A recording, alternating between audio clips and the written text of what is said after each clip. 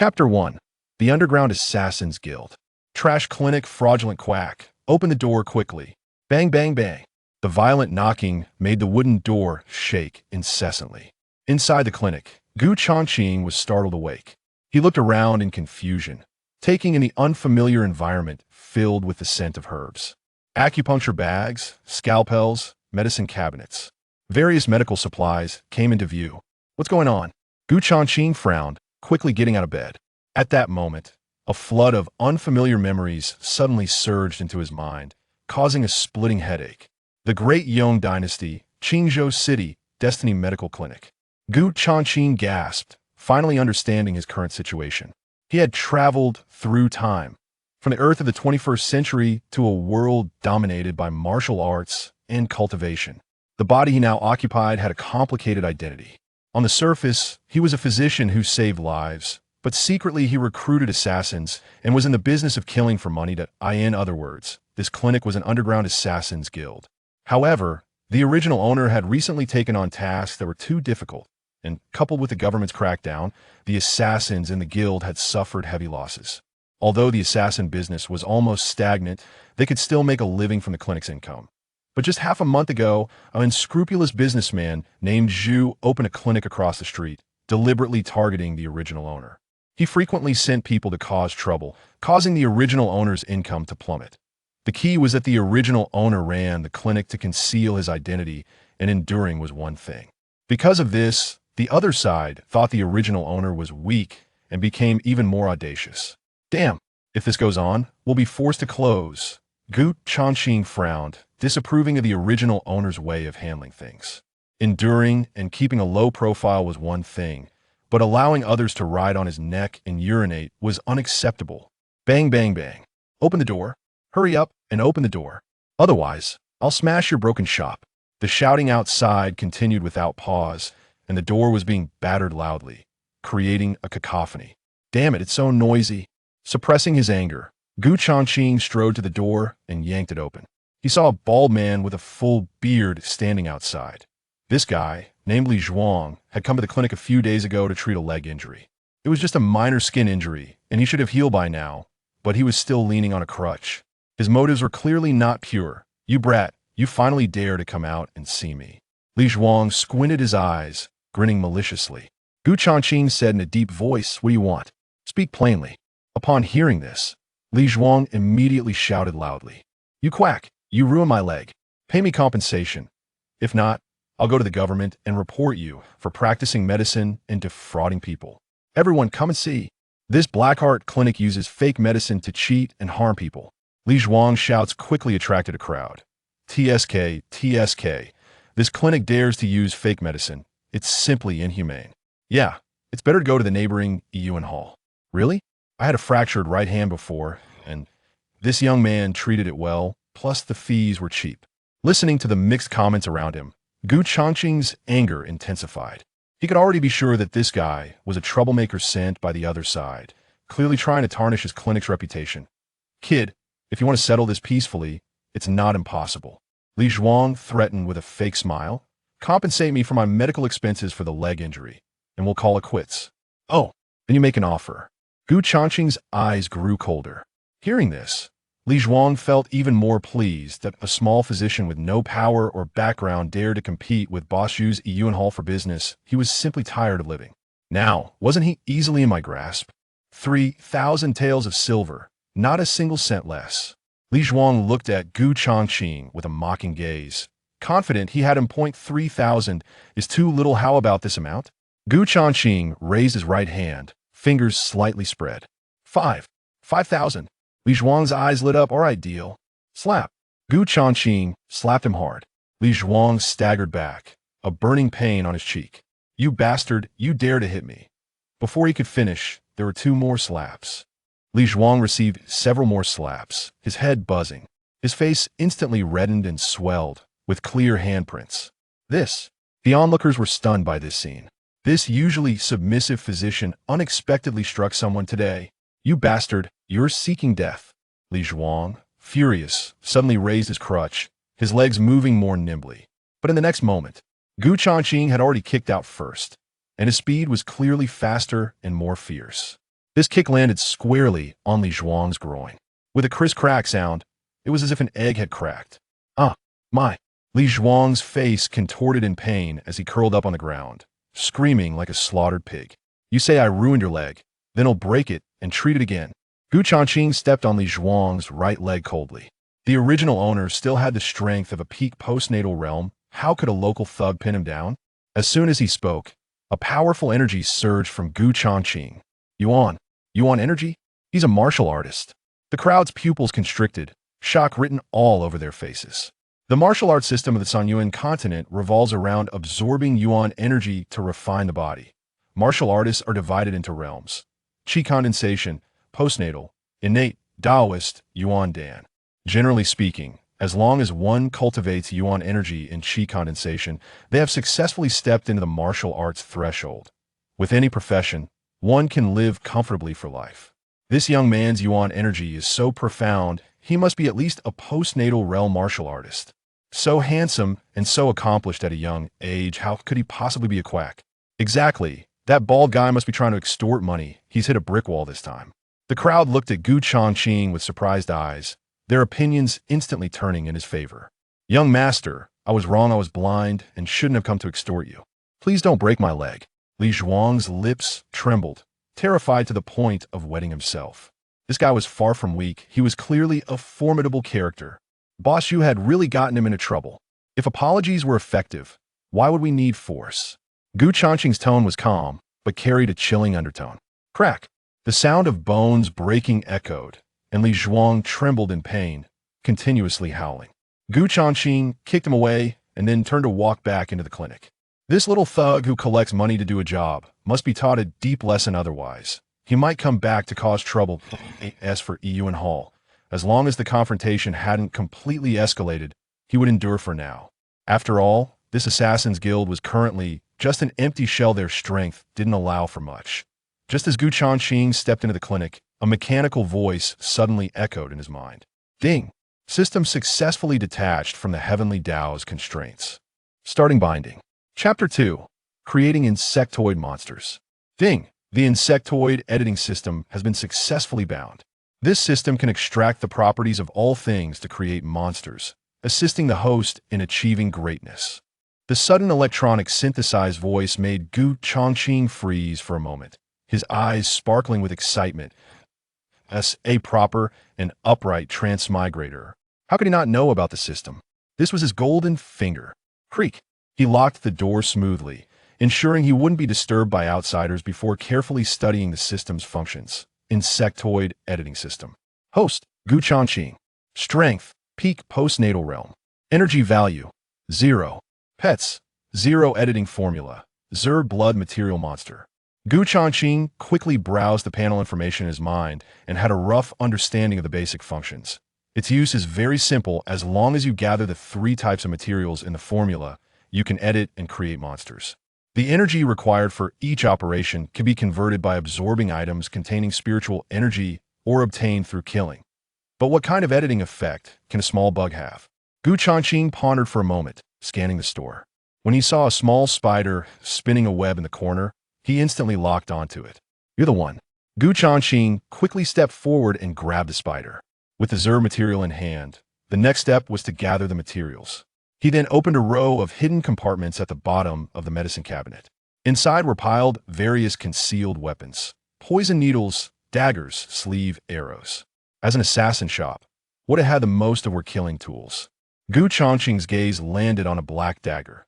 This dagger, though small, was forged from abyssal iron, a tough material infused with cold poison, and its lethality was not to be underestimated. If he could extract its characteristics to edit the spider, there should be significant changes.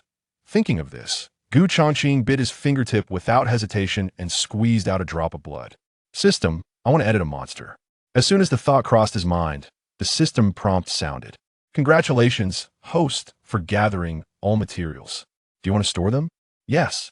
As soon as he finished speaking, the dagger, human blood, and spider instantly disappeared. Immediately after, a light curtain panel suddenly popped up in front of him. The panel had 3 grooves surrounding a central synthesize button. In the grooves, the 3 materials needed for editing had already been stored. Ding! detected that the material of the dagger is Earth-grade abyssal iron, requiring 100 energy points.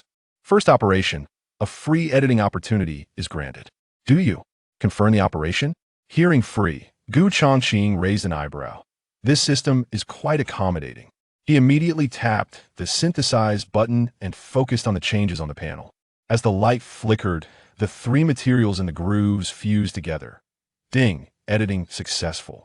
Congratulations, host, for creating the first Zerg monster. Please name it. Shadow Spider.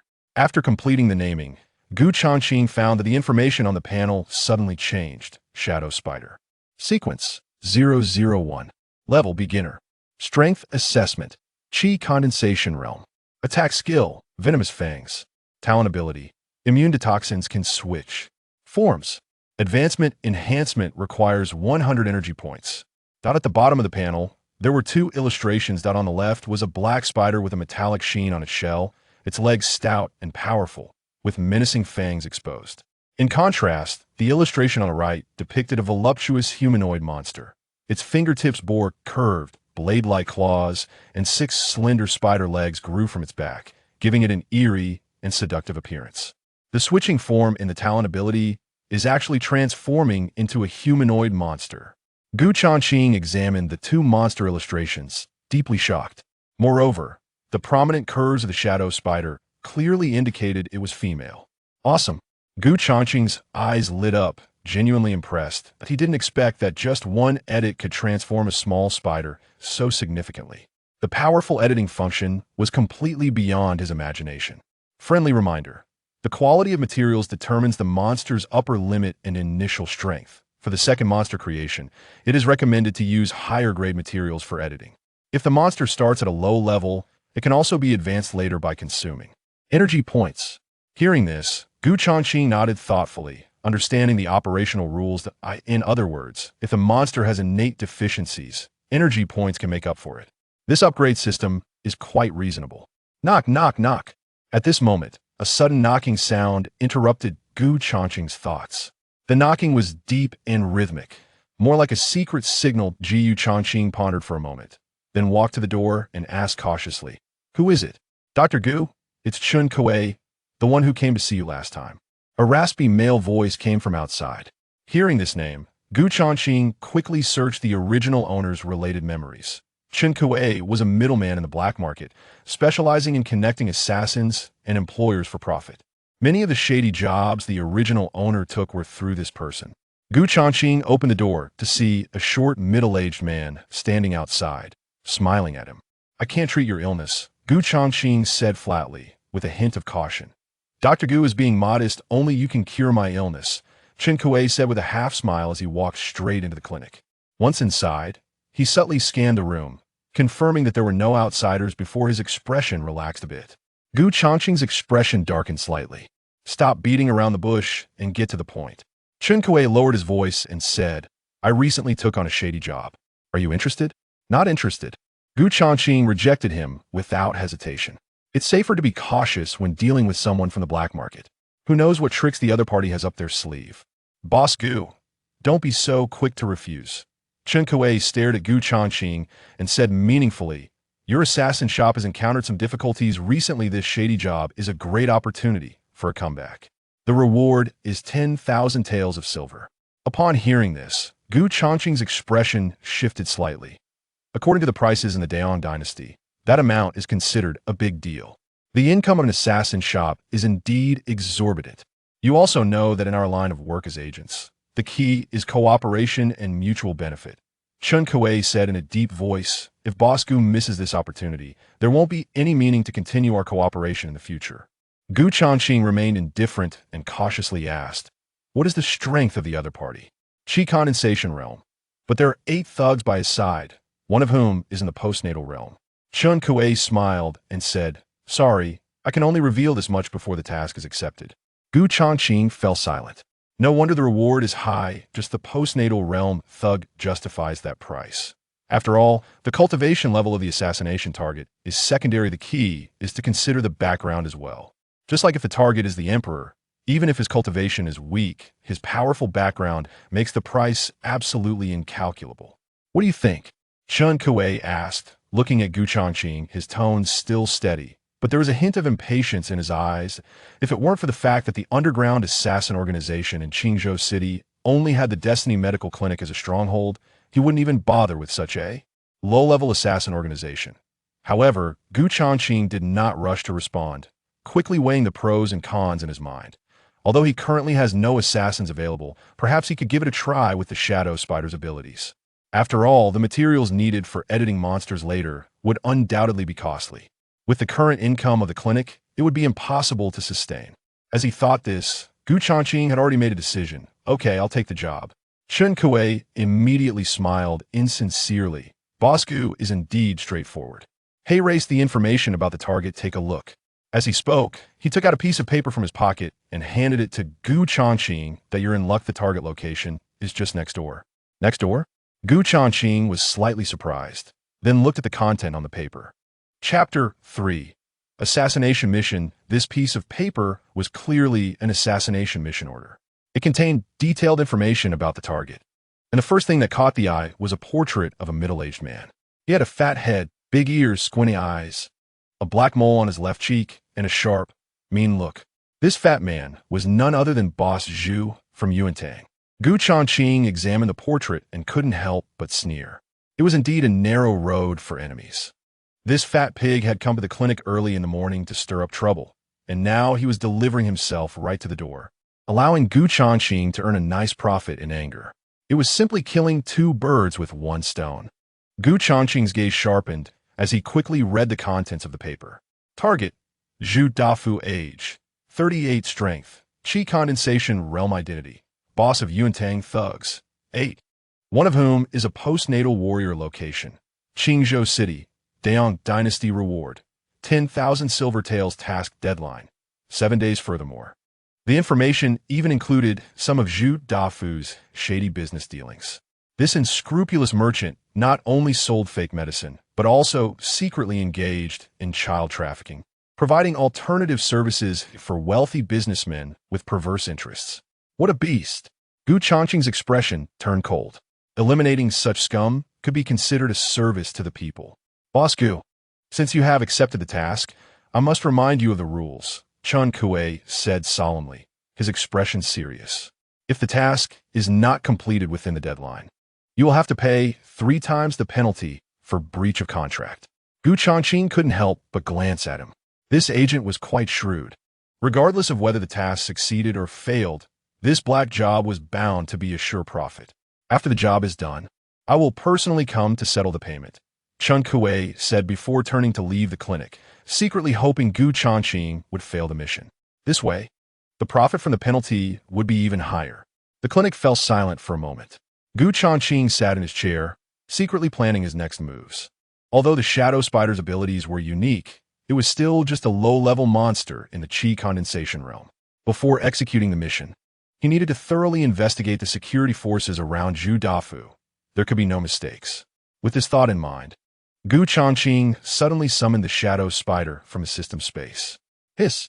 A flash of light appeared, and the Shadow Spider descended to the ground, dragging a silk thread. Action! With a command, the Shadow Spider quickly slipped out the window and swiftly climbed toward Yuantang along the wall. Ding! The Shadow Spider has left the host's line of sight. Would you like to activate share perception? Gu Changqing instinctively responded, yes. Instantly, his consciousness merged with that of the Shadow Spider. The scene before his eyes shifted to the perspective of the Shadow Spider, and even the sounds of the bustling street echoed in his ears, as if he were there himself. Not bad. Gu Changqing closed his eyes to experience everything the Shadow Spider perceived, secretly praising its ability. With this capability, whether for reconnaissance or assassination, he would have a significant advantage. Yuantang and Tianming Clinic were located on the same street. After a distance of several hundred meters, the Shadow Spider quickly reached its destination. Just as it approached the window, it heard angry curses coming from inside Yuantang.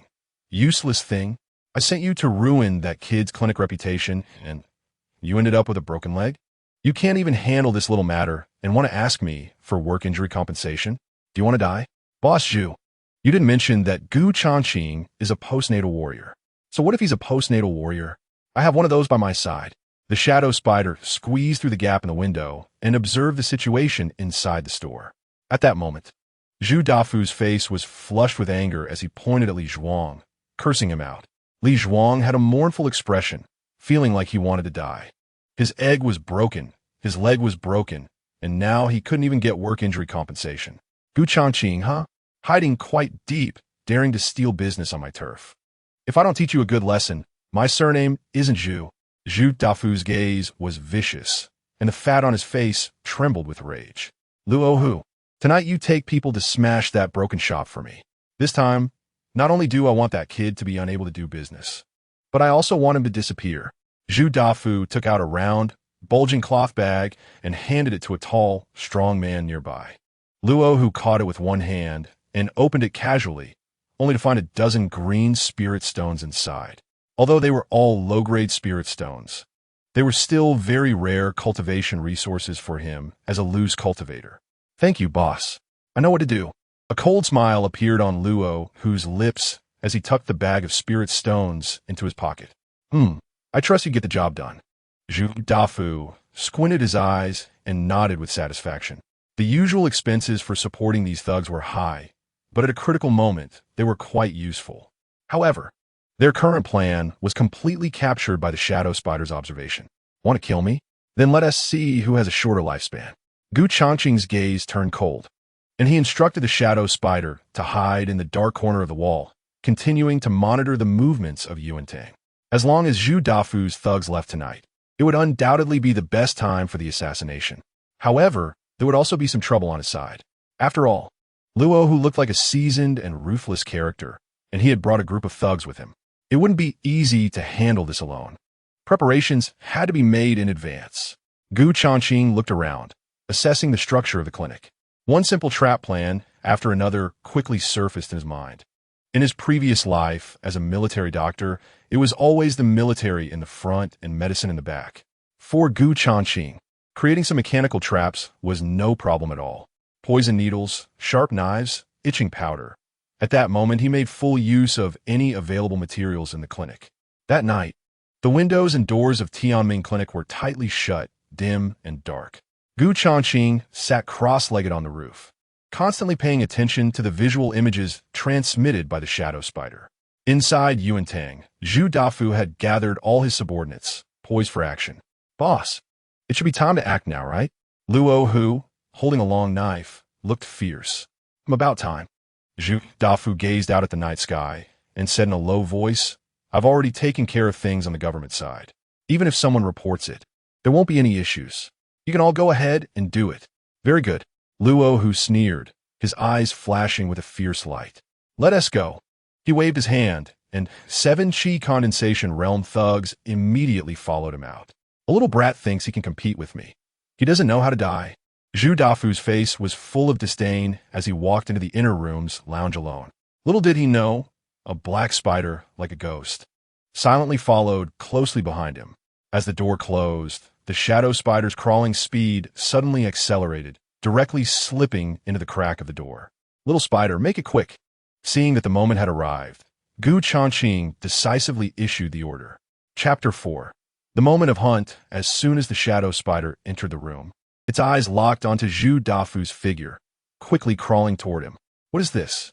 Zhu Dafu noticed a black shadow moving beneath his feet and instinctively looked down. TCH, it's just a spider. Seeing the shadow spider, Zhu Dafu scoffed and raised his foot to stomp it down, immediately grinding it under his foot. But soon he felt something was off. It didn't have that satisfying feeling of crushing something underfoot. Instead, it felt like stepping on a piece of iron, extremely hard. Zhu Dafu couldn't help but lift his foot, surprised to find that the shadow spider was not only unharmed, but still lying on the ground completely intact. At that moment, the shadow spider suddenly moved. Its speed was astonishing, instantly climbing up Zhu Dafu's pant leg and rushing upwards. The sudden attack startled Zhu Dafu, and he quickly reached out to swat it away, but he was completely unable to keep up with the shadow spider's speed. By the time he reacted, the shadow spider had already crawled up to his neck and bit down on his throat. 2 venomous fangs pierced the skin, plunging deep into the flesh. Lethal toxins were instantly injected into the blood vessels of the throat, rapidly spreading throughout the body. "Damn spider!" Zhu Dafeng cried out in pain, reaching for his neck.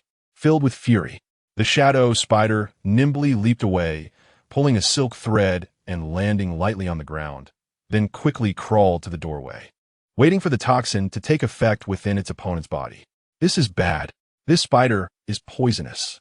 Zhu Dafeng felt dizzy and hurriedly stumbled toward the door. However, after taking just a few steps, he collapsed to the ground, his body shaking uncontrollably. "Help! Someone help!" Zhu Dafeng shouted weakly, panic in his eyes. In a daze, he vaguely heard footsteps approaching. His heart filled with joy, and he hurriedly looked up. Upon seeing, Zhu Dafeng's pupils trembled violently, fear flooding his eyes. It was a spider monster resembling a human. The shadow spider looked down at Zhu Dafeng with cold eyes, its crimson gaze filled with bloodthirsty intent. Without a word, the shadow spider swung its sharp claws, violently stabbing into his skull, instantly crushing the brain inside. As the claws withdrew, a large amount of blood mixed with brain matter splattered out. Zhu Dafeng stared at the shadow spider in extreme pain, dying with his eyes wide open. Changqing witnessed the entire hunting process through shared perception. Such a bloody scene severely stimulated his visual nerves. The brutal nature of the insect race was vividly displayed in the shadow spider slaughter. "Ding! Your shadow spider successfully killed a condensation realm warrior, earning 10 energy points." Changqing snapped back to reality from his shock, his heart suddenly filled with joy. This assassination mission could not only make money, but also earn energy points. This deal was a huge win. "Brother Hu, this is the Destiny Medical Hall." A low shout caught Changqing's attention. He narrowed his eyes, scanning the street below. In his sight, Luo, Hu, and others had arrived outside the store, looking fierce. Passers-by, upon seeing the scene, hurriedly avoided it in fear. "Break down the door." Luo, whose eyes glinted with menace, his long knife pointing directly at the tightly shut door, exuding dominance. Immediately, one of the thugs stepped forward arrogantly and kicked the door hard. Bang! As the door was kicked open, it suddenly triggered the spring trap behind it. In the next instant, several sharp surgical knives shot out violently. The thug's expression changed drastically, but it was too late to dodge. He fell to the ground heavily injured. Seeing this scene, Luo, Hu, and the others were stunned. They never expected there would be traps here. "Got one." Hearing the pleasing scream, Changqing sat cross-legged on the rooftop, a smile creeping at the corners of his mouth. "Brother Hu, could it be that this kid knew about our operation tonight in advance?" The thugs looked at the open door, but inside was pitch black, making them feel a little uneasy. With the lessons learned from before, no one dared to rush in recklessly. "Damn it, how dare he play tricks? Does he really think I, Brother Hu, am easy to mess with?" Luo, whose eyes were fierce, veins bulging on his face. He grabbed the heavily injured subordinate and threw him directly into the medical hall. "Brother Hu, you." The nearby thugs felt a chill run down their spines at the sight. Even if old 8 was carried back for treatment, he would likely be crippled. It was better to extract some value before dying. Luo, who coldly snorted, his eyes full of cruelty. "Let me say this first. If anyone tries to flee, I will kill him first." Luo, who glared fiercely at everyone, the long knife in his hand glinting coldly. Just as his words fell, a series of crackling sounds suddenly came from inside the medical hall. Old 8, who had just been thrown in, had clearly triggered the store's mechanism.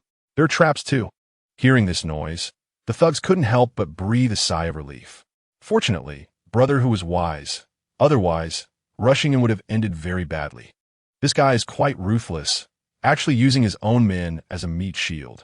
Changqing glanced down from the rooftop, his eyes subtly landing on Luo, Hu. According to the task information regarding Zhu Dafeng's subordinates, one of them possessed postnatal realm strength. That should be him. In a head-on confrontation, even if they won, it would likely be a Pyrrhic victory. Still, I have more tricks up my sleeve.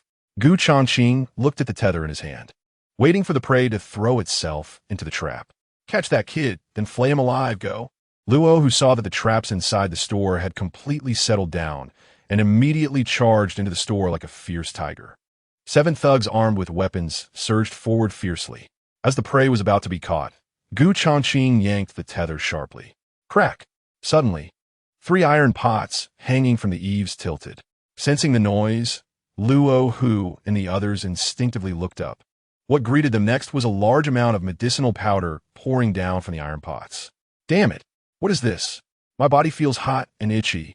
My eyes hurt so much. I can't see. Withdraw. Inside the medical hall, a series of shrill screams erupted. Even Luo, who, a postnatal realm warrior, could not escape. His eyes were swollen and damaged by the medicinal powder, just as they were preparing to retreat in the dark. They were unaware that a shadow was already standing at the entrance. Without a doubt, it was the shadow spider that had just rushed over from Yuan Hall. Leave no survivors. Receiving Gu Changqing's command, the shadow spider moved, suddenly rushing into the crowd to begin the slaughter. Whoosh, whoosh, whoosh. In the darkness, her clawed hands swung rapidly, sharp and deadly. Wherever she passed, blood spattered. Ding! Your shadow spider successfully killed a condensation realm warrior, earning 10 energy points. Your shadow spider successfully killed a condensation realm warrior, earning 10 energy points. The crisp electronic synthesized voice rang in Gu Changqing's mind in succession. As the system voice ended, all 7 condensation realm thugs were killed cleanly by the shadow spider. Adding Zhu Dafeng, who was previously killed, the energy points had already accumulated to 80. Just one more to go. Gu Changqing, using the shadow spider's eyes, looked at Luo Hu, who was still standing in the area. This guy was a postnatal realm warrior. Although his vision was impaired, his hearing was far superior to ordinary people. He leaned against the wall, having narrowly avoided the shadow spider's previous attack. Chapter 5. Advancement and strengthening. You better not come over. It's either you or me.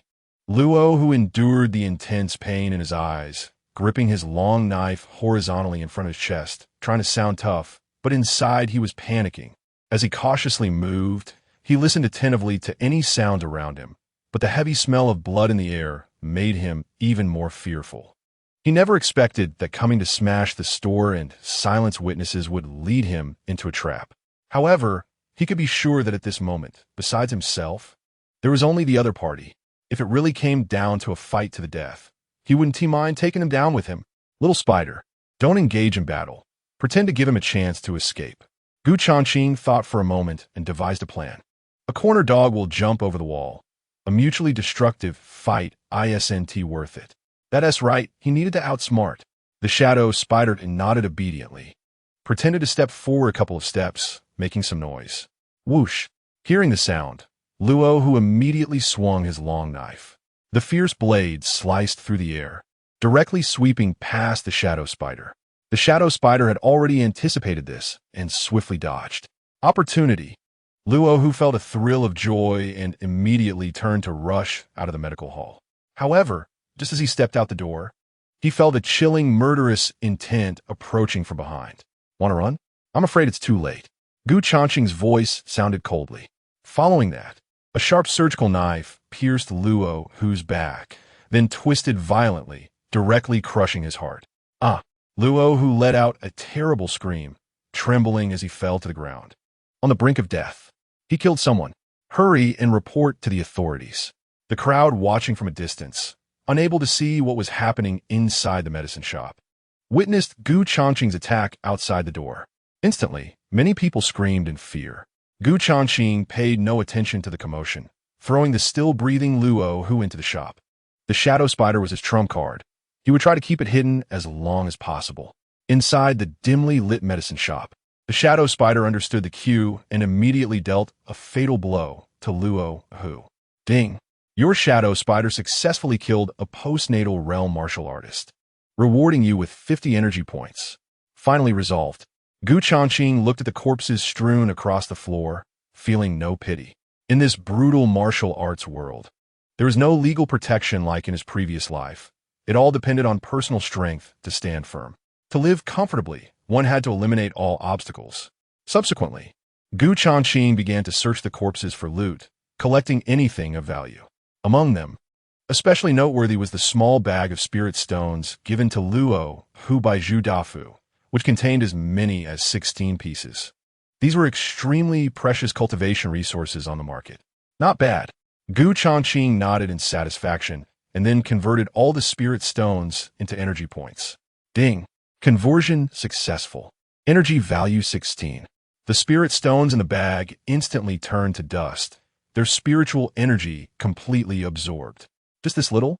A trace of surprise flashed in Gu Changqing's eyes. It was equivalent to one low-grade spirit stone redeeming one energy point, which was slower than killing. Master, this is what I obtained from Zhu Dafu. The shadow spider took out a silver ring from her ample bosom and said respectfully. Gu Changqing, seeing this, curiously took in his hand for a closer look. The ring seemed ordinary, but had a faint spatial energy fluctuation. A storage ring?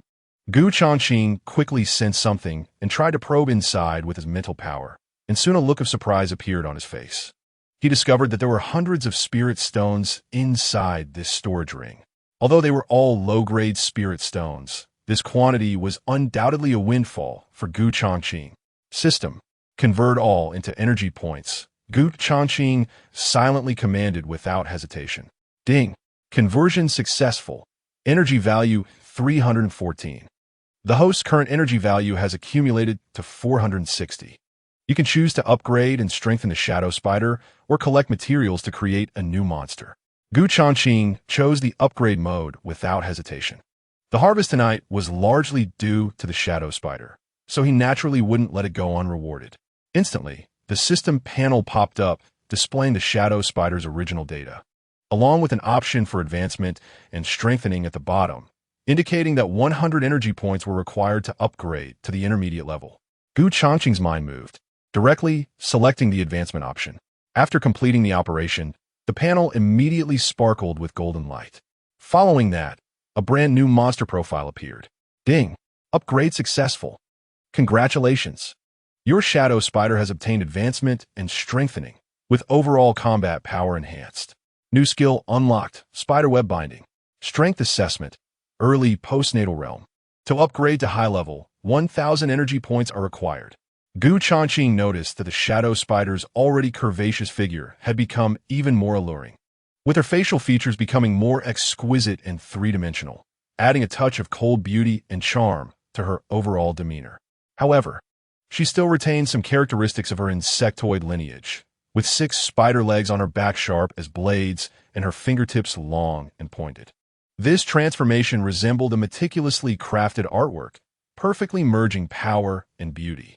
Not bad.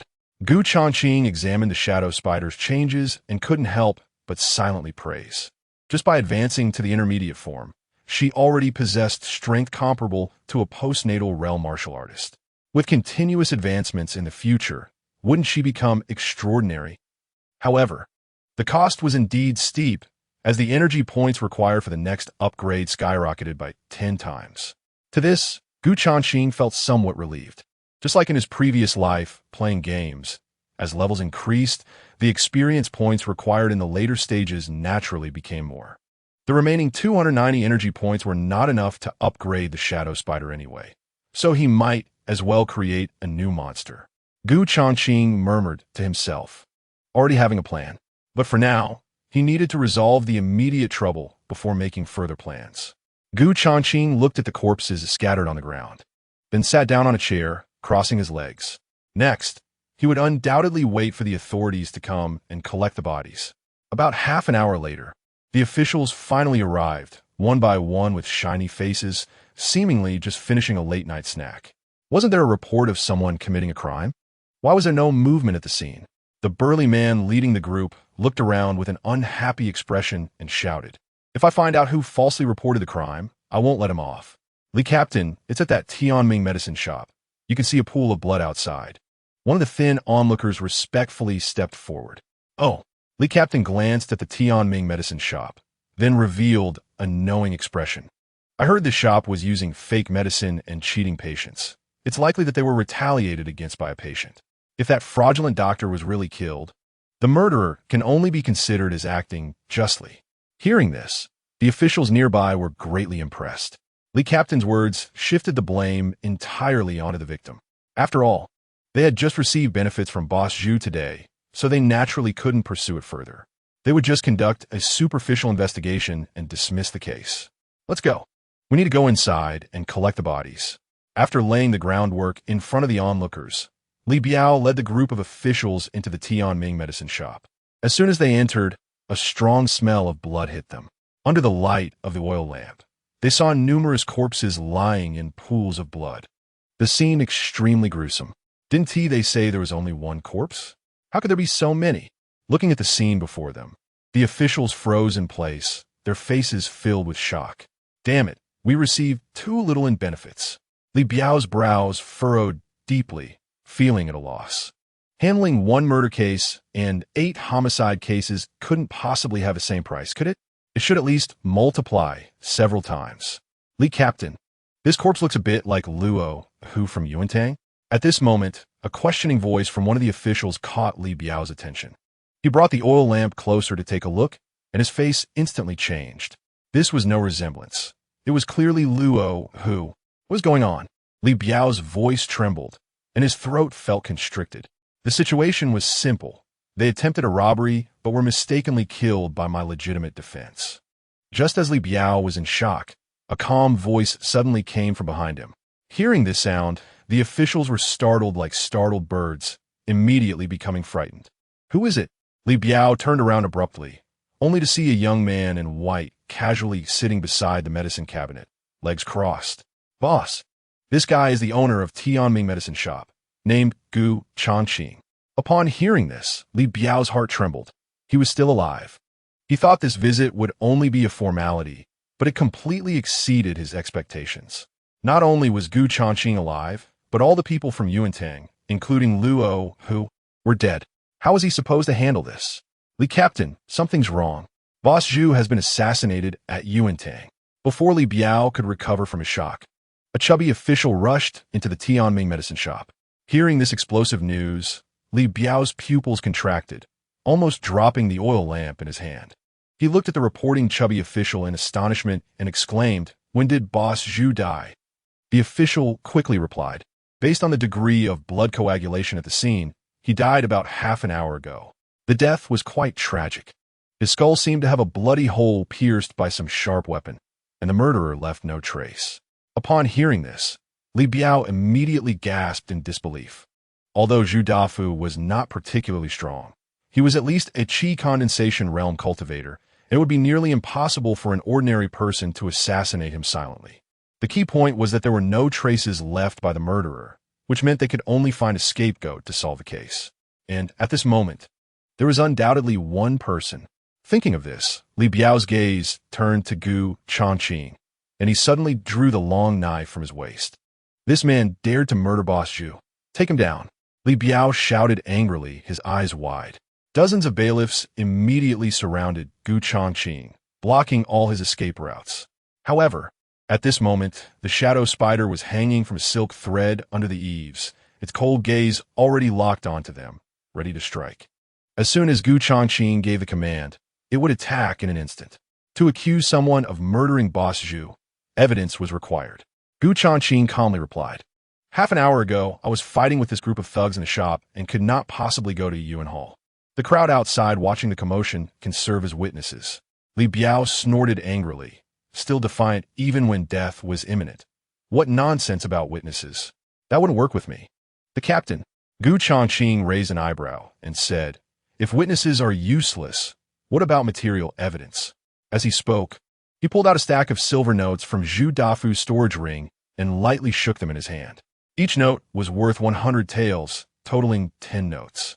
"Is this what you call material evidence?" Li Biao's eyes flashed with surprise at the sight. The bailiff stared at the silver notes in Gu Changqing's hand, momentarily unable to look away. Even those who were slow to react quickly guessed Gu Changqing's implied meaning. It was known that the benefits Boss Zhu provided today amounted to only a few taels of silver for each person, plus a late-night snack from the Drunken Fragrance Tower. But compared to this stack of silver notes, it was utterly insignificant. "Tonight's matters require you gentlemen to take a trip. Consider this material evidence confiscated," Gu Changqing said, placing the silver notes on the table. The bailiffs hesitated, looking to Li Biao, and without his nod, no one dared to take the money.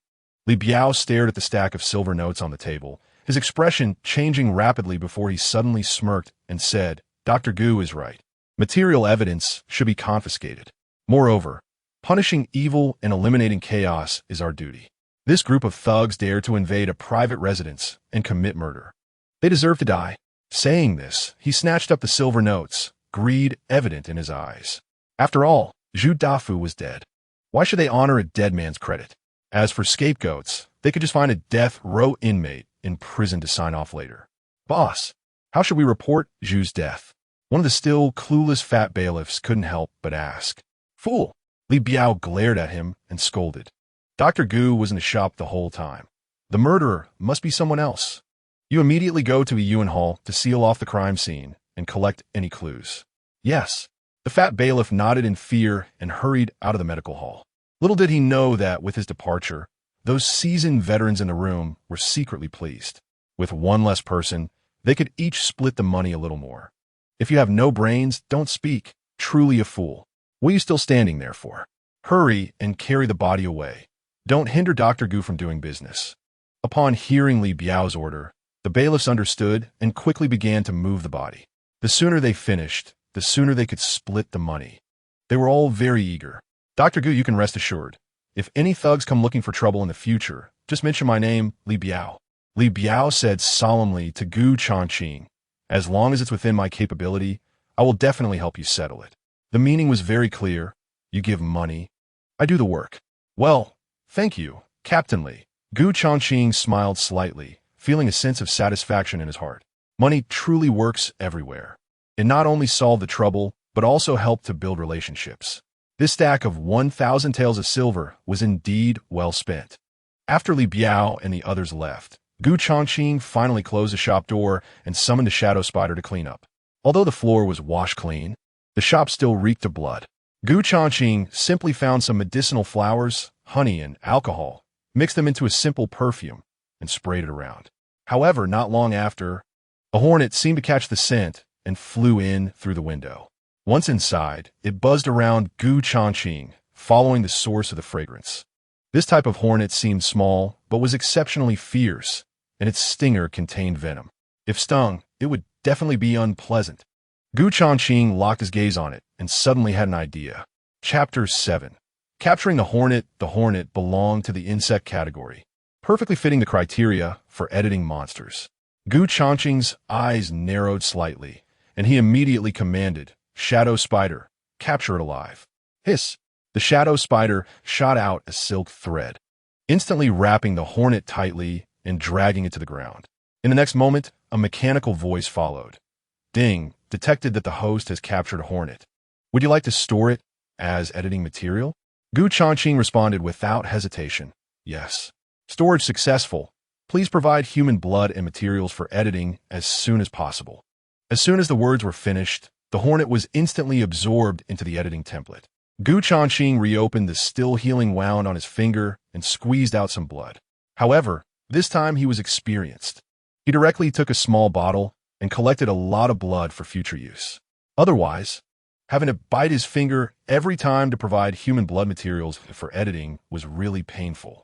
As for materials, although the original owner had no high-quality goods left to offer, Zhu Dafu's storage ring had plenty. The hornet's attack skill mainly relied on its stinger, and if he chose matching material properties for editing enhancements, it should be extremely lethal. Moreover, these materials had to be toxic. With this thought in mind, Gu Changqing took out a fine needle from the storage ring. Although small, this needle was forged from heavenly grade red rock iron, an exceptionally tough material containing fire poison, making it highly lethal. If struck, even a tiger would be poisoned on the spot. Selecting the material, Gu Changqing focused his mind, and the poisonous needle instantly disappeared. After system scanning and detection, the material of the poisonous needle is heavenly grade red rock iron, and the energy value required for extracting material properties for editing is 500 points. The host currently has a remaining balance of only 290, unfortunately. This operation cannot be performed. Upon hearing the system prompt, Gu Changqing pondered. The heavenly materials and treasures of the Zhangyuan continent are rigorously classified by quality. Earth grade, heavenly grade, mysterious grade, spirit treasure, holy product, divine object. Previously, using Earth grade nether iron to edit the shadow spider consumed only 100 energy points. This time, the red rock iron, being just one level higher, required 500 energy points. From this analysis, it was clear that the higher the quality of the material, the more it not only determined the initial strength of the monster, but also increased the energy points consumed. Understanding this rule, Changqing had no choice but to give up for now, as long as he completed the task reward and combined it with the silver notes obtained tonight. He would have a capital to purchase spiritual materials to gain energy points. Afterward, Changqing quickly washed up and lay down on the bed, gradually falling asleep. With the shadow spider guarding him in the dark, he slept very soundly that night. He even dreamt of creating a monster assassination legion using the system's editing function, sweeping through the martial cultivation world. This beautiful dream was not shattered until the next morning by a series of knocks on the door. Bang, bang, bang. Changqing opened his eyes, looking at the familiar yet strange environment in front of him, snapping back to reality from his daze. Although he had accepted the fact of his transmigration, he still felt a bit depressed. Without toothpaste and a toothbrush, it's really inconvenient. Changqing exhaled softly, murmuring a sigh, then got up and walked towards the door. The rhythmic knocking sound didn't require him to look to know who it was. As soon as he opened the door, he was greeted by the sight of the short-statured Changqing. Dr. Gu, your medical skills are indeed remarkable. Not only do they cure the illness, but the effects are also incredibly swift. Changqing praised with a broad smile, his shrewd eyes sizing up Changqing. As an agent in the black market, he had planted informants everywhere and was already well aware of what had transpired last night. He didn't expect that Changqing would complete this job so quickly and be able to retreat unscathed. This was completely different from the past, where repeated failures had led to heavy losses for the Destiny Assassins. Since that's the case, have you come to settle the medical fees today? Changqing cut straight to the chase without any unnecessary pleasantries. Of course, Changqing nodded with a smile and walked into the shop. According to the rules, after deducting a 20 commission, this is the 8,000 taels of silver you are entitled to. While speaking, Changqing took out a stack of silver notes and counted the amount in front of Changqing. Changqing took the silver notes, secretly cursing in his heart. Getting swallowed by 20 commission upon handover is too exploitative. Although he felt unhappy, he could only accept it. In the early days of the original owner's establishment of the Destiny Assassins, there were no personal agents or intelligence organizations besides recruiting assassins. The business relied heavily on Changqing as an intermediary for black jobs, making income sources rather passive. If he wanted to break this deadlock, he could only quickly accumulate funds to improve the scale and become stronger. Are there any new tasks? Thinking of this, Changqing casually asked, his tone revealing an undeniable desire to earn money. I do have a black job at hand, Changqing said meaningfully, but the assassination target has a background from a prominent family. So I'm afraid Boss Gu may have the intention but lack the ability.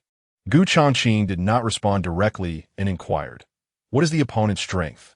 In his view, as long as the assassination target was not an overwhelmingly powerful martial artist, he didn't believe that bodyguards and protectors would be glued to them at all times. If he could catch a flaw, there would surely be gaps to exploit. Peak of the postnatal realm, Changqing replied, smiling as he stared at Changqing. Are you really planning to take this job? As a black market intermediary, he wasn't worried about finding assassins to take on tasks. What he mainly considered was whether the other party could complete the task, which would make it easier for him to report to the employer. As for the Destiny Assassins, they had long been labeled in this industry, usually only suitable for receiving low-level tasks. If there's money to be made, why not take it? Changqing raised the corner of his mouth, feeling a certain degree of confidence. Because the Shadow Spider's current strength was already comparable to that of a human postnatal realm warrior. When the time came, he could turn the hornet into a monster, and with 2 poisonous insects cooperating to execute the assassination task, the success rate should not be low. All right, then it's settled. Changqing did not refuse and said solemnly, detailed information will need to wait for my subordinates to gather intelligence. Only after verification can the task be officially dispatched. It should be completed tonight, so you can wait in the shop. Upon hearing this, Changqing secretly calculated.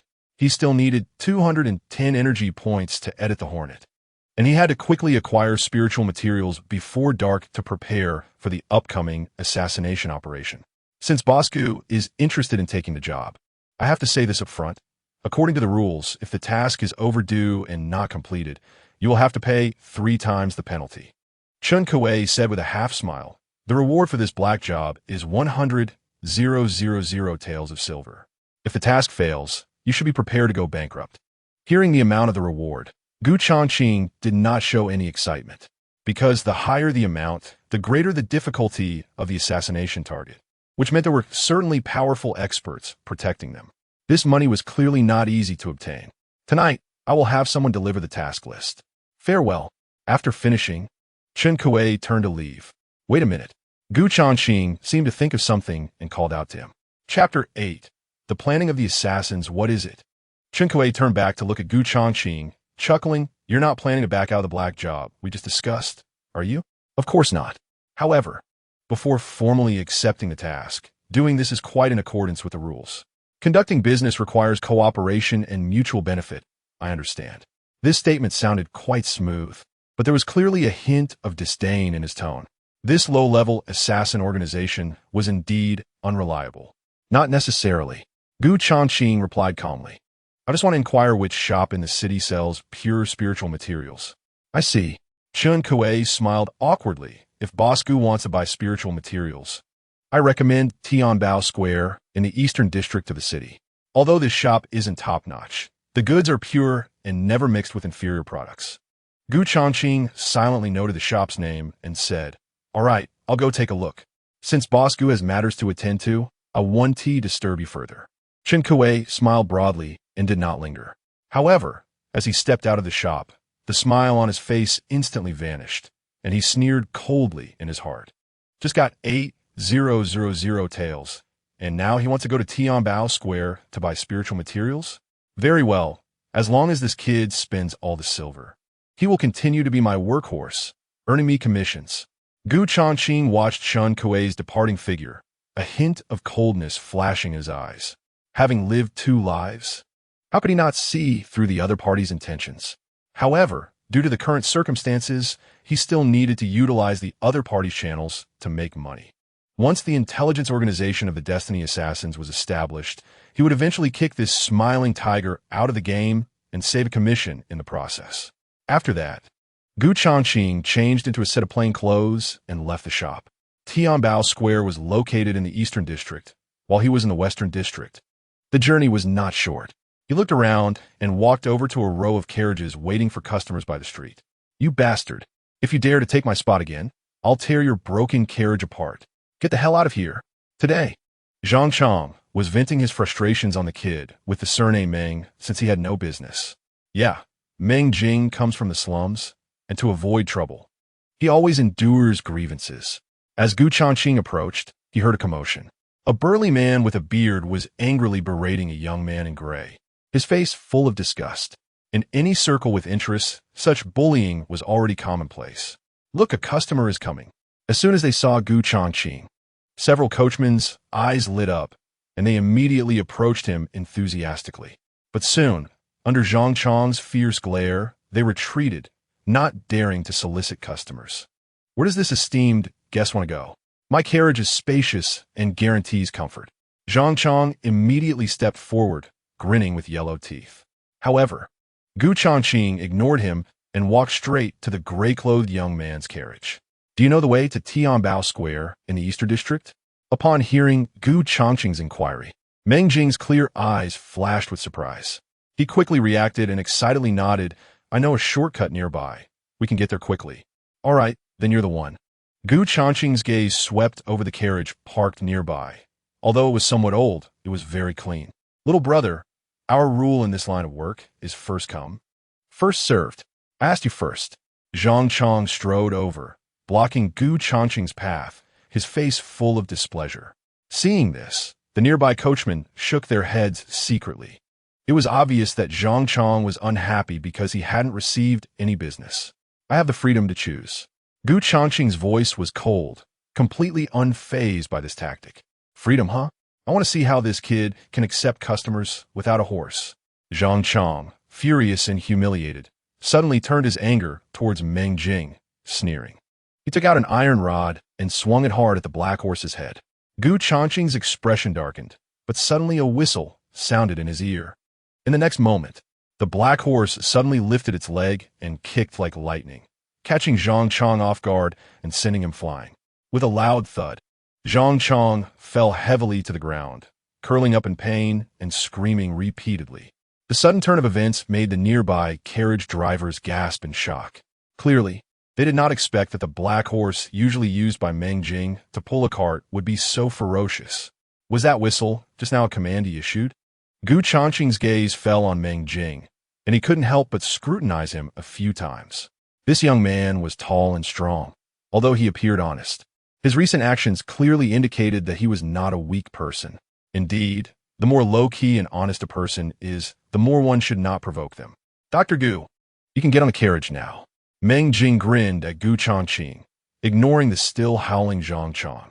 Upon hearing himself being addressed, Gu Changqing didn't think much of it. After all, the Heavenly Fate Medical Clinic had been in this neighborhood for almost a year, and many people recognized him. He then moved and jumped onto the carriage. Go! Meng Jing pulled the reins, and the black horse steadily dragged the cart forward. Gu Changqing sat inside the cart, looking at the bustling crowd on the street, lost in thought. Although he could use the system's abilities to turn monsters into assassins, the intelligence agency needed to infiltrate various circles, playing different roles like spies to gather information. Moreover, it had to be large-scale, covering the entire Daong dynasty to function effectively. Therefore, the members of the intelligence group could only recruit humans, while the insect monsters would assist behind the scenes. He would have to check the black market another day to see if there were any suitable candidates. Gu Changqing withdrew his gaze, having already made a clear plan for the development of the assassination group. If he could recruit an exceptionally clever agent, it would be even better. After all, with his current funds and connections, starting an intelligence organization was undoubtedly a long and arduous journey. A moment later, the cart passed through a narrow alley, winding left and right, and finally arrived at the western street of the city. Meng Jing stopped the cart and turned back to say, "Boss, up ahead is Tian Baofeng. Thank you for your patronage. The fare is 5 copper coins." Gu Changqing handed over a silver ingot. "Wait for me outside for a while. Today, I'm renting your cart." Meng Jing looked down at the heavy silver in his hand, unable to hide his excitement. After pulling the cart for several months, this was the first time he received such a generous payment. When he looked up again, he saw Gu Changqing had already walked into the store at Tian Baofeng. Chapter 9. The second monster. As Gu Changqing stepped into the store, he distinctly felt a faint aura of spiritual energy permeating the air. The shelves were filled with various jars and bottles, most of which contained elixirs for nourishing and invigorating the body. On another shelf, different kinds of wild spiritual materials were displayed. Although they were all low-grade, their prices were not cheap. "Dear guest, may I ask what you need?" The shop assistant greeted him with a beaming smile. "Let me take a look first." Gu Changqing surveyed the area, carefully sensing the spiritual energy fluctuations of each material, searching for those with a better cost-performance ratio. After all, the acquisition of energy value primarily depended on the concentration of spiritual energy rather than the so-called rarity. Materials that were rich in spiritual energy and reasonably priced were his first choice. "You can look, but no touching." The shop assistant quickly interrupted as Gu Changqing reached for a spiritual ginseng. He looked Gu Changqing up and down, filled with disdain. Another poor martial artist who only looks and doesn't buy. How boring. Gu Changqing remained silent, patiently observing the spiritual materials on the shelves, comparing them one by one. The shop assistant followed him the whole time, gradually growing impatient. "What do you need? If you're not buying, don't waste my time." He crossed his arms, showing no interest in continuing to serve. "Did I say I wasn't buying?" Gu Changqing shifted his gaze to the shop assistant, and the coldness in his eyes made the assistant look away, unable to meet his gaze. "All right then, what do you want to buy?" The shop assistant coughed lightly and asked. "Spirit stones," Gu Changqing replied calmly. After comparing, he felt that spirit stones were still the most cost-effective. Generally speaking, spirit stones were mainly used by martial artists for qi cultivation, unlike spiritual medicines, which had nourishing effects on the body and thus carried additional costs. Therefore, in terms of spiritual energy concentration, spirit stones undoubtedly had the best cost-performance ratio. We only have low-grade spirit stones in the shop, at 100 taels of silver each. How many do you want? The shop assistant said, casually grabbing 5 or 6 spirit stones from a cabinet. Based on Gu Changqing's earlier scrutinizing manner, he thought that the most he could afford was what he had just taken. Gu Changqing pondered for a moment and then raised a finger. 1? The shop assistant couldn't help but scoff, gazing at Gu Changqing arrogantly. No. Gu Changqing shook his finger and replied indifferently. 10? The shop assistant frowned slightly. Keep guessing. Gu Changqing said lightly. Since you lack patience, let us take our time then. Could it be 100? The shop assistant said incredulously. It seems your ability matches your limited vision. Gu Changqing lowered his hand and said coldly, what I want is 1,000. What did you say? The shop assistant's eyes widened in disbelief as he stared at Gu Changqing. You want to buy 1,000 low-grade spirit stones? Do you know that 1,000 low-grade spirit stones are worth 100,000 taels of silver? This amount is completely beyond his imagination, let alone working for 10 years. He probably wouldn't earn that much money in his lifetime. With your attitude just now, if you want to sell now, I don't want to buy anymore. Gu Changqing sneered and turned to leave. With such service attitude, it was better not to buy. TSK, if you don't have money, just say so. No need for such theatrics. The shop assistant mocked, having seen many people pretending to be wealthy. Dear guest, please wait. At that moment, a long call came from behind. A middle-aged man with a mustache quickly walked to the shop entrance and stopped Gu Changqing. Dear guest, our store did not serve you well just now. I hope you can forgive us. The middle-aged man bowed and apologized repeatedly to Gu Changqing. This is a big spender. We cannot let him leave. Regardless of whether it was true or not, what was the loss in apologizing? Shopkeeper, this is just a poor guy pretending to be wealthy, looking but not buying. You don't need to pay attention to him. The shop assistant declared confidently, I have a good eye for people. You slap. Before he could finish, a loud slap suddenly landed on his face. What nonsense! Our store has always upheld customer service as our motto, whether looking or buying, all are valued guests. The shopkeeper's face turned red as he angrily scolded the assistant. From today on, you are fired. Get out this instant. The shop assistant was taken aback and then retorted defiantly. If I'm fired, I want to see how this guy pays you 100,000 taels. After saying that, he stepped outside the shop, glaring at Gu Changqing as if still holding out hope. If this guy couldn't take out the money, he would still have a chance to turn the tables.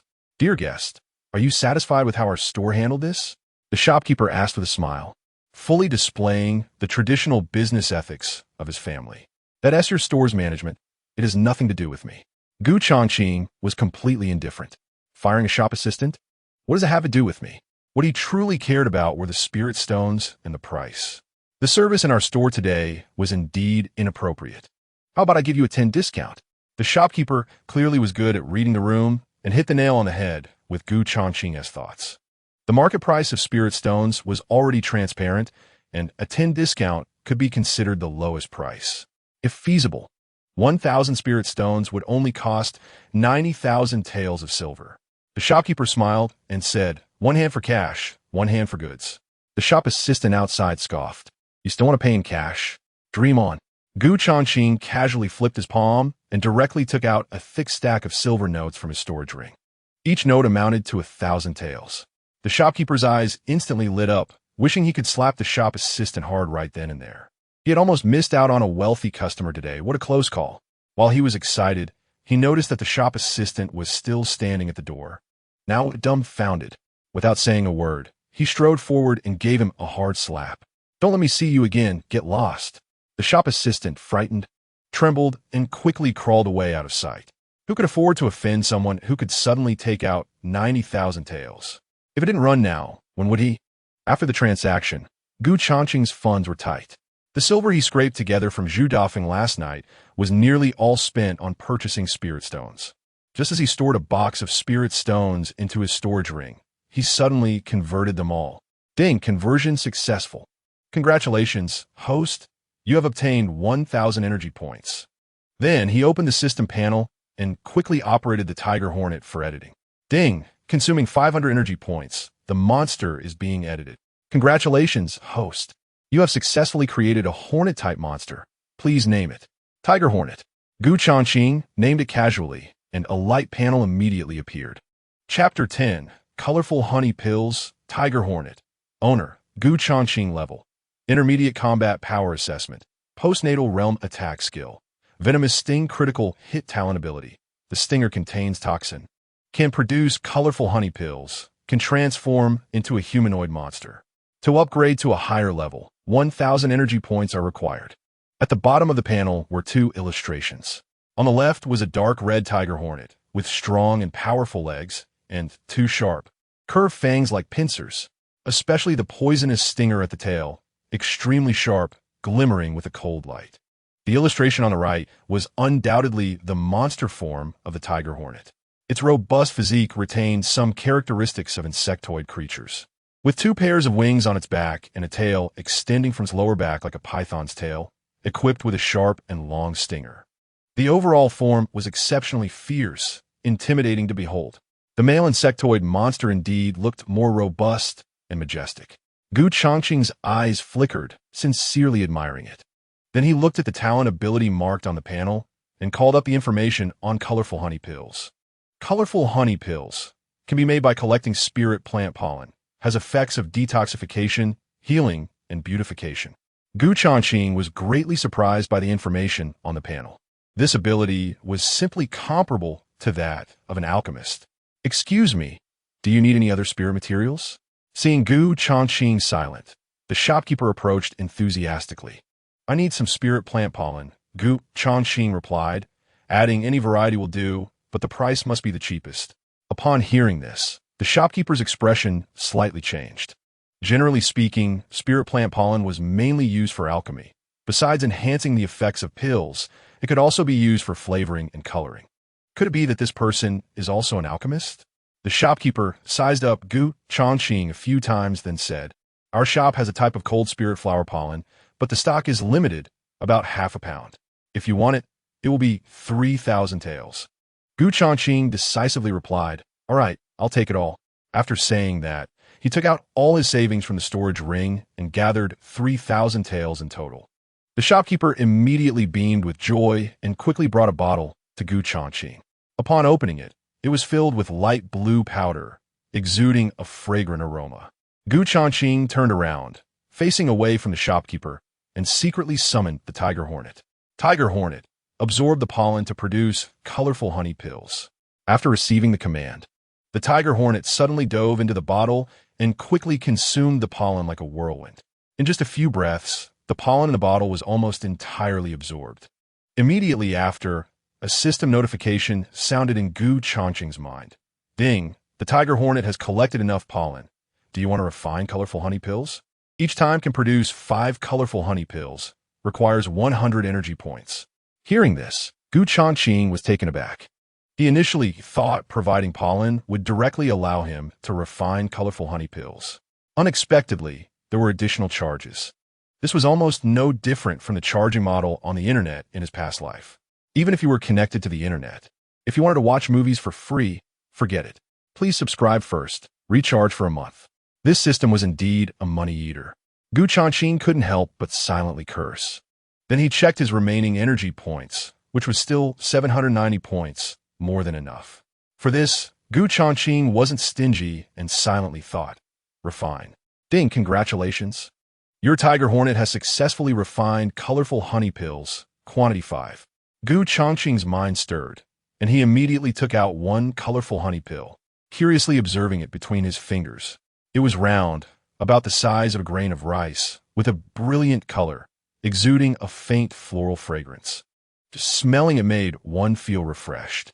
The appearance was fine, but it was just too small. Gu Changqing looked at the tiny, colorful honey pill and felt it was somewhat lacking.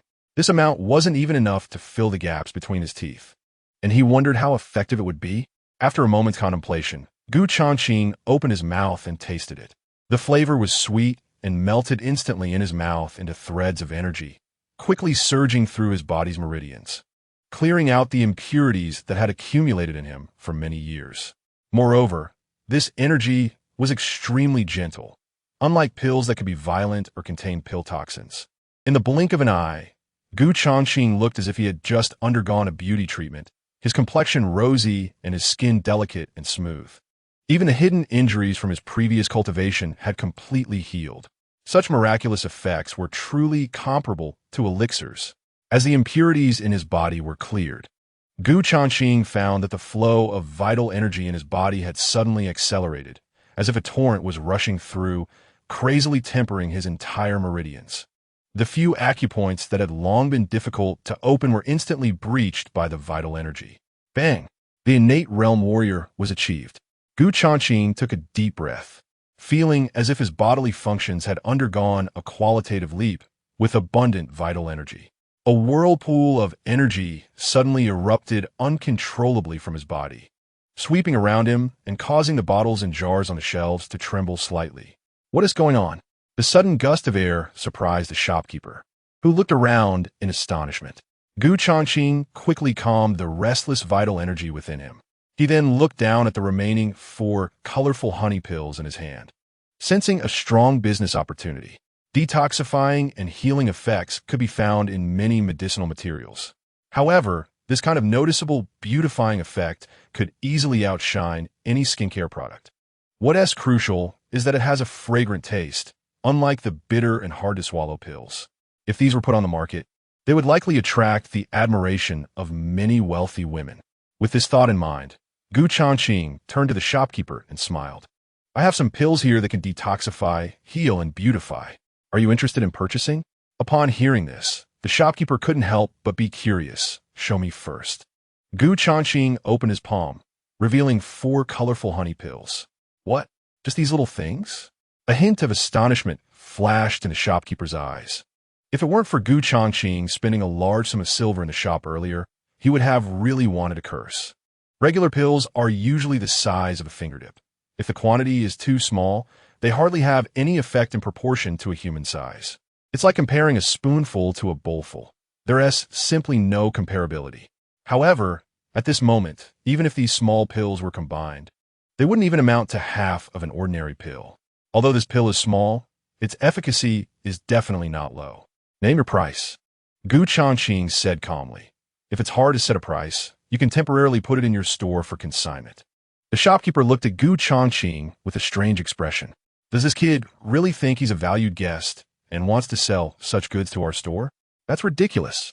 The shopkeeper took a slow, deep breath, trying to suppress the turmoil in his heart.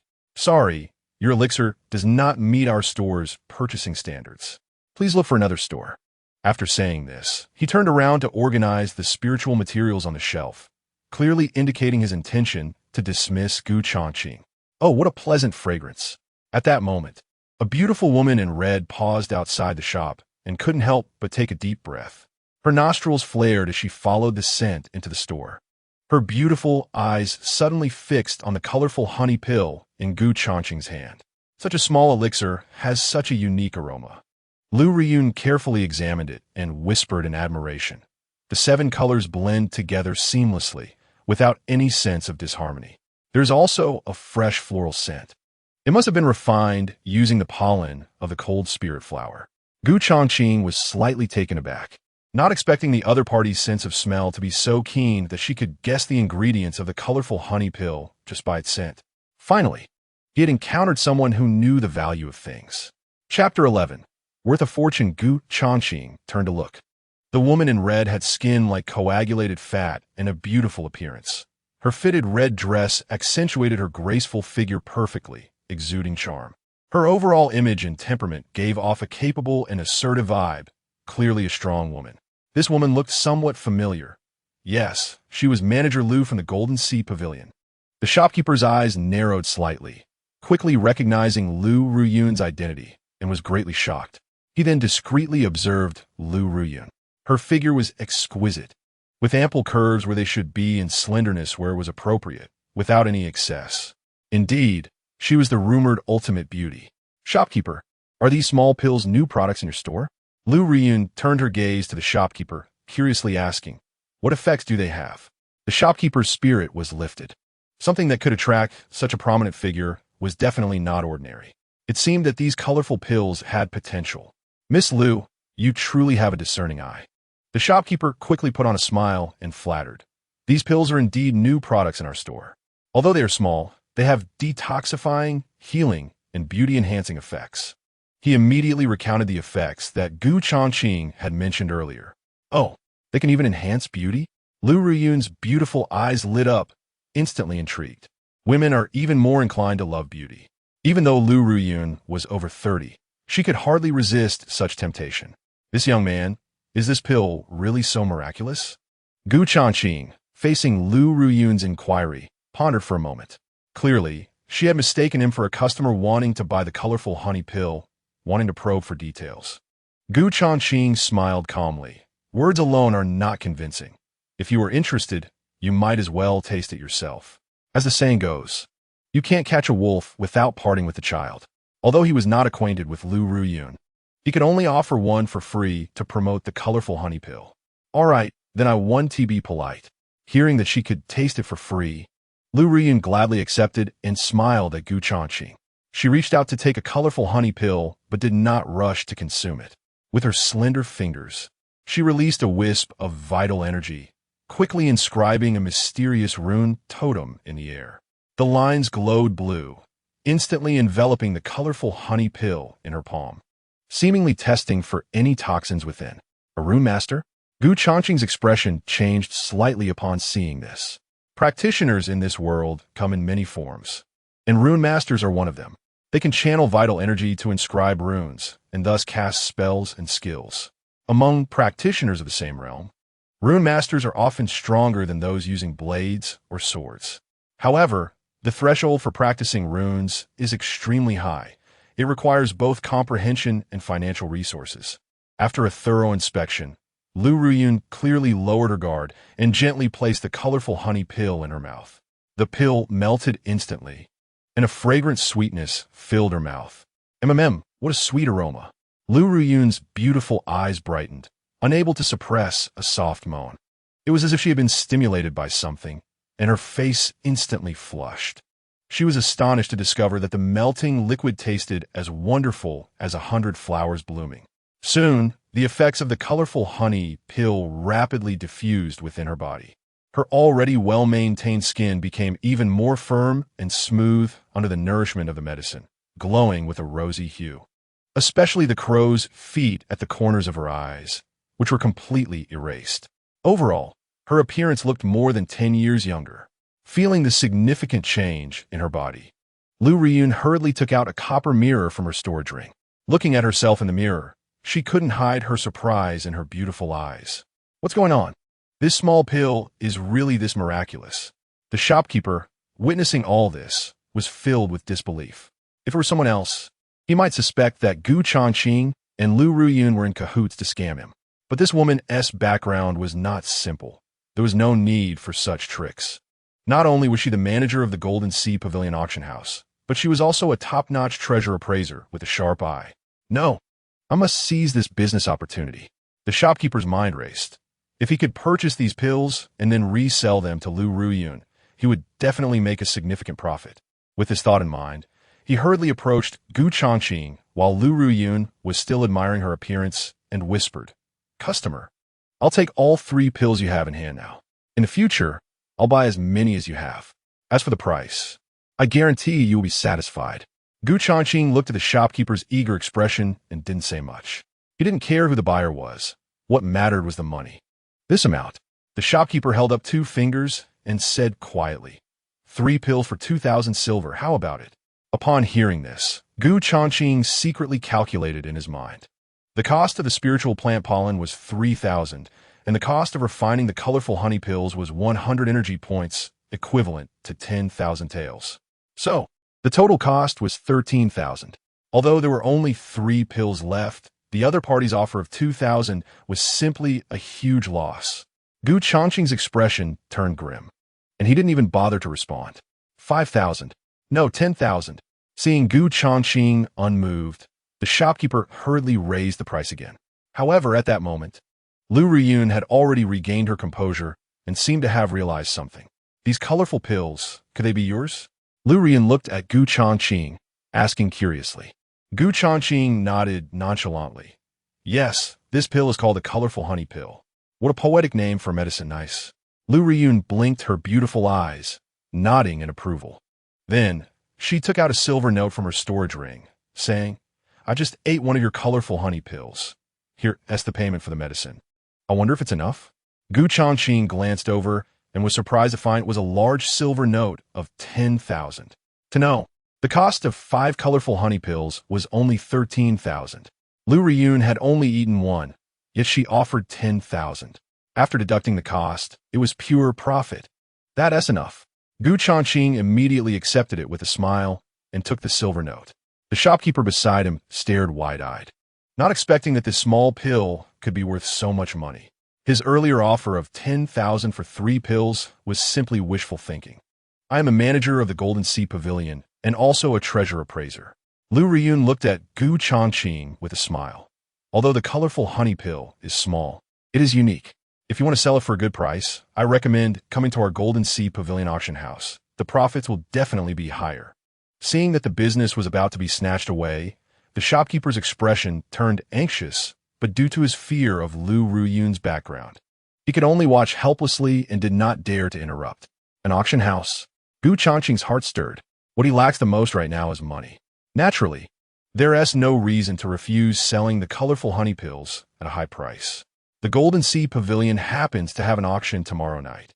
If you're interested, you can bring these colorful honey pills for appraisal and auction. Lu Riyun confidently said, "With our Golden Sea Pavilion helping you create momentum, I guarantee you'll be able to sell them for at least over 10,000. Changqing smiled and nodded, accepting the invitation. If he could use the auction house to advertise, he would have to worry about the colorful honey pills not selling for a good price in the future. All right, it's settled then.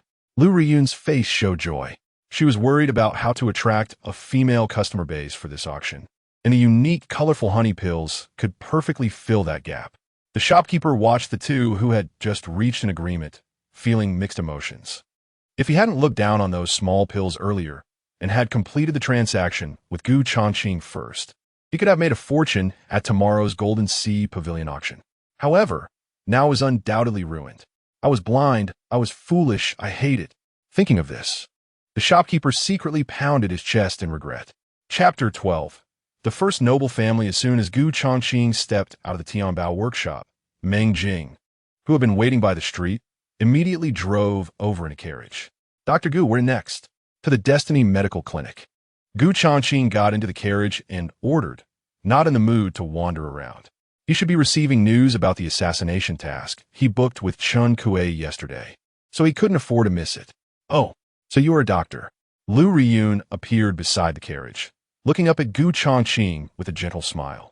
Changqing teased, "If you ever feel unwell, just come to the Destiny Medical Clinic. We specialize in women's gynecological issues for free." Upon hearing this, Lu Riyun chuckled lightly.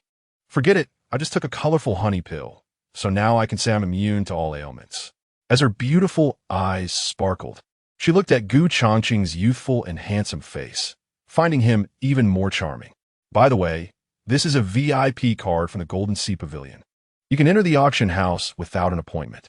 Lu Riyun slightly pursed her lips and took out a golden card. Changqing's eyes brightened. It was actually pure gold. "See you tomorrow night." After saying goodbye, Lu Riyun swayed her curvy hips and got into a luxurious carriage to leave. "Dr. Gu, you are impressive." Knowing Lu Zhongwan from the Golden Sea Pavilion, Meng Jing said with admiration on his face, "She is the young lady of the Lu family. The first noble family of the Daong dynasty." "The first noble family?" Changqing's expression slightly froze, not expecting the woman's background to be so significant. "Isn't this a good fortune then?" It is said that Lu Riyun has always been indifferent to marriage and has rejected countless suitors from distinguished families. Meng Jing seemed to still be immersed in Lu Riyun's beauty, speaking excitedly. "Seeing her today, she really is as beautiful as a fairy. It's just a pity that the Lu family is currently trying to attach themselves to the royal power, so they might marry her off to the royal family." Upon hearing this, Changqing couldn't help but glance at Meng Jing in confusion. How does a carriage driver know so much? Meng Jing grinned. "I have a brother who likes to pry into gossip. I heard it from him." Changqing raised an eyebrow curiously. "What does he do?" Meng Jing pondered for a moment before saying, "To be honest, my brother usually sells information on the black market for profit. However, He has recently been maliciously suppressed by competitors and has lost his source of income, so he is temporarily living with me. Hearing this, Changqing immediately became interested. He was currently struggling to organize an intelligence agency for the Assassin Guild, and if he could recruit that person, it would definitely solve many trivial matters.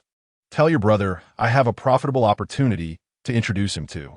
If he is interested, he can come find me at the Destiny Medical Clinic.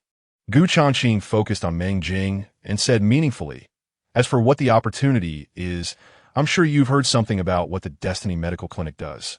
Meng Jing's heart sank, and his gaze dodged Changqing's. I understand. I'll tell him when I get back. Meng Jing responded in a low voice, then said no more, pulling the reins to drive the carriage towards the eastern part of the city. Along the way, Changqing chatted with Meng Jing and learned that his brother's name was Feng Baiyu. The two had been orphaned since childhood, living in the slums of the city, and even lacking the most basic household registration. You're so young, you could learn a trade. Changqing suggested.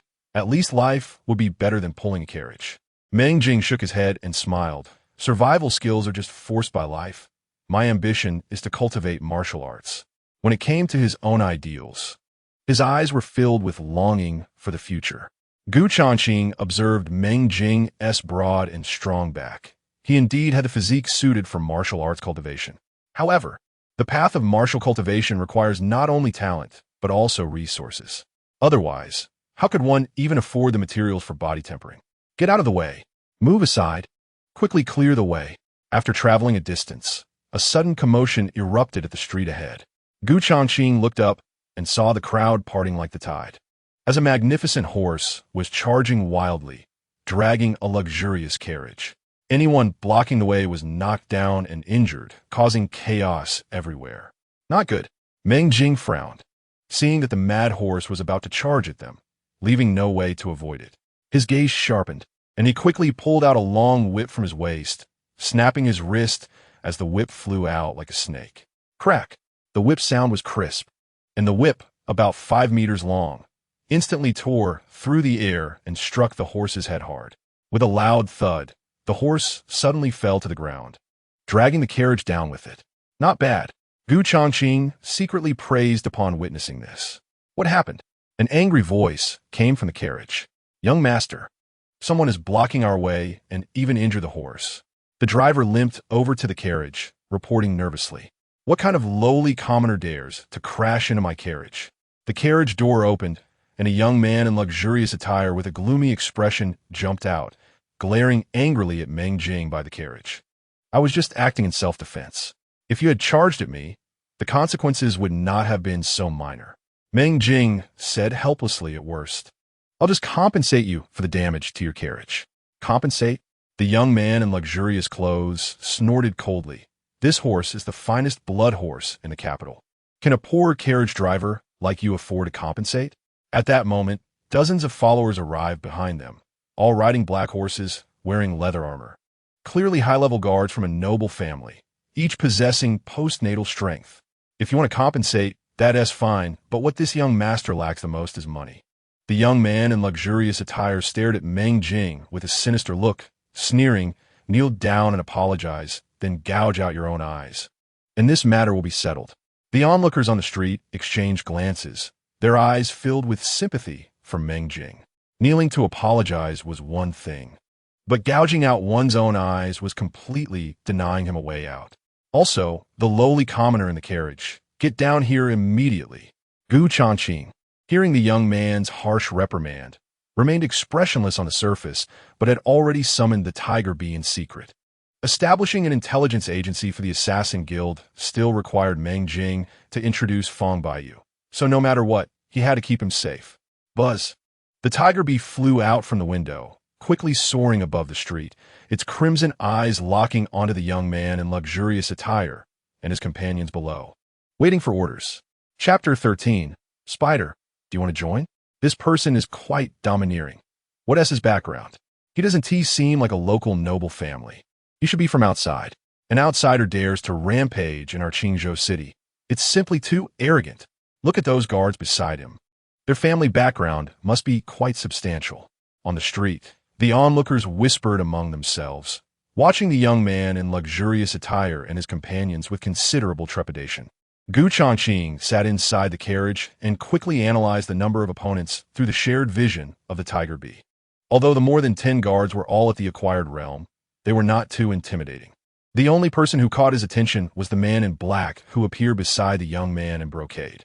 The man's back was strapped with a long sword, and he exuded a chilling aura, clearly stronger than the innate realm.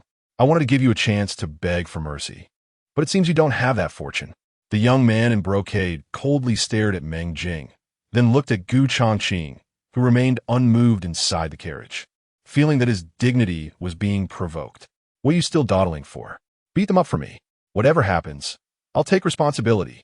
Upon hearing the command from the young man in brocade, the guards immediately surrounded the carriage where Changqing was, their movements synchronized and carrying a hint of a murderous aura, like trained soldiers. Meng Jing's expression darkened, his originally simple appearance revealing a fierce look. Dr. Gu, hold on tight, Meng Jing shouted, pulling the reins fiercely, and the black horse beneath him quickly turned the carriage around in perfect coordination. Then, to the astonishment of many onlookers, the carriage seemed to drift as it sped backward down the street. Hurry up and chase, the young man in brocade shouted furiously. The guards immediately drew their weapons and rode after them. Li Chao, you too, especially that coachman, he must die. The young man in brocade directed the man in black beside him. He believed that with Li Chao's peak innate realm cultivation, he would be able to stop the carriage in no time.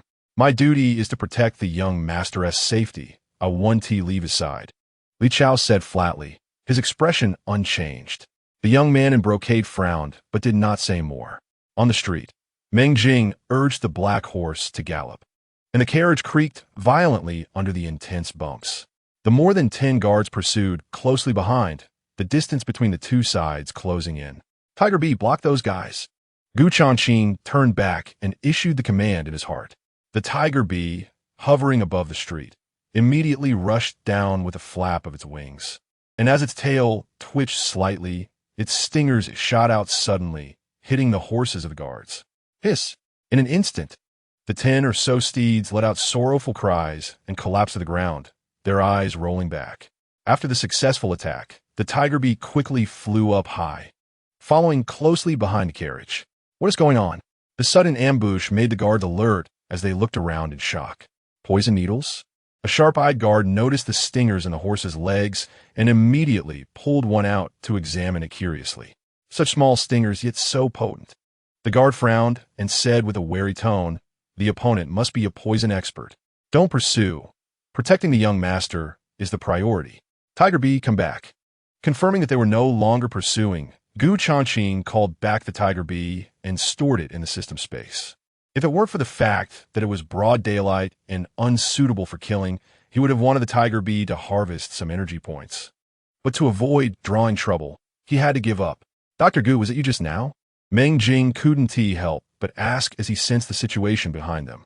Changqing remained silent and did not respond, but did not deny it either. Dr. Gu, you're really amazing. You dealt with so many masters chasing us in one go. Meng Jing's eyes flickered with admiration as he said, Fong Baiyu was right. You're definitely not an ordinary doctor, but at this point, he seemed to realize something and hurriedly shut his mouth. But a heartless assassin.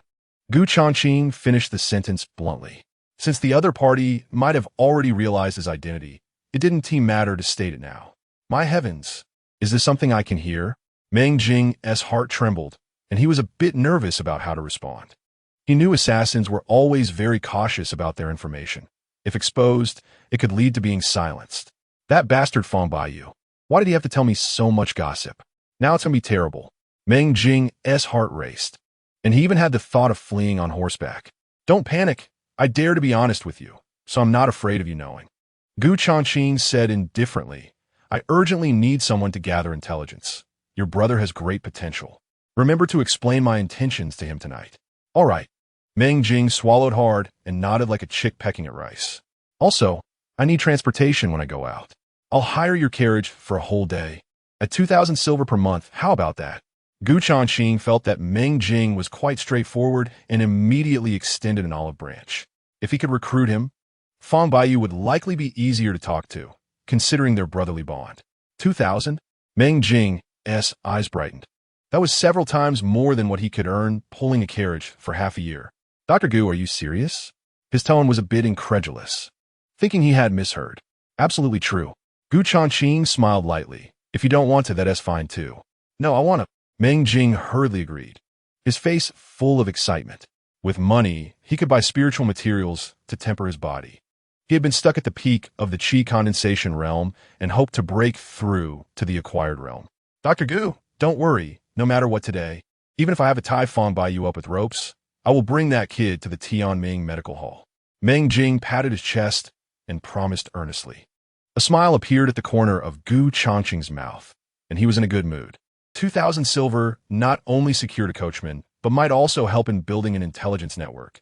This money was well spent. After arriving at the Tianming Medical Hall, Meng Jing hurriedly headed to the slums. Tiger Bee, keep watch at the door. Gu Changqing did not rush back to the store, but instead walked to a nearby restaurant. Perhaps it was because he had just broken through to the innate realm. He urgently needed to replenish energy and felt extremely hungry. At his command, the Tiger Bee immediately flew to the entrance of the Tianming Medical Hall, acting as the doorkeeper. Master, can I call Spider out to join us? Feeling bored, the Tiger Bee suddenly communicated telepathically. Not a chance, I only follow the master. The cold voice of Shadow Spider quickly echoed in Gu Changqing's mind. All right, the master is indeed more important. The Tiger Bee replied with a hint of grievance. Gu Changqing smiled faintly at the mental exchange between the two pets. Due to the editing materials being infused with his blood, they had both gained intelligence. This method of communication was not surprising. Chapter 14. Locking onto the prey, entering the restaurant. Gu Changqing ordered a large table of signature dishes and began to wolf down the food. While eating, he also occasionally monitored the situation at the Tianming Medical Hall through the Tiger Bee's vision. He saw patients gradually lining up outside, but it was impossible to tell who was Chun Kuei's subordinate. That's enough. After eating and drinking to his satisfaction, Gu Changqing prepared to settle the bill and leave. However, at that moment, a group of people entered the restaurant, aggressively taking the best tables. Is that them? Gu Changqing took a glance and found it was indeed the young man in brocade and his group who had clashed with him earlier on the street. Fortunately, he had been sitting inside the carriage at that time, hidden by the curtains, so they did not recognize him. Those two lowly peasants better pray they don't run into me. Otherwise, gouging out their eyes and breaking their legs would be light punishment. The young man in brocade sat at the main seat, his expression dark as he angrily slammed the table, causing the teacups on it to rattle. Having come to Qingzhou City this time, the mission was not yet accomplished, and they had already lost more than 10 warhorses, making it hard to swallow this frustration. Young master, you've been targeted by people from the black market recently. Now that you're out, don't act too ostentatiously, Li Chao, who carried a long sword on his back, advised in a low voice. With a peak innate realm sword master like you by my side, what do I have to worry about? The young man in brocade sneered. You're not afraid, are you?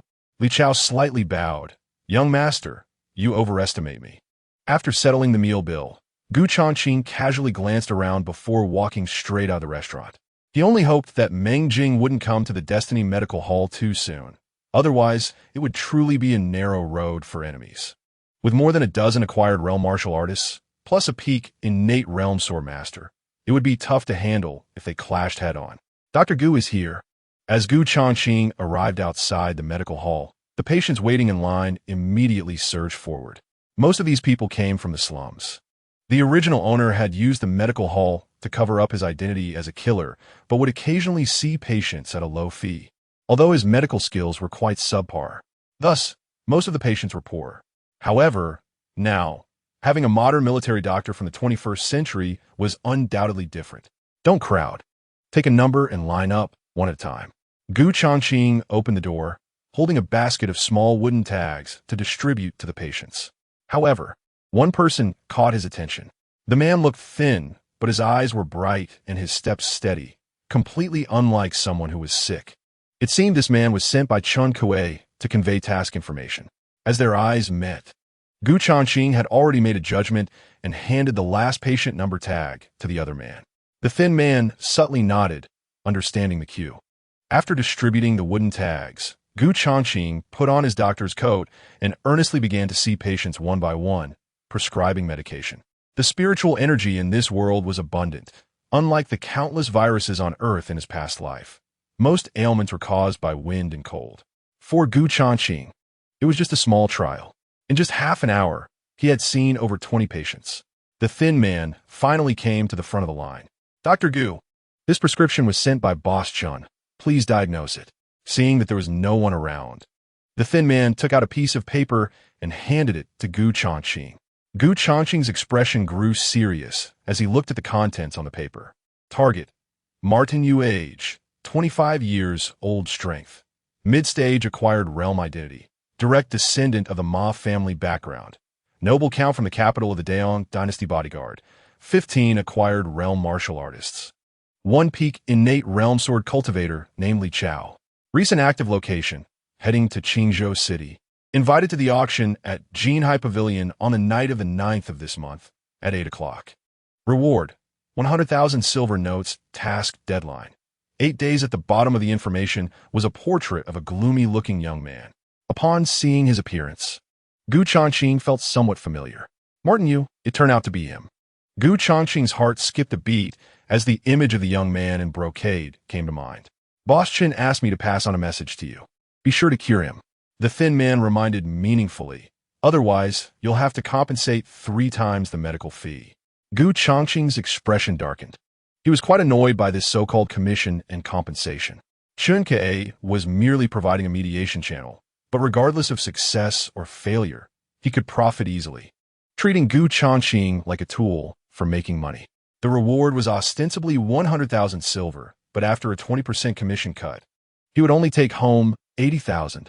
Thinking of this, Gu Changqing felt a surge of frustration and became even more determined to establish an intelligence agency. With the message delivered, I won't disturb you any longer. After the thin man finished speaking, he turned and left with an empty medicine bag. Gu Changqing walked to the door and hung up a sign that read, "Closed for business today, no reception." He then turned his gaze towards the restaurant across the street, peering through the door and windows to see Martin Yu and the others still dining inside. Although the prey was right in front of him, there were many martial artists protecting them, one of whom was a peak innate realm master, so he could only wait for the right opportunity. Shadow Spider. Keep a close watch on the target's movements without exposing yourself. Gu Changqing pondered for a moment before suddenly dispatching the Shadow Spider. Although the Tiger Bee had flying capabilities and was convenient for tracking, the Shadow Spider was clearly more adept at stealth. Upon receiving the order, the Shadow Spider swiftly crossed the street, climbed up the wall of the restaurant to the window, and slowly closed the distance to secretly observe Martin Yu and his companions. Young master, you've come all the way from the capital to win Miss Lu's heart and attend the auction. It's quite a risk. One of the subordinates cautiously spoke to Martin Yu while looking around. If I can win her over, the risk is worth it. Martin Yu sneered, coldly saying, if I find out who the employer is, I'll make him wish you were dead. He then changed the subject. Did you bring the things I told you to prepare? Rest assured, young master, I specially brought 2 bags of Ahuan powder. The subordinate replied. This stuff has a strong after effect. Just one whiff is definitely more enticing than the courtesans of the Yihong courtyard. Martin Yu took the Ahuan powder from his subordinate, a lewd smile spreading across his face. Lu Ruyun, aren't you pretending to be aloof and cold? With this Ahuan powder, I'll see how you act under me. He stared at the 2 bags of powder, his excitement growing. Li Chao remained silent, his sharp gaze occasionally sweeping over the diners around them, alert like a cheetah. He held Martin Yu's arrogance in disdain, viewing him as nothing more than a pampered young man relying on family influence, bullying the weak and fearing the strong. Even now, he still didn't understand the need to behave more discreetly. No wonder he would be targeted by unseen forces and hired assassins in the black market. Chapter 15. Restless Ahuan Powder, Lu Ruyun. Inside the medical hall, Gu Changqing frowned. Through the shared perception of the Shadow Spider, he learned that Martin Yu was scheming such despicable deeds. It could be inferred that this guy was likely to pose a threat to Lu Ruyun at tomorrow night's auction. If he falls into my hands, he is doomed. Gu Changqing's expression turned cold, and his killing intent intensified. The auction proceeds from the 7-color honey pills needed to rely on Lu Ruyun's resources to gain fame. He absolutely could not allow her to ruin it. A moment later, Martin Yu and his group had settled their bill and left the restaurant. The shadow spider silently followed behind, its cold gaze always locked on the prey. However, without Gu Changqing's orders, it did not act rashly. It followed them all the way to the inn, trailing them inside. Strange. Why do I keep feeling like I'm being watched? As Martin Yu walked, he increasingly felt uneasy and couldn't help but glance back. From earlier in the restaurant, he had sensed a pair of eyes watching him, but considering the crowd, he hadn't thought much of it. But now, entering the inn, he still felt that way, as if being followed by a ghost, leaving him inexplicably anxious. Young master, do you feel like someone is following us? Li Chao noticed Martin Yu's expression and asked. My instincts are usually accurate. It's likely. Martin Yu replied nervously, retracting his gaze.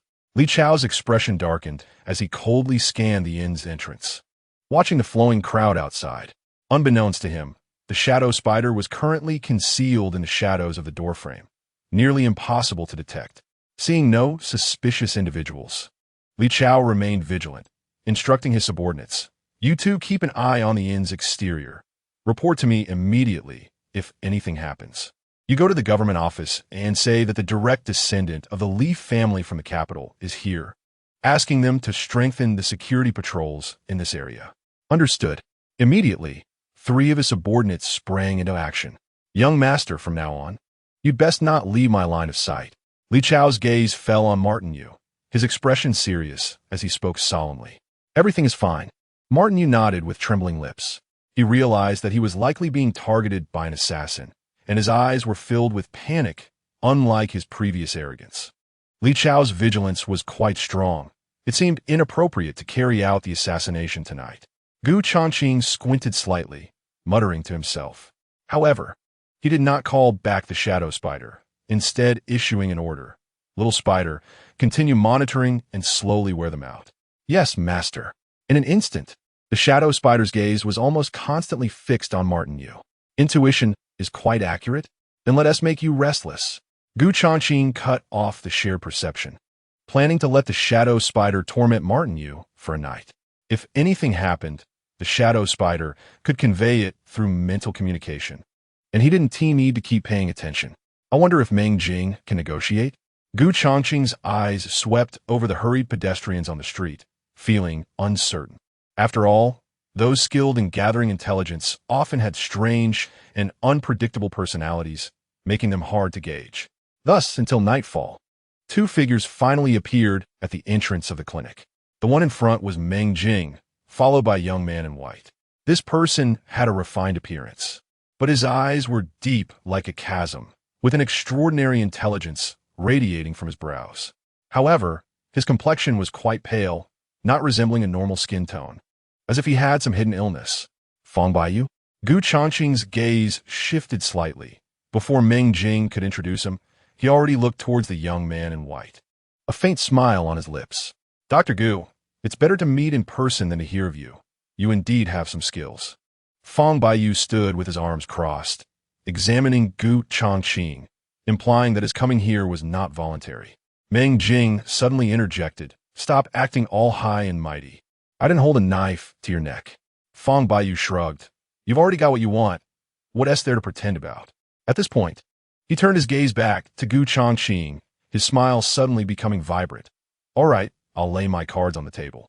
4,000 silver coins a month, plus all expenses for intelligence gathering, estimating at least 20,000 to start. Gu Changqing appeared indifferent, saying, money is not a problem. Good heavens. Meng Jing's eyes widened. I only get 2,000 a month, and you're asking for 20,000 right off the bat? Fong Baiyu sneered. You do the labor, I use my brain. How can it be the same? Furthermore, the intelligence network has to manage various relationships and maintain a group of informants and runners. This doesn't even account for the later expansion costs. Meng Jing was left confused and didn't continue to complain. Dr. Gu, if you're willing, we can officially cooperate from now on. Fong Baiyu smiled confidently. You mean just cooperation? Gu Changqing detected the implication in his words, narrowing his eyes slightly. Exactly. We each get what we need. You provide the money, I provide the effort. Fong Baiyu said meaningfully, as far as I know, the intermediary in the black market. Chun Kue takes a 20% commission on every job, and even if the task is not completed on time. A penalty of 3 times the contract amount must be paid. But I am different. You only need to pay for all expenses related to intelligence gathering without taking on the risk of penalties. That's what we call true mutual benefit. Gu Changqing remained silent. This cooperation model was indeed better than Chen Kuei's, but what he wanted was absolute control over intelligence, not a so-called partnership. You little rascal. So this is your calculation. You're truly cunning. Meng Jing suddenly realized, slapping Fong Baiyu on the shoulder. Although he restrained his strength, Fong Baiyu appeared overwhelmed, suddenly staggering and spitting out a mouthful of blood. In an instant, his already pale face turned as white as paper, his lips showing a grayish-purple hue, looking extremely weak. Baiyu, what happened? The sudden scene left Meng Jing alarmed, quickly supporting Fong Baiyu. Let him lie down. Gu Changqing's gaze darkened. His fingers were already on Fong Baiyu's wrist, feeling a weak and floating pulse. A thin purple-black line was slowly rising along the blood vessels in his pale wrist, clearly indicating poison entering the heart. You're poisoned? Gu Changqing frowned slightly, looking at Fong Baiyu. Yes, I had a conflict with a fellow in the black market a while ago and was injured by their poison needle. Fong Baiyu forced a bitter smile. This poison requires dragon beard grass for treatment, but that material is extremely rare and expensive, which is why it has been delayed until now. He originally planned to discuss the cooperation with Gu Changqing and then use the money to buy dragon beer grass for treatment. But he didn't expect the toxicity in his body to act so quickly. Damn it. Why didn't you say anything sooner? Meng Jing's eyes widened in anger as he stood up suddenly. Even if I have to steal it, I'll get the dragon beard grass. Stop wasting time. The poison has entered the marrow, and even if dragon beard grass is found, it won't have much effect. Gu Changqing immediately spoke to stop him. This was a rare opportunity to win over people's hearts. How could it be missed? Of course, his words were not just for show. Given Fong Baiyu's current condition, relying solely on the efficacy of dragon beard grass would indeed be unable to eradicate it. At most, it could only alleviate the toxicity. To eliminate the poison, the 7-color honey pill was undoubtedly the best choice. What should we do now? Meng Jing was anxious, then suddenly knelt down like a tower. Dr. Gu, as long as you are willing to save my brother, my life will be yours from now on.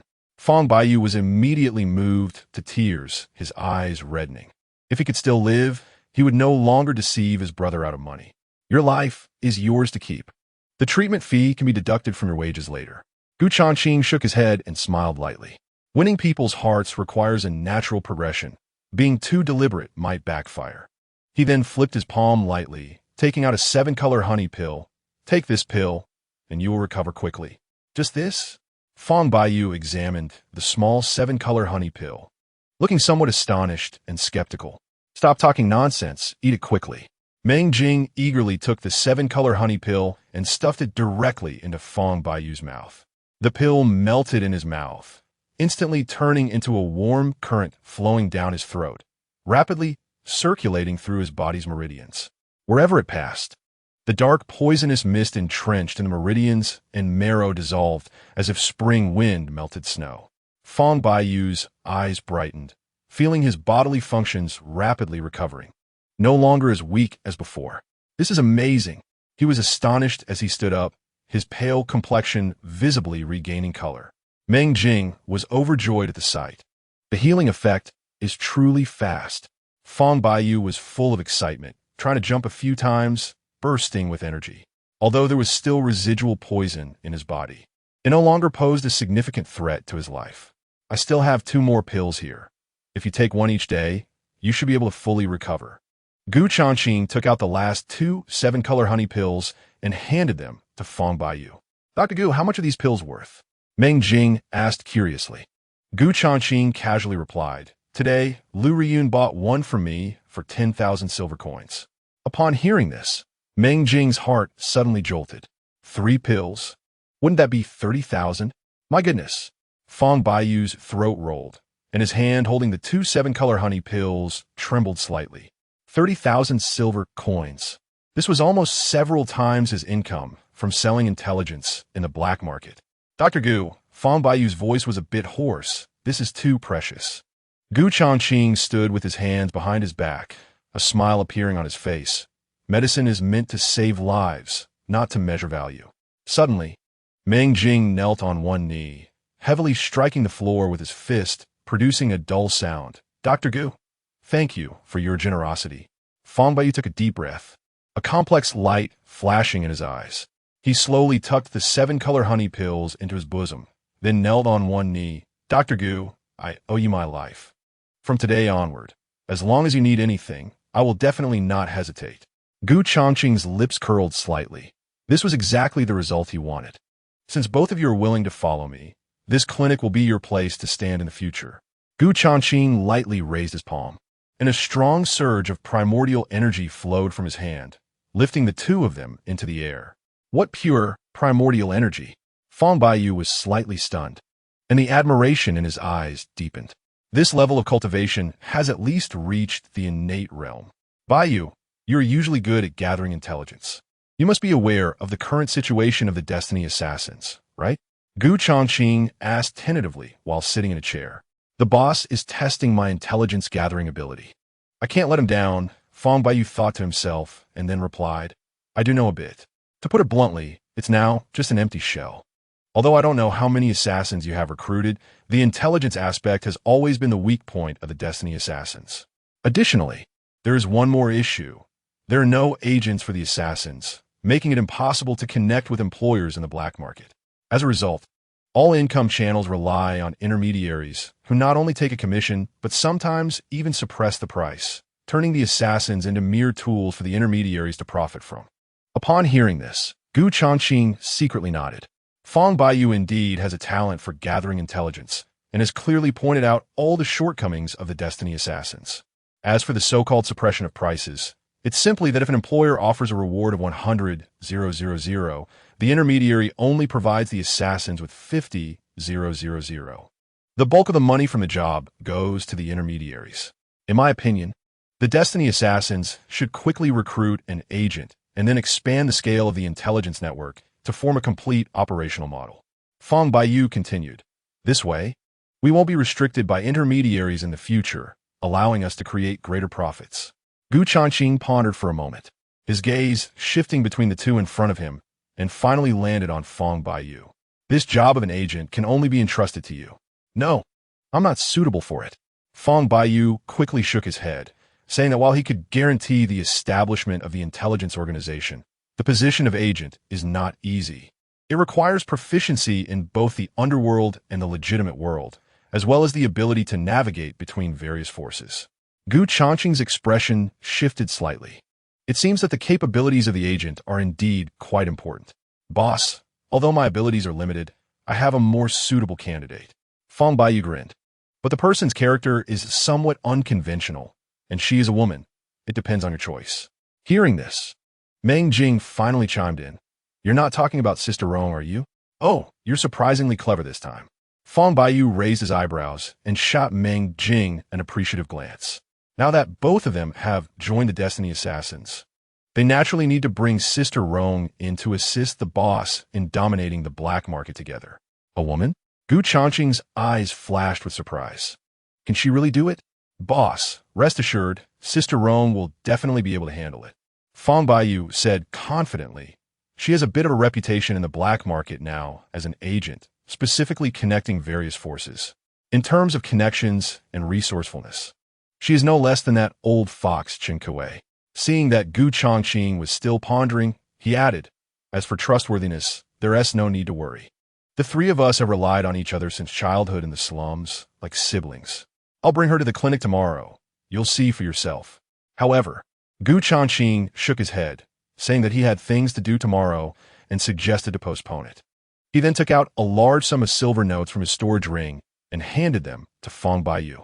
Take this 10,000 silver and start setting up the intelligence network. I will supplement the funds later.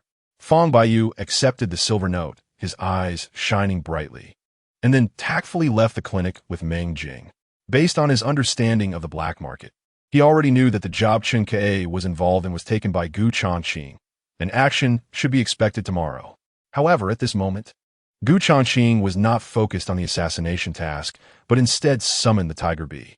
Earlier, in order to save Fong Baiyu, the colorful honey pellets had already been exhausted, and he needed to refine some more before attending the auction tomorrow. The wealthy, noble families in Qingzhou City have considerable assets, and their residences should have spirit plants and flowers. Changqing murmured to himself, then ordered, "Tiger bee, go and collect some pollen." Buzz. The tiger bee immediately flew out. In no time, the various noble residences in the city became its targets. Chapter 17. Infiltrating the Liu family ancestral home. The tiger bee, being an insect, has an innate sensitivity to pollen. It hovered and searched above the urban area, and with a slight tremor of its antennae, it quickly locked onto a deep courtyard. The red-painted gate of the residence displayed the Liu family plaque. Although the buildings inside appeared quite old, they were grand and majestic, with pavilions and towers arranged in an orderly manner. This should be the Liu family's ancestral home in Qingzhou City. Changqing thought as images from the tiger bee flashed in his mind. As soon as the tiger bee entered the courtyard, it caught a whiff of a floral fragrance infused with spiritual energy and immediately darted towards the source of the scent. At the end of the corridor stood two maids. Aren't spirit plants supposed to be planted in gardens? How could they be indoors? Changqing couldn't help but feel puzzled, but he decided to go inside and take a look. The tiger bee flapped its wings and quickly slipped through a ventilation hole.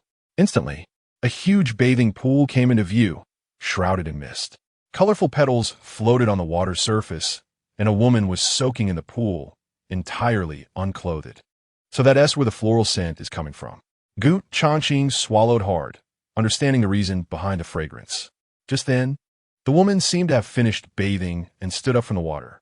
Through the shared vision of the tiger bee, Changqing's eyes widened as he took in the stunning scene. Lu Ruyun, it's actually her. Changqing's pupils suddenly constricted, his gaze fixated on the woman. Upon seeing that familiar face, he couldn't help but take a deep breath. It must be said that Lu Ruyun's figure is truly enchanting. With a full chest, curvy hips, a slim waist, and fair skin, she resembled a water lily, a true beauty. The tiger bee seemed to sense its master's burning gaze, and it began to circle and dance around the room, scanning Lu Ruyun's body from various angles. What's up with this hornet? Lu Ruyun raised her beautiful eyes, looking at the tiger bee with curiosity as she observed its every move. Quickly retreat. Changqing suppressed his inner turmoil and immediately ordered the tiger bee to leave the bathing area.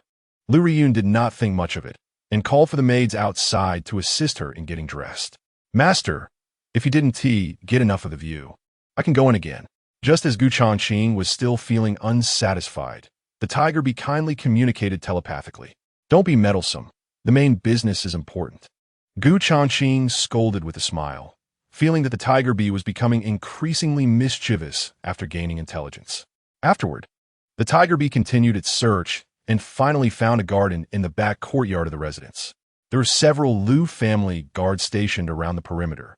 The tiger bee tucked its wings and landed on a nearby pavilion, cautiously observing the surroundings. It saw that the garden was not planted with ordinary plants, but with valuable spirit plants. Looking around, most of them were rare spirit plants like purple monkey flowers, silver horn trees, and sky blue flowers. The entire garden was filled with rich spiritual energy and fragrant aromas. Living here would surely benefit ordinary people in prolonging their lives. However, these artificially cultivated spirit plants are quite troublesome. They not only require careful nurturing, but also need to be watered with clear mountain spring water to grow and develop. Without substantial financial resources, an ordinary family cannot afford such expenses. There are people in the garden. Changqing's gaze sharpened as he looked through the tiger bee's compound eyes and focused on a clear space in the center of the garden. There, a girl in white was sitting cross-legged with her eyes closed, a faint spiritual energy circulating around her, forming a barely perceptible halo as if she were in meditation. Her skin was as white as snow, and her black hair cascaded like a waterfall. With delicate features somewhat resembling Lu Ruyun, she was obviously much younger. Around 17 or 18 years old, the girl sat gracefully in meditation, exuding an ethereal elegance, like a fairy carved from white jade, radiating a purity that was not to be defiled amidst her exquisite beauty. The young lady was truly diligent, still cultivating in the garden at such a late hour. Indeed, it's no wonder she secured a reserved spot in the 7 Xuanwu Academy, an opportunity even royal offspring could scarcely aspire to. The young lady was exceptionally talented, and with such hard work, her future achievements would surely be limitless, perhaps even surpassing her aunt, the steward Lu. Outside the garden, the patrolling guards occasionally cast glances at the girl in white. In their hushed conversations, they could not hide their admiration.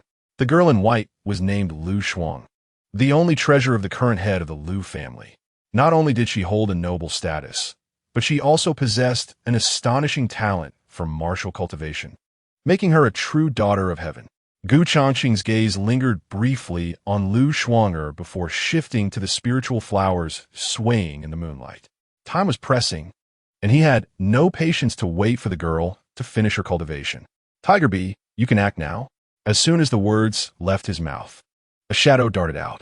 The tiger bee, like a specter, swept into the flower bushes, greedily sucking the essence from the flower stamen, scattering the colorful butterflies that had been fluttering among the blossoms. Such a subtle movement seemed to catch Lu Shuanger's attention, and she suddenly opened her eyes. Scanning her surroundings, she saw nothing unusual besides the butterflies flying in all directions. The patrolling guards outside the garden were also following their routine, with no one slacking off. "It seems my state of mind still needs further honing. Even a slight disturbance can affect my cultivation," Lu Shuanger murmured softly, a hint of confusion flashing in her eyes. She then lightly flipped her jade hand and took out a talisman from her storage ring. With a hiss, as the talisman ignited, countless light patterns erupted, enveloping her graceful figure in a hazy luminescence. The young lady has activated the isolation array again. There's nothing to see now. The guards patrolling outside sighed in disappointment upon seeing this. Their night patrol was already dull, and being able to catch a glimpse of Lu Shuanger cultivating under the moonlight was the best morale booster. However, now they could only see her vaguely through the misty light curtain. An isolation talisman? Gu Changqing raised an eyebrow, which suited my purpose perfectly.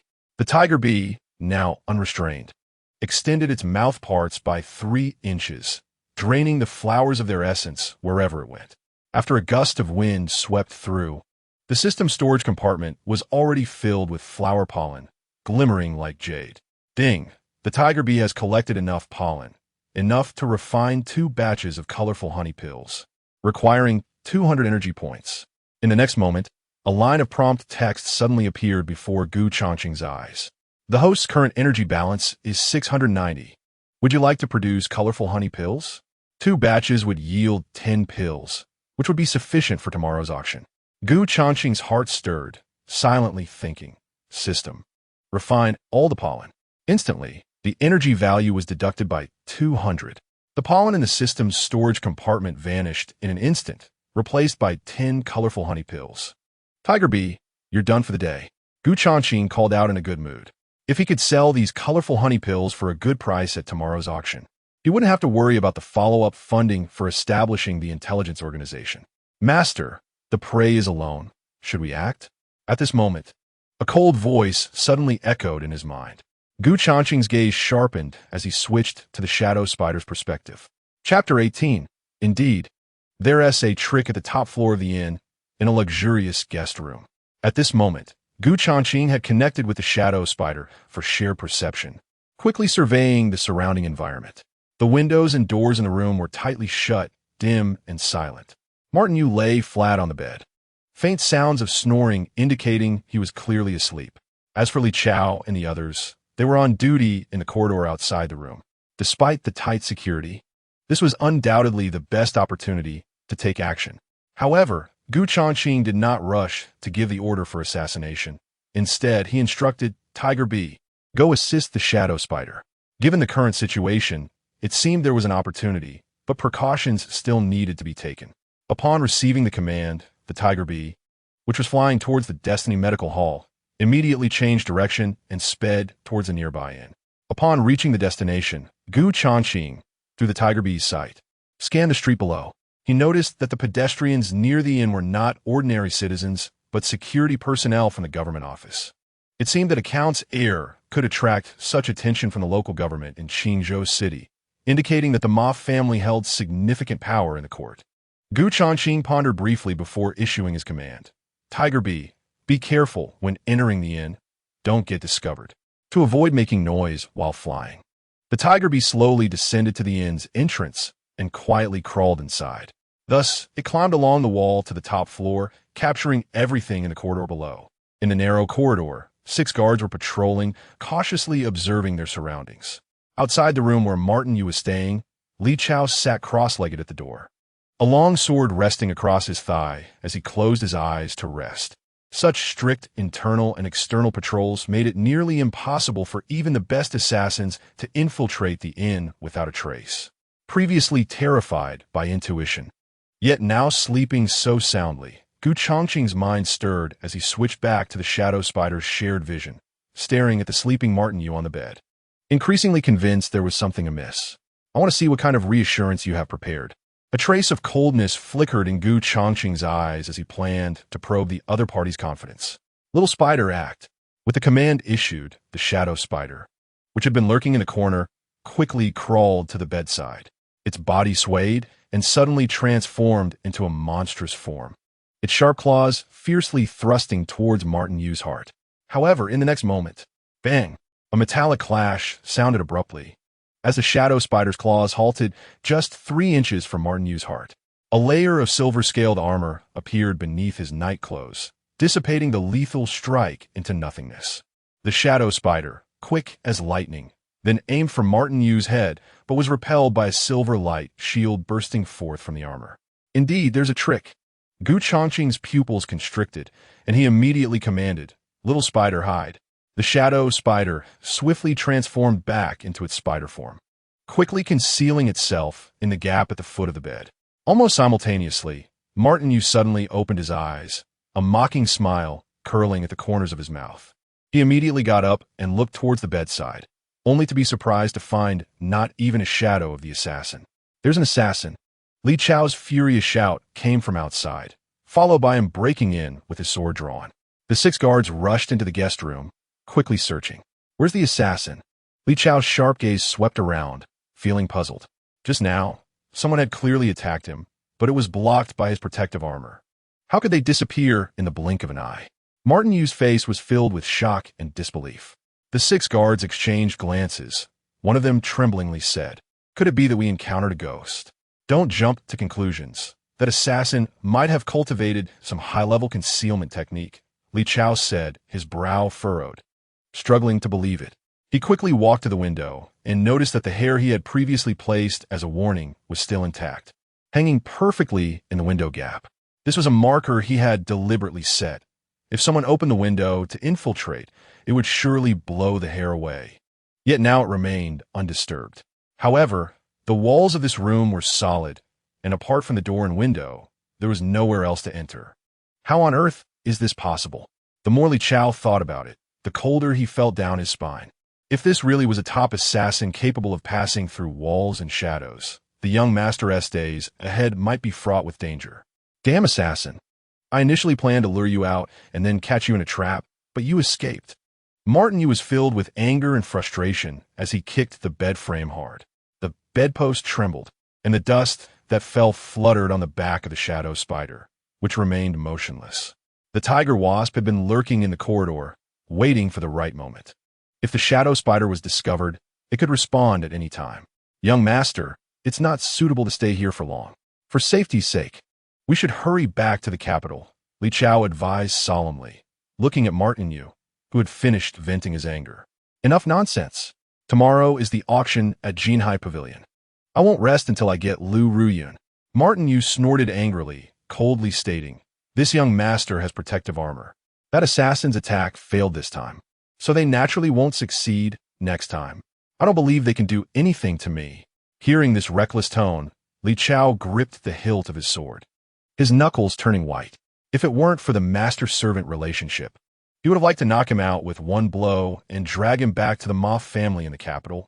Otherwise, it wouldn't be such a hassle. No one is allowed to rest tonight, Keep a close watch inside the house. After a round of scolding, Martin Yu lay down on the bed and closed his eyes to sleep. Yes, young master. Li Chao respectfully nodded, then sat upright by the bed, guarding closely. The other 6 guards sighed inwardly, but could only follow orders, staying close at hand. This is getting tricky. In the medical hall, Changqing sighed softly. He didn't expect Martin Yu to be wearing protective armor. If he hadn't decisively probed tonight, it would have been hard to predict. It seems the intelligence provided by Changqing was not that detailed. How to break the deadlock next? Changqing crossed his legs, deep in thought. The shadow spider's 2 previous attacks couldn't break through the defense, indicating that the protective armor was inscribed with some kind of rune that could autonomously activate a defensive barrier during an attack. Of course, no matter how powerful the defense, it couldn't withstand an endless barrage of attacks. The key was that Li Chao and those guards were present. Any slight movement would immediately summon them for protection. If he could isolate the noise, wouldn't that work? As this thought crossed his mind, Changqing suddenly had a flash of inspiration. Earlier in the Liu family garden, Liu Shuang'er had activated a talisman to use a barrier for focus cultivation. If he could get such an isolation talisman, the success rate of the assassination would be much higher. Changqing nodded to himself, feeling that this method was feasible. He then stopped thinking too much, sitting cross-legged on the bed and silently channeling his inner energy flowing through his meridians. Today, he had broken through to the innate realm with the help of the colorful honey pill, but this cultivation based on medicinal power was unstable. He had to solidify his foundation. Chapter 19. A knife above the character of lust. The next day at noon, Changqing slept in late. Just after washing up, he heard the shadow spider's transmission. Master, the prey is about to leave. Continue to monitor. Changqing did not respond. He first needed to obtain the isolation talisman to have a chance to act. In contrast, Martin Yu's side, although last night's attack failed, had been restless, and they hadn't rested well all night. One by one, they looked listless, and their vigilance was not as high as before. In this situation, even without the talisman's assistance, if they were to be disturbed for a few more days, Martin Yu and his group would likely be driven to mental collapse. However, with only 8 days left on the task, Changqing had no time to waste. Meng Jing was very diligent and had been waiting outside the medical hall early in the morning. Seeing the shop door open, he jumped down from the carriage and walked over quickly. Boss, are you going out today? Meng Jing grinned. If not, I can help you with chores in the shop. Take me to the shop that sells talismans. Changqing walked straight to the carriage. Having a driver was indeed more convenient. Moreover, it was clear that Meng Jing had refurbished the carriage after returning last night, making it look brand new. Talismans? Meng Jing shook his head.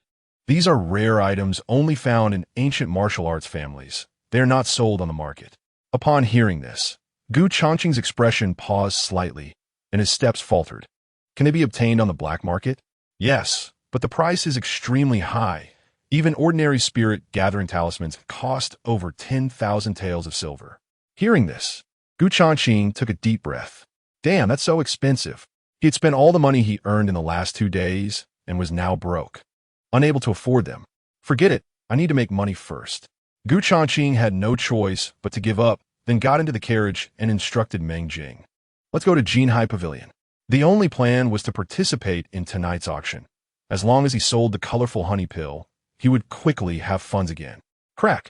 With a whip crack, Meng Jing drove the carriage steadily forward. Inside the carriage, Changqing had nothing to do and connected his mind to the shadow spider's vision. What came into view was a bustling street scene, with the shadow spider perched on top of a carriage. Inside the carriage were Martin Yu and Li Chao. A dozen guards followed closely behind. Young master, are you going to the Liu family's ancestral home? Li Chao's voice came from inside the carriage. Liu Riyun must be staying there while she is in Qingzhou City. I want to meet her first. Martin Yu's eyes were burning with eagerness to see her, especially when the alluring figure of Liu Riyun appeared in his mind. The lust in his eyes was increasingly difficult to conceal. He thought, before the Liu family became allied with the royal family, he must secure this beauty early. Otherwise, there would be no chance later. But I've heard that the Liu family's outstanding daughter, Liu Shuang'er, is currently in seclusion at the ancestral home for cultivation. Li Chao's tone was quite cautious. Is it appropriate for us to visit without warning? What is inappropriate? Martin Yu sneered. That little girl might have to call me uncle in the future, and she has grown into a beautiful young lady over the years. If I can't get Lu Ruyun, then her wouldn't be bad either. Moreover, such an inexperienced young lady is the easiest to hook. As he spoke, a lewd smile crept across Martin Yu's face. Even fantasizing about the wonderful life of having two women serve one man. Li Chao frowned and chose to remain silent, no longer advising him. A knife above the character of lust. This is simply courting death. If it weren't for the Ma family's power in the court, this guy would have died countless times already. Want to go to the Lu family ancestral home? Gu Changqing's heart stirred as he continued to pay attention in secret.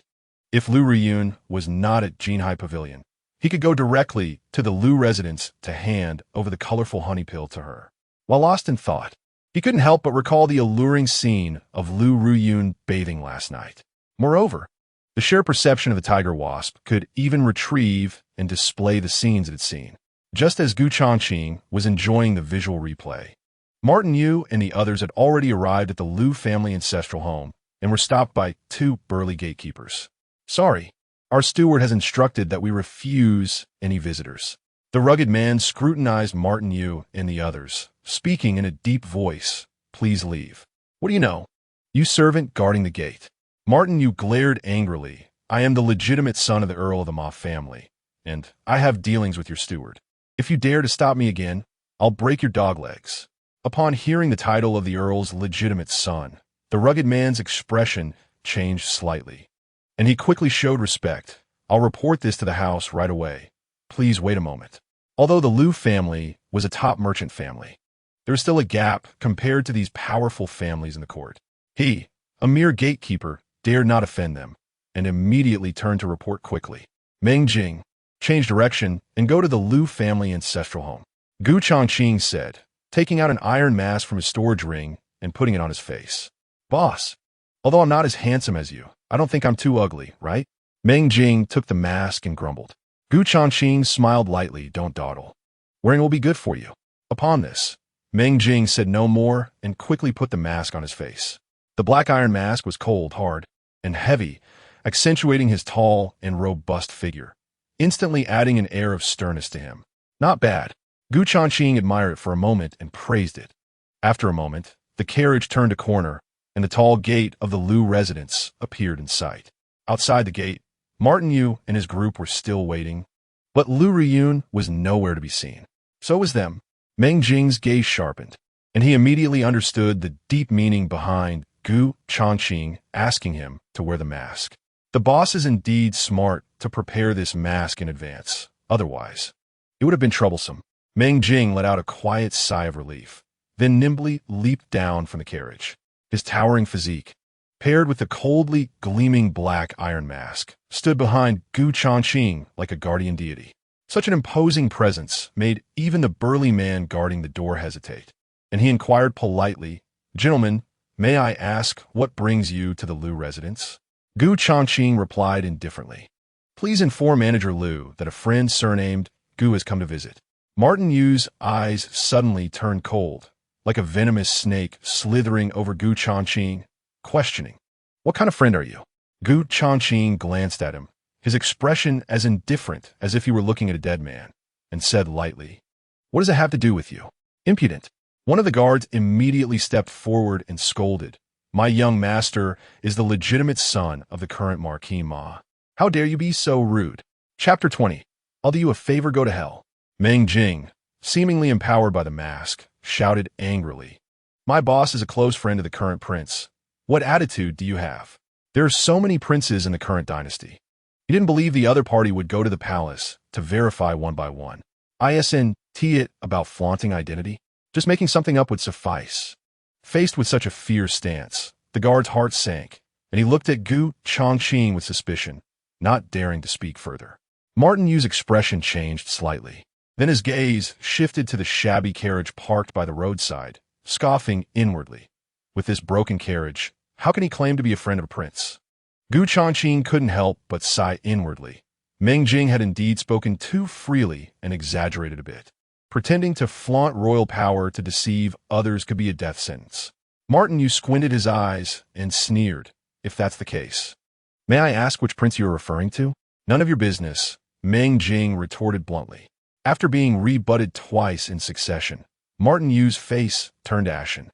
But without confirming whether Gu Changqing had any connections with a prince, he, following his usual character of bullying the weak and fearing the strong, did not explode on the spot. He suppressed his anger and cast a subtle glance at the guard beside him. It was well known that several princes had considerable power. Today, he would just have to experience it. The guard shouted sternly and suddenly swung his fist straight at Gu Changqing's face. Gu Changqing did not evade or dodge, and with a swift motion, he unleashed a palm strike, the thick essence of innate energy erupting from his palm. Bang! In just one encounter, the guard hadn't reacted before he was sent flying by a single palm, spitting blood as he fell to the ground. Useless. Martin Yu's expression tightened, but he quickly retreated beside Li Chao, feeling a sense of security. Early stage of innate realm. Li Chao's eyes sharpened, recognizing Gu Changqing's cultivation level. In his view, this strength might not reach the level of being valued by the royal family, but he was definitely not an ordinary person. If he were to intervene, it would probably take quite a bit of effort to defeat him. What are you doing? At this moment, a cold voice came from within the residence. Lu Riyun appeared at the entrance with several guards, her brows slightly furrowed as she looked at Martin Yu and his group. However, when she noticed Gu Changqing standing among them, her beautiful eyes sparkled with a hint of joy. Mr. Gu, is that you? Lu Riyun's gaze flickered, looking at Gu Changqing with delight. I hope my sudden visit isn't disturbing you. Gu Changqing smiled and nodded. How could it? You are my esteemed guest. It doesn't matter when you come. Lu Riyun chuckled lightly, her attitude extremely warm. She had initially worried that Gu Changqing would go to Jinhai Pavilion, but his personal visit to the Lu family ancestral home truly surprised her. Miss Lu, it's only been a few days, and you've become even more beautiful. Martin Yu gazed at Lu Riyun with fiery eyes, sincerely admiring. Your skin is smooth and delicate, surpassing that of a teenage girl. Although this sounded greasy, Gu Changqing inwardly agreed. Lu Riyun was indeed a beautiful young woman, and after taking the 7-color honey pill, her skin would naturally appear even younger, as smooth and tender as a girl. With Lu Riyun as the spokesperson for the 7-color honey pill, it would undoubtedly create a tremendous word-of-mouth effect. Mr. Gu, I was just about to head to Jinhai Pavilion for tonight's auction. Would you mind giving me a ride? Lu Riyun's gaze remained fixed on Gu Changqing as she asked softly. No problem. Gu Changqing readily agreed, as he needed her help privately. Miss Lu, that shabby carriage of yours is really too poor. It can't compare to my spacious and comfortable carriage. Martin Yu sneered disdainfully. I happen to be going the same way and can give you a ride. His overly enthusiastic demeanor did not hide the affection in his eyes. Thank you for your kindness, young Master Ma, but I have business cooperation with Mr. Gu, so I must excuse myself. Perhaps due to the other party's identity as a count's legitimate son. Lu Riyun's manner was neither overly familiar, nor did she reject him in a way that would make him uncomfortable. She handled the balance of closeness and distance quite well. Mr. Gu, let's go. After speaking, Lu Riyun walked directly to the carriage and climbed into the compartment as if she were familiar with it. Although the carriage was shabby, having a beauty accompanying, it was also fragrant. Gu Changqing glanced at Martin Yu, then turned around with a faint smile as he left. Did you see that? This is my boss's strength. Meng Jing proudly commented as he leaped onto his horse, slowly driving the carriage forward under Martin Yu's envious gaze. You shameless person. How dare you embarrass me? I will make you beg for mercy under me sooner or later. Martin Yu gritted his teeth, his eyes filled with malice. At tonight's auction, you won't escape my grasp. He pulled out a bag of Hahuan powder from his storage ring, his expression darkly smiling. Inside the carriage, Lu Riyun sat gracefully, but perhaps due to the bumpy ride, her proud curves swayed slightly. Gu Changqing sat beside her, and although he controlled himself well, he could still clearly notice her in his peripheral vision. With such a sexy and explosive figure, it was no wonder that Martin Yu would risk assassination to pursue her. Manager Lu, are you quite familiar with that surname, Ma? Gu Changqing shifted his gaze and opened the conversation. Upon hearing that name, Liu Riyun's expression clearly showed a hint of disgust. So the Liu family's industries have dealings with the Ma family. I've met him a few times. Liu Riyun shook her head and said softly, this person relies on his ancestors' merit in the court and often behaves arrogantly outside. If Mr. Gu doesn't need to, it's best to avoid any interaction with him. Gu Changqing's heart stirred. It seemed Liu Riyun was not simple and was well aware of the other party's background. Since Manager Liu has kindly reminded me, I'll do you a favor. Gu Changqing crossed his legs and said nonchalantly, A favor? Liu Riyun's face shifted slightly. Curious as she asked, Please go on, Mr. Gu. I accidentally heard some news. Martin Yu has instructed people to purchase Hahuan powder in the black market, planning to do you harm at tonight's auction. Gu Changqing said calmly, So, whatever you eat or drink tonight, it's best to be cautious. Don't ask how I know. Believe it or not, it's up to you. Hearing this, Liu Riyun suddenly furrowed her brows, her beautiful eyes fixed intently on Gu Changqing. Although she didn't know how Gu Changqing had obtained this information, she had to be more cautious due to this warning. If Martin Yu really succeeded, her life would be ruined. As Liu Riyun's thoughts raced, she slowly took a deep breath and murmured, Thank you for the reminder, Mr. Gu. If what you said is true, then I, Liu Riyun, owe you a favor. If you need help in the future, just ask. Gu Changqing raised his eyebrows and said seriously, Can this favor be advanced? Huh? Liu Riyun's face suddenly stiffened. Not to mention whether Martin Yu would drug and harm her. Who would ask for a favor so quickly?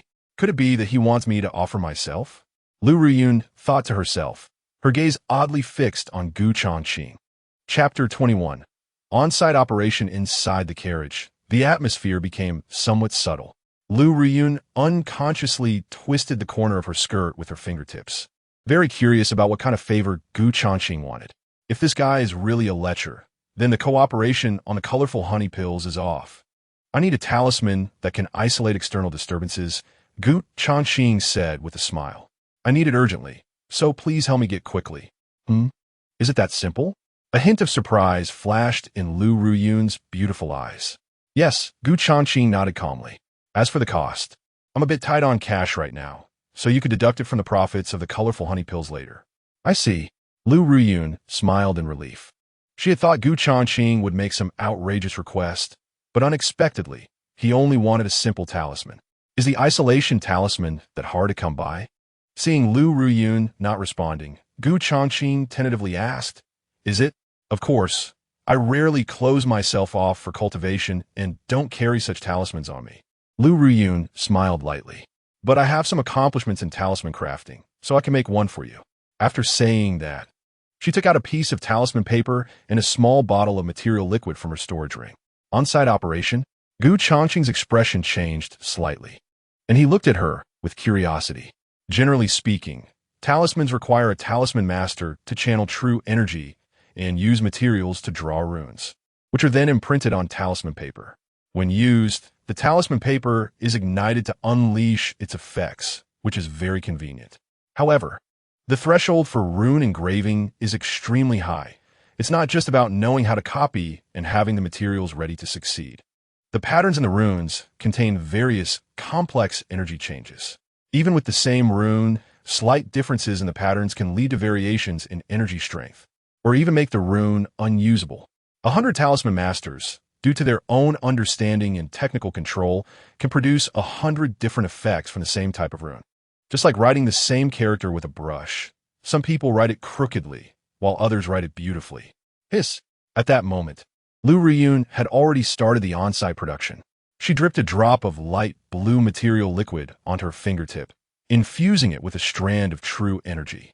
Then, her delicate hands waved in the air, and as the light flickered from her fingertips, the drop of material liquid infused with true energy was drawn into fine threads, quickly forming a complex and mysterious rune totem that floated in the air, shining brightly.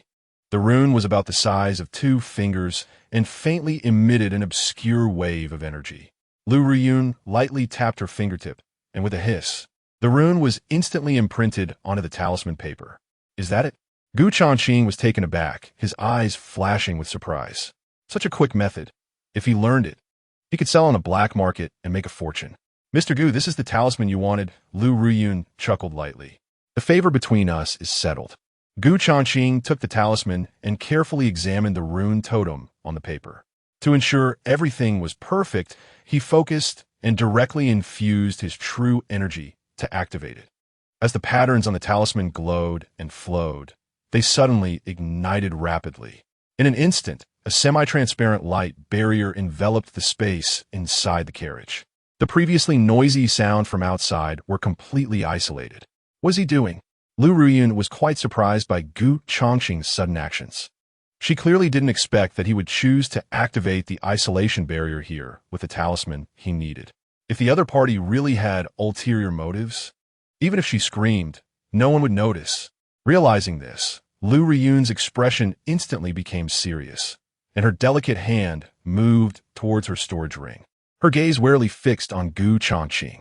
However, Gu Changqing was completely unaware of Lu Ruyun's wild thoughts. He slightly moved his ear and continued to carefully feel whether there were any sounds coming from outside the light barrier. And he tried calling out, Meng Jing. Meng Jing outside the carriage clearly did not hear and did not respond at all. Not bad.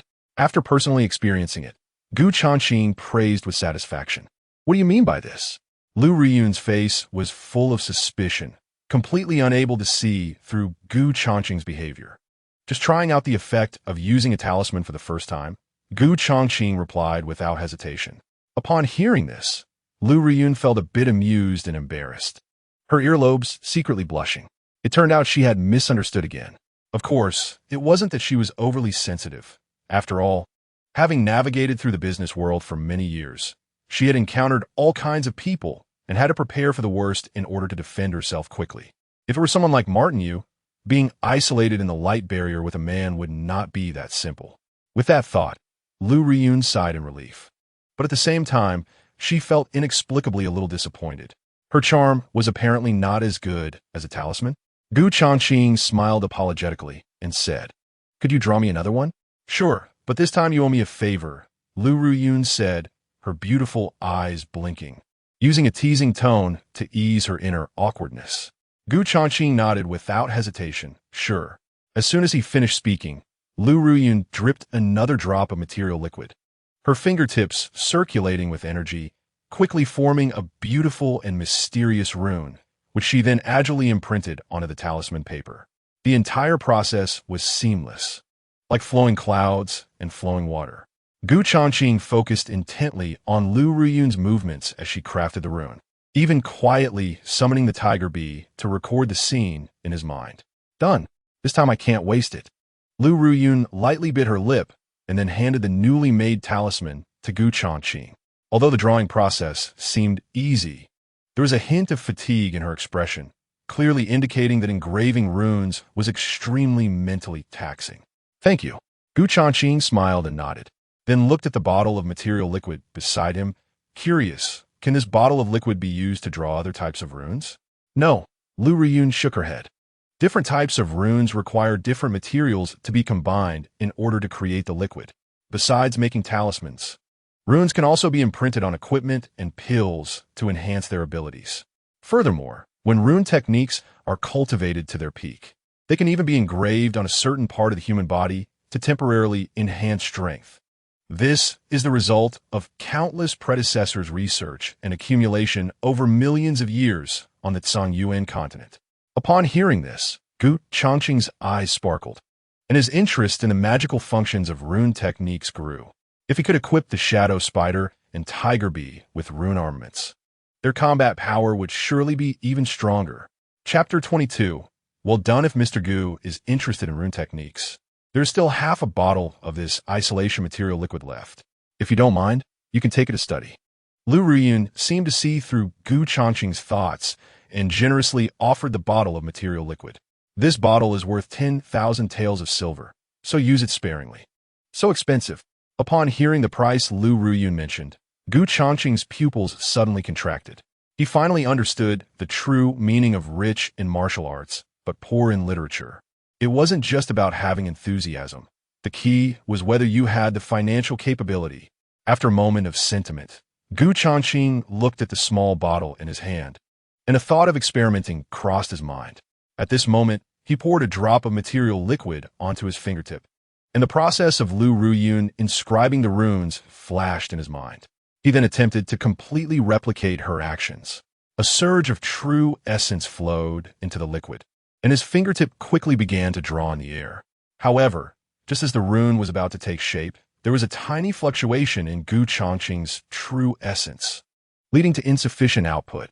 With a soft hissing sound, the rune that had just formed instantly turned to ash. "Have you learned runes?" Lu Ruyun couldn't help but ask. "No. I just tried to mimic your movements to see if it was difficult, but unfortunately, I still failed." Gu Changqing smiled slightly, not taking it seriously. However, upon hearing this, Lu Ruyun was instantly stunned, her eyes filled with disbelief. It is important to note that when she initially learned runes, she had to accumulate a vast amount of theoretical knowledge in the early stages and constantly practice her finger dexterity. Even when she attempted to inscribe runes for the first time, she failed halfway through, unable to even get the rune to take shape. Yet now, Gu Changqing, operating for the first time without any guidance, actually managed to draw a complete rune in one go. If it weren't for the improper control of his elemental force, he would definitely have had a chance of success. This is simply monstrous. Lu Ruyun took a deep breath, her heart shaken. She looked at Gu Changqing with a strange expression, observing his nonchalant demeanor, as if he still didn't realize how impressive his talent was. Gu Changqing was indeed unaware and did not feel complacent. To him, failure was failure before success. Notions of talent were merely comforting words to motivate people. He was clear about what he needed most now, and his goal was very straightforward: to make money. Without financial power, everything was just talk. "Boss, we've arrived at Jinhai Pavilion." At this moment, Meng Jing's voice came from outside the carriage, and the horse-drawn carriage came to a gradual stop by the roadside. "Manager Lu, I want to accompany you." Gu Changqing took out 8 colorful honey pills from his storage ring and handed them to Lu Ruyun, keeping 2 for himself in case of emergency. "Manager Lu, I've reserved a seat for you at tonight's auction. Please be sure to attend." Lu Ruyun warmly invited. "No, there are patients waiting for me at the clinic." Gu Changqing politely declined, casually finding an excuse. Now that he had acquired the isolation talismans, it was undoubtedly the perfect time to execute the assassination. To avoid any unforeseen circumstances, it was safer not to meet Martin Yu. "You're quite diligent as a healer." Lu Ruyun glanced at Gu Changqing appreciatively and smiled. "All right then, I'll reserve your spot at the auction, and it's fine if you're late." Gu Changqing nodded indifferently and then watched her leave. "Boss, Manager Lu seems quite enthusiastic about you. Don't you find it interesting?" Meng Jing looked at Lu Ruyun's graceful figure as she departed and grinned. As the saying goes, a woman 3 years older than you is worth a gold brick. Besides, she's a capable and wealthy beauty. Gu Changqing ignored him and instructed, "I have things to do, so you go back and have Fong Bai Yu buy some sound transmission talismans. We'll meet at the clinic tonight." After saying this, he jumped off the carriage and walked toward the nearby restaurant. Seeing Gu Changqing's mysterious manner of doing things, Meng Jing dared not ask further and immediately drove off to get things done. Inside the restaurant, Gu Changqing chose a private room on the 3rd floor by the window, occasionally glancing towards the entrance of Jinhai Pavilion. Through the surveillance images sent by the Shadow Spider, Martin Yu and his group were currently heading towards Jinhai Pavilion. Moments later, they had arrived at their destination. However, due to Jinhai Pavilion's rules, the dozen or so guards could not all enter, so only Li Chao followed Martin Yu inside. "Little Spider, you rest for a bit." Gu Changqing cast a subtle glance, and then recalled the Shadow Spider, replacing it with the Tiger Bee for surveillance. Although the Shadow Spider was a monster, it was still a living creature. After tracking for a day and night, its energy was considerably depleted. It was just right to let it recuperate before nightfall. As night fell, many luxurious horse-drawn carriages had already parked outside Jinhai Pavilion. As the largest auction house in Qingzhou City, the guests here were either rich or influential, mostly well-known figures. Gu Changqing's mind stirred, and he instantly switched to the Tiger Bee's perspective in the auction hall. The huge auction venue was luxurious and bright. Rows of seats were arranged in a fan shape around the central bidding stage. Looking around, almost every seat was filled, bustling with activity. In various corners of the auction hall, numerous enforcers from Jinhai Pavilion patrolled, providing a considerable sense of security. After all, no matter where an auction is held, the strength of the organizer is the most important factor. Otherwise, there could be situations where some would bid recklessly without money to pay or even try to snatch the auction items. Hence, if the enforcers are not strong enough to maintain order, it would be challenging to hold an auction. At this moment, Martin, you seem to have made a reservation and was arranged in an independent box on the top floor of the auction hall, with a window in the outer wall that allowed a full view of the bidding inside. The tiger bee silently infiltrated the box, lurking in a dark corner, waiting for orders. Li Chao, go call Lu Riyun over. Martin, you said coldly, just tell her that the guy, surnamed Gu, is in my box.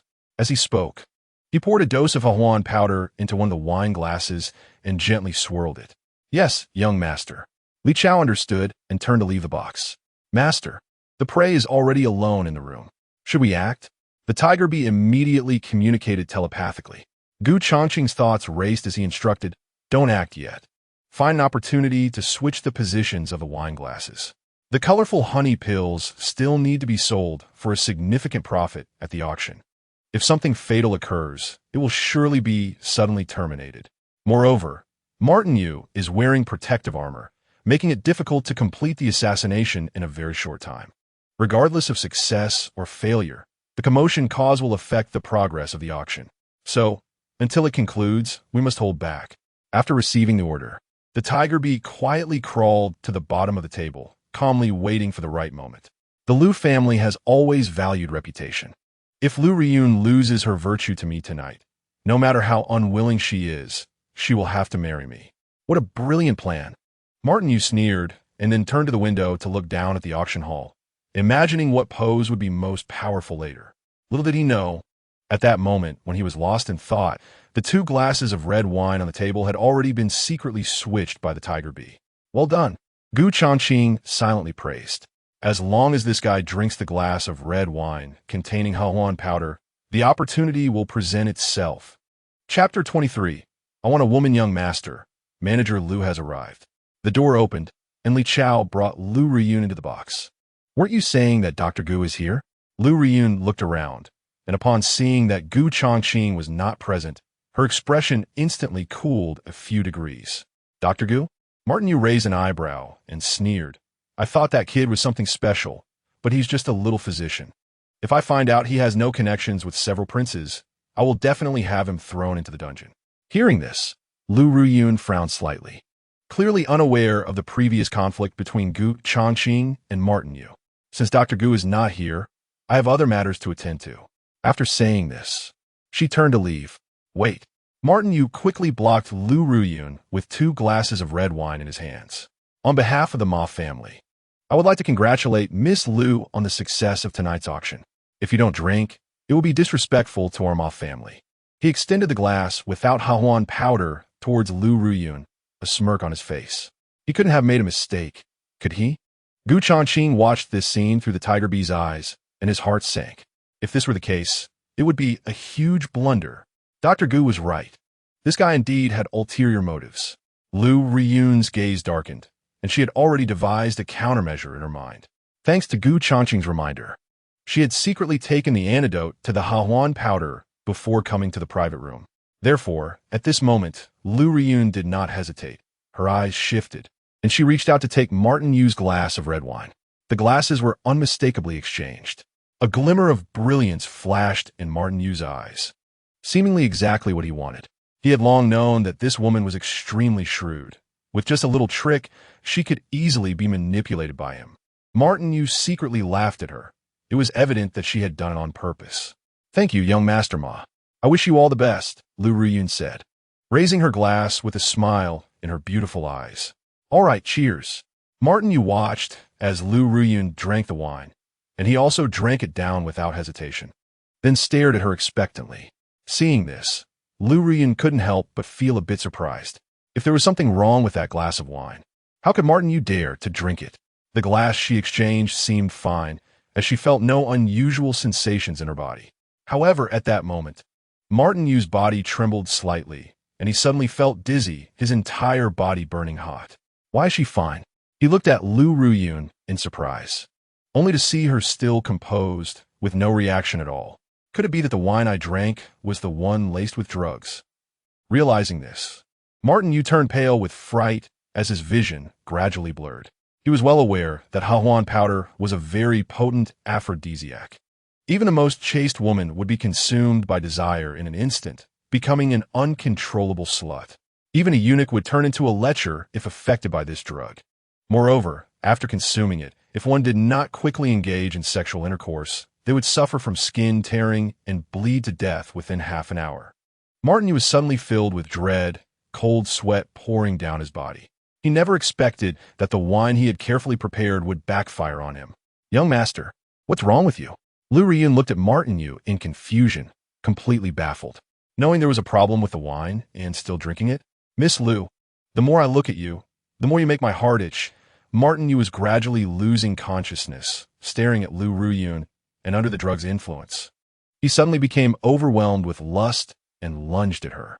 Lu Riyun's eyes turned cold, and she immediately turned to evade him, then shouted, "Someone!"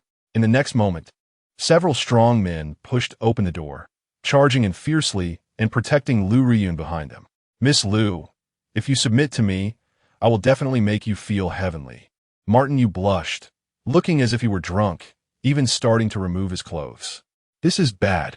Li Chao frowned, already sensing something was off. Did young master drink the wine laced with Hahuan powder? Isn't this courting death? Li Chao felt a sense of foreboding and hurriedly carried Martin Yu, quickly rushing out of the private room. "You reap what you sow," Gu Changqing said with a playful smile. He then shifted his gaze to the entrance of Jinhai Pavilion. He saw Li Chao and a group of guards carrying the delirious Martin Yu, rushing toward the nearby brothel. If they couldn't find a woman for him to mate with within half an hour, the consequences would be unimaginable. "Shadow Spider, Tiger Hornet, you can move now." Gu Changqing withdrew his gaze and immediately issued the order for the assassination. As soon as he finished speaking, two shadows swiftly darted into the brothel. "Woman, I want a woman." Inside the brothel, Martin Yu was now acting like a madman, continuously shouting, attracting everyone's attention. This guy, dressed like a young master from a prestigious family, was so impatient. "You don't understand. He took an aphrodisiac. It's strange if he isn't impatient. But this stuff is usually used on women. This guy probably set a trap but ended up getting caught himself. TSK, TSK. The patrons looked astonished, but some seasoned ones were already laughing knowingly. Fortunately, places like the brothel are never short of women, and soon a prostitute was arranged in the private room. "Everyone, keep a close watch. No one is allowed to get close." Li Chao closed the door and coldly ordered the guards at the entrance. Before long, the room was filled with the sounds of moans.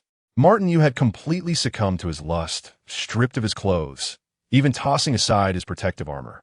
"Spider, this position is quite wild. How about we have a spar another day?" Tiger Hornet's eyes burned with excitement as he watched the two entangled on the bed and suddenly transmitted message. "Get lost." Shadow Spider's cold gaze remained fixed on Martin Yu, its crimson eyes filled with murderous intent. It took out the isolation talisman prepared by Gu Changqing from the system's space and ignited it directly. As the talisman glowed, a translucent barrier suddenly appeared, enveloping the entire private room. At that moment, as Shadow Spider activated the isolation talisman, Tiger Hornet stopped talking and instantly entered a killing state. Swish, swish, swish. Its tail trembled slightly, and several poisonous stingers shot out rapidly. Just then, the two on the bed happened to change positions, and the prostitute became a human shield, directly getting hit in the butt by the stinger. "Ah!" The prostitute's moans suddenly turned into screams, and she fainted on the spot. So refreshing. After a round of release, Martin Yu lay limp on the bed, his body convulsing as the drug's effects gradually wore off. Unbeknownst to him, a spider silk had quietly wrapped around his neck and then tightened suddenly. In an instant, his throat produced a cracking sound as the silk strangled him. Martin Yu was instantly startled awake, frantically struggling as he rolled off the bed, letting out a hoarse, suffocated cry. "Li Chao, save me." However, the barrier's light had already sealed off the entire room, and his voice could not escape at all. At that moment, Tiger Hornet had already pounced from the shadows. The tail needle flashed coldly, aiming straight for his throat. Chapter 24. Protective scale armor faced with Tiger Hornet's attack. Martin Yu's pupils shook violently, and it was too late to dodge. Swoosh! In the next instant, the poisonous needle accurately pierced his throat, and the paralyzing toxin spread throughout his body in an instant. Ah! Martin Yu cried out in terror, collapsing heavily to the ground, uncontrollably convulsing. Shadow Spider quickly climbed up like a ghost, sinking its venomous fangs into his throat. In an instant, under the onslaught of two toxins, Martin Yu's body convulsed violently as if struck by lightning. His throat produced gurgling sounds, but he couldn't even let out a complete scream. Just as he was about to lose consciousness, Martin Yu finally saw the mysterious assassins attacking him. His eyes bulged, reflecting the small bodies of Shadow Spider and Tiger Hornet. How is this possible? Martin Yu's eyes were filled with fear, and then he couldn't catch his breath, dying from the poison on the spot. Ding! Congratulations on killing a postnatal martial artist. Reward: 50 energy points.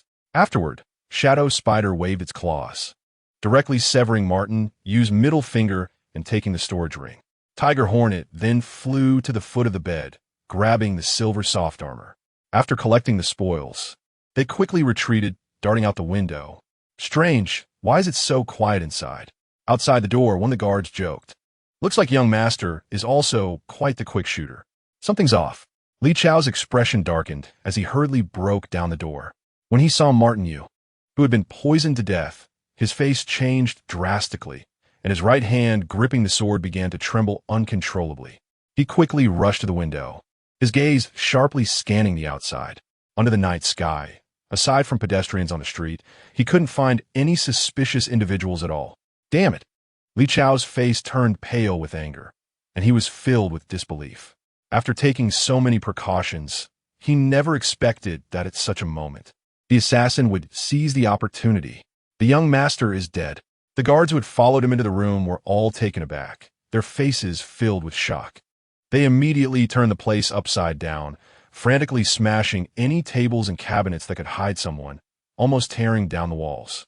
There was no need to waste effort. The assassin who attempted to kill the young master was certainly not an ordinary person and could not possibly still be hiding here. Li Chao shook his head, and out of the corner of his eye, he inadvertently caught sight of the ashes on the ground. He bent down to pick some up and sniffed it a few times, quickly concluding that it was the residue from a talisman that had been burned. No wonder the room suddenly fell silent earlier. It turned out that the assassin had used a separation talisman. Li Chao's expression turned serious as he finally understood the reason behind it. He then crouched down to examine Martin Yu's corpse closely. To his shock, he discovered that the wound on the throat was not caused by a sharp weapon, but rather resembled the bite marks of some kind of animal. Additionally, Li Chao also found the stinger of a hornet embedded in the throat. The stinger of a wasp. Li Chao frowned deeply, his eyes filled with shock. He could hardly believe that the assassin who attempted to kill the young master was likely some mutated poisonous insect type. This reminded him of the last time they pursued Meng Jing's carriage, when their horses were suddenly attacked and all died from poisoning. The means of attack was precisely this type of stinger. It seemed they had already been targeted back then. Such a meticulously planned assassination operation could only be carried out by top-tier assassins. If he were the prey, he would likely not escape death either. Thinking of this, Li Chao inhaled sharply, his back chilled. In the tavern, Changqing looked at the returning hornet and Shadow Spider, rewarding each of them with a roast chicken. He then took out 2 pieces of loot from the system space. The silver armor felt thin and light, with tightly woven scales and mysterious runes engraved on it. When the Shadow Spider's attack failed during the assassination last night, it was evident how strong the defense of the silver armor was.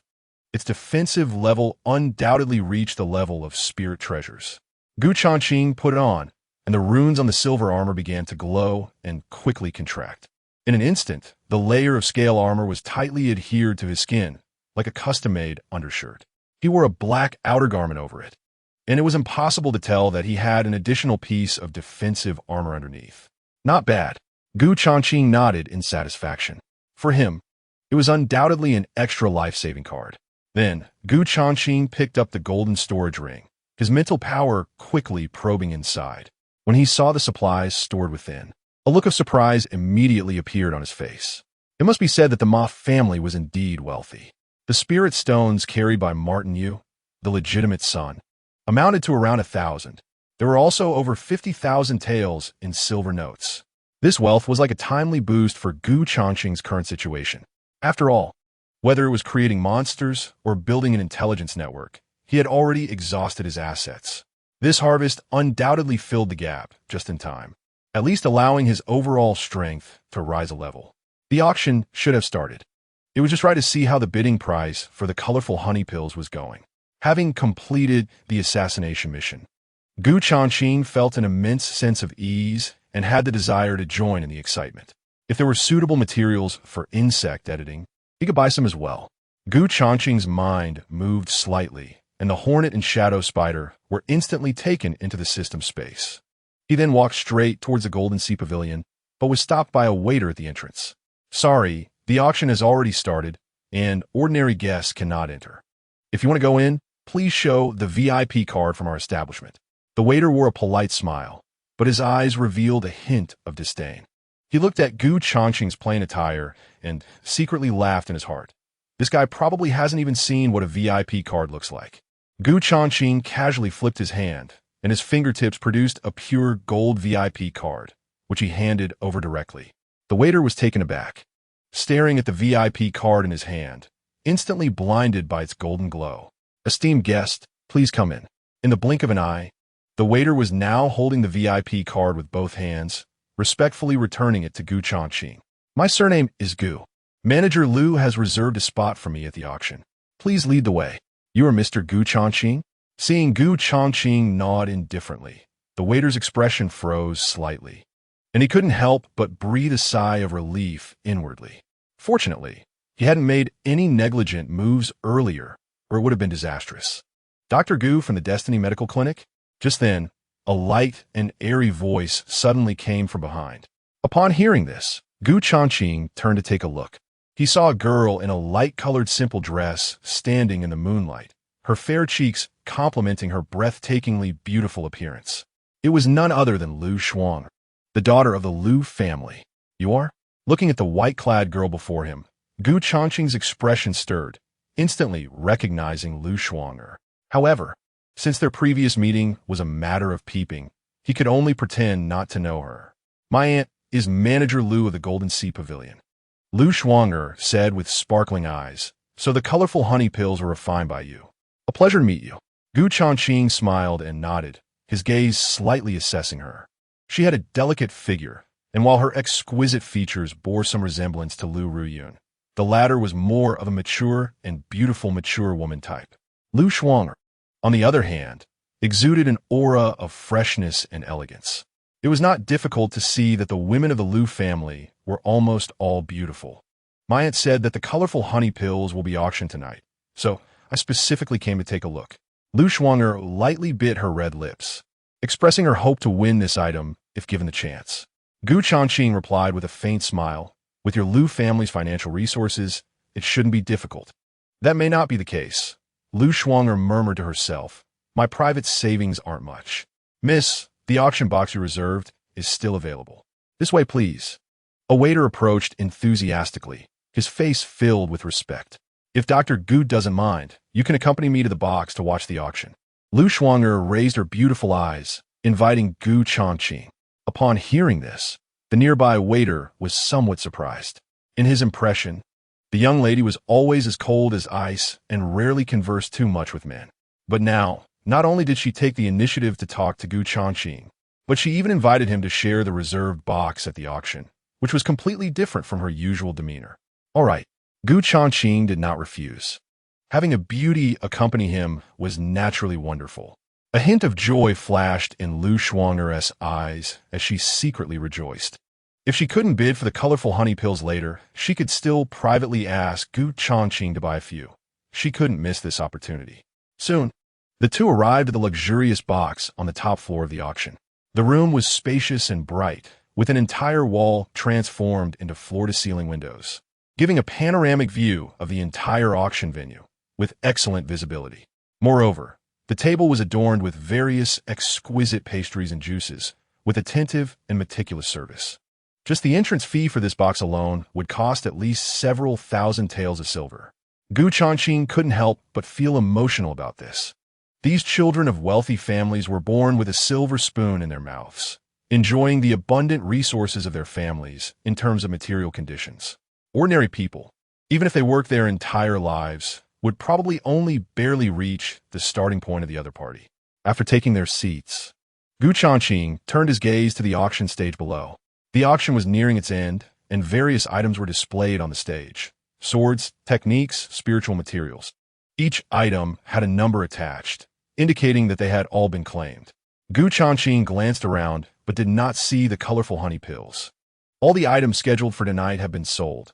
Congratulations to all the winners. Just as Changqing was puzzled, the middle-aged host's loud voice suddenly rang out. Next, we will present the last special item, but this item is not on tonight's auction list. At this point, he deliberately paused, piquing everyone's interest. The reason for this impromptu auction is that it was keenly identified by our manager Lu yesterday. Whoever obtains it will definitely find it worth much more than its value.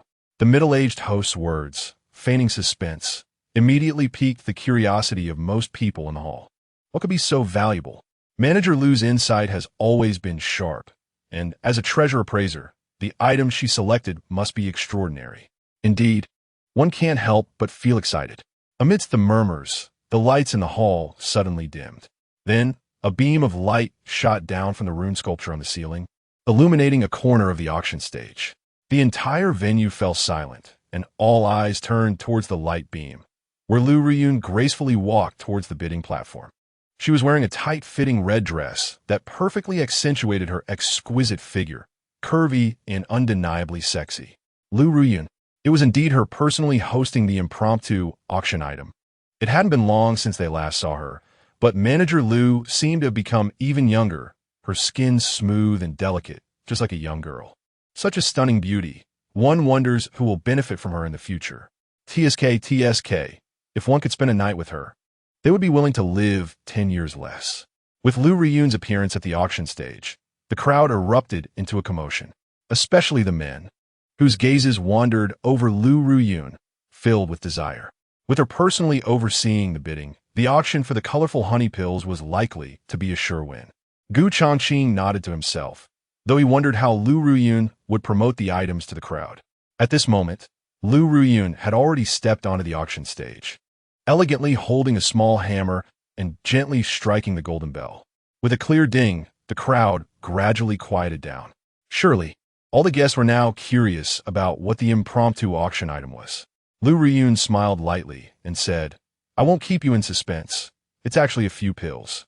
As soon as she finished speaking, a female server entered the auction stage holding a silver tray. However, the server had a face full of freckles and slightly dark skin. So everyone's attention was focused on the items on the silver tray. Upon closer inspection, they discovered there were actually 8 colorful pills. Their small, rice-sized forms made it difficult for guests seated further back to see clearly. What? Just this? Everyone exclaimed in disbelief. So small, could it even be considered a pill? It's not even enough to get stuck in my teeth, what a joke. The crowd displayed expressions of shock, and laughter erupted. If it weren't for Lu Ruyun's status, they might have walked out long ago. Hearing the doubts in the crowd, Lu Ruyun remained unfazed. After all, when she first encountered the colorful honey pills, she had her own doubts. Without personal experience, it was hard to believe. Although the pills were small, they had detoxifying, healing, and beautifying effects. With no side effects at all, Lu Ruyun smiled and said, "Especially the beautifying effect. It will definitely exceed your expectations." Hearing this, the gentleman scoffed, seemingly uninterested. However, the female guests in the crowd suddenly became enthusiastic. They looked at Lu Ruyun, feeling a high degree of credibility. No wonder Manager Lu, despite her age, still maintains such youthful skin. Words alone aren't enough. Next, I will demonstrate the effects live. After Lu Ruyun finished speaking, a guard approached holding a transparent crystal box. Changqing's gaze sharpened as he noticed a black and white striped venomous snake coiled inside the box. What was this for? The crowd was slightly taken aback, but then recalled Lu Ruyun's earlier mention of the detoxifying effects. Lu Riyun turned to the pale-faced female server and gently reassured her, "Don't be afraid. It will be fine." The server, suppressing her fear, trembled as she slowly reached towards the crystal box. Hiss! The moment her hand reached into the box, the snake suddenly lunged and bit down.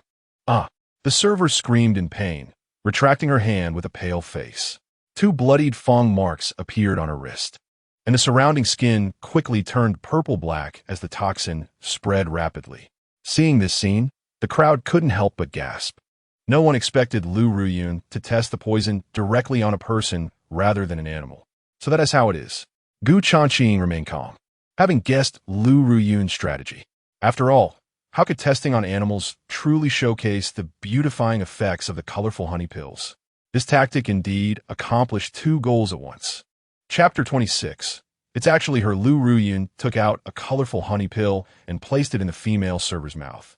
The moment the pill entered, it suddenly transformed into a stream of colorful light, instantly spreading throughout her body. A few breaths later, the server's complexion gradually turned rosy, and the wound from the snake bite healed at a visibly rapid pace, the toxin disappearing without a trace. Even more astonishingly, the freckles on her face melted away like snow, her skin rejuvenated, fair, and radiant. Her overall appearance improved significantly. This effect is simply miraculous. The crowd erupted into an uproar, especially the female guests, whose eyes seemed to sparkle with excitement. Detoxifying? Healing? They didn't care. What truly drove them crazy was the unbelievable beautifying effect. A plump, freckled, rich woman couldn't contain herself and rushed to the auction stage, leaning in closely to examine the server's cheeks. This small pill was even more effective than skincare products. She trembled with excitement, her eyes filled with joy. Lu Riyun's red lips curled slightly, not surprised by the crowd's reaction. Although there were also pills on the market for healing and detoxifying, very few had beautifying effects. This was undoubtedly an irresistible temptation for women. So amazing. In the private room, Lu Shuang'er's eyes sparkled, her desire for beauty instantly captivated by the colorful honey pills. The efficacy of this pill, I believe everyone has witnessed. There's no need for me to elaborate further. Lu Riyun took advantage of the atmosphere and immediately announced, "The bidding for the 7 pills starts at 10,000 taels of silver." As soon as she finished speaking, the entire hall erupted. "That's too cheap." Changqing, however, looked astonished, thinking he had misheard. This price didn't even cover the cost. Yet the subsequent bids filled his heart with sunshine. 15,000, 30,000, 50,000. Bids rose rapidly, breaking through 50,000 in the blink of an eye. Even the men joined the fray, determined to bring it home for their wives. However, the most frenzied bidders in the crowd were undoubtedly the female guests, some even standing up to shout, "Keep going, don't stop." Changqing's heart raced. The bidding sounds in his ears felt like heavenly music. Meanwhile, Lu Riyun remained calm and composed, not participating in the bidding, as if waiting for something. 60,000, 65,000, 68. As the price soared, the momentum in the room showed no signs of slowing down, still fiercely competing. But some with insufficient funds quickly dropped out. Just like that, as the bidding approached the 100,000 mark, the rhythm in the room seemed to break, leaving only scattered bids. Finally, the plump, rich woman shouted 100,000, and no one continued bidding. Changqing saw the momentum fading and felt relieved. This price was undoubtedly a sure win. Wanting to become beautiful depended on who had more strength. The plump, rich woman, full of pride, then lifted her ample body from her seat, preparing to go on stage to collect the colorful honey pills. 150,000. Just when everyone thought it was settled, a cold female voice suddenly rang out. The plump woman froze, quickly looking in the direction of the voice. However, the glass wall of the private room was a one-way mirror, making it impossible to see the person inside. It was actually her. Changqing turned his head and looked at Lu Shuang'er next to him, unable to help but click his tongue. A single bid had raised the price from 100,000 to 150,000. Earlier, she had claimed she didn't have much pocket money. Was this what she meant by little? Incremental bidding was too troublesome. It was better to just make a bold move. Lu Shuang'er smiled lightly and said, "This is my bottom line. I can't go any higher. Hearing this, Gu Changqing secretly felt amused, wishing for the other party to be even more aggressive. 150,000 for the first time. Is there anyone who wants to raise the bid? Lu Riyun paused slightly, and seeing no one bidding, she continued according to the rules. 150,000 for the second time. 150,000 for the third time sold. As the gavel fell, Lu Riyun looked strangely towards the box, seemingly having recognized Lu Shuanger's voice. Congratulations to the distinguished guest in Box 08 for successfully bidding on 7 colorful honey pills. Please conduct the transaction with me privately. With these words, it also meant that tonight's auction was officially over. Lu Riyun personally brought the colorful honey pills to the box. Upon seeing Gu Changqing there, she couldn't help but be surprised. Auntie, Lu Shuanger giggled and winked at Lu Riyun. Lu girl, I guessed it was you. Once inside, Lu Riyun shot a disapproving glance at Lu Shuanger. Annie truly has sharp eyes. Nothing can be hidden from you. Lu Shuanger affectionately linked her arm with Lu Riyun's and softly said, Can I have a credit? Cut it out. Lu Riyun playfully scolded. While I was trying to create momentum in the auction to encourage everyone to bid, you went ahead and bid on your own item. Had I known, I would have let Mr. Gu sell it to you privately. Lu Shuanger explained, I'm going to the 7 Xian Martial Academy in a few days, so I planned to buy some to give to my senior sisters. Although Lu Riyun was a bit annoyed, she said no more, then turned to Gu Changqing. Mr. Gu, according to our shop's rules, after deducting a 20 commission, you have 120,000 left. Lu Riyun took out a stack of gold notes. This is the price you should receive. Thank you. Gu Changqing accepted it calmly. The 8 colorful honey pills he provided cost only 200 energy points, equivalent to 20,000 silver. This time, he made a profit of 100,000. Mr. Gu, if you have colorful honey pills next time, you are welcome to come to Jinhai Pavilion again. Lu Riyun warmly invited. As a businessman, profit is of utmost importance. In just half a stick of incense, Jinhai Pavilion made a commission of 20,000. So she naturally wanted to seize the opportunity. Moreover, judging by the fervor of tonight's auction, those wealthy women who didn't bid would surely come prepared with silver next time. Refining colorful honey pills is no easy task, so they would consider it again later. Gu Changqing shook his head and did not agree on the spot. After all, the required pollen was from spiritual plants, which are not so easy to obtain. The garden of the Lu family ancestral home had already been harvested by the tiger bees last night. If they visited again, those spiritual plants would surely wither and die. Of course, that was secondary. Gu Changqing actually had his own selfish motives. The auctions at Jinhai Pavilion were held only once every 10 days or half a month. Although they created substantial value and profit, the efficiency was too slow. So, it was better to sell at his own medical clinic for a steady income. Manager Gu, young Master Ma, was just assassinated at Yihong Courtyard. At this moment, a strong man hurriedly walked in to report. Lu Riyun's expression changed drastically. Is the news accurate? Absolutely true. The Ma family's guards have gone to the government office to apply pressure. It seems they want to thoroughly investigate the assassin organization lurking in the city. Listening to the strong man's account, a hint of seriousness flashed in Gu Changqing's eyes. This was not good news for him. Andy, was the person who was assassinated Ma Dingyu? Lu Shuanger asked in surprise. Yes, it was him. Lu Riyun frowned slightly. His father was a court official and would definitely not let this go easily. Qingzhou City is likely to be a bit unsettled for a while. Lu Riyun was quite concerned about this. After all, strictly speaking, Ma Dingyu's accident happened because of her, leading him to Yihong Courtyard event, ultimately resulting in his assassination. If Marquis Ma were to investigate, he might harbor resentment towards the Lu family. Given that old fox's vengeful nature, this matter would not be so easy to settle. Mr. Gu, I have things to attend to. We can collaborate another day. At this moment, Lu Riyun had no intention of continuing to entertain Gu Changqing and smiled politely. Gu Changqing nodded indifferently and took the opportunity to leave. Now that he knew the government would take action, he needed to prepare thoroughly in advance. Lu Riyun stared at Gu Changqing's departing figure and suddenly asked, Shuanger, when did you come with Dr. Gu? Not long ago, just in time for the temporary auction of the colorful honey pills. Lu Shuanger looked at her in confusion and answered truthfully. Hearing this, Lu Ruyun's heart sank. She remembered that earlier today at the Lu family ancestral home, Gu Changqing had a conflict with Ma Dingyu, and then he took her to Jinhai Pavilion, using the excuse of not entering the venue. Now he appeared at the auction, and then came the news of Ma Dingyu's death. This timing felt somewhat suspicious to her. It was just some verbal disputes. It shouldn't lead to death. Perhaps it's just a coincidence. Lu Riyun shook her head secretly, dismissing the absurd thought.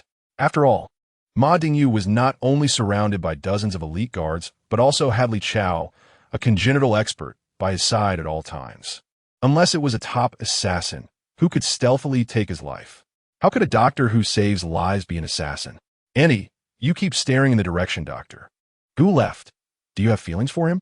Lu Shuang'er blinked and teased softly. Don't talk nonsense. Lu Riyun glared at her, then pondered slightly. I just feel he is different from others. It's hard to see through him. Lu Shuang'er was slightly surprised. Annie, you've been in the business world for many years. Is there someone you can't see through? There are always people beyond people and skies beyond skies. Lu Riyun smiled lightly. Do you think someone who can refine such marvelous pills as colorful honey pills would be an ordinary doctor? I'm just a bit curious about his way of doing things. Lu Shuang'er's eyes sparkled as she suggested. If that's the case, let's go visit Tianming Medical Center another day. We might discover something interesting. Lu Riyun's expression shifted slightly, as if she was touched by the suggestion. At this time, Gu Changqing had already walked out of Jinhai Pavilion, wandering through the ancient and fragrant streets. When passing by Yihong Courtyard, he saw that the place had been sealed off, with several law enforcers standing guard outside. The dead man was said to be the legitimate son of the Ma family from the capital. What a sin! A dignified young master of a marquis family died in such a place. The Ma family's reputation is completely ruined. Even more bizarre was that the assassin was truly skilled, able to assassinate him right under the noses of so many Ma family guards. Indeed, not only did they fail to catch the person, but they didn't even see the shadow of the assassin. The crowd watching murmured, shocked when mentioning the mysterious assassin. Gu Changqing paused for a moment, and after not hearing any useful news, chose to leave. In his view, no matter what, the government had to give the Ma family an explanation. Therefore, the next step would certainly be to send people to conduct a thorough investigation throughout the city. However, the underground assassin organization in Qingzhou City currently only had Tianming Medical Center as a base. If the black market intermediaries leaked any information, they would definitely come looking for them. Although there are many ways to protect oneself in this brutal world, Gu Changqing always believed in the principle that only those with strong fists can survive. Suddenly, his mind moved, and he converted all the spirit stones in his storage ring into energy points. Ding, conversion successful. Congratulations, the host has obtained 1070 energy points, bringing the total to 1600. System, open the enhancement panel. With the thought settled, a light panel suddenly appeared before his eyes. The enhancement template has been activated for the host. Please select Pet Upgrade Enhancement. Both the Shadow Spider and the Tiger Bee were mid-tier, and it required 1,000 energy points each to upgrade to high tier. Gu Changqing pondered for a moment and immediately selected the Tiger Hornet as his enhancement target. The last time the Tiger Hornet underwent advancement and enhancement, it gained the skill to produce colorful honey balls, which earned him a hefty profit. He wondered what unexpected surprise he would get this time. As he completed the operation, the system's mechanical voice echoed continuously. Ding, upgrade successful. Congratulations. Your Tiger Hornet has received a high-level enhancement, and its combat power has been comprehensively improved. New skill unlocked. Swarm Summon. Strength Assessment. Early stage of Innate Realm. To upgrade to extraordinary level, 10,000 energy points are required. The requirement had increased tenfold.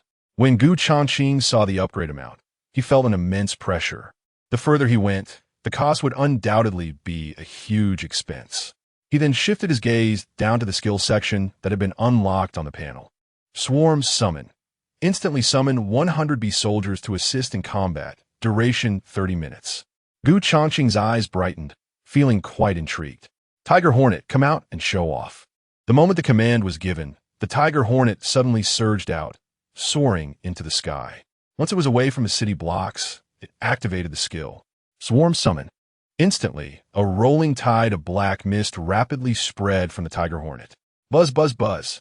Groups of bee soldiers instantly howled out from the black mist, creating a dense swarm. Following that, the data information of the 100 bee soldiers flashed on the panel. Their combat power was not high, only half that of the tiger hornet. In terms of skills, they only inherited the tiger hornet's venomous sting critical hit. Nevertheless, this scale was entirely like a hornet army, not to be underestimated. Moreover, Changqing was amazed to discover that he shared sensory perception with this group of bee soldiers. Whoosh, whoosh, whoosh. In the night sky, the swarm rapidly spread out, each circling above the city. Wherever the bee soldiers could see, it was projected in real time into Changqing's mind. With the shared perception fully activated, the images in his mind instantly flooded in, resembling a large monitoring room, controlling everything happening in the city. Exciting. Changqing was greatly impressed. The swarm summon skill, not to mention its combat level, would definitely be like a tiger adding wings when tracking prey in the future. Chapter 28. The scapegoat. Through the all-encompassing vision of the swarm, Changqing captured movements from the government office. His mind stirred, and he immediately controlled one of the bee soldiers to secretly monitor. Under the night, Captain Li led a group of yamen runners out of the door, swiftly moving through various blocks, capturing any suspicious individuals on the spot. Captain, is it okay to catch people like this? A young yamen runner couldn't help but say, they don't look like assassins with such skills. Fool! Captain Li glared at him, scolding, regardless of whether they look like it or not. We need to catch some local ruffians to at least have an explanation. Do you really have the ability to catch assassins? Hearing this, the young yamen runner's face froze, and he quickly shook his head. No? Then that's settled. Captain Li sneered. Let us catch assassins? That's simply asking us to seek death. Sometimes we need to be flexible. Besides, these ruffians usually don't do anything good, and under severe torture, we can easily pin a scapegoat on them to wrap things up. The young yamen runner suddenly realized and gave Captain Li a thumbs up. Indeed, the older generation is still sharper. After that, Captain Li led the yamen runners aggressively toward the slums in the northern part of the city. Those living here were almost all small fry with no background. Undoubtedly the best choice for scapegoats. Just then, a horse-drawn carriage rolled over the sewage-filled alley, coming straight toward them. The coachman wore a mask and had a strong build. Undoubtedly, this person was Meng Jing. Just when Captain Li was worried about finding a suitable scapegoat, this was simply too fitting. Captain Li's eyes swept over, and upon seeing Meng Jing's mysterious attire, he couldn't help but grin sinisterly. Stop him! Dozens of yamen runners understood and quickly rushed forward to block the carriage. Gentlemen, you may pass. Meng Jing looked at them with a puzzled expression, then pulled the carriage to the side, making way for them. We're not passing. We are here to catch you. Captain Li approached, sneering, You'd better surrender obediently, or you'll be asking for trouble. Meng Jing frowned. What crime have I committed? Less nonsense. Come with us to the yamen, and you'll find out. Captain Li suddenly drew his long knife, angrily shouting, If you dare to resist, I'll kill you without mercy. The yamen runners also drew their weapons, surrounding him menacingly. Seeing this situation, Meng Jing realized something was wrong. He had originally followed Changqing's instructions to have Fong Baiyu purchase some communication talismans in the black market, intending to take them to the Tianming medical clinic, but unexpectedly encountered this situation. Meng Jing, these guys obviously want to catch you as a scapegoat. At this moment, a low voice came from inside the carriage. It was Fong Baiyu. If they catch you, it will be terrible. Rush through. Damn, so that's how it is. Meng Jing's eyes hardened. He suddenly tightened the reins and then blew a whistle. Instantly, the black horse beneath him reared up, and with its large hooves, it kicked fiercely, directly knocking down two yamen runners who had rushed too close, then dragged the carriage in an attempt to break through the crowd, seeking death. Seeing this, Captain Li's eyes flashed, and he suddenly dashed out. At the same time, the long knife in his hand, infused with yuan qi, glowed coldly, and he fiercely swung out a sharp blade of qi toward the black horse. Whoosh! Just at that critical moment, the bee soldiers that had been secretly observing quickly shot out a poisonous stinger, accurately piercing Li's hand that was holding the knife. Ah! Captain Li screamed in pain. The long knife fell from his hand, and his entire right arm visibly swelled and turned black. "Captain, what's wrong with you?" The sudden change shocked the Yamen runners. But before they could finish speaking, a harsh and dense buzzing sound suddenly came from above. Everyone instinctively looked up, and their pupils constricted. They saw a massive swarm of tiger hornets diving down like a dark cloud. They shook their tails, simultaneously unleashing the venomous sting critical hit skill. Whoosh, whoosh, whoosh. In an instant, countless tiny poisonous stingers rained down like arrows. The Yamen runners hurriedly swung their knives to block, but many still got hit by the stingers. An intense pain swept through their bodies in an instant. For a time, the sounds of miserable screams echoed continuously. What fierce poisonous bees! Both Meng Jing and Fang Baiyu were stunned. However, to their delight, they noticed that the poisonous bees seemed to show no signs of attacking them, as if someone was controlling them from behind. Could these stingers belong to that assassin? Captain Li pulled the stinger from the back of his hand, and his scalp tingled, because it was exactly like the stinger found on Martin Yu's corpse.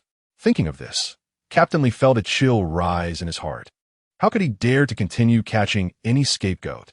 He fled in a panic. As soon as the captain ran away, the Yamen runners also scattered in fear. Retreat.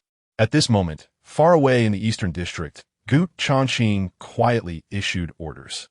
The bee soldiers circling above the carriage quickly retreated like a whirlwind. Baiyu, could it be that these poisonous bees are here to save us? Meng Jing looked up at the gradually receding swarm, incredulous. Of course, with that kind of attack. And we both came out unscathed. They must be protecting us. Fang Baiyu's eyes narrowed. Moreover, that person can control so many hornets. He must be a top-tier beastmaster. We must have hit the jackpot to encounter such a righteous martial arts master. Meng Jing chuckled awkwardly. If there's a chance in the future, I must thank him in person. Do you think such a master can be met just because you want to? Work hard to improve your strength. Perhaps there will be a chance. Fang Baiyu pouted and said, "Our current goal is to assist the boss in making the assassins bigger and stronger. As long as we have money on hand, we can buy spiritual materials for cultivation." Meng Jing nodded, sharing the same fervent heart for martial arts cultivation. After tonight's incident in the slums, it's likely we can't continue living here. After secretly lamenting, Fang Baiyu kicked Meng Jing's, but urged, "What are you still dawdling for? Hurry up and go to the Destiny Medical Clinic to find the boss. You brat, don't really think I'm your passenger. If you kick my butt again, I'll throw you off the cart." Meng Jing glared at Fang Baiyu in anger, then pulled the reins and quickly drove the horse-drawn cart forward. Unbeknownst to them, the tiger bee, which had been lurking in the shadows, flew out and swiftly headed towards the area where Changqing was located. After confirming that Meng Jing and the others were safe, Changqing cut off the shared vision, hiding his accomplishments and name. Currently, the expansion and strengthening of the Destiny Assassins was crucial, and these two were key players. Nothing could go wrong. Once the recent matters were settled, it seemed necessary to enhance their cultivation strength. Changqing pondered for a moment, planning to gather some martial arts resources to train the two. Although he had happened to encounter them this time and secretly help them out of crisis, what about next time? Thus, enhancing their strengths was the top priority. Moreover, Meng Jing and Fang Baiyu had excellent martial arts talent, and even if they came from the slums, they could reach the peak of the Qi-gathering realm with just a little resource. If they had sufficient cultivation resources, they would surely make rapid progress. Chapter 29. Shadow Traverse with a command from Changqing. The hundreds of bee soldiers circling in the night sky instantly transformed into black mist and disappeared. Then, the tiger bee flew over the street where he was located, suddenly flapping its wings and diving down. Its speed was astonishing, and it quickly landed on Changqing's shoulder. At this moment, it had achieved a high-level enhancement in speed, strength, and defense. Its 6 legs were like steel claws, and its 2 pairs of wings were as hard as iron, shimmering with a sharp cold light at the edges. It was easy to imagine that if one were to be struck by these iron wings, the sharpness would be no less than that of a dagger, capable of slicing through flesh in an instant. Although the wings were small, if they were to slash at a person's eyes or throat, the resulting lethality would undoubtedly be tremendous. With one more enhancement, the tiger bee should be able to sweep through human martial artists within the innate realm. Gu Changqing calculated in his mind, then looked up at the star-filled night sky, his eyes revealing a hint of longing. He was very clear about his current position. Although the outside world was vast and rich in resources before he developed, he still had to continue hiding in this small plot of land. Master, you're biased. I want to strengthen too. At that moment, the shadow spider's resentful voice suddenly echoed in his mind. Don't be afraid, spider. In the future, if there's danger, I'll protect you. The tiger bee replied arrogantly. Who needs your protection? I want the master. The shadow spider's tone was full of disgust. If it weren't for the fact that it couldn't defeat the tiger bee right now, it would want to come out and spit silk. Gu Changqing chuckled at the banter between his two pets.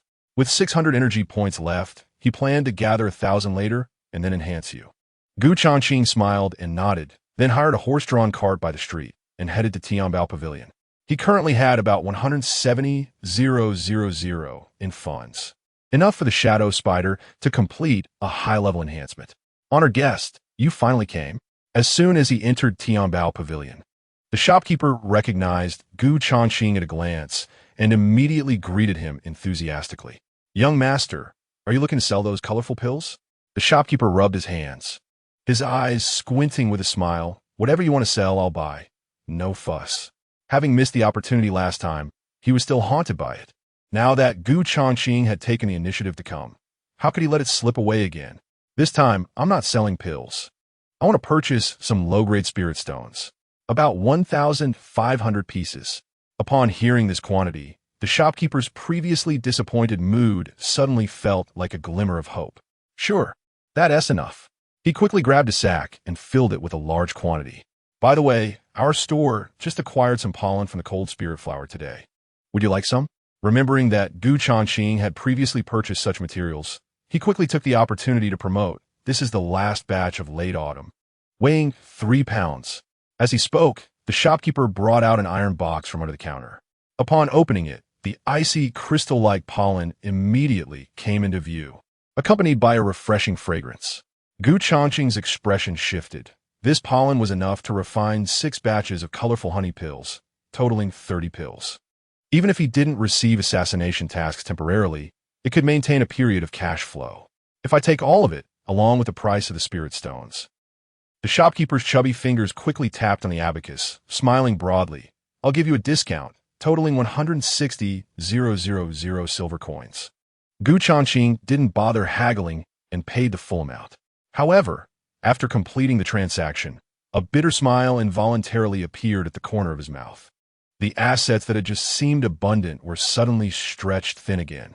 System. Choose the shadow spider for enhancement. Walking out of Tianbao Pavilion, Gu Changqing focused his mind and suddenly opened the upgrade panel. Then, he converted all the spirit stones he had purchased into energy points. Ding, upgrade successful. Congratulations.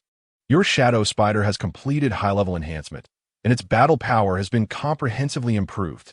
Unlocked high-level skill, Shadow Traverse. Strength assessment, early innate realm. To upgrade to the extraordinary tier, 10,000 energy points are required. As the information on the panel changed abruptly, a brand new pet profile appeared. The shadow spider's insect form had changed. The originally pitch-black shell now had silver web-like patterns appearing. Its 8 spider legs glimmered with a cold metallic sheen, and the barbed tips of its legs were as sharp as needles. Gu Changqing's attention was entirely focused on the shadow spider's new skill. By retrieving the information, he learned that this was a dark-type spatial displacement skill, combining the 3 major characteristics of stealth, surprise attack, and evasion. However, it could only traverse when in contact with or close to shadow areas, and it had to jump between shadows within the line of sight, with a maximum traversal limit of 100 meters. Wasn't this skill akin to spatial teleportation? Gu Changqing's eyes sparkled. Although it wasn't as freely traversable as teleportation, its capability was still very impressive. Master, the excited voice of the shadow spider echoed in his mind. I've learned Shadow Traverse. As soon as it finished speaking, the shadow spider suddenly appeared at Gu Changqing's feet. It then used Gu Changqing's shadow as a traversal point and, in the next second, appeared in the shadow of a nearby wall. Impressive. Gu Changqing sincerely praised and felt envious.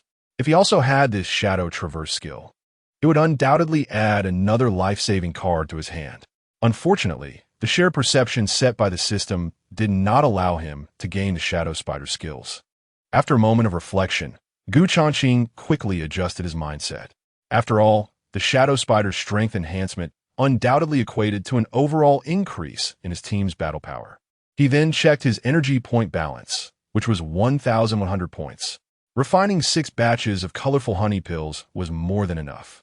Immediately, Changqing focused his mind and directly stored all the pollen into the system space for processing. Ding! All colorful honey pills have been successfully produced. Energy value 600. Congratulations, host. You have obtained 30 colorful honey pills. Changqing took out a jade box from his storage ring and placed them all inside. Although there were only 30 pills, selling them would surely yield a considerable profit. Now that everything was settled, it was time to go back. Changqing looked around but did not see the horse-drawn cart that had been parked by the street earlier. Since the Destiny Medical Clinic was several dozen kilometers away, he would have to walk back. Master, can I take you along for a shadow traversal? Would you like to give it a try? Hearing the voice of the shadow spider, Changqing's eyes lit up. Is it possible to play like this? Changqing suppressed his excitement and cautiously asked, Are there any side effects? Don't worry, Master. There shouldn't be, the shadow spider assured him. With that confirmation, Changqing immediately commanded, Then let's get started. Whoosh! In an instant, a nearly transparent silk thread shot out and quickly wrapped around his body. Master, hold on my thread.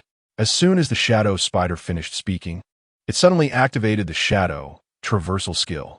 Chapter 30. Comprehending the Realm of Meaning. Swish. Changqing felt a momentary darkness, followed by a sudden brightness. In the blink of an eye, he was astonished to find himself standing in the shadow of a wall dozens of meters away. It worked. Changqing was overwhelmed with excitement. This was simply an excellent skill for stealth. Master, how does it feel? The concerned voice of the shadow spider echoed in his mind. Changqing quickly checked his body and found no abnormalities. No problem, continue. As soon as he spoke, the shadow spider had already taken him and vanished from the spot. Swish, swish, swish. Just like that, the man and beast swiftly traversed through the various shadows in the streets. Changqing felt as if his body was being pulled by a strange force of darkness, flowing rapidly along the veins of shadows. Every cell in his body seemed to merge with the darkness, moving quickly through it. At a certain moment, Changqing seemed to catch something, but suddenly lost it in an instant, unable to grasp its intricacies clearly. Realizing this, he simply closed his eyes and savored the strange sensations while traversing through the dark space. Darkness is not void, it is a flowing network. Immersed in this realization, Changqing gradually developed some understanding. With each traversal, he clearly noticed that his body was instantly swallowed by the darkness. When he was released, the traversal was complete. However, the process was not merely a spatial leap. It resonated with the darkness and the shadows until he completely merged into it. Changqing's heart trembled as he vaguely touched upon a certain profound realm. It is known that in martial arts cultivation, the realm of meaning is a higher level of comprehension that transcends pure power. If a martial artist can comprehend a certain realm of meaning, they can create their own unique martial arts and unleash combat power far beyond their peers. However, at this moment, Changqing had only brushed against the threshold and had not truly stepped in. Realizing this, he immediately ordered the shadow spider, Increase the traversal speed, don't stop. The shadow spider was puzzled, but still accelerated as instructed. Swish, swish, swish. In an instant, after images whizzed through the streets like lightning. Any area with shadows became a springboard for the shadow spider. In this extreme speed traversal, a gust of air was suddenly stirred up. Strange. Why does it feel so windy tonight? Yes, and these winds seem completely chaotic. The pedestrians on the street looked surprised, their eyes scanning the surroundings in disbelief. At this moment, Changqing was completely immersed in darkness. Apart from the thread around him, it felt as if he was entirely isolated from the outside world. This time, he no longer passively accepted the traversal. Instead, he actively expanded his perception and even attempted to guide the shadow spider's traversal path. Master seems to be influencing my shadow traversal. The shadow spider was quite surprised to find that Changqing's intention could slightly alter its traversal direction. The shadow spider did not forcibly interrupt it, but cooperated in a very tacit manner. As Changqing took the lead, his perception of the scenery before him was no longer the pure blackness of before. Instead, countless fine veins were flowing, interwoven like blood vessels. This is the trajectory of shadows. Changqing was shocked and tried to touch these veins with his mind. Boom! In an instant, Changqing's consciousness seemed to be pulled into a deeper darkness, and an unprecedented clarity exploded in his mind. Ding! Detected that the host is comprehending the realm of darkness. Current comprehension progress, 51015. Just then, the mechanical voice of the system suddenly echoed in his mind. However, when the comprehension progress reached 20, the dark space suddenly collapsed. Puff! The shadow spider's energy was exhausted, and the shadow traversal was forcibly interrupted. Changqing's body jolted as he suddenly detached from the realm of darkness, his consciousness returning to reality. Though it was somewhat regrettable, at least he had stepped onto the threshold. He took a deep breath to suppress his excitement. Master, my energy is depleted. The shadow spider lay exhausted at Changqing's feet, apologetically transmitting its thoughts. The high-intensity rapid traversal just now had clearly consumed a lot of its energy. It's fine. This time I'll take you. Changqing's thoughts stirred as he actively guided the true essence within him, mimicking the shadow spider's shadow traversal, attempting to resonate with the surrounding darkness. Buzz! His body trembled slightly, and the shadows beneath his feet began to twist as if drawn by an unseen force. Changqing sensed the pulses within the realm of darkness and then took a step forward, his body slowly merging into the shadows. Soon his steps quickened, and his figure suddenly transformed into a series of black afterimages, rapidly moving through the shadows in the streets. This method of movement, though far inferior to the shadow spider's shadow traversal, was a shadow step he created by leveraging the intricacies of that realm. Martial arts cultivation is indeed unfathomable. Changqing felt little turmoil within. He knew this was just the beginning. He had merely grasped a hint of the realm of darkness. And mastering the darkness would not be so easy. After all, the system's functions mainly revolved around creating insectoid monsters, and as long as the energy value was sufficient, he could continuously advance and strengthen. As for his own cultivation path, he would have to explore it himself.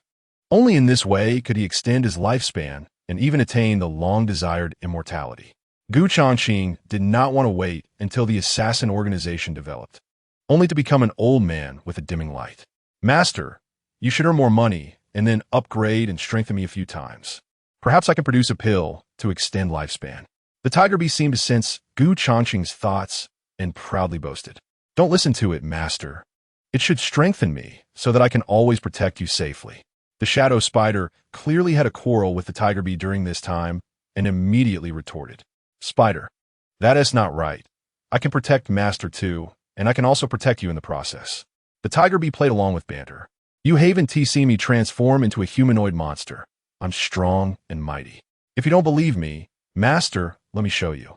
As soon as it finished speaking, it slipped out of the system space and buzzed around Changqing. If it weren't for the lack of a command from the master, the tiger bee would have transformed on the spot to show off. Stop the nonsense. Your existence cannot be exposed yet. Changqing scolded with a smile at the tiger bee and then put it back into the system space.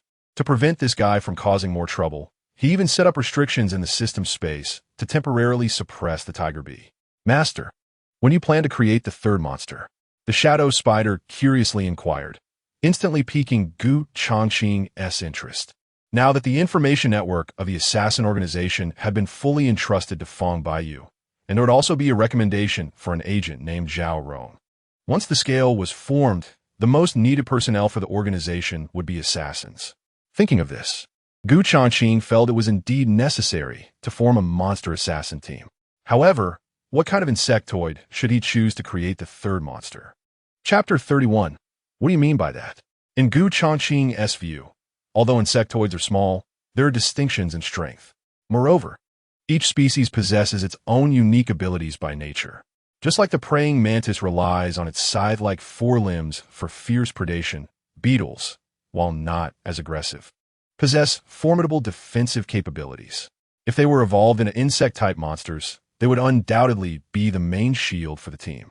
Insect selection is good, but sourcing materials is somewhat tricky. After a moment of contemplation, Changqing sighed softly. After all, the materials needed to edit the insect race are not just any random synthesis. Doing so would only lower the potential upper limit of the monster.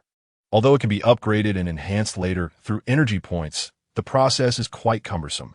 Therefore, not only must the editing materials correspond to the unique abilities of the insect race, but they must also be of high quality. Master, for a killer-type insect race, I suggest selecting a praying mantis, the shadow spider proposed via telepathy. Before I was enhanced, I was almost eaten by a praying mantis, and later I hid in your medical clinic. The mantis's blade-like limbs are incredibly powerful. It has always been a predator in our insect world. Hearing this, Changqing's expression shifted slightly. He indeed found the praying mantis quite appealing, and the selection of materials was not difficult. It would just require a high-quality long knife. Spider, you have a narrow view. What kind of predator is that? Back when I was surviving in the wild, I even killed a small mantis. The tiger hornet said, with a hint of disdain, while boasting a bit about itself. You know it was a small mantis. If you encountered an adult mantis, would you still be alive now? The shadow spider scoffed coldly. Changqing ignored their bickering and checked the system panel, noting he only had 500 energy points left. With this amount, even if he wanted to catch a mantis to edit into a monster, he couldn't proceed with the operation. All plans would have to wait until the task rewards were credited and the colorful honey pills were successfully sold. Changqing gathered his thoughts, and as the true energy within him circulated, he suddenly accelerated the speed of his shadow step. With each leap and shift, he became more adept at this movement technique. The night wind howled past his ears, and soon he arrived at the west side of the city. Look, the boss is here. Outside, the Destiny Medical Clinic. Meng Jing and Fong Baiyu had been waiting there. As soon as they saw Changqing appear in the distance, the two immediately stood up. Due to the earlier trouble caused by Captain Li in the slums, Meng Jing had already taken off his mask, and even the carriage was parked at a nearby station. This was indeed done with great caution. Boss, here are the sound transmission talismans you wanted. Fong Baiyu quickly stepped forward, pulling out a large stack of talismans from his pocket. Without the convenience of a storage ring, these talismans, carried close to his body, were inevitably a bit wrinkled. This must cost quite a bit, right? Changqing took them and estimated there were at least 50 or 60 pieces. Free of charge. Fong Baiyu grinned. These were all made by Sister Rong herself. No need to spend money. Changqing raised an eyebrow. Surprised? She a rune master? Strictly speaking, not really. Fong Baiyu shook his head. Sister Rong has been middleman for years, constantly dealing with various forces in the black market, and sound transmission talismans are consumed heavily. But this thing has always been monopolized by ancient martial families, and the price is outrageous. To save money, Sister Rong specifically studied it for a while and managed to figure it out. Hearing this, Changqing's surprise turned into strong interest. He had previously tried to learn how to make a sound isolation talisman by stealthily imitating Lu Ruyun's methods, fully aware of the great difficulty in inscribing talismans. He never expected that Zhao Rong, an outsider, could self-teach and produce so many sound transmission talismans. This was simply a talent. If he could recruit her into the Destiny Killer organization, not only would they have a candidate for an agent, but with a little training, they might even cultivate a rune master. Don't worry, boss, Sister Rong said that these sound transmission talismans are all finished products, and the sound quality is absolutely clear. Seeing Changqing silent, Fong Baiyu confidently smiled. I can show you right now. As he spoke, he pulled out 2 sound transmission talismans, infused his true energy into them, and then handed one to Meng Jing. Try to keep your distance. Meng Jing understood and quickly ran deep into the alley, stopping several hundred meters away. Fong Baiyu ignited the sound transmission talisman in his hand, and then whispered, "Idiot." In the next moment, a fire suddenly lit up at the alley entrance. Meng Jing's talisman ignited, and immediately after, Fong Baiyu's voice was heard in his ear. "You bastard! How dare you call me an idiot? You're dead." In the depths of the alley at night, Meng Jing's furious roar echoed, and soon he charged over like a mad beast. Don't be impulsive. I was just demonstrating the effect of the sound transmission talisman for the boss. Fong Baiyu immediately backed down, grinning and begging for mercy. For the boss's sake. I'll let you off this time. Meng Jing snorted coldly, suppressing his anger. Gu Changqing looked at the two lively characters in front of him and couldn't help but smile. In the future, if something urgent comes up, we'll use the sound transmission talismans to communicate. He took out half of the talismans and handed them to Meng Jing and the others. Also, take this ring and use it. Remember to recode it with color. Gu Changqing flipped his wrist and handed the storage ring from Martin Yu to Fong Baiyu. A storage ring? Fong Baiyu's eyes lit up, and he quickly probed into it with his spiritual energy, soon pulling out two martial arts manuals. Ma Family Fist Technique, Ma Family Sword Manual. Looking at the titles on the covers, Fong Baiyu's pupils constricted, and he froze.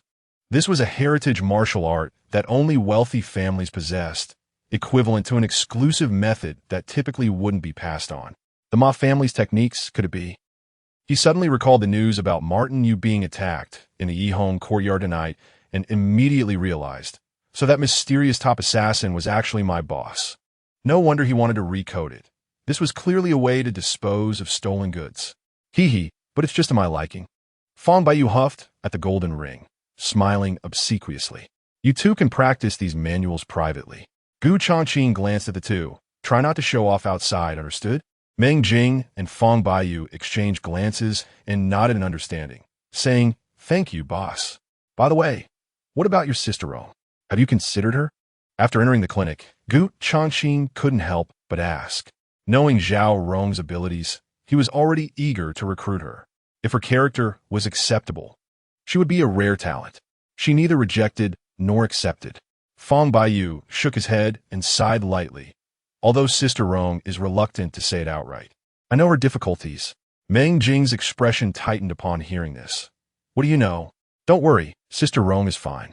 Fong Baiyu pushed Meng Jing, who was leaning in too close, and turned to Gu Changqing, calmly saying, "This matter actually has a lot to do with you, boss." What do you mean by that? Gu Changqing's eyes flashed with confusion. He had no impression of having any interaction with Zhao Rong. Chapter 32. Interfering from within with no interaction. How could it be related? Gu Changqing was puzzled. It was all because of one person, Chen Kuei. Fong Baiyu said meaningfully, recently, Chen Kuei made a harsh statement in the black market, forbidding any middleman from touching all the killer organizations under his control, including the Destiny Killer Organization. Anyone who dares to violate this will receive a killing order in the black market. Hearing this, Gu Changqing frowned. It seemed the situation was far more complicated than he had imagined. He knew it must involve conflicts of interest. However, what did it matter to him if his killer organization recruited an agent? This kind of behavior was clearly aimed at choking the Destiny Killer Organization's throat, preventing it from growing strong while forcing it to continue working for him to make money. Thinking of this, Gu Changqing's eyes grew colder. If you want to choke my killer organization, then I'll break your minions first. Gu Changqing said coldly, Baiyu, you investigate where Chen Kuei's lair is and what subordinates he has around him. Fong Baiyu's eyes flickered with curiosity as he asked, Boss, are you going to make a move on him? First courtesy, then soldiers, Gu Changqing replied lightly. Be prepared for everything. If negotiations fail, we can take the initiative. Fong Baiyu's expression turned serious as he nodded decisively. Okay, I'll handle this. Also, you can send out a message. Gu Changqing instructed. Just say that the colorful honey pills at tonight's auction at Jinhai Pavilion will be sold by Tianming Medical Hall starting tomorrow. Colorful honey pills? Fong Baiyu was momentarily stunned, staring at Gu Changqing in disbelief. After tonight's auction, the wealthy nobility and various shops in the city are frantically inquiring about the channels for colorful honey pills, which are extremely sought after. However, in the vast city of Qingzhou, they are as rare as a foundation-building pill. Yet now, Tianming Medical Hall will be open for sales tomorrow. Boss, you aren't the one behind the colorful honey pills, are you? Fong Baiyu couldn't suppress his inner excitement and asked. Gu Changqing smiled faintly, and though he didn't respond, it was a tacit acknowledgement. My goodness, Fong Baiyu couldn't hide his excitement, exclaiming from what I've heard. The 7 colorful honey pills at tonight's auction fetched a high price of 150,000 silver coins. This means the price for one starts at least 20,000. We're going to get rich. Meanwhile, Meng Jing, standing nearby, was completely puzzled, unaware of the news about the colorful honey pills. In terms of intelligence, he clearly wasn't as well informed as Fang Baiyu. Don't worry, boss. I'll take care of this. Just wait to collect the money tomorrow. Fang Baiyu confidently patted his chest and then led Meng Jing out of the medical hall. Watching the two figures gradually fade away, Gu Changqing's lips curled slightly. With these two capable assistants, things indeed felt much easier. Some tedious tasks no longer required his direct involvement. If he could smoothly recruit Zhao Rong, the embryonic form of the Tianming killer organization would be truly established. Once the funds are sufficient, it seems necessary to find a more spacious place. Gu Changqing surveyed the surroundings, assessing the space in the shop, secretly calculating. After all, once the scale of the killer organization expands later, this small medical hall will clearly be insufficient. Dr. Gu, please help us take a look. At this moment, a hoarse voice came from the door, interrupting Gu Changqing's thoughts. He saw Captain Li and more than a dozen Yamen officers supporting each other, stumbling into the shop. Each of them had a pale complexion, purple lips, clearly showing symptoms of severe poisoning. Gu Changqing, understanding the situation, knew this must be due to the previous bee swarm attack. Fortunately, it wasn't the stings of the tiger bees. Otherwise, these guys probably wouldn't have had the strength to walk to the medical hall. Captain Li, what happened to you? Gu Changqing quickly stepped forward, feigning surprise as he asked. We were pursuing an assassin when we were attacked by a swarm of poisonous bees. Captain Li slumped into a chair, angry. I don't know what kind of bees they are, but they are ferocious. This hand of mine got stung, and it's still burning with pain. He raised his swollen, purple right hand, gritting his teeth. However, Captain Li's injury was relatively light. In contrast, the condition of the Yamen officers was worse. Some had their entire faces swollen and shiny, their eyes squinting into slits. With the most severe, one having a neck swollen wide, breathing with a wheeze. It turns out to be bee stings. This kind of poison isn't hard to treat. Gu Changqing smiled calmly and began to work efficiently. His hands moved like lightning, picking out thorns, bleeding, and applying medicine in one go. As the medicinal liquid seeped into the wounds, Captain Li immediately felt the burning pain wash away like a tide. The faces of the other Yamen officers also gradually improved, and their spirits noticeably revived. Dr. Gu, your medical skills are truly remarkable. Captain Li moved his arm, a look of surprise flashing in his eyes. Although there was still some numbness and weakness, it was no longer the unbearable pain it had been earlier. Please write me a diagnosis slip for the medical fees. He paused, lowering his voice. You can add an extra 30. Gu Changqing casually wrote a diagnosis slip for 300 silver coins and then smiled. Captain Li, you usually uphold justice and protect peace, which is truly hard work. You can keep this slip. The treatment fee is waived. Captain Li raised an eyebrow, taking the diagnosis slip while giving Gu Changqing an appreciative glance. This kid is indeed smart. Captain Li, I heard you were pursuing an assassin earlier. What major incident has happened in the city? Gu Changqing asked with a hint of curiosity on his face. It said that one should not bite the hand that feeds them, so perhaps he could extract some information. It's just a murder case, Captain Li said calmly. But the person who died was the direct descendant of the Marquis family from the capital. Gu Changqing feigned surprise and continued to probe. So this matter is quite serious. Have you caught the assassin? Caught my ass. Captain Li snorted angrily. The guards of the Marquis family didn't even see the shadow of the assassin. So where are we supposed to catch someone?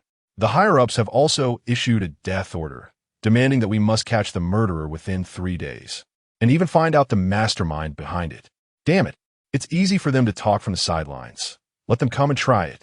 As he spoke, Captain Li's mood grew more irritable, and he kicked over a wooden chair beside him. Chapter 33. Not following the rules in the medical hall. As Captain Li led the complaints, the Yamen officers also began to voice their grievances. The boss is right. To catch someone, there should be some description to work with. So we have a direction. Right now, it's like a headless fly bumping around. We might offend someone. Exactly, and we have a deadline of 3 days. Even if a detective came, it would be difficult. They were all indignant, their faces full of dissatisfaction. This approach indeed puts the officials in a difficult position. Changqing nodded in understanding, then asked, if you can't catch the assassin within 3 days, will you be punished? Not necessarily. Captain Li scoffed. After 3 days, we will thoroughly clean up the black market in Qingzhou City, especially the underground killer organization hidden in the city, uprooting it completely. Even if we can't catch the murderer, at least it will be an explanation for the higher-ups.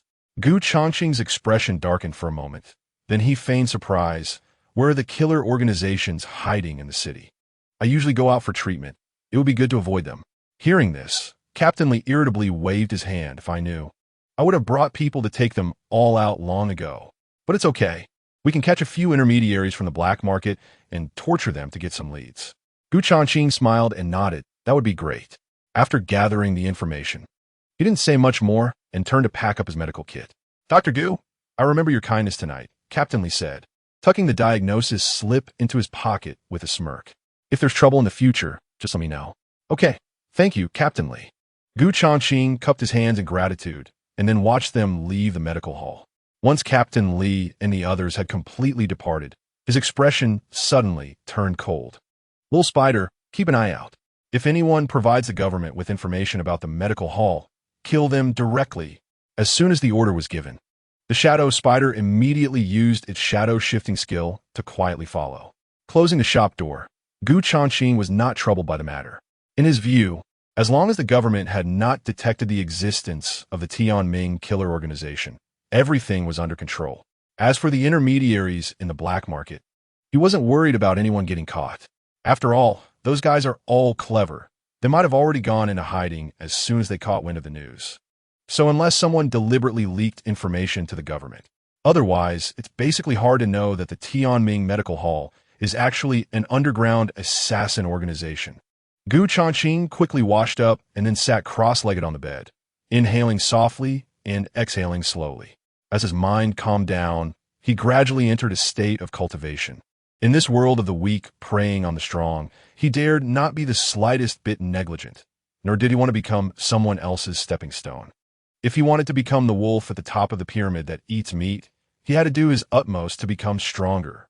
The next morning, Changqing was awakened by a clamor. He glanced out at the brightening sky and couldn't help but feel a bit surprised.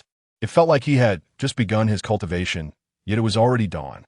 It truly lived up to the saying that time flies during cultivation. At that moment, a bright voice rang out outside the shop. Before the medical hall opened, everyone was lining up to wait. Here, regardless of your identity or status, you must follow the rules. Anyone who dares to break the rules will immediately lose their purchasing qualifications. Changqing's ears perked up from the sound of the voice. It was obviously Feng Baiyu. What is this kid up to? Changqing, filled with curiosity, quickly walked towards the door. The moment he opened the door, the sight before him stunned him.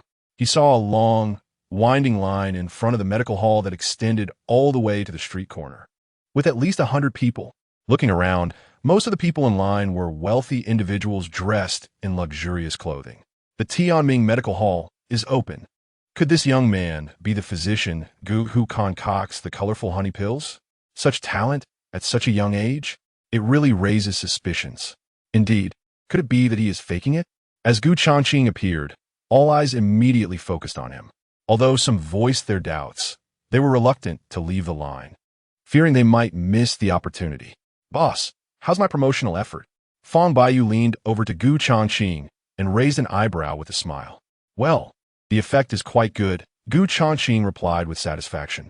However, with so many people, do you have enough colorful honey pills to sell, boss? Feng Baiyu looked at Changqing and asked in a low voice. No problem. Changqing smiled lightly, his expression calm. He currently had only 32 colorful honey pills on hand. Given the crowd, although demand would exceed supply, this was the kind of hunger marketing he wanted. As long as some people couldn't buy them, the popularity of the colorful honey pills would spread, creating a stronger advertising effect. Do you even have colorful honey pills? If you do, hurry up and give a price. Some people were already impatient, shouting loudly. Especially that fat rich woman who lost the bidding to Lu Shuanger at the auction last night. She was now squeezing into the crowd and urging with a sharp voice. "Little handsome guy, hurry up and take out the colorful honey pills. Money is no object."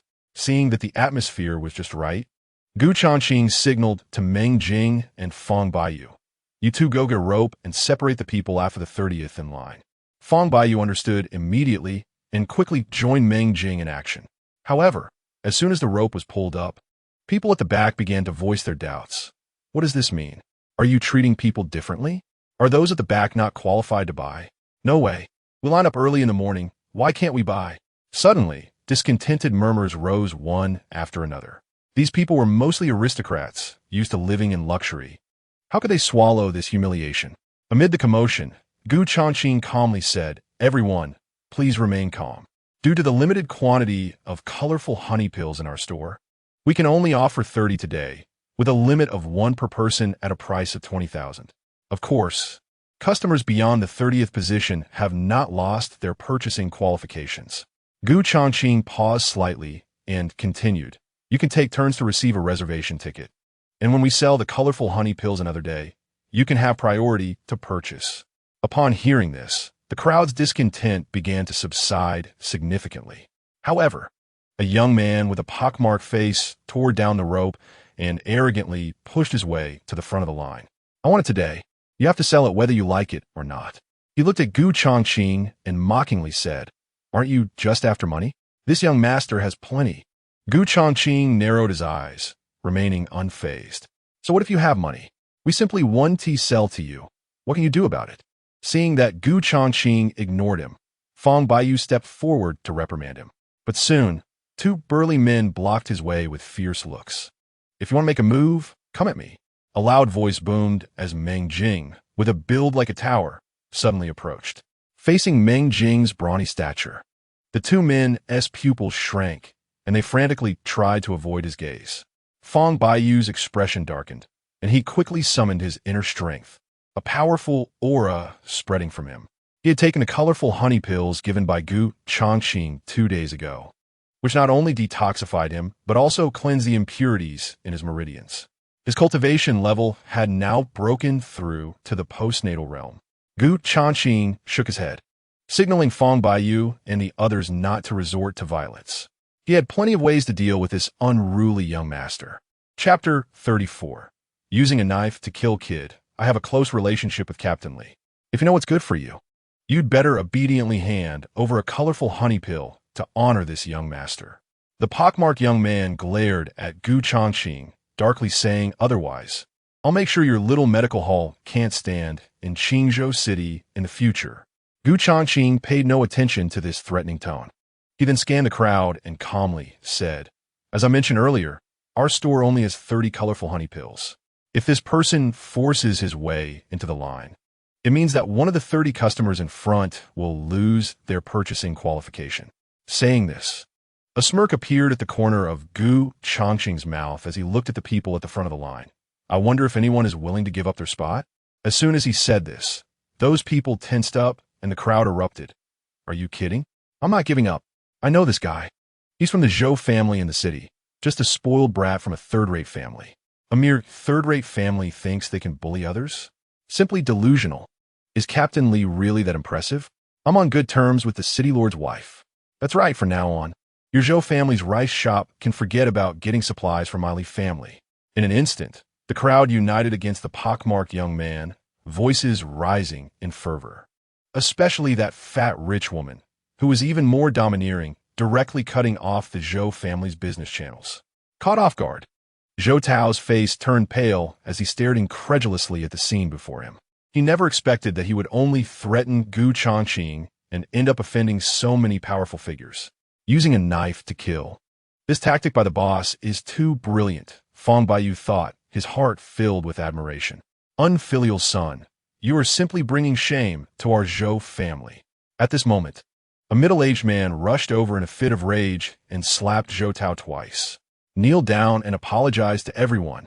Immediately after, he pressed Zhou Tao down to the ground with his large hand, angrily rebuking him. Zhou Tao finally snapped out of his panic, realizing that his father was trying to create a way out for him. "I was wrong. I was shameless. I shouldn't have taken the purchasing spot. Please, everyone, Be magnanimous and do not sever business ties with the Zhou family because of my mistake. Zhou Tao said sincerely, repeatedly begging for forgiveness from those powerful figures. However, in his display of contrition, he notably did not apologize to Gu Changqing, clearly just afraid of offending the powerful. Gu Changqing, however, didn't care. As long as the effect was achieved, that was enough. Hurry up and get lost. Don't block the way here. Fong Baiyu coldly snorted, unceremoniously driving him away. Seeing that the crowd no longer pursued the matter, Zhou Tao quickly got up and left the crowd. But before leaving, he turned back to look at Gu Changqing, his eyes full of malice. Gu Changqing noticed the cold gaze directed at him, but completely ignored it. The formidable underground killer organization S-Boss. Could he possibly fear a dandy S-Revenge? If this guy thinks his life is too long, he wouldn't mind sending him on his way early. But right now, making money is the priority. After that, Fong Baiyu and Meng Jing were responsible for distributing appointment slips and registering names for those in the team. Gu Changqing took out 30 colorful honey pills and engaged in the simple task of selling them. Before long, all the colorful honey pills were sold out. The total income was a whopping 600,000. After deducting the cost, they made a profit of over 500,000. Boss, these pills are really easy to sell. Fong Baiyu couldn't hide his excitement on his face and said excitedly in a low voice, "If we can refine more. Just selling these could make us rich. Why bother with illegal work?" Meng Jing silently nodded while standing beside him, although he didn't understand the complexities of business. Seeing that they earned in half a day what he would struggle a lifetime to earn as a cart driver was indeed quite impressive. However, this could only be a way to make some quick money. It was not a long-term plan. Gu Changqing said calmly, "Among those who just bought the colorful honey pills, there will surely be someone who takes them to alchemists for research. As long as they can replicate the effects, there will definitely be a flood of similar pills on the market, and the price will soon drop significantly." Fong Baiyu frowned slightly and said thoughtfully, "That makes sense. Whenever something new appears on the market, similar imitations tend to follow, leading to price drops." Meng Jing also nodded in agreement. After dispelling the fantasies of the two, Gu Changqing didn't say much more. In fact, there was one more thing he didn't explicitly mention. The skill of the tiger bee in making colorful honey pills is not like a machine that can produce them continuously. The pollen material is secondary. The key is the skill's cooldown time. It takes a month to produce 10 batches of colorful honey pills, which is 50 pills. In the past few days, he had already produced 8 batches, leaving only 2 batches worth. Therefore, whether it was being impacted by counterfeit products or the cooldown time of the skill, the colorful honey pills could only serve as a short-term money-making venture, making it difficult to maintain real long-term profits. "Boss, just now among the crowd watching, I spotted Chun Kuei's spy." Fong Baiyu glanced at the street outside and said in a low voice, "He probably has already left." "Left?" Gu Changqing frowned slightly, feeling puzzled. Generally speaking, Chun Kuei would definitely have learned that Martin Yu had been successfully assassinated and should have sent someone to deliver the task reward. However, that guy not only didn't do that, but instead had someone secretly monitor him. "Boss, you made so much money selling the colorful honey pills today. It will definitely attract the envy of many forces." Fong Baiyu said with a serious expression, "You must be careful during this time, including with that Chun Kuei. This person is always greedy. If he finds out that the colorful honey pills are made by you, he will likely try to find a way to get a piece of the pie." Gu Changqing raised the corner of his mouth and said lightly, "You're not wrong about that. He is already here." After saying that, Gu Changqing's eyes narrowed slightly as he looked towards the entrance of the medical clinic. Who? Meng Jing and Fong Baiyu were momentarily stunned, both following Gu Changqing's gaze to look outside. Chapter 35, prepared to rival the sign of Tianming Medical Clinic, showed the tiger bee lying in wait.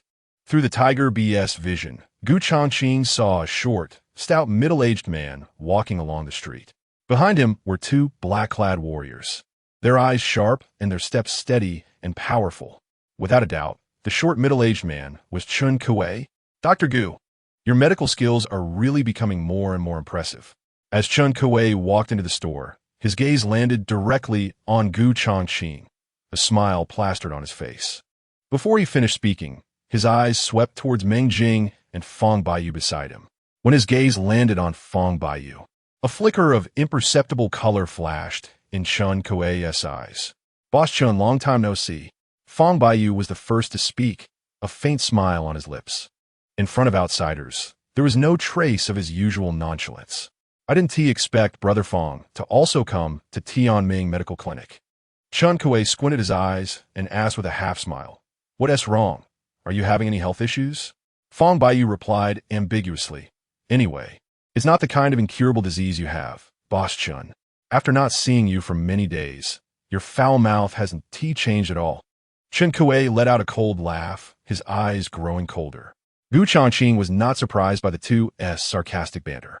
He already knew that Fong Baiyu had a grudge against Chun Kuei when selling information in the black market, and the last time he was attacked and poisoned was most likely the latter's doing. However, Fong Baiyu was not someone to be trifled with either. He had secretly undermined several of Chun Kuei's illegal dealings, but without evidence, neither side had completely torn apart their facade yet. Just a bit of sharpness was inevitable in their exchanges. "Boss Chun, did you come today prepared with a consultation fee?" Gu Changqing, seeing that the two no longer exchanged barbs, directly asked. "Don't worry, Dr. Gu will get every penny he deserves." Chun Kuei nodded with a smile, then abruptly changed the subject. "However, cash flow has been tight lately. Can I use spirit stones instead? As long as the value is equivalent, that's fine."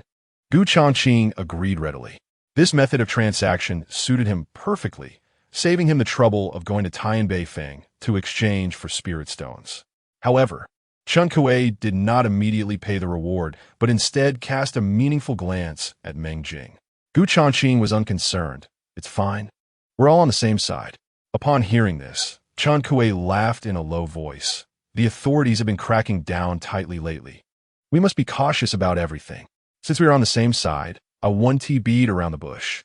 Saying this, he took out a large wooden box from his storage ring.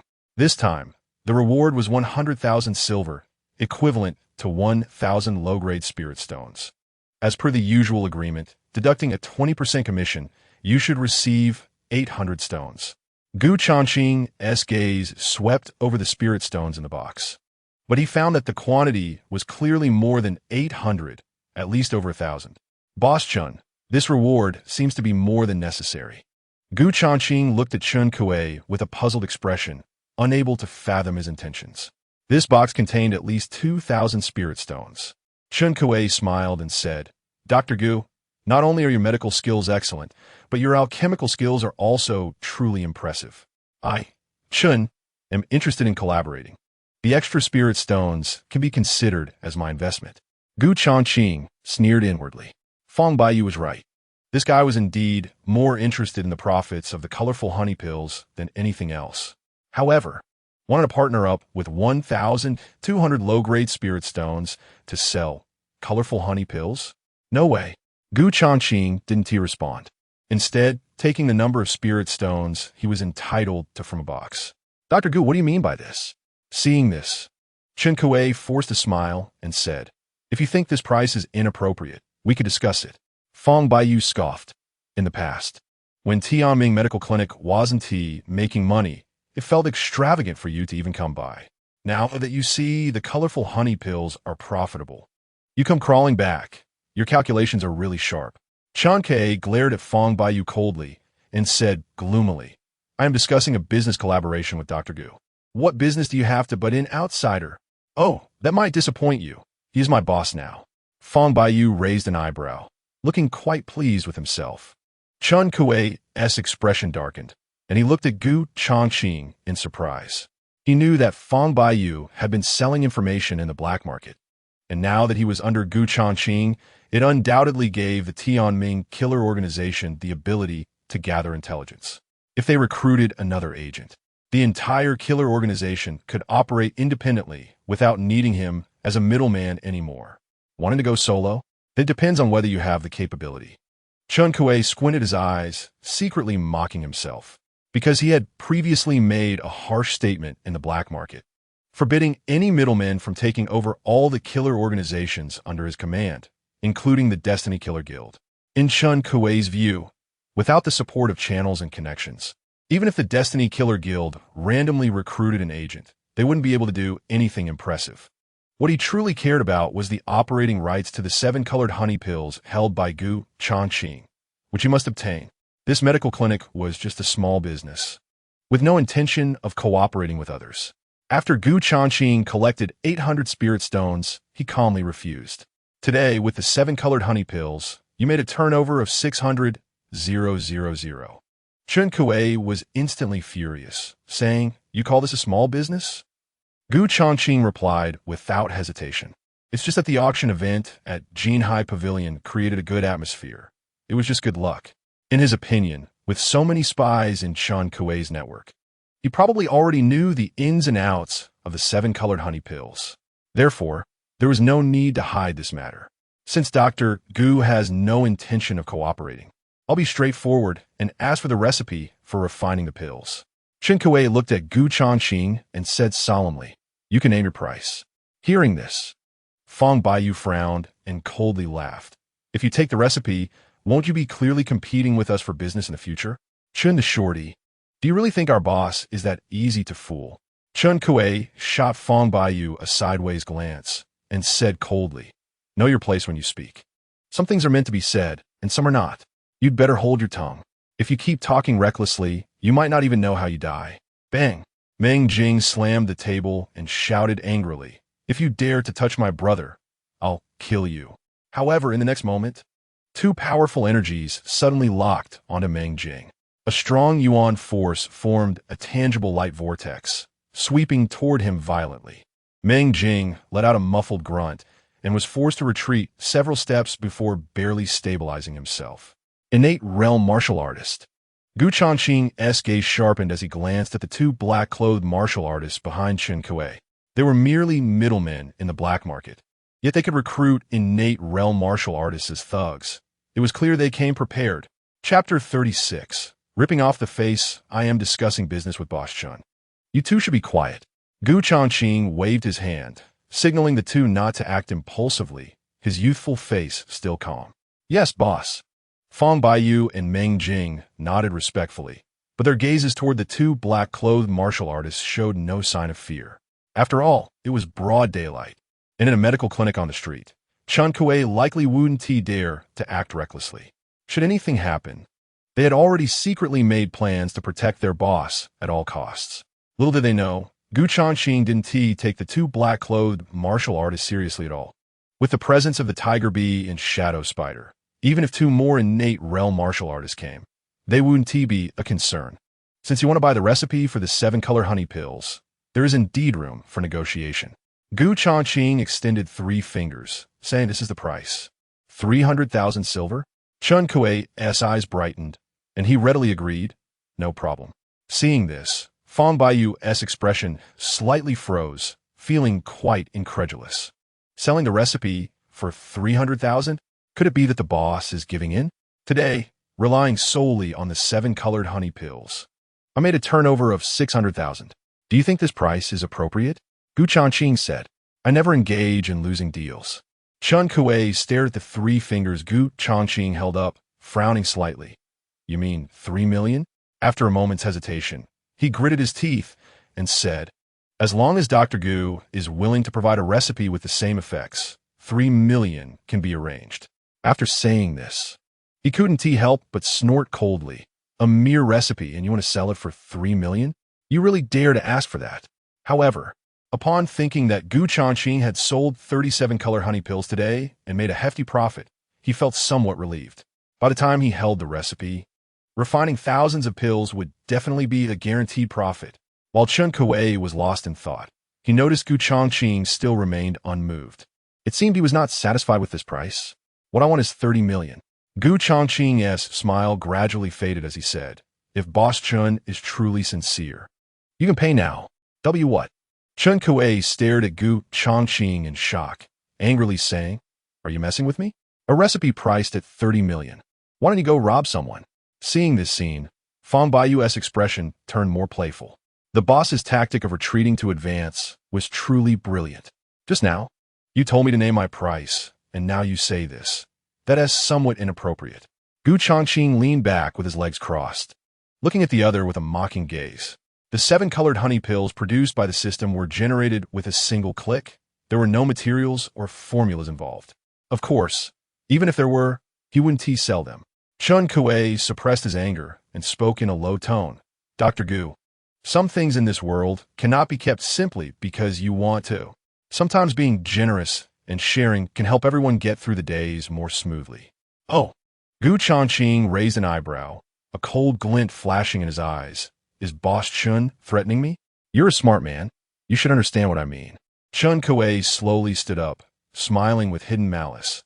I, Chun, have been in the black market for many years. I have plenty of connections and means. Today I came with sincerity, hoping Dr. Gu will think carefully, otherwise.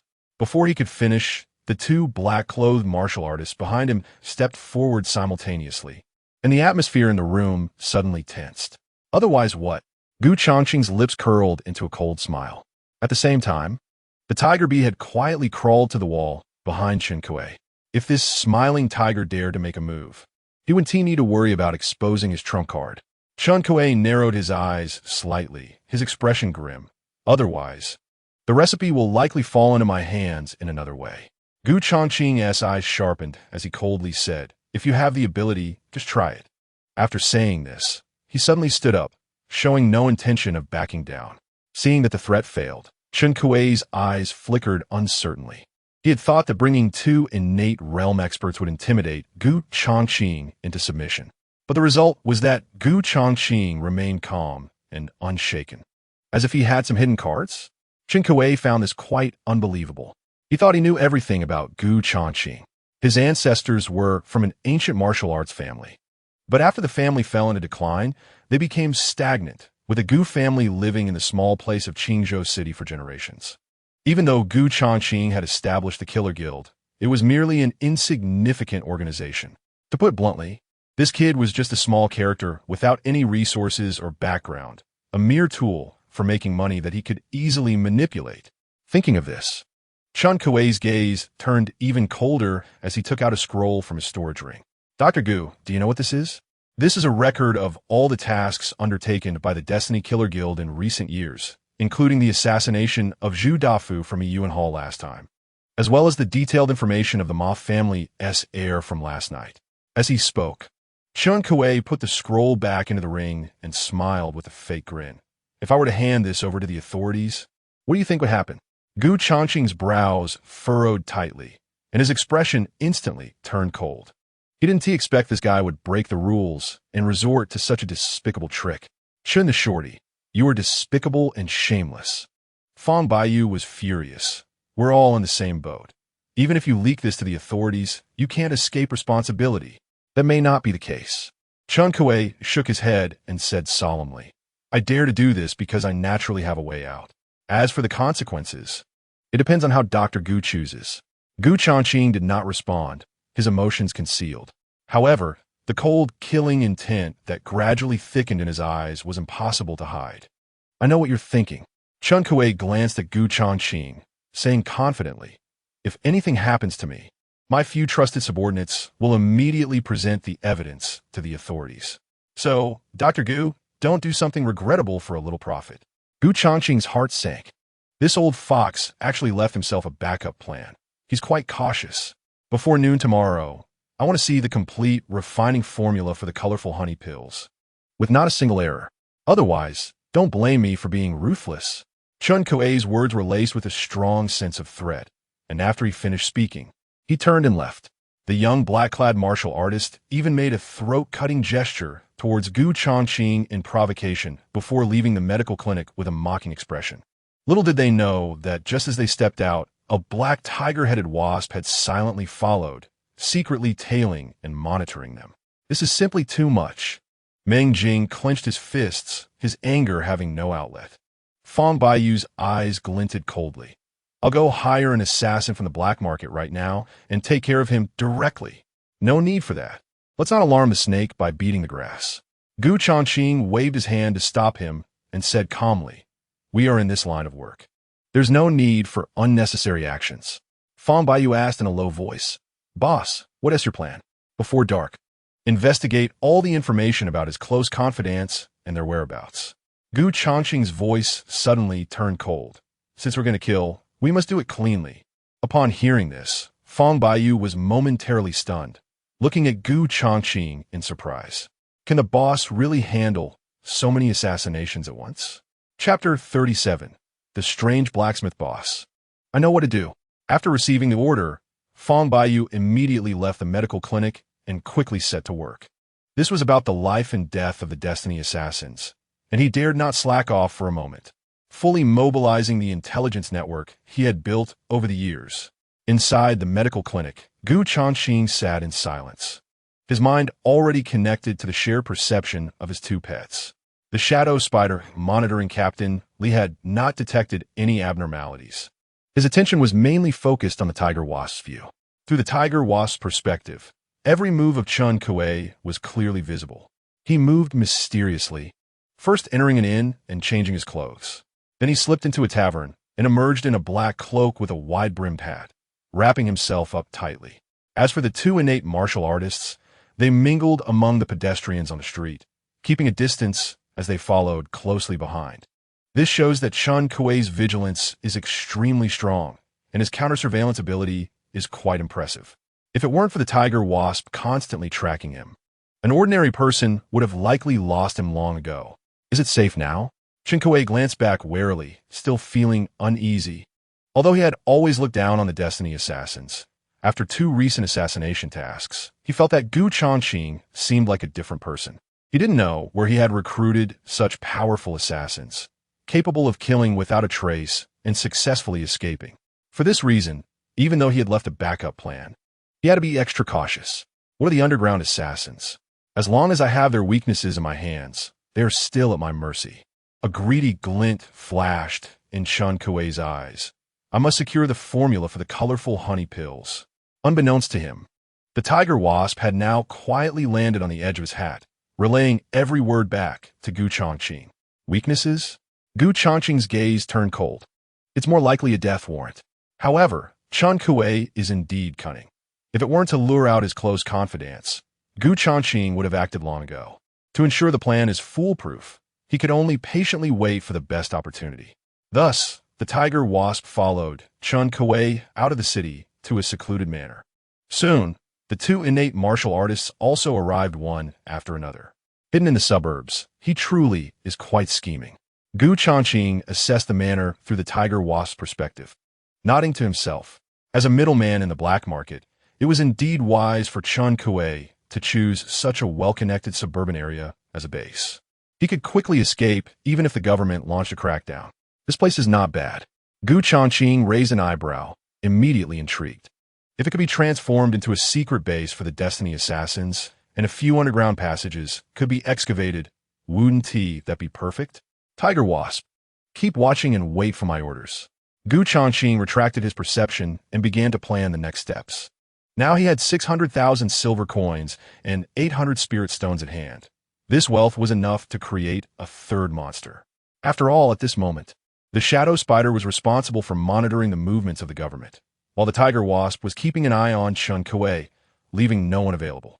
However, to eliminate Chun Kuei's confidants one by one, new assistance was indeed necessary. Otherwise, if any fish slipped through the net, it would undoubtedly lead to endless trouble. With this in mind, Gu Changqing instructed Meng Jing beside him. Jing, go and catch a mantis for me. Meng Jing was a bit surprised upon hearing this. Boss, what do you need a bug for? You'll know later. Gu Changqing specifically instructed. Remember, it must be alive. All right, I'll take care of it right away. Although Meng Jing had doubts in his heart, he immediately ran outside to search the grass. Gu Changqing was not idle either. He also left the medical clinic, intending to look for suitable materials for editing. The mantis's attack power mainly lies in its forelimbs, which resemble scythes. If he could find a distinctive blade as editing material, the synthesis effect would undoubtedly be better. Having made up his mind, Gu Changqing headed straight to a weapon shop at the street corner. When he arrived at the shop entrance, a series of metallic clanging sounds immediately caught his attention. The rhythm of the strikes was steady and powerful, gathering together as if forming a musical score, crisp to the ear. Gu Changqing looked in the direction of the sound and found it was coming from the blacksmith shop next door. However, This shop was dilapidated, with thick dust piled up at the threshold, seemingly rarely visited. Oh, I was just worried about not being able to find a blacksmith to forge a suitable long sword. And here happens to be one. If you don't want your materials to turn into waste, you'd better not go in. At this moment, two men dressed in martial attire stood outside the blacksmith shop. What does that mean? Is the blacksmith's skill that poor? Not really. Master M.O. has at least 30 years of forging experience and even understands rune crafting, but his temperament has become increasingly eccentric. He pursues perfection in every forging. If there is even a slight flaw during the process, he refuses to continue and simply discards it as waste. Wow, that's a no-go. Listening to the two men's conversation, Changqing couldn't help but feel a bit curious. A craftsman who understands runes could forge flexible equipment that would fully arm the shadow spider and enhance their combat power. Moreover, the materials for editing the mantis could also be dealt with in the process. With this thought in mind, Changqing walked towards the blacksmith shop and pushed open the slightly ajar wooden door. As he stepped inside, a wave of heat immediately enveloped him. The temperature noticeably higher than outside. Changqing's gaze sharpened as he saw an old man with a full beard standing by the stone platform next to the furnace, holding a hammer and constantly striking a sore blank. Although the old man's face was full of wrinkles, his arms were exceptionally robust, with bulging veins on his hard muscles, as if containing terrifying power. Bang, bang, bang. With each strike, the glowing sword blank burst forth with countless sparks. He was focused on his work, and even when he noticed someone entering, he did not stop. This person must be Master M.O. Changqing observed for a while without interrupting, his gaze sweeping over the mountain of discarded iron materials piled in the corner. Swords, spears, axes, almost all were half-finished weapons. Judging by their materials and craftsmanship, they were even of better quality than those sold in weapon shops, only with slight imperfections, whether it be uneven textures or deviation in curvature. However, even so, these half-finished products were now treated as waste, all thrown in the corner.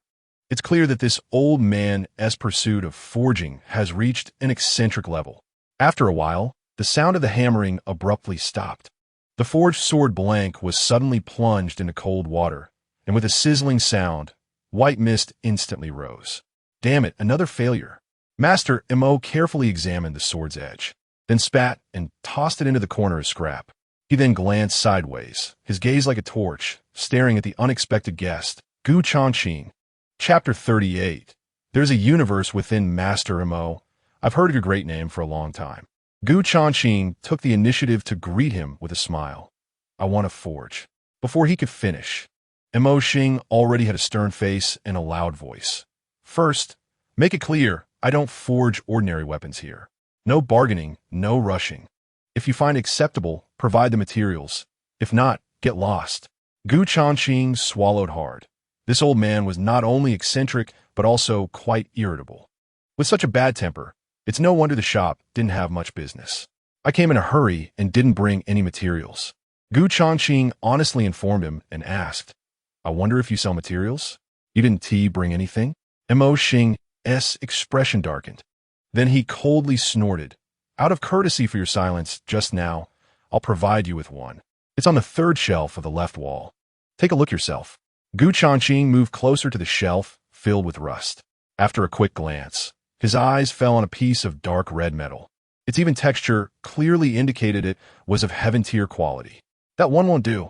Just as Changqing was about to pick it up, a sudden loud shout erupted from behind him. If you choose that kind of trash, I won't bother forging it. M.O. Xing scoffed, his expression haughty. Changqing's heart tightened, and his movements froze.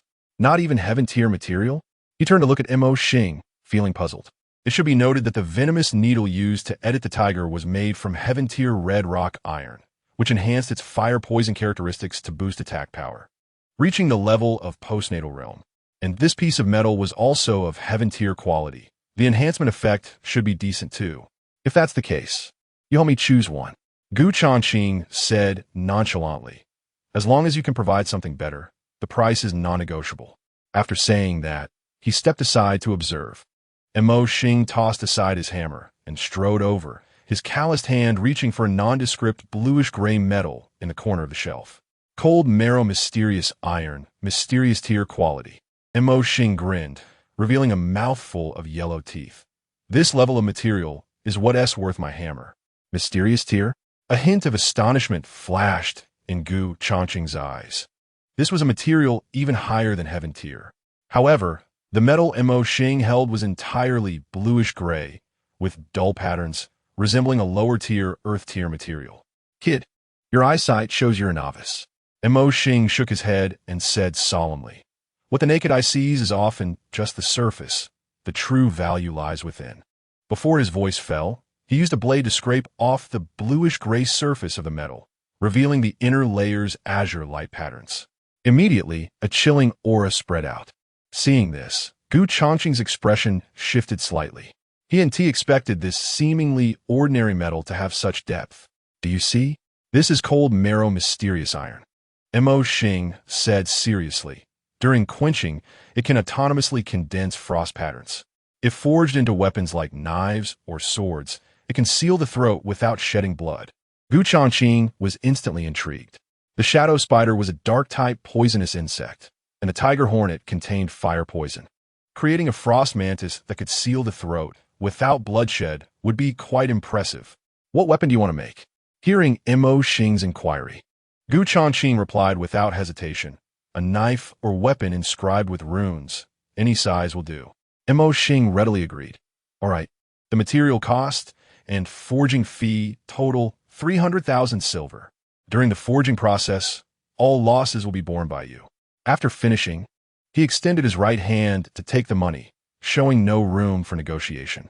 Gu Changqing pondered for a moment, quickly weighing the value and risks.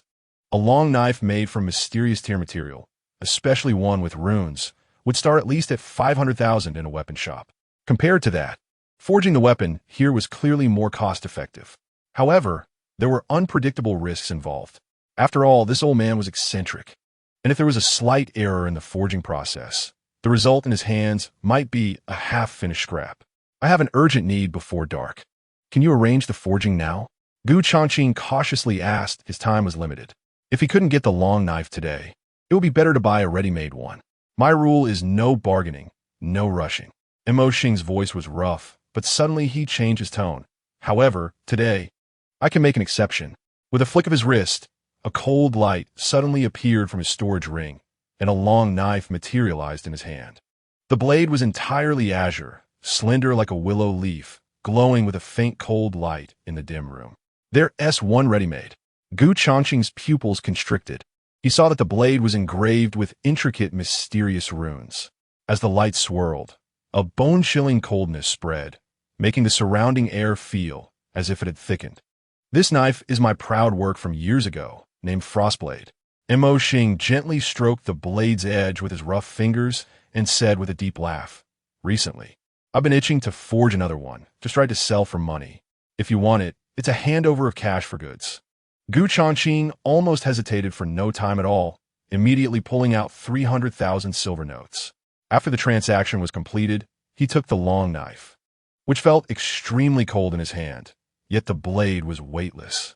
He tried to infuse a trace of true essence, and the blade instantly shimmered with a ghostly blue cold light. In the next moment, the surrounding temperature plummeted and a thin layer of frost formed on the ground. Good knife. Gu Changqing sincerely praised. A weapon forged from mysterious tier material indeed has impeccable quality. Of course, it also benefits from the forger's ability to maximize its potential. This knife not only perfectly meets the editing needs of the mantis, but its frost properties exceeded expectations. Immediately, Gu Changqing's mind stirred, and he stored it in the system synthesis space.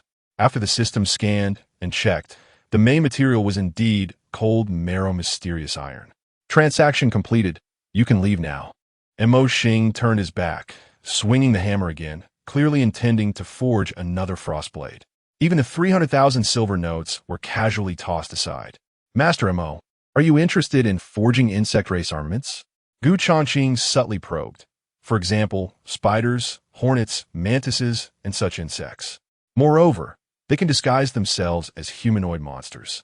So the forged armaments must be able to stretch and retract freely. Mo Xing was taken aback at first, then revealed an incredulous expression, staring intently at Gu Changqing. Forget it. Pretend I never said anything. Seeing the questioning expression on the other party's face, Gu Changqing decided not to say more and turned to leave. Stop. Just then, Mo Xing suddenly shouted loudly, his voice like thunder. Before Gu Changqing could take a step, he heard a loud bang as the shop's door was forcefully slammed shut by an invisible force. The sudden change made Gu Changqing's heart tighten. Just as he was about to turn around, Mo Xing had already rushed in front of him. He grabbed Gu Changqing's shoulder, his eyes shining with fervent light. Is what you said true? Mo Xing's voice trembled, filled with uncontrollable excitement. Chapter 39. Frost Mantis quickly say, is the insect race that can take human form really true? Seeing Gu Changqing remain silent, Mo Xing's excited expression gradually turned impatient. If this kid dares to play tricks on him, he couldn't guarantee he'd control the hammer in his hand. Gu Changqing swallowed hard, not expecting the old man's reaction to be so intense, since he intended to ask him to forge insect race armaments. He had no need to hide it and silently nodded. Hurry and summon one out. I want to see its joint structure with my own eyes to tailor the weapon. Mo Xing was breathing rapidly, his eyes gleaming with a crazy light. After decades of refining tools, he had long grown tired of the monotonous swords and armor. So he had been obsessed with pursuing the ultimate forging technique. Thus, at this moment, when he heard the unprecedented concept of insectoid weapons, it was as if he had been reborn, with his blood boiling. That feeling was even more thrilling than a bachelor encountering a naked beauty. Sorry, I'm just asking for someone else. I don't have the ability to summon the insectoids, Gu Changqing said with an apologetic smile, secretly keeping an eye out. What? Mo Xing's expression instantly turned as dark as iron. He swung the iron hammer in his hand and slammed it down on the anvil, sending sparks flying. You dare to play me? He glared fiercely at Gu Changqing. After all this, it turned out to be just a questioner. Damn it. If I were to play you, what benefit would it be for me? Gu Changqing replied calmly, adding at the right moment, however, asking doesn't mean there's no chance. Hearing this, Mo Xing's eyes brightened instantly. This makes sense. If Master Mo can forge it and the price is right, we can consider it then. No need to consider. It's free. Mo Xing immediately interrupted before Gu Changqing could finish. You help me pass a message. With 10 days, I will definitely let him see what a true insectoid weapon is. All expenses are waived, just tell him to come. Gu Changqing raised his eyebrows, not expecting such a good deal. All right. He said no more and cupped his hands in farewell. After leaving the blacksmith's shop, he hurried to Tianbao workshop and purchased over 2,000 spirit stones. Adding to the 800 he received as a task reward, he converted them all into energy points, accumulating a total of 3,000 points. After everything was done, it was already nearing evening when he returned to the clinic. Meng Jing was already waiting inside, squatting on the ground and teasing a green mantis with a blade of grass.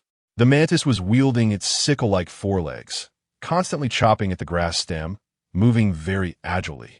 Boss, what do you think of this one? Seeing Gu Changqing come back, Meng Jing immediately stood up and grinned. I specifically picked a young and strong male mantis. Very good. Gu Changqing nodded in satisfaction and then grabbed the mantis, walking into the inner room. The boss isn't going to conduct some medicinal experiment, is he? Meng Jing looked puzzled, unable to fathom Gu Changqing's mysterious actions. Ding! Detected that the host has captured a mantis. Do you want to keep it as a pet? Hearing the system prompt, Gu Changqing decisively thought, yes. He then took a bottle from his storage ring and poured out a drop of human blood into the editing interface. When the 3 editing materials were gathered, the system instantly popped up a prompt. After scanning, it is determined that the material for Frostblade is Xian-level cold marrow ice iron, and the energy value required for editing is 2,000 points. Do you confirm the operation? Gu Changqing took a deep breath, his gaze firmly fixed on the system interface, and without hesitation confirmed. Confirm operation. Ding. Consumed 2,000 energy points. Insectoid monster is being edited. Congratulations, editing successful. Obtain Mantis 4 monster. Please name it. Blade Mantis. After completing the naming, the information on the light panel suddenly changed. Blade Mantis, owner, Gu Changqing level, high-tier combat power assessment, innate realm attack skills, extreme cold slash, mimetic ice armor talent ability. Double blades contain cold air, inflicting frostbite effects upon attack. Possesses armor-breaking power. Can morph into a humanoid monster. To upgrade to extraordinary tier, 10,000 energy points are needed. Come out. Gu Changqing did not check the insectoid manual, but with a thought, he summoned the blade mantis. In an instant of light, the blade mantis appeared before him. Its form had not grown larger, but its sickle-like forelegs were no longer the ordinary green of a mantis. Instead, they displayed a translucent ice blue, covered with fine ice crystal patterns, the edges sharp as blades, glimmering with a chilling cold light. Show your transformed form. Then, under Gu Changqing's control, the blade mantis suddenly morphed. Its body rapidly expanded, transforming into a humanoid monster about 2 meters tall. Its limbs were long, with sharp ice crystal barbs at the joints, and its head bore a half-human, half-insect face, fierce and menacing. The strong body was covered with a layer of ice-blue chest armor, displaying exquisite snowflake patterns. The most striking feature was its pair of sickle forelegs, which had now turned into 2 cold, glinting blades, with faint frost mist swirling around the edges. Compared to the alluring shadow bee and the powerful tiger bee, the blade mantis's monstrous form was evidently colder, emanating a chilling aura that sent shivers down one's spine. This chest armor must be the skill mimetic ice armor. Gu Changqing's eyes narrowed slightly as he examined the ice armor on the blade mantis and couldn't help but reach out to touch it. The touch was icy and extremely hard. In just a few breaths, a layer of frost formed on Gu Changqing's fingertips, with cold air seeping into his skin. In the hot weather, I won't have to worry about not having air conditioning. Gu Changqing nodded in satisfaction, a hint of a thoughtful smile on his face. Jing, did you put ice cubes in the shop?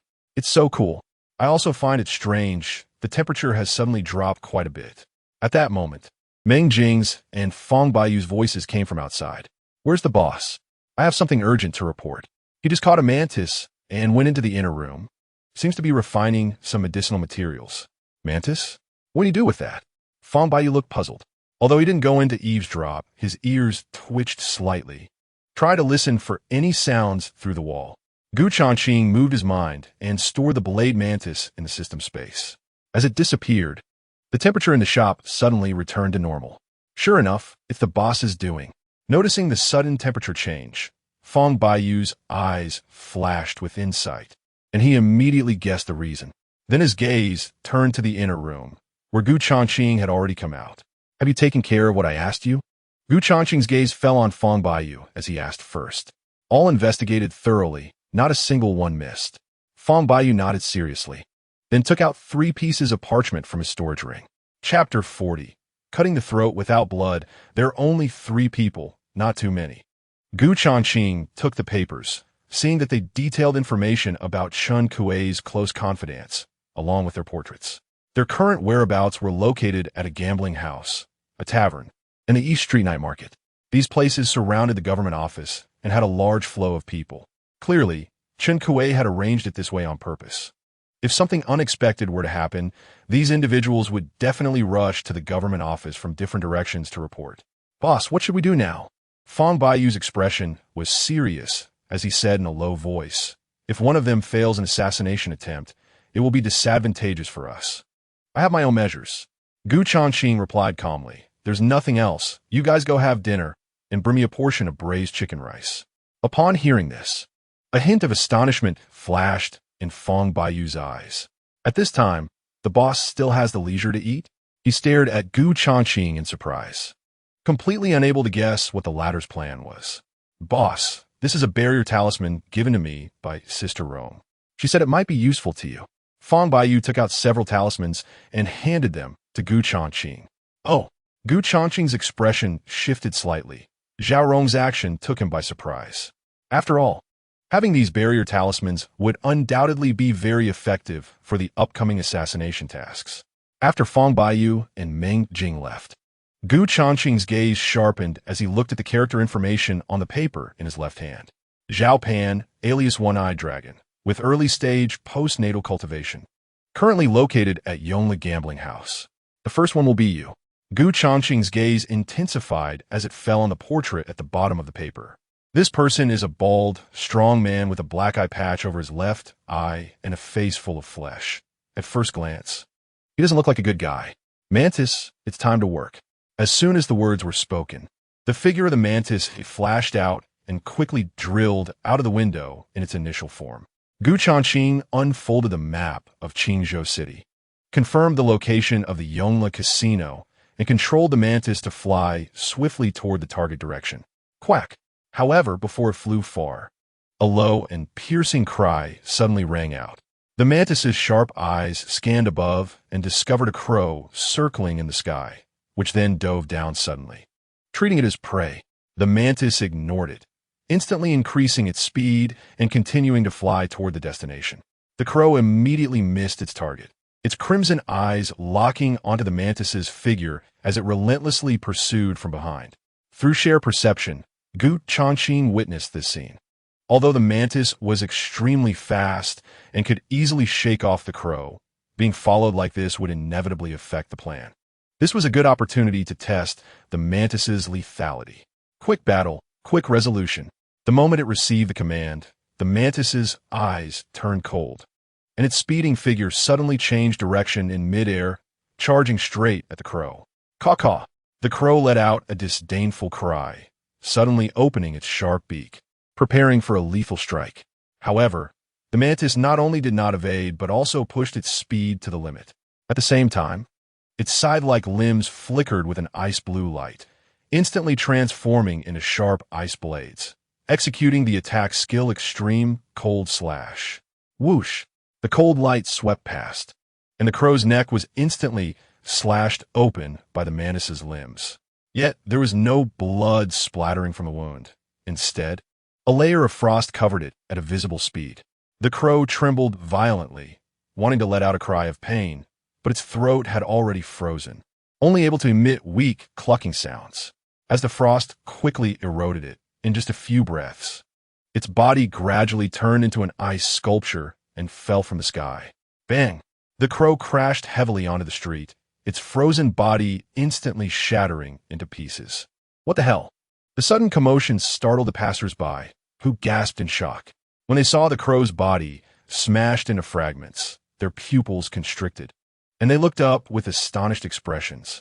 However, the mantis was nowhere to be seen at this moment, continuing to fly toward its destination.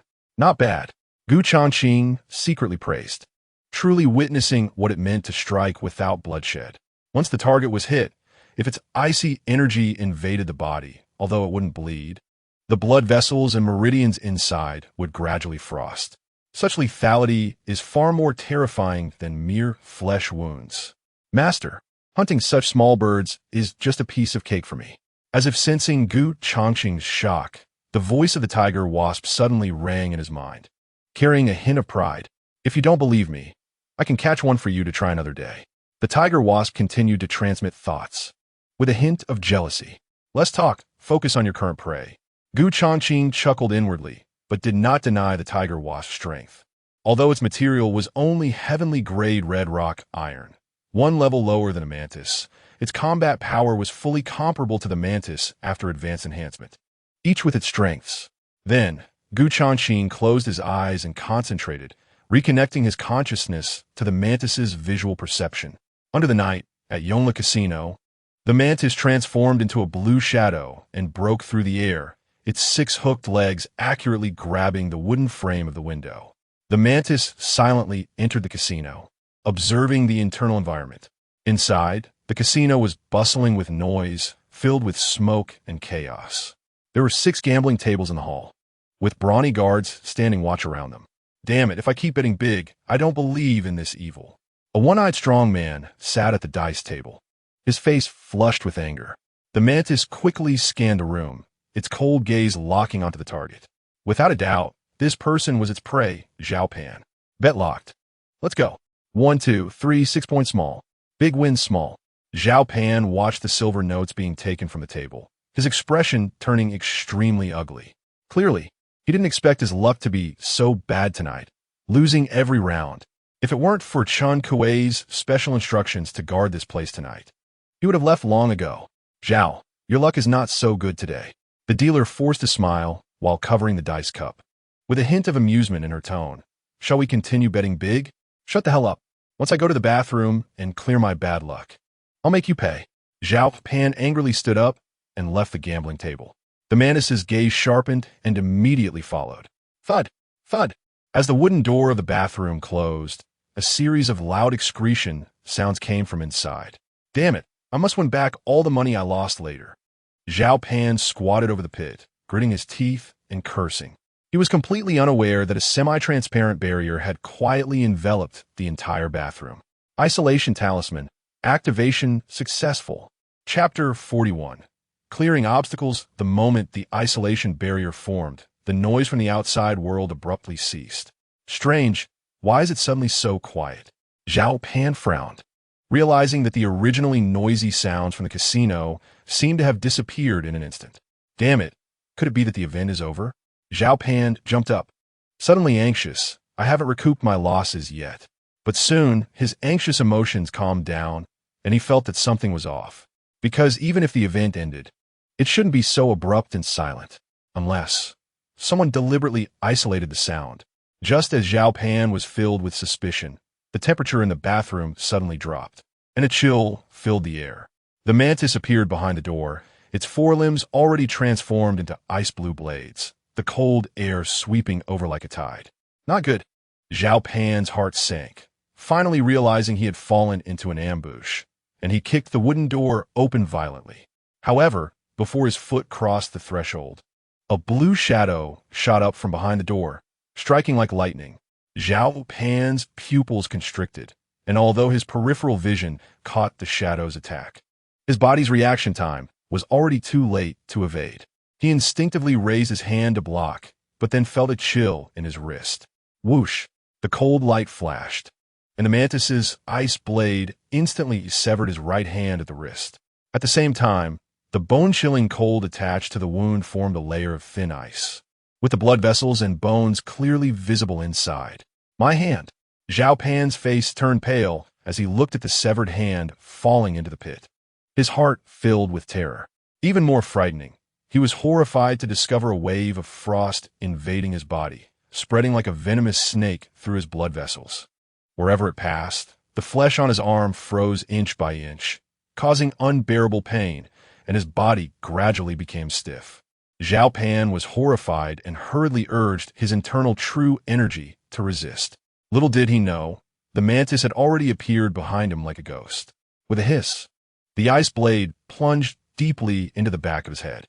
In the next instant, the extreme cold energy surged in, freezing his entire head into an ice sculpture. His features twisted. Although he had already died, there remained a strong expression of fear in his single eye. After completing the assassination, the mantis flapped its wings and broke through the barrier, quickly heading to the next destination. The entire hunting process was swift, ruthless, and precise, without any dragging. The second target, Zue Xiang Lu Gu Changqing's expression remained unchanged as his gaze fell on the content of another paper. Qin Shou, nicknamed Beast, is ruthless and has mid-stage strength in the postnatal realm. His current whereabouts are at Zue Xiang Lu on North Street. This person is stout, also looking fierce, with a large black mole on the tip of his nose, making his appearance easy to recognize. Moments later, the mantis had transformed back into an ordinary mantis and arrived at the target location. The Zue Xiang Lu is actually a brothel disguised as a tavern. For any guest that comes here, the establishment will arrange for women to accompany them for drinks and satisfy various alternative needs. Old Qin, is the wine to your liking tonight? The madam approached the table, teasingly stroking Qin Shou's shoulder. Not bad. Have the matters I instructed been taken care of? Qin Shou pulled the madam into his embrace, his large hand groping her body, his eyes flickering with lewdness. He didn't come to Zue Xiang Lu alone. He was accompanied by several henchmen. Xiao Hong and Xiao Chui are already waiting in the VIP room to ensure you have a good time. The madam giggled and sat on Qin Shou's lap, her alluring body writhing restlessly. Good. Ha ha. Qin Shou, reeking of alcohol, stood up and said gruffly, If we don't fight until dawn tonight, it will be an insult to the tonics I've drunk. Make sure to arrange for my brothers as well. With that, he strode towards the second floor, his desire raging. Target confirmed. Changqing locked onto Qin Shou's face through the mantis's vision. Follow him. The mantis received the command and immediately took off from outside the tavern, flying to the second floor. Relying on its keen sense of smell, it quickly tracked Qin Shou's position, circling the perimeter before swiftly squeezing through the gap in the private room's window. The scene inside the room came into full view. Qin Shou had already stripped down to just his underwear, embracing two half-clothed girls while his rough hands roamed over their bodies. "Qin, you're so naughty. We're almost being pinched to the point of swelling. Look how eager you are." "Yeah, but your bodies are really sturdy." The two beauties kept teasing, further igniting Qin Shou's heat. "Ha ha, wait until you see something even sturdier." Qin Shou grabbed and tore away the red belly band from their chests. In an instant, a charming sight of pure white was revealed. He then flipped the two girls onto the bed, beginning the main event. The bed shook violently, creaking under the pressure. Under the influence of the medicinal wine, Qin Shou appeared to go mad, completely immersed in pleasure, completely unaware of the mantis that had silently approached. It crept up his back like a reaper lurking in the dark. Just as Qin Shou's muscles tensed and his spirit was about to reach a peak of excitement, the mantis moved. With a swish, the ice-blue blade flashed coldly, precisely piercing his heart from behind. In that instant of penetrating flesh, a bone-chilling cold was suddenly released, swiftly eroding his heart and blood vessels. The originally wildly beating heart was instantly encased in frost, stopping its function. Qin Shou let out a scream, his pupils dilating as his body stiffened and collapsed onto the two beauties. "Why did you stop? Qin, you're so cold. Hurry up and move." The two girls had yet to notice anything unusual and continued to tease, seemingly unsatisfied. After the assassination was successful, the mantis did not pause for a moment, silently retreating and swiftly flying to the next target location. Another one taken care of. Changqing's eyes narrowed slightly as he looked at the remaining information in his hands. As long as he eliminated this last hidden danger, he could settle accounts with Changqing without worry. If the Destiny Assassins wanted to rise, they must clear all obstacles. Chapter 42. Anger at his lack of ambition in the East Street night market. The lights were as bright as day. In the bustling crowd, the sounds of vendors calling out created a lively market atmosphere. However, at this moment, a mantis stood still at the highest point of the building, its blades raised, overlooking the throng below. Its cold gaze quickly and accurately scanned the faces of each passerby and vendor, attempting to identify its prey. This guy knows how to hide. Changqing's eyes sharpened as he used the mantis's compound eyes to repeatedly scan the crowd, but found nothing. The final target was named Sun Jiao. This person was cunning, skilled in poison and disguise, and had gained fame for poisoning several martial artists of the same rank. Moreover, he was the strongest of the three, having reached the peak of the acquired realm. Today, being targeted must be due to the spies of the Destiny Assassins. By a chaotic food stall at the street corner, a ragged beggar squatted in the shadows, muttering to himself. He was thin, with a sinister appearance, and a pair of triangular eyes watched the surroundings like a snake. "In this beggar's disguise, let's see how you find me. As long as I get through this night, once the boss obtains the recipe for the 7-color honey pills, it won't matter anymore." Sun Jiao lowered his tattered straw hat, a cold smirk appearing at the corners of his mouth, confident in his disguise. Yet he was completely unaware that his presence had already been locked onto by a cold gaze. This beggar feels a bit strange. Changqing, using the mantis's vision, observed Sun Jiao's figure, scrutinizing closely. Generally speaking, beggars would beg for a living. Even if they were crouching in one spot, they would humbly extend their hands to passersby. However, this person merely curled up silently in the shadows, neither begging nor looking up, as if he were an amateur. Whether it's true or not, we shall see. Changqing's expression darkened slightly as he commanded, "Mantis, take action." As soon as the words fell, the mantis suddenly swung its blades. An icy cold air instantly condensed into a sharp, tiny ice projectile, shooting out violently. Its trajectory was precisely aimed at the beggar. Whoosh! The ice projectile shot down, accurately landing half a meter in front of Sun Jiao, producing a faint sound. Is it raining? Sun Jiao sensed something, looking at the water stain on the ground, and instinctively raised his head to gaze at the night sky. Just as he tilted his head, Changqing, through the mantis's vision, captured his face in full view. It really is him. Changqing's eyes sharpened, finally confirming the target. Not good. Sun Jio's heart sank. Being typically vigilant, he immediately sensed something was off. This method was clearly testing him, and looking up meant exposing his identity. At that moment, Sun Jio stood up and left the wonton stall, blending into the crowd on the street. His route was erratic, sometimes stopping and sometimes detouring, highly alert to prevent being followed. The mantis quietly circled in the night sky, maintaining its distance like a top predator, patiently waiting for the right moment. Under such surveillance, Sun Jio grew increasingly anxious. No matter how he changed his route, that cold gaze hidden somewhere always clung to him.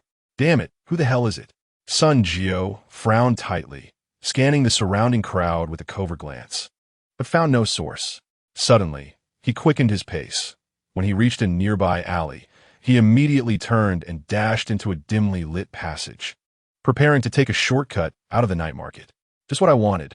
Changqing's eyes narrowed slightly as he ordered, "Mantis, act when the time is right." The mantis suddenly dove down, transforming into a shadow that swept into the alley. In contrast, Sun Jio was no longer just quickening his pace, but was now sprinting wildly. The sound of hurried footsteps echoed clearly in the quiet alley. However, two legs could not compare to the flying speed of the mantis. Whoosh! As the distance closed, the mantis suddenly accelerated, like a cold light striking towards the back of Sun Jio's head. Seeking death, Sun Jio, ever prepared, sensed the chill approaching from behind. He suddenly turned around, a dagger hidden in his sleeve sliding into his hand, and accurately struck towards the mantis. Clang! The moment the icy blade collided with the dagger, a piercing sound of metal clashing erupted.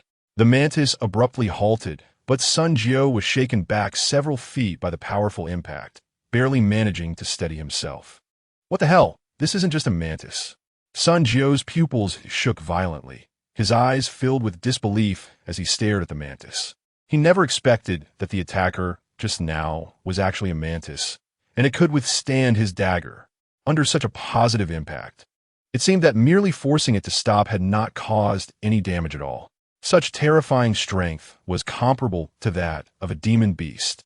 The assassin who had been tracking me all along was actually it. Sun Jio's gaze was fixed on the mantis, and as his thoughts raced, he finally understood the reason behind it. No wonder he hadn't noticed anything unusual about the pedestrians on the street.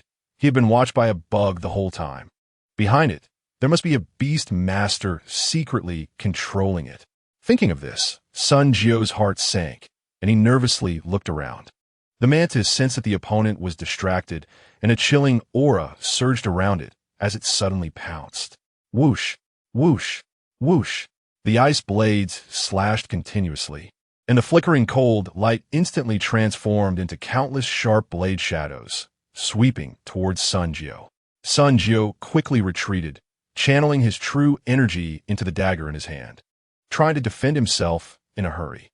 However, the mantis's combat power was equivalent to that of a human martial artist at the innate stage, and with his peak postnatal cultivation, he couldn't withstand it at all.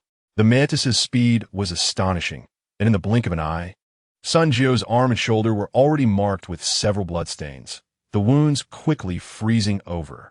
Then it suddenly flapped its wings, increasing its speed dramatically, darting around to Sun Jio's back.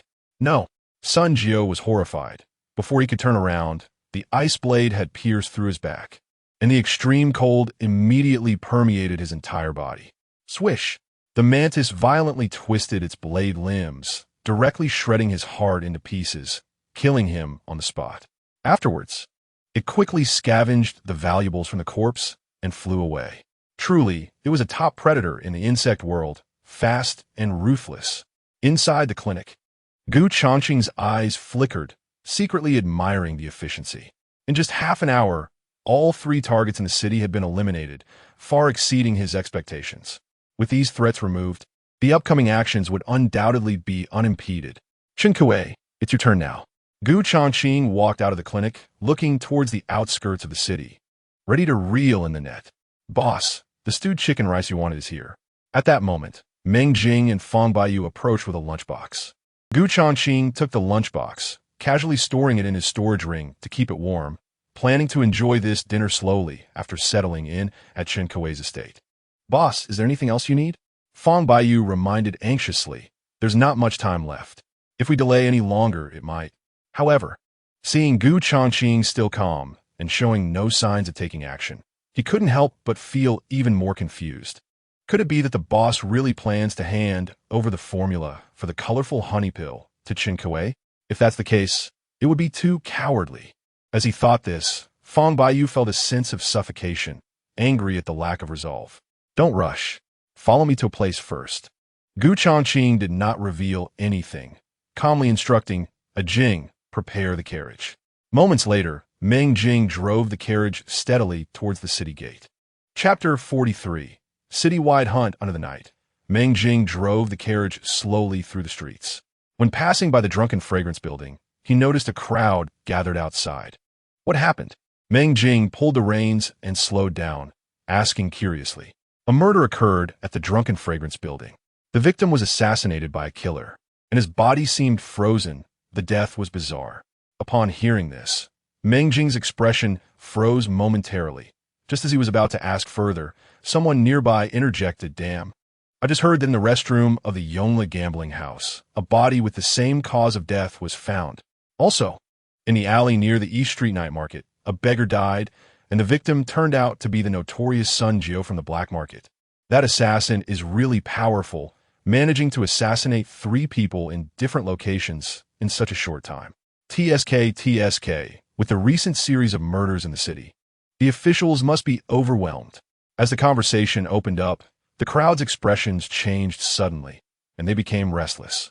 Inside the carriage, Fang Baiyu listened to the discussions outside and couldn't help but click his tongue in disbelief. The 3 who died were precisely Chen Kuei's confidants? He stared at Gu Changqing in surprise, his heart filled with shock and disbelief. "Boss," Fang Baiyu's throat tightened, and he unconsciously lowered his voice. "Were Sun Jiao and the others all you're doing?" Although he had his suspicions, when he actually asked, his voice trembled slightly. Gu Changqing said nothing more, only giving a faint mm. Upon receiving confirmation, Fang Baiyu immediately gasped, his face filled with astonishment. He had long known that Gu Changqing had a group of mysterious assassins, but he never expected their actions to be so swift, silently eliminating all 3 threats. Such a thunderous method could easily rival that of first-rate assassin organizations. "So, are we now leaving the city to avoid the storm?" Fang Baiyu asked cautiously as they approached the city gate. He looked out the window and noticed that the patrols on the streets were much tighter than usual tonight. Groups of security officers were patrolling the streets, even searching houses one by one, creating an unusually tense atmosphere. "We haven't revealed our identities, so why worry? You'll know where we're going soon enough." Gu Changqing smiled lightly, calm as a hunter reeling in the net. Although Fang Baiyu felt puzzled, he did not ask further, falling into a complex silence. As a small leader of the Black Market Intelligence Network, he was almost fully aware of Gu Changqing's past. But since following Gu Changqing, he felt that this boss acted unpredictably, as if the past achievements belonged to another person, not the current Gu Changqing. In comparison, they seemed like 2 different people. Gu Changqing closed his eyes to rest, but in reality, his consciousness had connected to the shared perception of 3 pets. The mantis circled in the night sky, quietly following and waiting for orders. The tiger hornet was still outside the city in the estate, secretly monitoring Chen Kuei's every move. At this moment, Chen Kuei was lounging like a landlord, lazily reclining on a couch while several maidservants were massaging his shoulders and legs, clearly unaware of the news of his 3 confidants' deaths. The shadow spider was watching from the government office, having found no unusual activity. Gu Changqing thought, "Mantis, take the little spider and meet up with the tiger hornet." "Yes, master." Upon receiving the order, the mantis suddenly flapped its wings and dove towards the government office like an arrow. Soon, the shadow spider had climbed onto the mantis's back, swiftly flying out of the city and disappearing into the night. "Halt! During the curfew, you need to be inspected to leave the city." When a carriage reached the city gate, A fully armed group of security officers suddenly blocked the way. Captain Lee had also arrived with his men to search for suspects. He stepped forward, glanced at Meng Jing, then sharply scanned the carriage window. Who was inside the carriage? Captain Lee's right hand was already resting on the hilt of his sword as he sternly commanded, "Get out immediately." "Captain, inside is Dr. Gu from the Destiny Clinic, preparing to go out to buy medicinal materials." Meng Jing replied directly, gripping the reins tightly, his body slightly leaning forward, ready to respond to any unexpected situation. Although he did not know why the boss insisted on leaving the city at this time, he was prepared to break through if these officers insisted on making things difficult. "Dr. Gu?" Captain Lee relaxed his guard slightly upon hearing this. The officers behind him, who had their hands on their swords, also lowered them in tacit agreement. After all, previously, they had received considerable benefits from Gu Changqing, and such a benefactor naturally deserved to be treated well. Captain Lee, still searching for the murderer at this late hour. The curtain of the carriage moved slightly, and Gu Changqing leaned out, revealing his young and handsome face. "There's no choice. Tonight, 3 people were assassinated, likely by the same killer who attempted to assassinate the Ma family's direct descendant. The city lord has ordered a citywide search." Captain Lee frowned, angrily stating, "You better not let me find out who it is, or I'll have them executed." Being called to the city gate for a thorough inspection in the middle of the night made him feel extremely frustrated. "You are working hard for the safety of the citizens at this late hour." As he spoke, Gu Changqing took out a silver note and handed it to Captain Lee.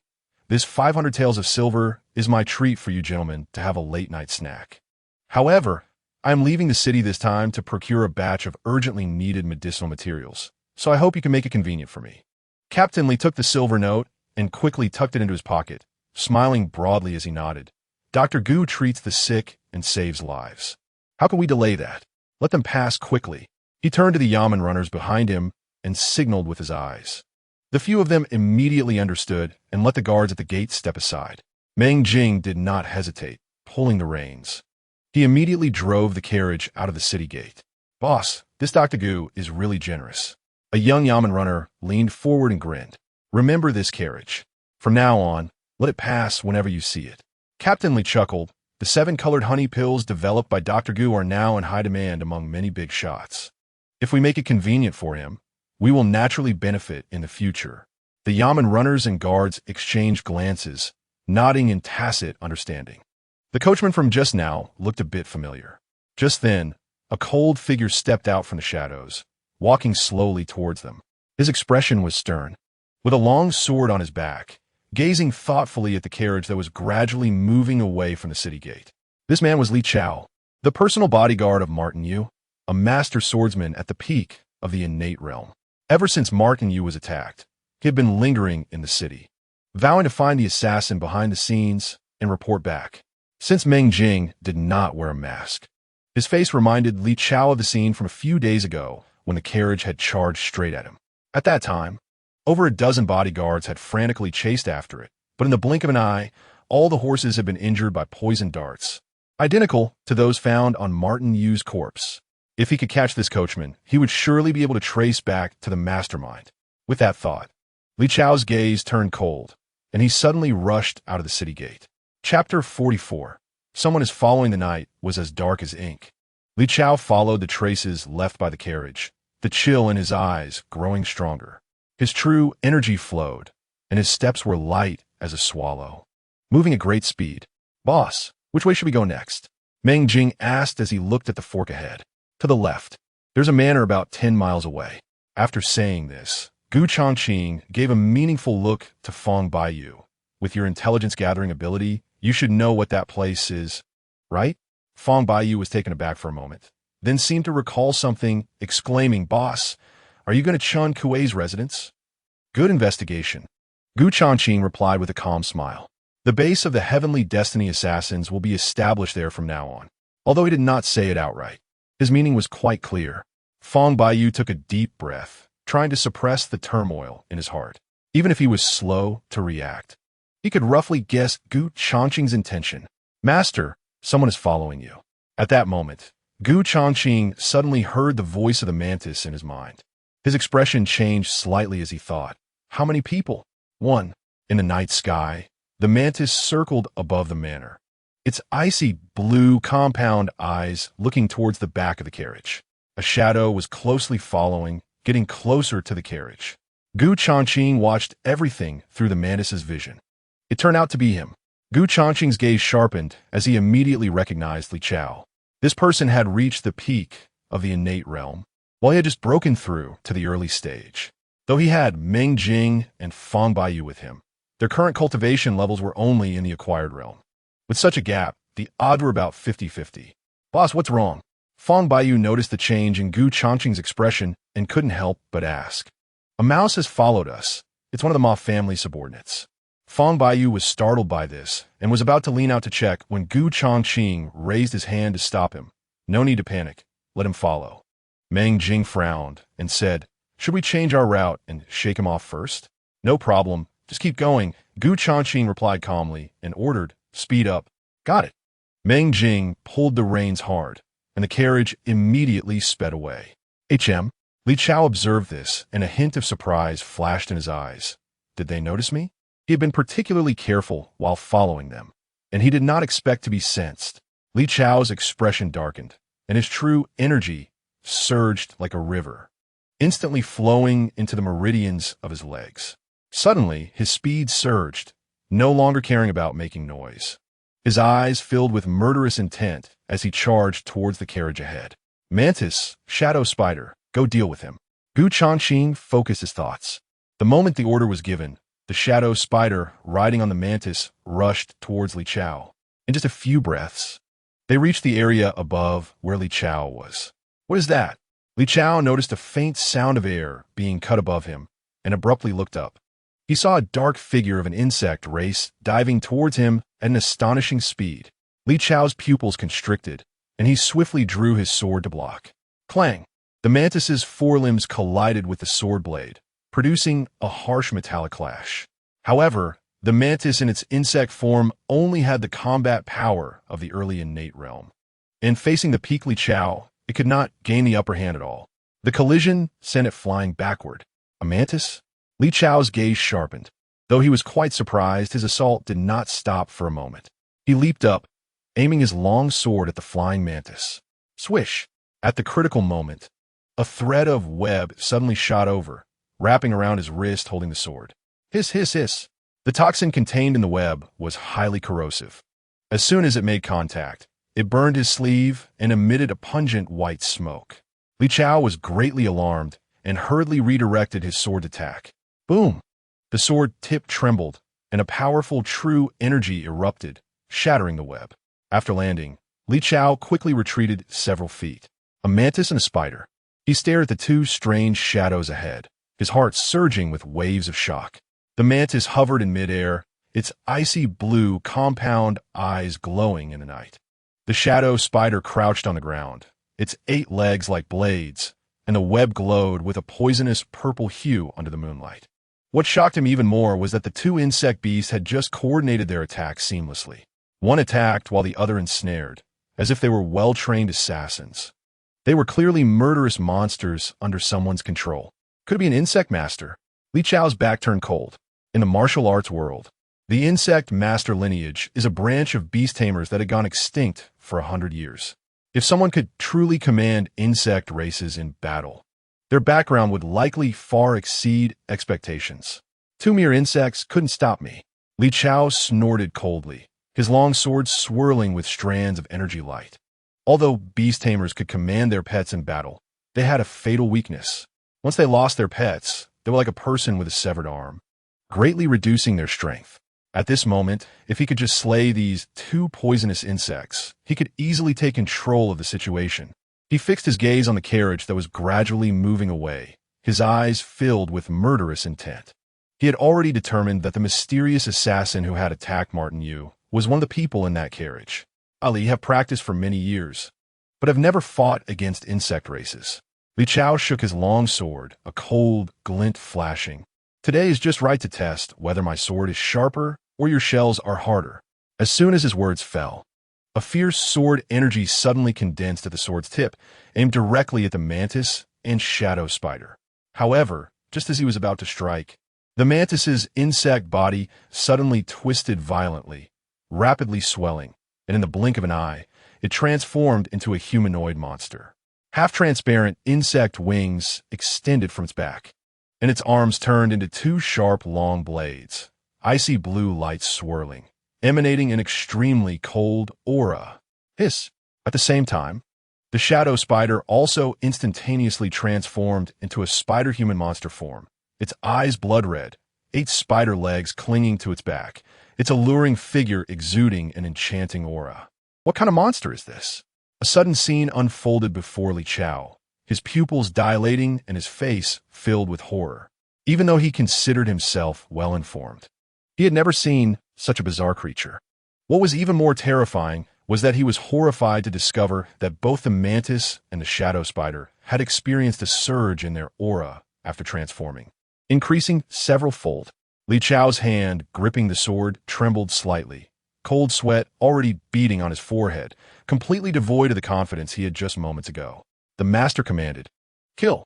The mantis's gaze was icy, locking onto its prey. In the next instant, it flapped its wings and charged, the 2 ice blades tearing through the air, slicing toward Li Chao with a fierce speed. Chapter 45, Mysterious Sword, Shadow, / Boom. The moment the mantis darted forward, a sound of air exploding echoed. Li Chao's pupils constricted sharply. With the naked eye, he could only catch a glimpse of a blur charging toward him, leaving him no time to launch an attack, forcing him to raise his sword to defend. Instantly, the 2 ice-blue mantis blades struck fiercely against the sword's edge. With a loud clang, sparks flew. Li Chao's wrist shook violently as he felt a terrifying force surge into his body, uncontrollably forcing him back several steps. Such powerful strength. Li Chao was greatly alarmed, a trace of seriousness flashing in his eyes. Compared to before, when he still had the upper hand, now this mantis monster's strength had surpassed his. The mantis lunged again, its blade-like limbs slicing like lightning, attacking fiercely without giving him a chance to catch his breath. Clang, clang, clang. In an instant, the sound of dense metal collisions echoed continuously. Li Chao defended while retreating, completely suppressed by the mantis's onslaught, with not a single opening for a counterattack. What shocked him even more was that the sword in his hand, forged from heavenly grade rock iron, had already developed numerous cracks. Moreover, with every block, a layer of frost began to form on the sword's body, the cold air spreading to his arm, disrupting his sword momentum. Swish! The mantis's eyes flashed with a cold light, seizing an opening to slash fiercely at his left shoulder, cleanly severing his entire arm. Before the blood could splatter, it froze into ice crystals in the cold air. Ah! Li Chao screamed in agony, staggering back, his face pale. When he looked at the mantis again, his eyes were filled with deep fear. If this continued, I would undoubtedly die. Gritting his teeth, Li Chao urged all the true essence in his body, crazily pouring it into the long sword. In an instant, the sword glowed with a blinding light, emitting a humming vibration. Mysterious sword, shadow, slash. With a loud shout, he violently shook his wrist, and the long sword traced a bizarre trajectory in the air. In an instant, dozens of sharp sword shadows appeared out of thin air, each containing a terrifying sword aura capable of tearing through metal and stone. Li Chao roared with a fierce expression. The sword tip aimed directly at the mantis's vital point. As soon as his voice fell, the dozens of sharp sword auras surged forward. However, just as the sword aura was about to make contact, the icy armor on the mantis's surface suddenly lit up with strange frost patterns. Those seemingly fragile ice crystals rippled like water waves, completely dissolving the incoming sword aura into nothingness. How is this possible? Li Chao's pupils constricted violently, his face ashen. He clearly did not expect that the killing move he had poured all his strength into could not even break through this monster's defense. Without hesitation, he quickly retreated, wanting to escape. But just as he turned, a massive spider web suddenly descended from above, binding him tightly. Li Chao was horrified to discover that the shadow spider, which had not yet made a move, was already standing in the back to intercept him. That chilling gaze seemed to be staring at its prey, delivered right to its doorstep. Hiss, hiss, hiss. under the corrosive toxicity of the spiderweb. Li Chao's entire body felt as if it were being burned, emitting a pungent smell. Damn it! Li Chao let out a painful roar. The true essence within him burning wildly, the sword's edge bursting forth with a sharp sword aura, forcibly slicing through the spiderweb.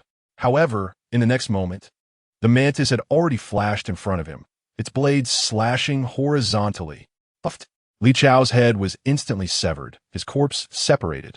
The mantis coldly glanced at the corpse, confirming there was no more life, then sheathed its blades and transformed back into its insect form. If you don't want this corpse, consider it a gift for my introduction. Seeing the mantis revert to its insect form, the shadow spider smiled wickedly, then extended a leg to pierce into Li Chao's headless corpse, beginning to devour the essence of his flesh and blood. In just a few breaths, the corpse shriveled at a visible speed, ultimately becoming a desiccated corpse. Ding! Your mantis has killed a congenital realm warrior. Reward 200 energy points. Inside the carriage, Changqing listened to the system notification in his mind, a hint of satisfaction flashing in his eyes. Through the visual sharing from the shadow spider, he witnessed the mantis's entire battle process, and its strength after transforming into a humanoid monster was far more formidable than he had expected, especially those two mantis blades, which incorporated the characteristics of cold marrow ice iron. Their lethality was extremely terrifying, utterly unmatched within the same realm. Friendly reminder, your shadow spider has collected a storage ring, now placed in the system space. Upon learning of the loot, Changqing raised an eyebrow and immediately took out the storage ring, probing his spiritual energy inside.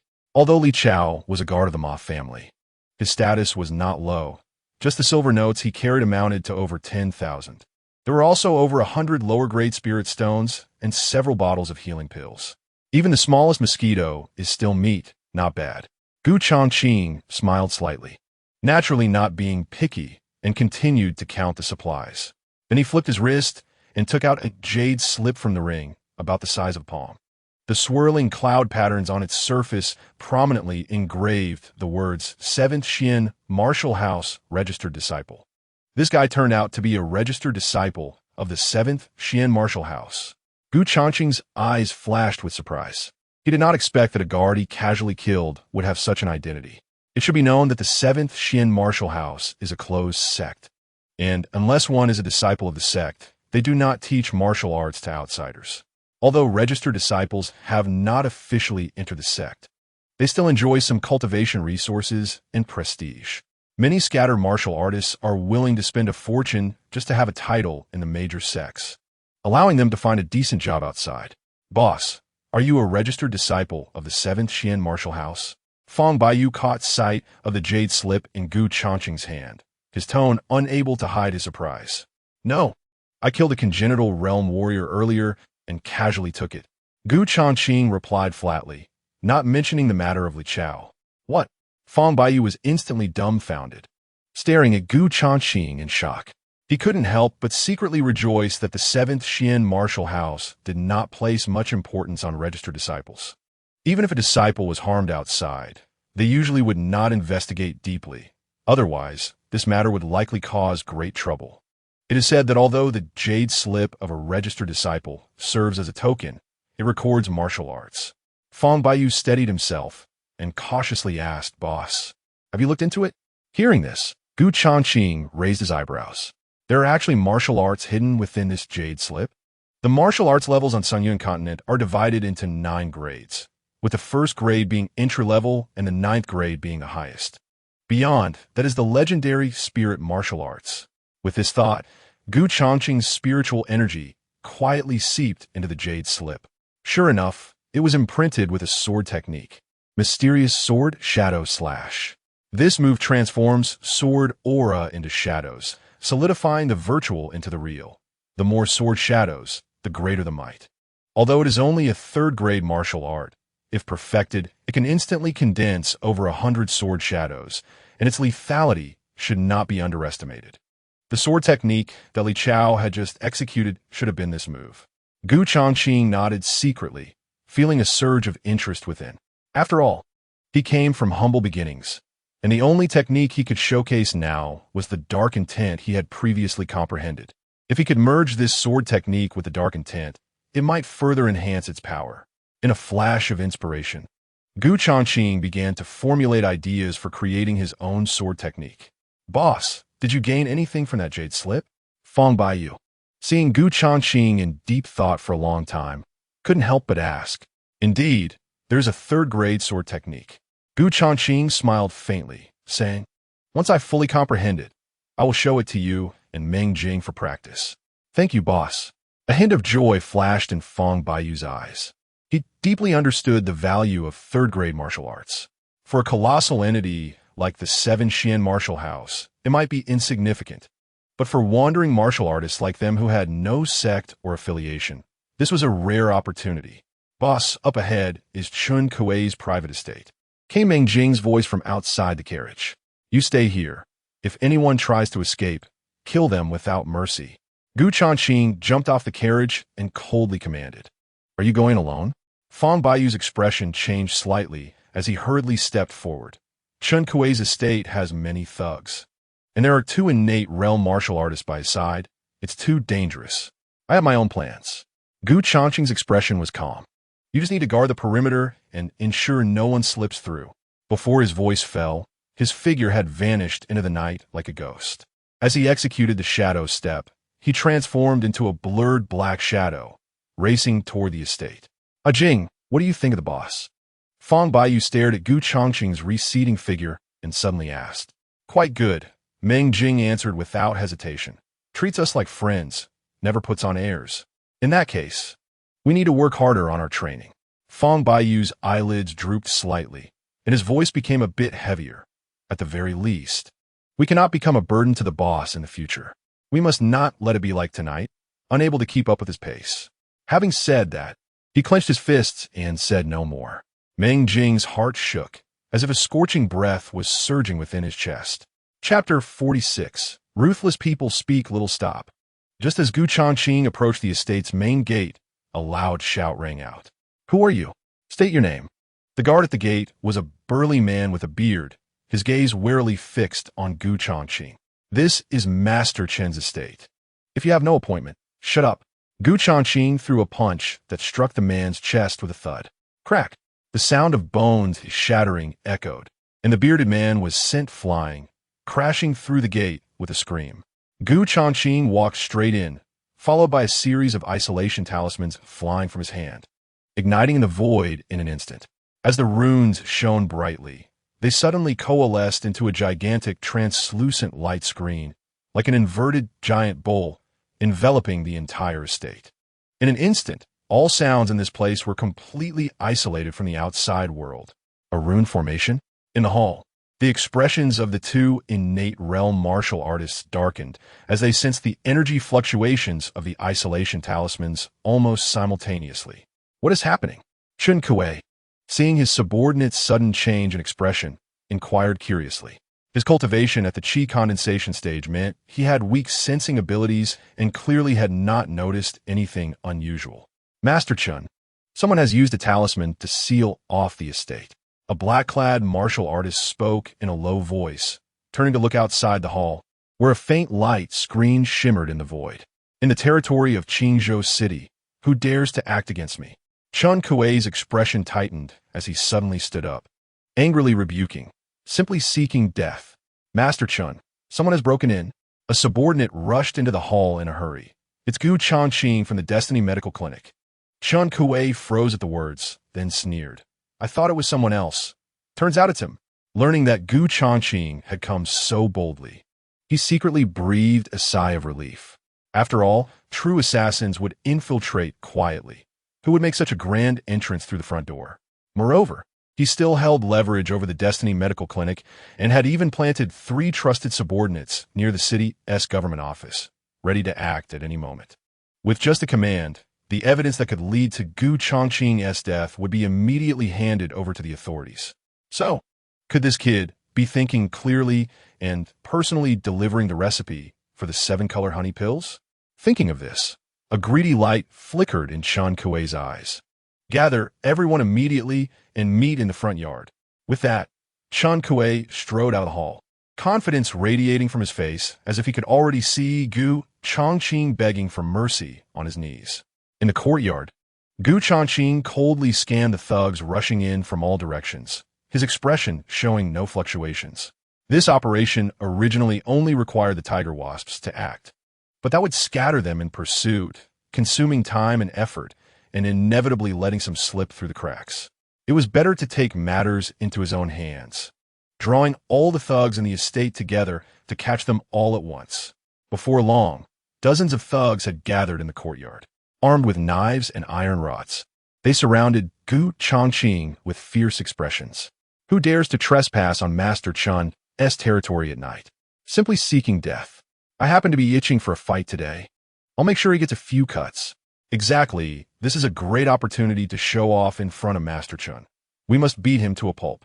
The thugs stared at Gu Changqing with vicious eyes, like a flock of sheep awaiting slaughter. Little did they know, the mantis tiger wasps and shadow spiders had already quietly positioned themselves in 3 corners of the periphery, forming a siege. In their eyes, these guys were all necessary energy points for their evolution. Gu Doctor, your style of action is truly unexpected.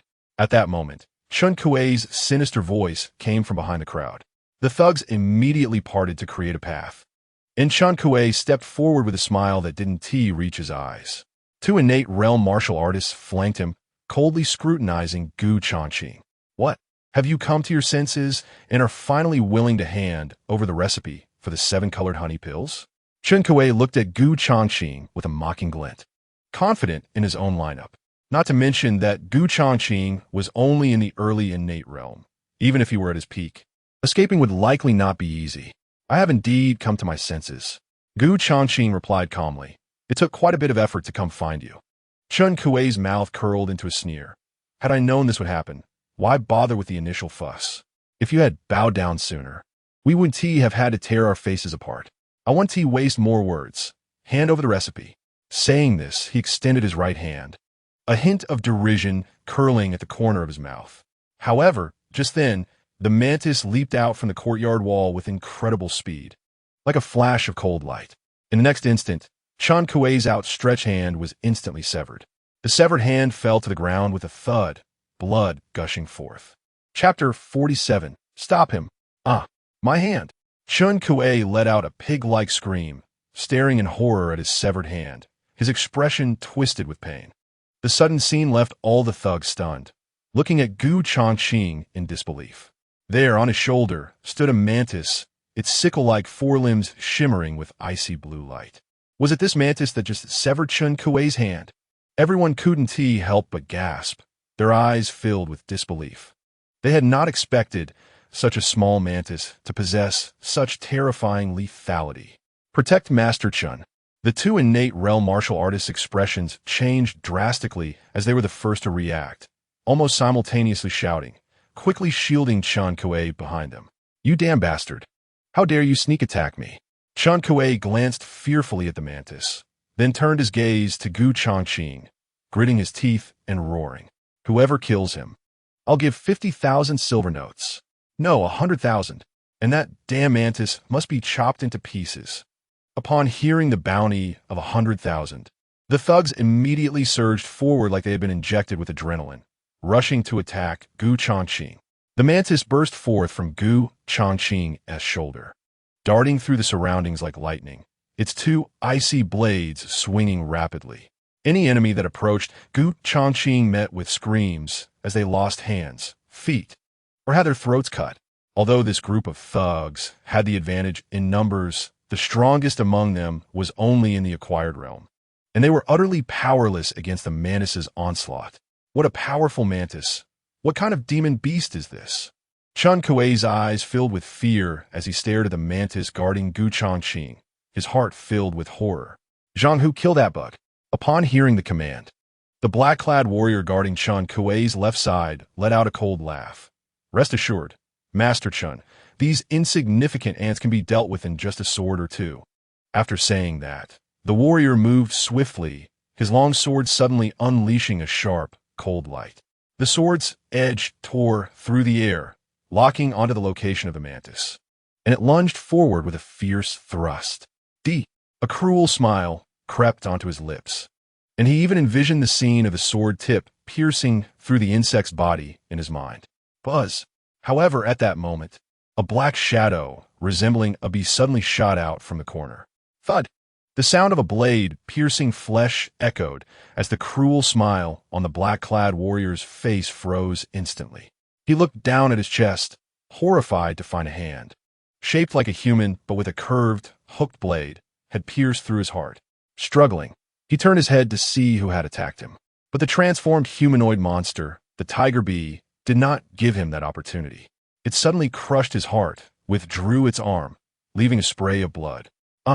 The black-clad warrior trembled violently, screaming as he fell to the ground, unable to die peacefully. What can a mere insect race do? It was just a single strike. The tiger bee's cold insect eyes scanned the corpse, its right claws still stained with blood that had yet to drip. Monster! The surrounding thugs were all frightened pale, retreating quickly in terror. This monster, is it also brought by Changqing? Chun Kuei's pupils shook violently, and the fat on his face trembled uncontrollably. The innate warrior standing beside him was also terrified, having never encountered such a horrifying creature. Run! The mantis's ferocity had already shocked the thugs, and now the appearance of the tiger bee had completely shattered their morale.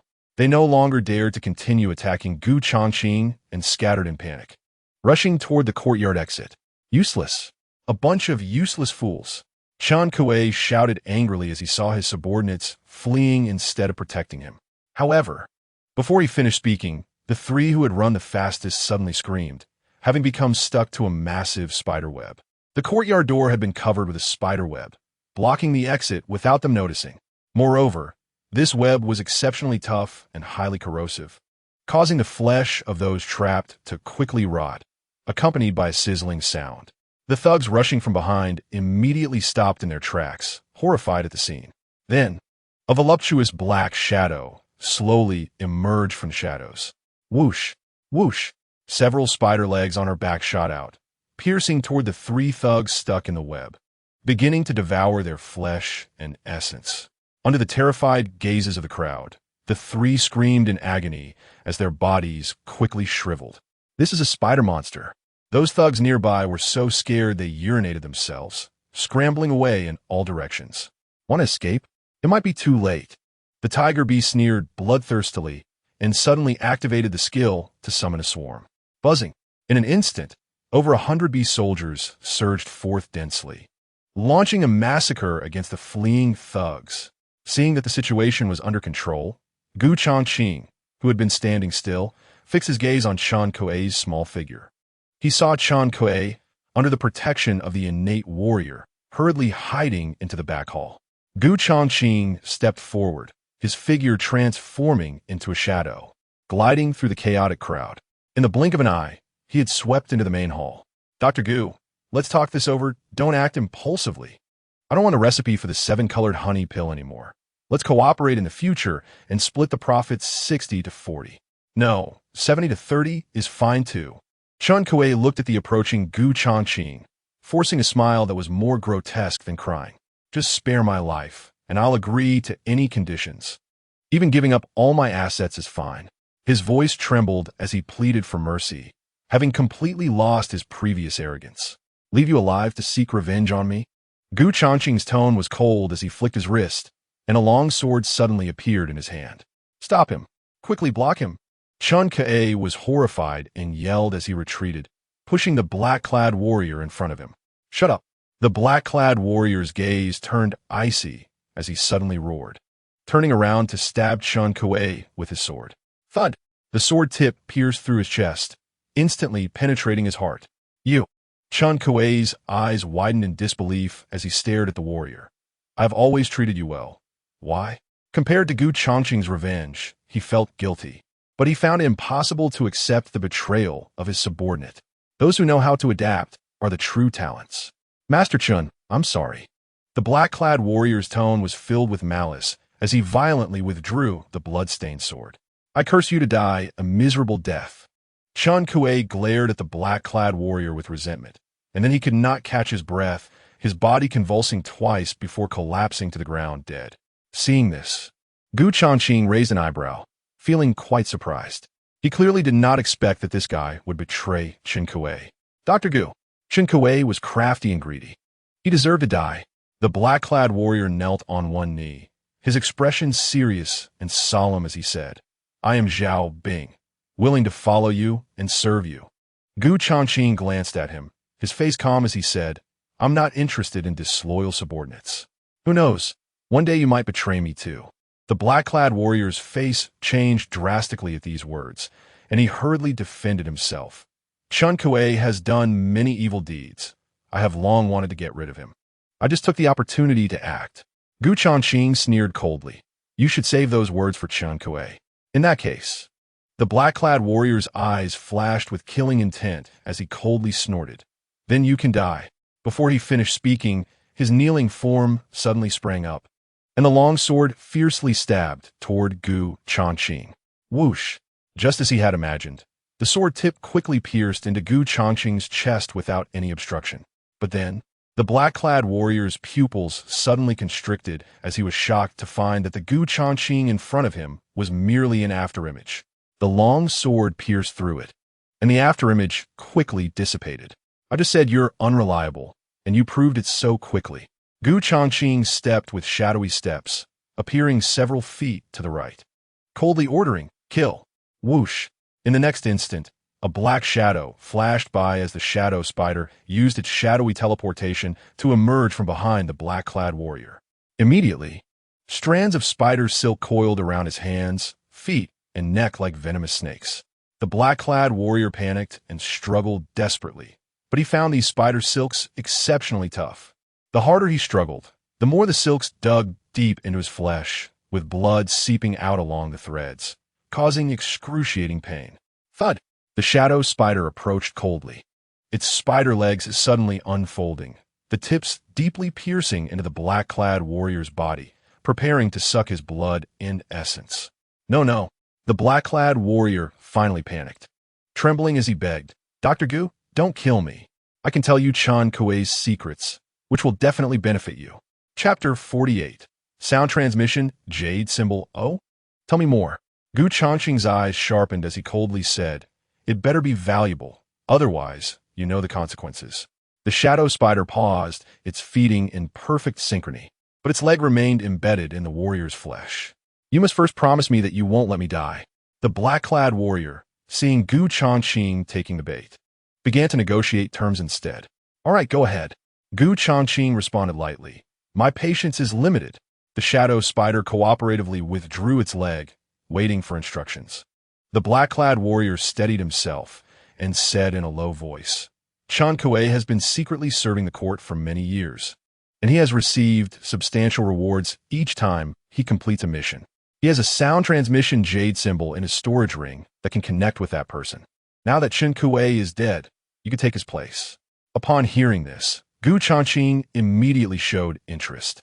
When it comes to generous patrons, the officials of the court are the most extravagant. They would do anything to vie for power and would never be stingy with their money. If I can catch this line, it would be a good choice. With this thought in mind, Changqing's gaze swept over Changqing's corpse. The only remaining left hand was empty and did not wear a ring. Just now, the mantis had severed Changqing's right hand, and the storage ring should be on that severed hand. How about it? This news should carry some weight, right? The black-clad warrior noticed the change in Changqing's expression and urged with a sense of pride, "You have to keep your word. Hurry up and let me go." Changqing signaled to the shadow spider, and the latter immediately untied the web binding the black-clad warrior. After being freed, the black-clad warrior shot a cold glance at Changqing, then quickly rushed toward the hall's entrance. Whoosh! However, just as he stepped over the threshold, a cold light flashed. The mantis, transformed into a humanoid monster, struck with its blade, directly severing his head from his body. Changqing looked at the head that rolled at his feet, without a trace of pity in his eyes. If even one person leaked information about tonight's operation, the Heavenly Destiny Assassins would no longer have a foothold in Qingzhou City. Trusting the enemy? That would be tantamount to seeking death. "Master, all have been eliminated, with none escaping." The mantis walked into the hall with a cold demeanor, respectfully reporting to Gu Changqing. Naturally, with my beast soldier legion here, even if they burrow into the ground, I can pull them out. At this moment, the tiger bee also walked in, standing proudly beside the mantis. Master, the ring on this severed hand should be a storage ring. You should take a look at the good stuff inside. He shook the bloodied, severed hand in his hand and presented it like a treasure. Gu Changqing took the severed hand, removed the blood-stained ring, and quickly scanned its contents with his spiritual sense. The dazzling array of resources in the storage space instantly lit up Gu Changqing's expression. It must be said that Chun Kuei's wealth was quite substantial. With over 1 million silver notes alone, in a corner of the space, more than 5,000 low-grade spirit stones were neatly stacked, exuding a rich spiritual energy fluctuation.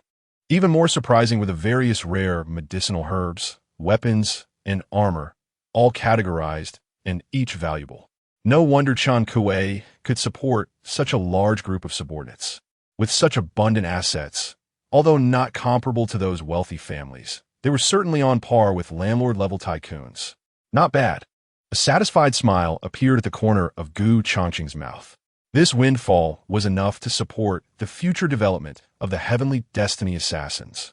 Afterwards, Gu Changqing searched through the storage space and finally found the communication jade talisman, holding it in his hand. This item felt cold to the touch, resembling jade, but not quite, with a strange warmth, clearly containing spiritual energy and intricate runes similar to communication talismans carved on its surface. Clearly, compared to that disposable paper communication talisman, this communication jade talisman could be used multiple times, making it much more convenient. Gu Changqing tried to infuse a trace of spiritual energy, and the lines on the jade talisman immediately glowed with a faint yellow light, resonating with his spiritual energy. Chun Kuei, how did the matter go? A low, hoarse male voice came from the jade talisman, carrying a hint of urgency. Gu Changqing's expression paused slightly. This communication jade talisman was actually real-time communication, reminiscent of a mobile phone from his previous life. This made Gu Changqing feel a bit guilty, falling silent. After a brief silence, the other party suddenly sneered. Kid, how did Chun Kuei's belongings end up in your hands? Who exactly are you? Gu Changqing's heart sank. This guy was quite sharp, quickly guessing the situation.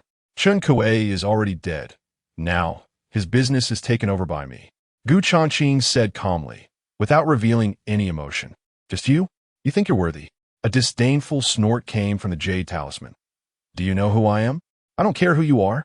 Gu Changqing coldly replied without hesitation. If you're interested, you can meet with my representative to discuss it later. On the other end of the jade talisman, there was suddenly silence, as if contemplating something. Gu Changqing did not cut off the communication, patiently waiting for a response. If I'm not mistaken, you should be the mastermind behind the assassins. Interesting. After a moment of silence, the voice from the jade talisman returned, but this time, the tone had noticeably softened. Although I don't know what grievances you have with Chun Kuei, killing my intermediary means delaying my affairs. Now I give you 2 choices. First, complete the unfinished mission of Chun Kuei, and I can overlook the past and even consider cooperating with you. Second, you can refuse, but the consequences will be yours to bear. The voice from the jade talisman carried an unmistakable threat, but also contained a hint of testing. Gu Changqing's gaze darkened, and he lightly tapped the communication jade talisman with his fingertips, indifferently saying, It seems you still don't understand the situation. I have no obligation to clean up Chun Kuei's mess. If you want to cooperate with me, show some sincerity. The other party's tone was puzzled. What do you mean? Gu Changqing raised an eyebrow and coldly laughed. The meaning is very simple. This matter has to follow my rules. As long as the money is in place, everything can be arranged. What? The voice on the jade talisman immediately erupted in fury. Chun Kuei just gave me a 3-part deposit, and you dare to ask for money? Enough nonsense. Gu Changqing said firmly. Within 3 days, send someone with sincerity to the Drunken Fragrance Tower in Qingzhou City. I may consider taking over your dirty work. Otherwise, this matter is over. After speaking, Gu Changqing directly cut off the communication from the jade talisman, secretly planning his next steps. After all, he didn't know whether the other party was human or ghost, so he had to be prepared. Chapter 49, He is Sister. In the dead of night, Fong Baiyu and Meng Jing climbed to the top of the carriage, gazing at the distant manor, feeling anxious. It's been a while. The boss 1T run into trouble, right? Meng Jing frowned slightly and said worriedly, "Should we go check the situation?" Fong Baiyu pondered for a moment and shook his head. "The boss asked us to guard here. He must have his reasons, so we shouldn't act rashly." Hearing this, Meng Jing had no choice but to give up the idea. Buzz, just as the two were restless, Fong Baiyu suddenly sensed movement from the communication talisman in the storage ring. With a thought, the talisman flew out, quickly igniting in the air before him. Gu Changqing's indifferent voice then sounded. "This manor will be the base of the Heavenly Destiny Assassins from now on. Tell Sister Rome to come and meet me now." Upon hearing this, Fong Baiyu's pupils constricted, filled with shock. "What's going on? What did the boss say?" Meng Jing, seeing this, couldn't he help but ask. Fong Baiyu steadied himself and relayed Gu Changqing's exact words. Meng Jing's expression froze, and he looked in the direction of the manor in surprise. It hasn't been long, and he has already taken over Chun Kuei's territory. The boss's true strength seems to be far beyond what we imagined. Fong Baiyu slowly took a deep breath, his voice barely containing excitement. With just one move, he has annihilated the largest intermediary in the black market. With such a powerful leader, the Heavenly Destiny Assassins are undoubtedly on the verge of becoming a top-tier assassin organization. Stop dawdling, hurry, and notify Sister Rome. Meng Jing leaped onto his horse. Fong Baiyu immediately came to his senses and dove into the carriage. He then took out a communication talisman and ignited it, excitedly saying, "Sister Rome, our boss has taken out Chun Kuei's entire lair, and Meng Jing and I are going to pick you up now." Inside the manor, the once messy scene had now been completely cleared of corpses thanks to the efforts of the Shadow Spider and the others. The night breeze passed, and the lingering smell of blood in the air gradually dissipated.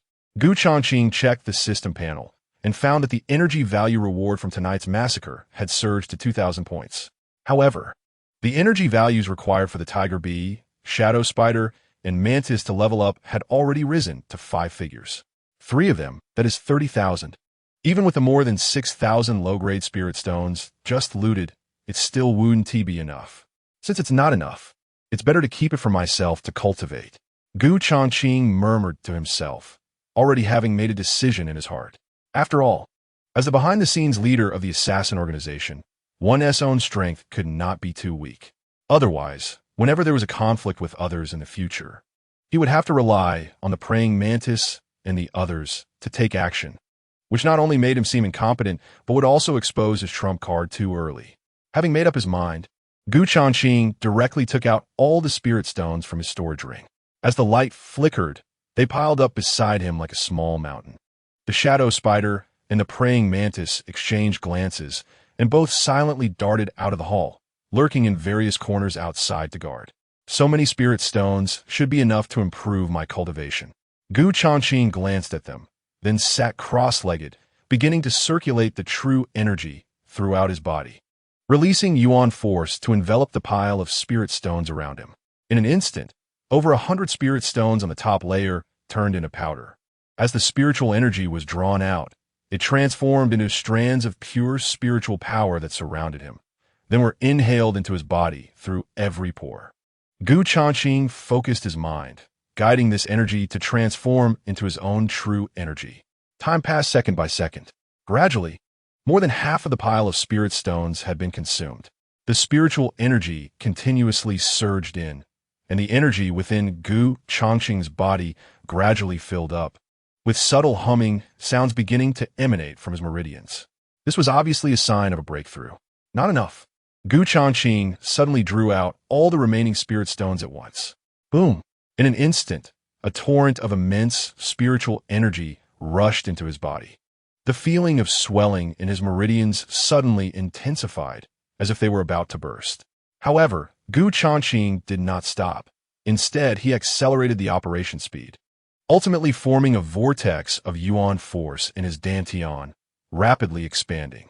Almost simultaneously, his aura soared continuously until it reached the peak of the innate realm. Over 6,000 spirit stones only raised his cultivation to the peak stage. Wanting to completely break through the realm was not easy. Changqing opened his eyes, the flickering brilliance in his gaze quickly receding, and he felt a sense of emotion in his heart. The cultivation realm of a martial artist must first condense qi, then undergo tempering through the acquired and innate stages in sequence. Once the foundation is completely solidified, one can attempt to ascend to the Tao and ordinary realm. Strictly speaking, the Tao and ordinary realm is a true watershed. Once broken through, the true energy within a martial artist will transform from gaseous to liquid, and the physical body will undergo a metamorphosis akin to being reborn. Not only will lifespan be greatly extended, but one will also be able to briefly soar through the air, exhibiting an extraordinary form. However, to break through this realm, one must cultivate a technique of the 6th rank or above as a foundation. It cannot be easily achieved merely by piling up spirit stones. Yet, such advanced techniques are almost monopolized by major sects and ancient martial families. Without special opportunities, an ordinary martial artist may find it difficult to surpass this watershed in their lifetime. Master, your 2 subordinates are waiting outside the manor, and they have brought one more person. At this moment, the voice of the shadow spider echoed in his mind, interrupting Changqing's contemplation. His expression shifted slightly, and he realized that the communication talisman in his storage ring was already vibrating slightly.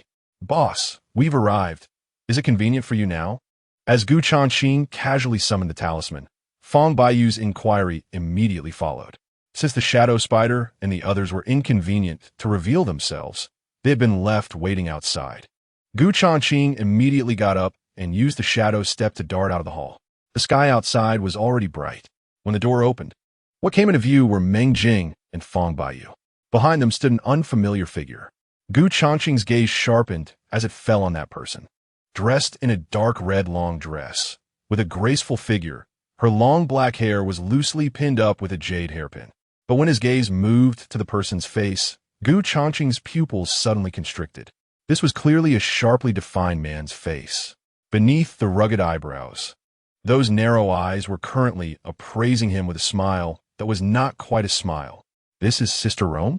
Changqing suppressed the shock in his heart and looked at Fong Baiyu and asked, "That's right, he is Zhao Rong." Fong Baiyu said with a strange expression, grinning, "He is my and Meng Jing's brother." "No, sister." Changqing took a slow, deep breath upon hearing this. All along, whenever Fong Baiyu and Meng Jing mentioned Zhao Rong, they referred to her as Sister Rong. He never expected that the so-called Sister Rong was actually a transgender person. Chapter 50, Resolute Boss Gu. I've heard so much about you. Zhao Rong's red lips slightly parted, her voice deep and carrying a hint of femininity. Nice to meet you. Changqing swallowed his saliva, and his usually calm tone showed rare fluctuations. The sudden contrast made it a bit hard for him to adapt for a moment. Afterward, Changqing said no more and led them into the manor. Along the way, Zhao Rong glanced around, keenly noticing the bloodstains left in the corners. Meanwhile, Changqing's subordinates had completely disappeared. A hint of surprise flashed in his eyes regarding this. It seems Fong Baiyu's words were not false. Changqing indeed has remarkable means, taking down Chen's lair in just one night. If I can follow him, it might be a good choice. In the hall, Changqing sat in the main seat, raising his hand to indicate for them to make themselves comfortable. Zhao Rong directly took a seat, elegantly crossing her legs, her skirt sliding down to reveal her well-defined calves. Changqing struggled to suppress the twitch at the corner of his mouth and quickly shifted his gaze away. Boss Gu is indeed extraordinary. The gap between what I have on file and reality is quite large. Zhao Rong's eyes sparkled as she tested. I wonder why you invited me here today? Changqing took a deep breath, quickly adjusting his state. He then got straight to the point. I believe Meng Jing and the others have mentioned to you that I intend for you to serve as the agent of the Destiny Assassin Organization. Of course. Zhao Rong smiled softly. Boss Gu's public identity is that of a doctor, and you are unwilling to expose your identity. Now that there are no middlemen, the Destiny Assassin Organization will certainly need an agent who can operate in the open. Given my connections in both the black and white markets, I am undoubtedly quite suitable. Upon reaching this point, he paused slightly before changing the subject. However, I want to know, what is your true strength? Gu Changqing's eyes narrowed slightly, naturally catching the implication behind the other S words, clearly wanting to inquire about the trump cards he held. As the agent of the assassin organization, I must understand the actual capabilities of the assassin team within the organization. Zhao Rong changed her sitting position slightly, speaking softly. Otherwise, it will be difficult for me to accept missions in the black market, and I won't be able to assess the risk levels involved. For example, can our Destiny Assassin organization's assassins handle eliminating a martial arts master above the Dao and ordinary realm? Gu Changqing pondered for a moment before slowly speaking. So you want to witness the capabilities of the assassins? That's about the gist of it. Zhao Rong nodded, her gaze expectantly fixed on Gu Changqing. Just as her words fell, a shadow silently appeared on his shoulder, the cold blade already pressing against his neck. The sudden chill made Zhao Rong's muscles tense instantly, not daring to move recklessly. Before he could catch a glimpse from the corner of his eye, the praying mantis had already been taken into Gu Changqing's system space. What is going on? Fang Baiyu and Meng Jing looked confused, scanning around. However, the fleeting form of the praying mantis had eluded even the two of them. It was as if it had never appeared at all, like a ghost. Zhao Rong's forehead broke out in a cold sweat, his eyes filled with disbelief. Not to mention how that mysterious assassin got close. He didn't even see a shadow, simply vanishing without a trace. How is it? Gu Changqing said calmly. This is just one of the assassin members under my command. However, they tend to operate in secrecy and do not wish to be exposed. Upon hearing this, Zhao Rong immediately gasped. Such a mysterious and powerful assassin. If there is more than one, how terrifying would that be? Afterward, he composed himself, forcing a smile. Boss Gu truly hides his strength well. It seems I was overthinking it. Gu Changqing nodded slightly. Since you have confirmed my strength, then regarding the agent matter, both of my younger brothers are now under your command. How could I not come? Zhao Rong readily agreed. I accept. However, you must promise me one condition. Gu Changqing silently looked at her, not in a hurry to agree. My two younger brothers have been obsessed with martial arts since childhood, but unfortunately, they have always struggled due to a lack of resources. Zhao Rong said gently. Therefore, I hope you can cultivate them more and not let their talents go to waste. Upon hearing this, Fang Baiyu and Meng Jing felt warmth in their hearts, deeply moved. They had thought that Sister Rong was going to negotiate profit-sharing conditions with the boss. But unexpectedly, she was thinking of them. This isn't really a condition. Gu Changqing smiled slightly. In fact, I had this intention. So, you can make another request. Hearing this, Zhao Rong's heart suddenly trembled, staring blankly at Gu Changqing's generous demeanor, momentarily lost in thought. She bit her red lips lightly, and the more she looked at Gu Changqing, the more pleasing he became. Not good. Fang Baiyu and Meng Jing exchanged glances. As partners who grew up together, they were too familiar with Zhao Rong's expression. Whenever her eyes narrowed slightly and her red lips unconsciously bit down, it indicated that, since you are so generous, I will dare to make another request. Zhao Rong suddenly leaned forward, her voice becoming 3 parts softer than before. I want to move into this manor and live with you. It would be more convenient to report tasks in the future. Upon hearing this request, Gu Changqing's breath suddenly halted, and the hair on his body stood on end, instinctively tightening his buttocks. The atmosphere in the hall seemed to freeze for a moment. If Sister Rong likes it here, then stay. Gu Changqing smiled awkwardly but politely. I usually need to see patients at the clinic and rarely come here. The manor is vacant anyway. Thank you, boss. Zhao Rong slightly pursed her lips, a complex emotion flashing in her eyes. Wow, master, you are truly charming. The teasing voice of the wasp echoed abruptly in Gu Changqing's mind. I can guarantee that this agent will definitely be devoted to you from now on. Shut up.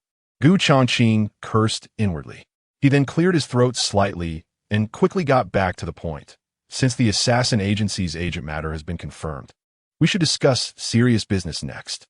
In fact, Changqing has been secretly conducting business with the court, but now, this secret line has been established by me. It is expected that they will send someone to Qingzhou City for negotiations in the next couple of days.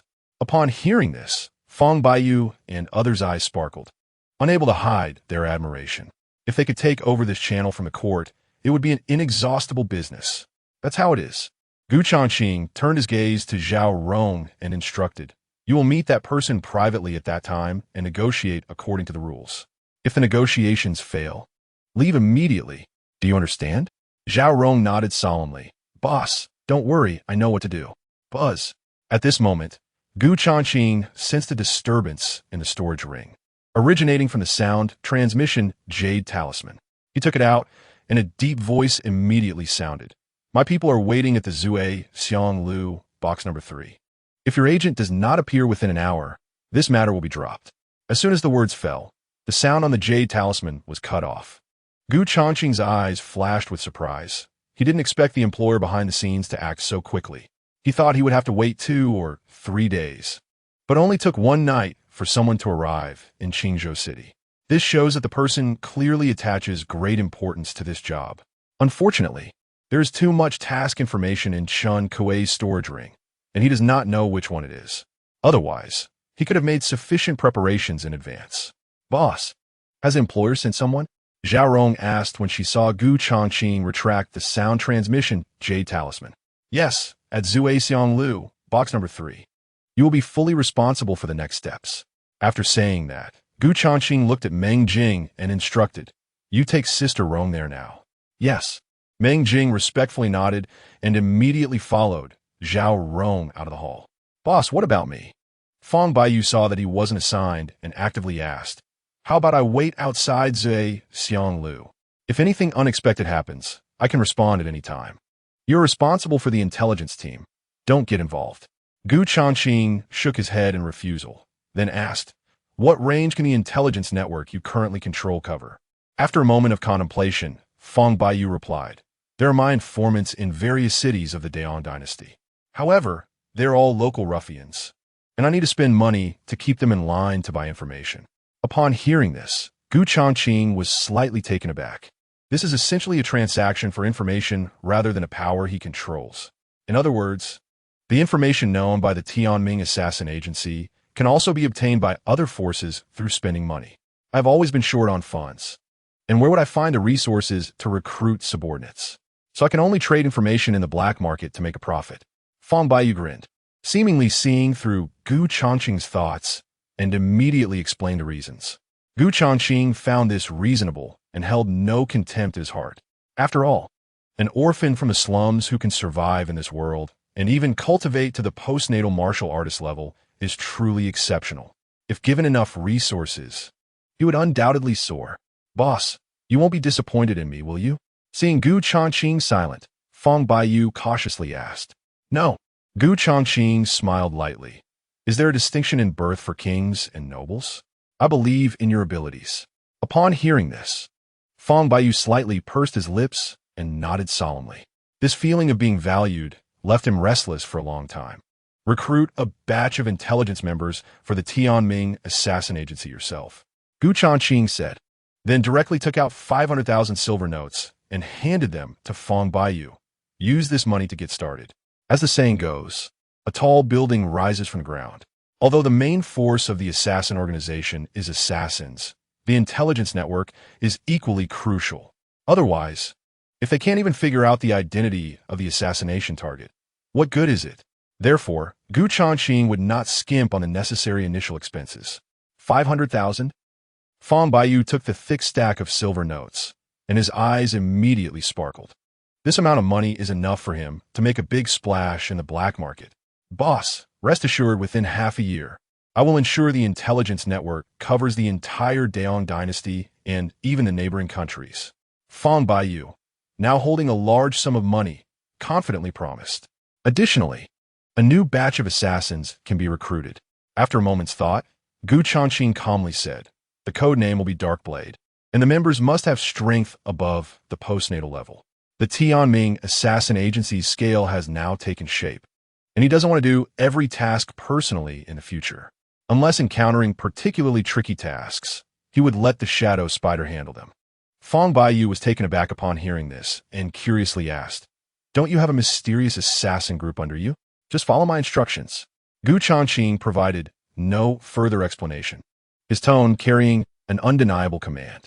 Yes, I will take care of it right away. Fang Baiyu nodded respectfully and immediately turned to leave. Gu Changqing did not remain idle either. Using the shadow spider's shadow travel, he suddenly disappeared within the manor. When Meng Jing drove the carriage into the city, he had already returned to the clinic in advance, opening the shop and seeing patients as usual. The shadow spider, under his control, swiftly headed towards Zue Xianglu. Upon arriving at the destination, Gu Changqing immediately activated shared perception. Through the shadow spider's compound eyes, he saw that the windows and doors of Box No. 3 were tightly shut, making it impossible to see who was inside. To avoid alerting the snake, Gu Changqing did not let the shadow spider infiltrate, but instead quietly lay in the shadow of a corner. Before long, Meng Jing's carriage had already stopped outside the entrance of the Zue Xiang building. According to the rules, only the agent could make an appearance. You just need to wait here. Zhao Rong instructed Meng Jing, and then walked alone into the Zue Xiang building. Knock, knock, knock. Zhao Rong knocked on the door a few times, her red lips slightly parted. I'm here. A deep male voice soon came from inside. Come in. Zhao Rong pushed the door open, and Ning Zhu immediately followed closely behind, then quietly climbed to the corner of the wall. Following its line of sight, Gu Changqing finally saw the person inside. Zhao Rong's gaze was also assessing the other party. He was wearing a black cloak, with a dark golden mask covering his face, and his physique appeared extremely robust. The man's eyes remained cold and devoid of any fluctuation when he looked at Zhao Rong's masculine features, which made Gu Changqing secretly admire him. Coupled with his mysterious attire, he felt more like a well-trained assassin. Sit. The black-clad man's voice was deep and hoarse, as if deliberately disguised. However, Zhao Rong did not rush to close the door, cautiously surveying every corner of the private room. Rest assured, there is only me here. The other party clearly saw through Zhao Rong's thoughts and said coldly. Creak. The door closed, and Zhao Rong took a seat across the table. You are the agent? The black-clad man went straight to the point and asked, which assassin organization? Just as Zhao Rong was about to respond, an unusual movement suddenly came from the storage ring on her hand. Immediately afterward, a sound transmission talisman flew out. Gu Changqing's voice suddenly echoed in Zhao Rong's mind. The Tianming Assassin Organization has changed its name to Tianji Pavilion. The sudden sound transmission shocked Zhao Rong. Out of the corner of her eye, she couldn't help but glance around. Could it be that the movements in the private room are now under the boss's scrutiny? What? Is it inconvenient to disclose? The black-clad man's expression darkened slightly as he coldly said, My master has said that if you want to cooperate, both sides must show some sincerity. Zhao Rong smiled softly. Don't misunderstand, it was just my subordinate reporting some situations. In the black market, our organization is called Tianji Pavilion. Upon hearing Zhao Rong change her words, Gu Changqing couldn't help but breathe a sigh of relief. After all, the names Tianming Assassin Organization and Tianming Medical Hall were indeed very similar. He didn't have the original owner's brainlessness to create such similar names for convenience. If someone were to investigate secretly, the existence of the medical hall would undoubtedly be the biggest suspect. Moreover, many people in the black market already knew the name of the Tianming Assassin Organization, which even carried the label of being unremarkable. Now that they had connected with this dark line from the court, it was certainly time to change their appearance and add a bit of mystery. Tianji Pavilion? Sure enough. A glimmer of contemplation flashed in the black-clad man's eyes upon hearing this name. He had never heard rumors about this assassin organization in the black market. Could it be a newly emerged assassin organization? Your pavilion master is quite capable. The black-clad man's gaze fell on Zhao Rong, and he said meaningfully, Chun Kuei is just a middleman, but he holds some power in the black market. However, Tianji Pavilion was able to uproot him overnight without leaving a trace. Even now, there have been no rumors in the black market that Chun Kuei is dead. Zhao Rong chuckled lightly. Thank you for the compliment. Since you are aware of our Tianji Pavilion's capabilities, do you have any intention of cooperating in this meeting? As she spoke, Zhao Rong seemed to casually glance at the black ring on the black-clad man's hand. After a brief assessment, she quickly withdrew her gaze. Chapter 52. Who can endure it longer? Cooperation? The black-clad man's tone hesitated slightly before he sneered. The key is if I tell you the assassination location, you might hesitate? Zhao Rong pursed her red lips and smiled without speaking. Having navigated the black market for many years, she had seen countless people and could easily discern such small tricks. Playing mind games with her? Still too young. You don't ask, and I won't either. Let's see who can endure it. Time slowly passed. The atmosphere in the room became tense. Seeing that Zhao Rong remained silent, the black-clad man clearly could not sit still. He had thought the other party would boast about Tianji Pavilion's abilities and then inquire about the assassination location, confidently accepting the task. This way, he could gain the upper hand and lower the reward price. Unexpectedly, this person was so patient. To be honest, the task location is at the 7 Xian Martial House. The black-clad man spoke first, and the assassination must take place on the day of the recruitment assessment. Hearing this, Zhao Rong's heart skipped a beat. It should be noted that the 7 Xian Martial House is a colossal sect, the only existence within the De Yong dynasty that is not subject to legal constraints. Not to mention that ordinary forces would not dare to provoke it. Even the royal family must be somewhat wary of it. However, the other party specified the assassination must take place on the territory of the 7 Xian Martial House. And it had to be done openly on the day of the recruitment assessment. Even the strongest top assassins, once they go there, regardless of success or failure, the outcome would surely be dire. How? Are you scared? The black-clad man smiled coldly. If so, it seems I need to reevaluate Tianji Pavilion's capabilities. That may not be the case. Zhao Rong feigned calm and asked, mainly, what level of cultivation does the assassination target possess? The black-clad man replied without hesitation, peak of the innate realm. On the day of the recruitment assessment at the 7 Xian Martial House, this person will attend the assessment. Changqing felt there was potential upon hearing that the target only had this level of strength. Although the assassination location was quite tricky, considering the capabilities of Zhu and the others, it was not entirely hopeless to retreat unscathed. Immediately, he took out the stack of task lists stored by Changqing and quickly searched according to the lead of the 7 Xian Martial House. Soon, he pulled out an assassination list. The information on it perfectly matched. Target, Ma Xiao. Identity, heir of the Ma family. His father is a marquis of the current dynasty. Strength, peak of the innate realm. Location, De Yong dynasty, imperial capital. Recent activities, attending the recruitment assessment at the 7 Xian Martial House next month. Task requirements. Complete the assassination on the day of the assessment. Reward, 250,000 silver notes. At the bottom of the paper, there was also an image of the target. His appearance bore some resemblance to the previous target, Martin Yu. Corresponding to their identity information, they were, in fact, brothers from the same family. However, this time, the Ma family's heir had a significantly higher status. As Changqing pondered, he decisively took out a sound transmission talisman and ignited it in his hand. I'll take this task, but the reward must be 500,000. Just as Zhao Rong was indecisive, Changqing's sound transmission talisman arrived just in time. After hearing what it said, he felt as if he had taken a calming pill, and his eyes instantly brightened. If the boss dared to take it, it meant he had enough confidence. Remembering the elusive assassin from earlier at the manor, Zhao Rong had no doubts about Changqing's decision. This task is indeed tricky. Zhao Rong shook her head, but with our Tianji Pavilion's capabilities, we are still confident we can complete it. However, regarding the reward, we need this price. At this point, Zhao Rong extended a finger, 1 million. What? Even the black-clad man, who is usually calm, suddenly raised his voice sharply. The sudden price hike caused Changqing to secretly click his tongue. He had not expected that Zhao Rong would be even more ruthless than himself.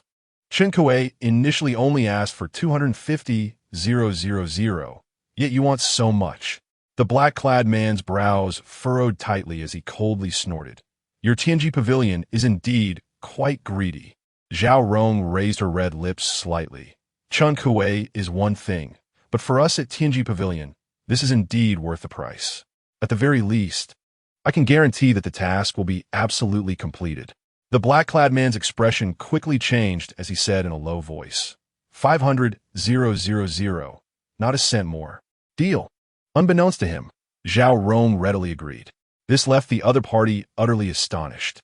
Although the price had been cut in half, it still felt like a mixed bag of emotions at that moment. Quite unpleasant. Well done. Changqing couldn't help but exclaim in admiration. In the past, when accepting tasks, the price was always predetermined by Changqing, but now it was so proactive to set the remuneration, directly raising the profits significantly. Awesome. So awesome. Since our deal is done, let's pay half of the deposit first. Zhao Rong extended her hand without hesitation and said casually. The man in black came back to his senses, a cold glint flashing in his eyes. Money is not the problem, but it's best to complete the task within the specified time and place. Otherwise, I will ensure that your Tianji pavilion will have no footing in the black market in the future.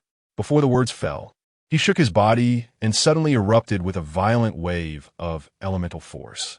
Boom! A powerful aura swept out, even toppling the nearby tables and chairs. Half-step Dao realm. Zhao Rong's expression changed. Her previously frivolous gaze instantly turned serious. Just the underling scent to negotiate had such strength. How much more powerful must the mastermind behind it be? Chapter 53. The conspiracy behind it. Half-step Dao realm means 1 foot has already stepped into the threshold of the Dao realm. Below this realm, the man in black's strength was almost invincible. At this moment, he deliberately revealed his cultivation, clearly carrying an unabashed threat and intimidation. Oh dear, I'm so scared. Zhao Rong raised her hands to her chest, striking a pose of feigned timidity.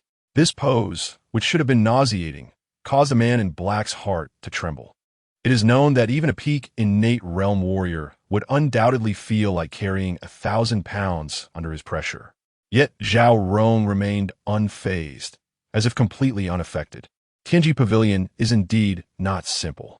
The man in black took a few looks before slowly retracting his aura and no longer testing her. He then took out a stack of silver notes and handed them to Zhao Rong. Each note was worth 10,000, a deposit of 250,000, not a penny less. Zhao Rong flicked her fingertips, quickly counting it, and smiled. A pleasant cooperation. The intelligence information controlled by Changqing has probably been intercepted by your pavilion master, so there is no need for me to take further action. After completing the task, I will settle the remaining payment. The man in black snorted coldly, finished speaking, and turned to leave. If it weren't for the task information being stolen, why would he seek out Tianji Pavilion to take over, even accepting a malicious price increase? Otherwise, once the news leaked, it would impact the entire plan. After the man in black left, Zhao Rong did not immediately head to the Destiny Medical Hall. To avoid being followed, she instead reported the matter using a sound transmission talisman.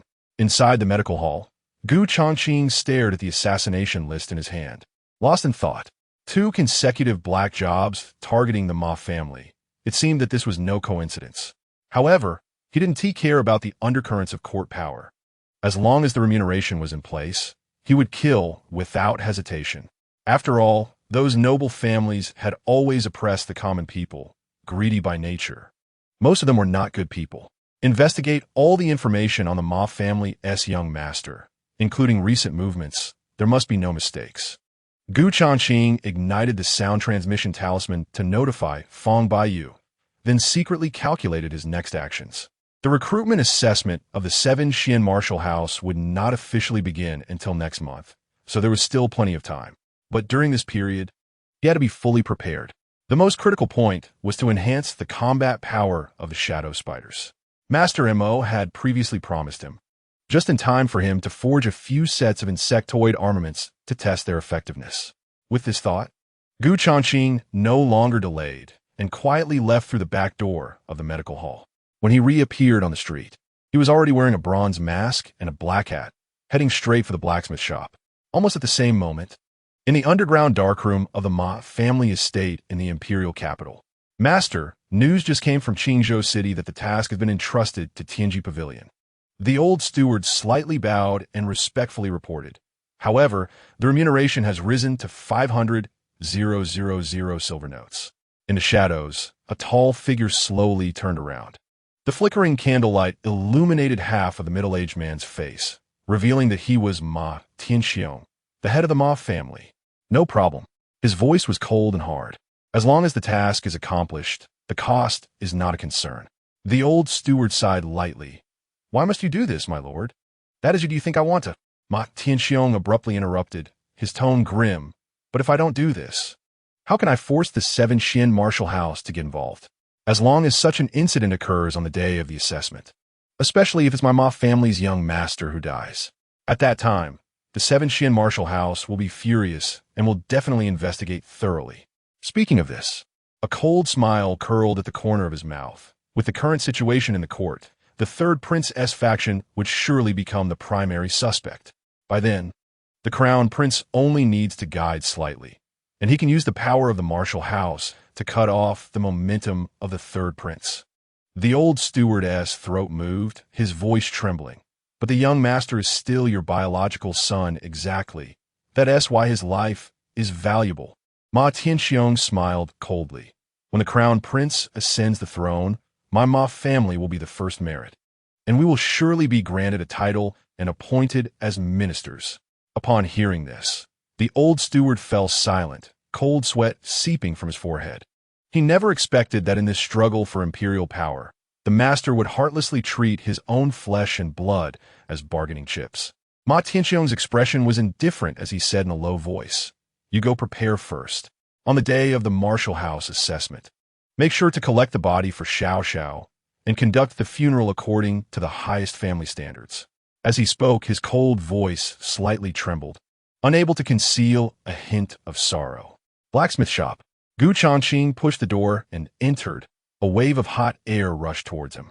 Under the reflection of the furnace fire, Mo Xing was sweating profusely, hammering a piece of red-hot, mysterious iron.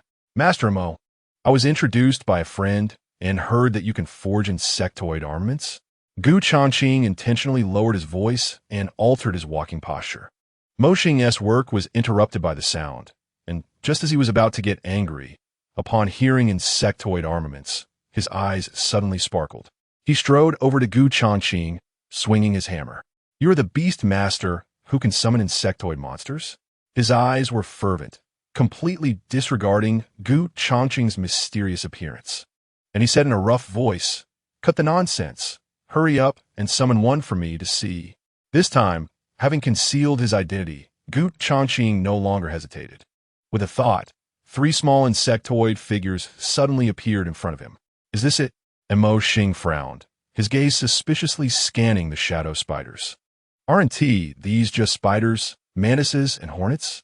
What is so special about them?" However, when he leaned in to observe closely, he found that the mantis's forelimbs were sharp as blades, with a surface glowing with an icy blue light.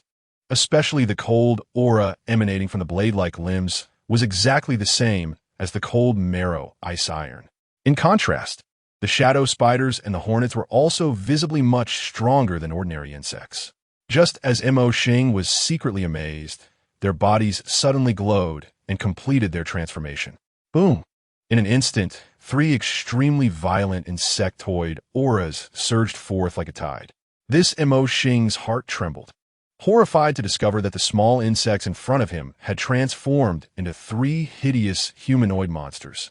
Immediately, he instinctively retreated several steps, unable to help but tighten the iron hammer in his hand, his expression extremely tense. Gu Changqing's eyes sharpened, and he immediately ignited a barrier talisman, enveloping the entire blacksmith shop. Since creating these monsters, this was the first time he had exposed them to someone else's eyes without executing an assassination. What terrifying insectoid creatures! Mo Xing's pupils constricted, his gaze fixed on the shadow spiders, growing increasingly alarmed. "How is it?" Gu Changqing asked calmly. "Are you confident in forging armaments for them?" Mo Xing, coming back to his senses from the shock, said solemnly, "I have forged weapons for 40 years, and I have never seen such a peculiar monster. To be honest, their shells are as hard as iron, and their blade limbs are unmatched in sharpness. They're simply born weapon prototypes. Equipping them with any armament would seem redundant." He shook his head, his tone filled with emotion, more so with astonishment. "Since that's the case, then it doesn't matter." Gu Changqing smiled faintly and did not insist. Otherwise, it would lead to unnecessary complications and affect the combat power. Since external weapons were not needed, why not directly inscribe runes on them? Mo Xing murmured to himself, suddenly struck by inspiration. If the runes could be directly branded onto them, it would specifically enhance certain potentials. Yes, that's it. As the thought flashed through his mind, a fervent light burst forth from his eyes, and he became increasingly convinced that this idea was feasible. Chapter 54. Triggering Bloodline Mutation, Branding Runes, huh? Changqing was taken aback by the suggestion, and a hint of curiosity flickered in his eyes. However, after a moment's thought, he realized that if the inscription failed, wouldn't he that render the shadow spider and the others useless? Don't worry, I will only inscribe enhancement type runes, and there will be no side effects. Mo Xing seemed to see through his concerns and said confidently. Changqing did not agree immediately. Instead, he silently thought, System, can I heal my pets if they get injured? Friendly reminder. The host can heal the pet's injuries by consuming energy points. With the system's assurance, Changqing had no further worries and decisively said to Mo Xing, All right, let's give it a try. Great, Mo Xing exclaimed, eager to try it out, but quickly suppressed his impulse. Before that, I need to extract their blood and merge it with materials to complete the rune branding. As he spoke, Mo Xing glanced warily at the shadow spider and the tiger bee. Without Changqing's prior control, he did not dare to draw blood on his own. If he provoked these creatures, the consequences would be unimaginable. They won't harm anyone without my command, Changqing said calmly. Just do as you said. Then, Mo Xing carefully used a special silver needle to extract a drop of blood from the shadow spider, tiger bee, and mantis. Surprisingly, once these blood drops left their bodies, they began to slowly wriggle in the jade bottle as if they were alive. A hint of astonishment flashed in Changqing's eyes. He did not expect the blood of the insectoid monsters to be so strange. Under this gaze, Mo Xing took out a bottle of material liquid and poured it into the vessels containing the insect blood. Sizzle. The moment the material liquid mingled with the insect blood, it suddenly burst forth with a peculiar glow, and the color of the liquid changed dramatically. The shadow spider's blood turned black, the tiger bee's dark red, and the mantis's transformed into ice blue. Their blood actually carried attribute powers. Incredible! Mo Xing trembled with excitement, exclaiming, With this, the power of the branded runes can be enhanced by at least 80%. Hearing this, Changqing naturally understood what the attributes of the three insectoid monsters were. The initial material edited from the shadow spider was a dagger forged from abyssal iron, extracting its dark characteristics for synthesis. The tiger bee was a venomous needle made of crimson rock iron, so the attribute power within its blood contained dark red fire poison.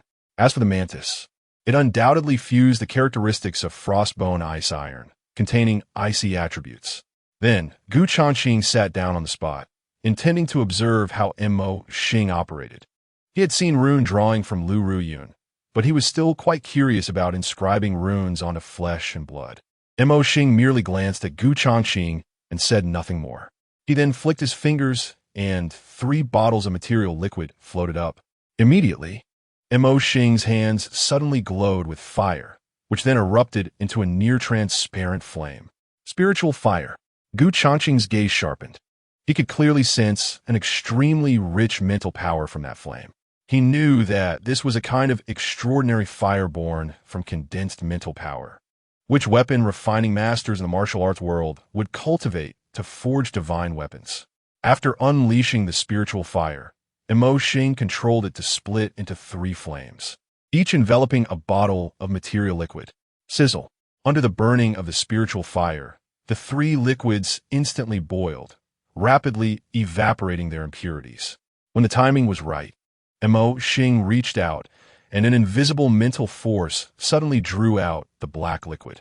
He deftly sketched in the air, gradually condensing it into a complex and mysterious ring-shaped rune. Merge!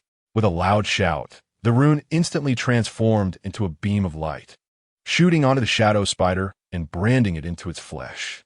The ring-shaped rune automatically appeared, moving like a living being on the surface of the shadow spider's skin, ultimately forming 7 black secret patterns. Ding! Detected that your shadow spider has successfully merged with the rune, activating hidden talent. Activation successful. Congratulations. The shadow spider has unlocked a new skill, invisibility. This skill allows the body to become completely invisible in any environment, with duration proportional to the energy consumed. As the system prompt sounded, the 7 black secret patterns on the shadow spider's surface suddenly contracted, as if being absorbed deep into its body. In the next moment, its figure gradually blurred under the watch of Gu, Changqing, and Mo Xing, and finally disappeared completely. Invisibility. Gu Changqing's heart stirred, and he immediately understood what was happening from the system's prompt. This skill not only included physical invisibility, but could also suppress fluctuations in breath to the extreme, making it the perfect assassin's gear. Although there was no advancement upgrade, gaining an additional skill was still quite good. Mo Xing's spiritual fire trembled violently in his hand, nearly going out of control. He widened his eyes, his mental power frantically sweeping over the original position of the shadow spider. But he could only detect a faint energy fluctuation. If his mental power were not extraordinary, he might not have sensed anything at all. Staring at the shadow spider, which reappeared, Mo Xing slowly took a deep breath, gradually coming back to his senses from the shock. He had only inscribed a rune to enhance its ability, but unexpectedly triggered this creature's invisibility. This was no longer just a monster. It was a freak. Master Mo, the effect of this rune enhancement is indeed beyond expectations. Gu Changqing grinned and praised while raising his hand to signal him to continue with the next one. Mo Xing did not say much and turned his gaze to the tiger bee, with the spiritual fire at his fingertips rising again. The dark red material liquid gradually took shape under his guidance. Merge! With a deep shout, the rune shot into the tiger bee's chest like a shooting star. In an instant, blood-colored patterns began to emerge on the robust body of the tiger bee. Ding! Your tiger bee has successfully merged with the rune, triggering a bloodline mutation. Chapter 55, Awakening the Killing Gene, Tiger Bee Bloodline Mutation in Progress. Detected the bloodline of the insectoid queen bee. Beginning activation. As the system prompt sounded, the blood-colored patterns on the tiger bee's surface suddenly burst forth with blinding dark red light, as if magma was flowing beneath its skin. Its body rapidly expanded, and its already strong physique became even more powerful and towering, with barbs covering the joints of its arms. Then, with a tearing sound, 4 insect wings suddenly burst forth from its shoulder blades, with flame-like energy waves swirling around the membranous wings, creating a fierce appearance. Boom! The tiger bee flapped its wings in midair, and a violent aura instantly swept across the entire blacksmith shop. As the heat wave surged, the barrier created by the rune was suddenly shaken violently. Ding! Royal bloodline successfully activated. Congratulations, your tiger bee has advanced to the extraordinary level, and its combat power has been comprehensively enhanced. Unlock new skill, Explosive Venom Needle. Attack inflicts fire poison, triggering a secondary explosion upon hitting the target. It advances like that. Gu Changqing was pleasantly surprised at the sight. This rune enhancement clearly exceeded expectations. Without consuming energy points, it was purely a bloodline advancement enhancement. Immediately, Gu Changqing summoned the system panel, discovering that the tiger bee's various data was rapidly refreshing. The most critical combat power evaluation had skyrocketed to a level comparable to a human martial artist at the Dao Ordinary Realm. It was truly unbelievable. Mo Xing stood to the side, his pupils suddenly constricting as he involuntarily gasped. The shadow spider's invisibility ability had already surprised him enough. But he never expected that the tiger bee, under the enhancement of amplification runes, could directly trigger a mutation in its insectoid bloodline. The energy fluctuations it emitted were countless times stronger than before. In all his years, this was the first time he had seen a creature with such terrifying potential. Mo Xing murmured to himself, trembling with excitement. Noisy. The tiger bee's bloodthirsty gaze shot a cold glance at Mo Xing, exuding dominance. But when it turned its attention to Gu Changqing, it immediately switched to a flattering expression. Master, am I impressive? Gu Changqing couldn't help but chuckle. Although the tiger bee had become much more formidable after its advancement, its show-off nature had not changed at all. Little knife, don't be jealous. The tiger bee swayed its tail stinger proudly and grinned at the mantis. Your turn will come soon. The mantis remained cold and indifferent, standing silently beside Gu Changqing like a sword-wielding guard. Master Mo, you can continue. After Gu Changqing spoke, he gestured for the mantis to step forward. A chill approached, causing Mo Xing's heart to tighten, and he immediately shifted his gaze to the mantis. What kind of amplification effect would this mantis undergo? He observed it with great interest. His curiosity heightened. Old man, stop dilly-dallying. The tiger bee urged impatiently. Move quickly. We don't have time for you to daydream. Mo Xing didn't mind the tiger bee's rudeness and smiled in acknowledgement. He had to admit that he had briefly lost his composure amidst the series of shocks. After calming his emotions, Mo Xing spread his arms, and his palms suddenly released mental fire. He then took out the last vial of material liquid, quickly condensing it into rune seals in the void. Mirje, Mo Xing shouted and decisively imprinted the runes onto the mantis. After completing this, his eyes burned with intensity, fixated on the mantis's upcoming changes. Hiss! In an instant, the rune on the mantis's icy armor spread rapidly like a living thing. The ice blue patterns slithered across its shell, ultimately condensing into two spiral ice crystal patterns on its blade-like limbs. Ding! Your mantis has successfully merged with the runes, awakening the insectoid slaughter gene. The system's mechanical voice echoed, and the cold light on the mantis surged violently, causing the ground around it to instantly frost over. The forge's burning furnace was suddenly extinguished under the onslaught of cold. Although the mantis's size did not change significantly, its blade limbs extended by half a meter, gleaming with an ice-blue sharpness. The chilling aura that radiated from it seemed to carry endless killing intent. Ding! Insectoid slaughter gene awakening successful. Congratulations! Your mantis has been promoted to the extraordinary tier with a comprehensive increase in combat power. New skill unlocked, Cold Prison Slash, which can release a freezing domain of slaughter upon striking. Gu Changqing's eyes flickered as he looked at the skill description that appeared on the system panel. Feeling greatly shocked, this was no longer a simple physical attack. It touched upon the terrifying powers at the level of laws. The ability to create a freezing domain was truly abnormal. Mo Xing gasped, his eyes wide as he surveyed his surroundings. The entire forge, under the invasion of cold, had all its tools frozen into ice sculptures. Even the barrier of light was covered with a layer of frost.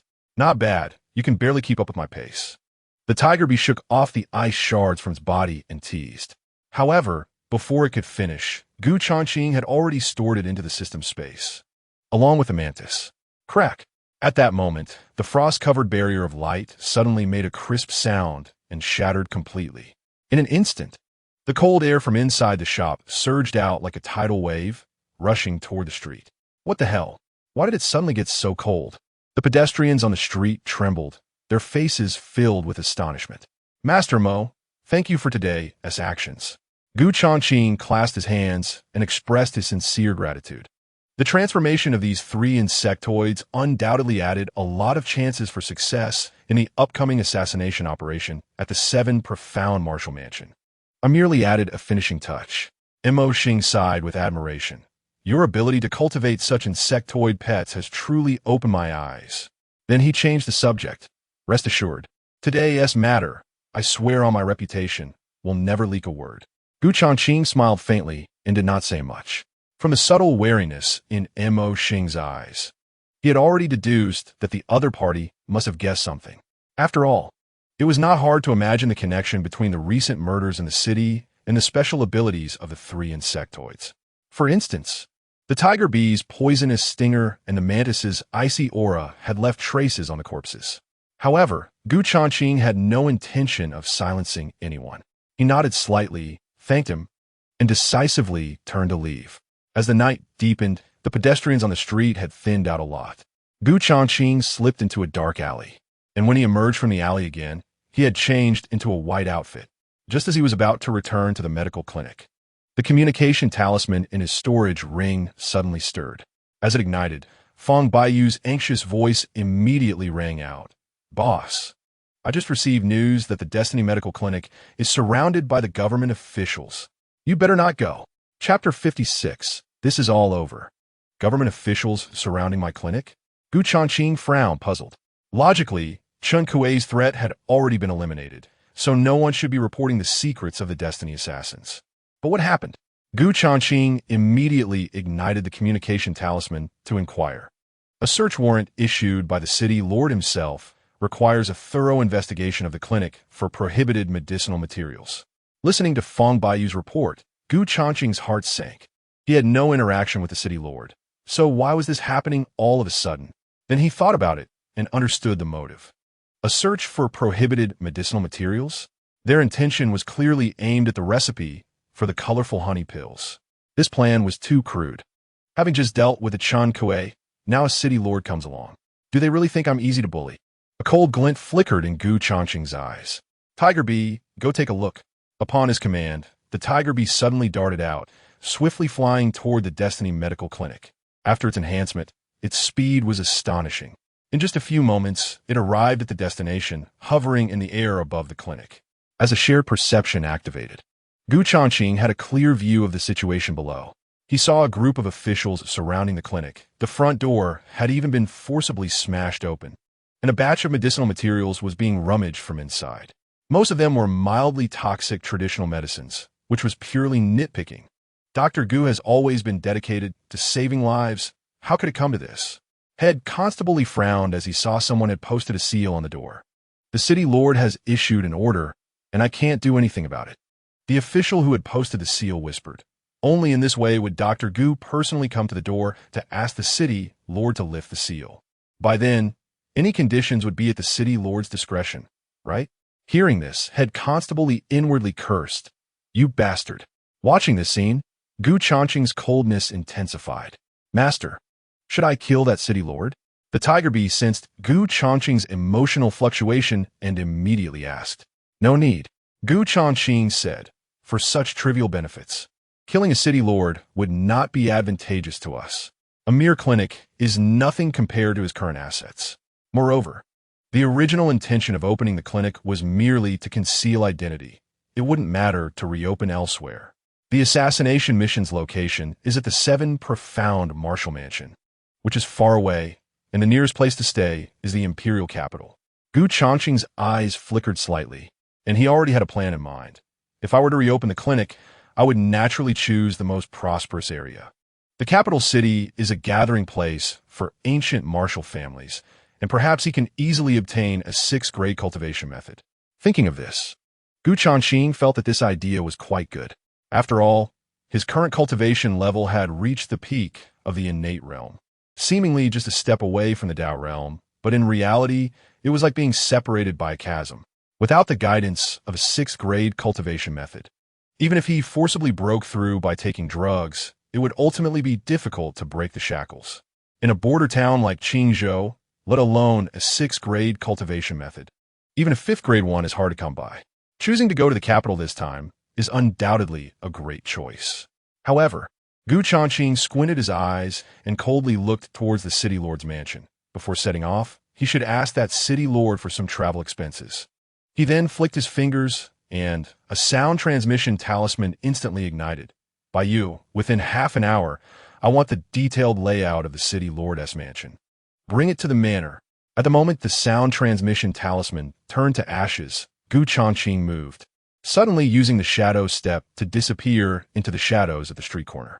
About half an hour later, Gu Changqing was already seated in the main seat of the manor outside the city. Zhao Rong, Fong Baiyu, and Meng Jing stood respectfully below. Boss, are you really going to take us to the capital? After hearing Gu Changqing's thoughts, Fong Baiyu's eyes sparkled with excitement. The capital is the power center of the Daong dynasty, with endless business opportunities. Zhao Rong's eyes brightened as she suggested. If we can open a restaurant in the capital and secretly gather information from various places, it would undoubtedly be easier. Hearing this, Fong Baiyu's tone couldn't hide his excitement. What Sister Rong said is just what I want.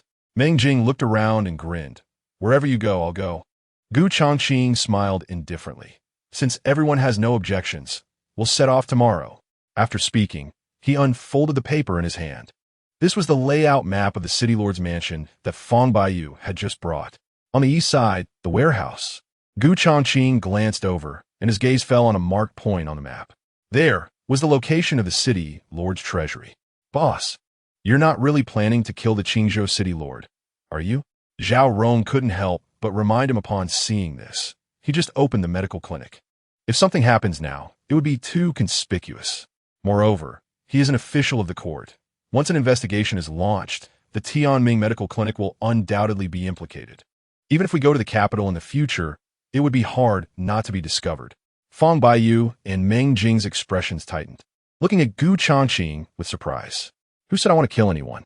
Gu Changqing raised his gaze to the three of them, saying meaningfully, this time is just a playful venture, collecting some interest. Upon hearing this, Fang Baiyu and the others were slightly taken aback, feeling even more puzzled. No one could guess what Gu Changqing was really planning to do. Unbeknownst to them, the shadow spider had already been lurking inside the city lord's mansion, waiting for orders. Little spider, it's your turn to act. Gu Changqing's mind moved, secretly instructing. Yes, master. After receiving the order, the shadow spider immediately used its stealth skill and quickly moved. Meanwhile, in the hall of the mansion, how's the matter going? The Qingzhou city lord lazily leaned against a Zeaton wood chair, looking at the steward who came to report. Sir, I have sent someone to seal the Tianming Medical Clinic as per your instructions. The steward slightly bowed, respectfully saying, but that doctor named Gu has yet to show up. The medical clinic has been sealed, and he is hiding instead? The Qingzhou city lord frowned slightly, snorting coldly, quite patient indeed. Keep waiting. I don't believe that without his medical clinic, he can still sell the colorful honey pills. The stewardess' eyes turned, smiling flatteringly as he approached. Your wisdom is unmatched, my lord. When he comes to you in desperation, a 3-7 or 2-8 split will be a bargain for him. 2-8? The Qingzhou city lord scoffed. I want him to kneel and hand over the formula. Just thinking about the lucrative business in the future. The greed in his eyes was hard to hide. Report. At that moment, a guard rushed into the hall in a panic. What is it? Did that Dr. Gu come? The Qingzhou city lord raised his eyebrows, a victorious smile appearing at the corner of his mouth. No, no. The guard's voice trembled. All the silver and treasures in the treasury have been stolen. What? The steward beside him turned pale with shock. The Qingzhou city lord's eyes widened in disbelief as he shouted. Say that again. My subordinate just went to check the treasury and found the main door intact. But everything inside has vanished. Not even a single coin is left. The guard reported tremblingly. How outrageous. The city lord's face was filled with shock and anger, and he shouted furiously, Where are the guards? Where have the guards of the treasury gone? They all said they didn't see anyone coming or going. And there are no traces at the scene, the guard said, lowering his head, his voice growing softer. The treasury held 1,000,000 taels of silver that was to be submitted to the court this year. Now it's all gone. The Qingzhou city lord's face turned pale, and he slumped to the ground in despair. Chapter 57. Fusion of Intentions. Indeed, making money through illegal means is faster. Inside the manor, Gu Changqing took the storage ring handed over by the shadow spider, a smirk appearing at the corner of his mouth. His spiritual power probed into the ring, finding 20 iron camphor wood boxes neatly arranged, all filled with real gold and silver, not paper notes. A total of 1,000,000 taels of silver. This is equivalent to the total tax revenue of Qingzhou City for a year. This plunder was enough to leave the city lord of Qingzhou in a daze for quite some time. Well done. Gu Changqing put away the storage ring, gently stroking the little head of the shadow spider. When we reach the capital, we'll use this money to buy spirit stones to help you advance and strengthen. The tiger hornet and the mantis have both been promoted to the extraordinary level under the enhancement of the runes. Only the shadow spider, although it gained the ability to become invisible, has not upgraded simultaneously, so he naturally wants to give it more light. Thank you, master. The shadow spider replied softly, its claws gripping Gu Changqing's fingers, interacting slightly. Boss, the carriage is ready. At this moment, Meng Jing stood at the front of the hall reporting. Baiyu and Sister Rong still have some matters to handle and said they would rush to the capital to meet us later. Gu Changqing nodded slightly, his gaze calm. Okay, we'll set off first. The Tianji Pavilion had just been established, and Zhao Rong as a core agent. needed to navigate among the various forces in the black market to open business channels. As for Fong Baiyu, he had to lay out the intelligence dark web and recruit elite assassins, which was clearly also a busy task. A moment later, a luxurious carriage slowly drove out of the manor gate. The horse was still the black horse that Meng Jing had originally used, but now with money. The carriage had been completely transformed, with gilded decorative carvings shining in the sunlight. Meng Jing, dressed in black attire, held the reins at the front of the carriage, full of spirit. Since following Gu Changqing, his fate had also undergone a complete transformation, just like this carriage. Inside the carriage, Gu Changqing lazily leaned against the cushion, looking out at the scenery while munching on sunflower seeds. Qingzhou City is located in the northern border, 1,000 miles away from the capital. Even with day and night travel, it would take at least about 10 days to arrive.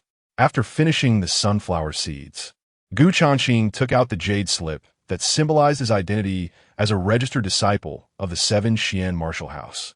This jade slip did not have a name inscribed on it. As Gu Changqing played with the jade slip in his hand, a bold idea suddenly emerged in his mind. If he could comprehend the third-grade cultivation method recorded within Xian Sword Shadow Split Slash, perhaps he could disguise himself as a registered disciple of the Seven Xian martial house. Not only could he infiltrate the Seven Xian martial house, but he might also be able to steal a set of 6th-grade martial arts heart methods. Thinking of this, Gu Changqing raised his eyebrows, feeling that it was more and more promising. As the thought settled, his consciousness had already sunk into the jade slip. Lines of ancient text immediately appeared in his mind. Xian Sword Shadow, using qi to take form. The sword emerges like a shadow, splitting the void silently. Although this Xian Sword Shadow Split Slash is a third-grade cultivation method, the sword qi splitting technique contained within is extremely exquisite. If he could practice it to perfection, a single sword could instantly transform into hundreds of sword shadows, indistinguishable between real and illusion, specifically breaking through protective true essence. Gu Changqing immediately focused his mind and began to comprehend the true essence of the sword technique contained in the jade slip. In the blink of an eye, 5 days passed. Gu Changqing had already integrated the theoretical aspects of the sword technique, and the next step was practical application. In the valley under the night sky, Meng Jing was nearby harvesting grass to feed the horses, while Gu Changqing stood by the campfire, holding an iron sword. The sword gleamed with a cold light under the fire's reflection. The Xian sword splitting shadow, transforming qi into form. Gu Changqing silently recited the incantation in his heart, and the vital energy within him rapidly circulated along specific meridians. He then poured his true essence into the long sword and suddenly slashed towards the void. Whoosh! At the moment the sword's edge sliced through the air, only a blurred afterimage dissipated without a trace. Although this initial attempt was unsuccessful, Gu Changqing quickly adjusted his state. The key to transforming sword qi into shadow lay in the vibration frequency of the energy within the sword. In other words, the faster the vibration, the more sword shadows would split. Gu Changqing's gaze sharpened, and his true essence surged like a tide, creating high-frequency vibrations in his meridians. He flicked his wrist, continuously injecting this vibration power into the iron sword. Buzz! A clear, vibrating sound emerged, and visible ripples appeared around the sword's blade. As he slashed again, the sword qi, under the superimposed vibrations of the true essence, instantly condensed into 6 sword shadows, fiercely striking towards the rock. In the next instant, a loud bang echoed as the rock shattered, fragments flying everywhere. Even more astonishing was that every piece of shattered rock was covered in fine cracks, clearly damaged from the internal force of the vibrations. Not bad. Gu Changqing nodded to himself, a hint of joy flashing in his eyes. The sudden commotion prompted Meng Jing to rush over. When he saw the iron sword in Gu Changqing's hand and the shattered rocks, he was momentarily stunned. Such powerful sword techniques. Lei Meng's eyes sparkled with eagerness as he asked, "Boss, what sword move is this? How did you do it?" Gu Changqing lightly flipped his palm and took out the jade slip to hand to Lei Meng. This jade slip still has its uses. Copy the sword techniques inside into 3 copies, and later give them to Bai Yu and Zhao Rong. Okay, thank you, boss. Meng Jing's face was filled with joy as he carefully held the jade slip, treating it like a treasure as he jumped onto the cart. Then, this burly young man picked up a brush and began to write vigorously. Changqing did not rest either, starting to explore how to integrate the concept of darkness into the sword style.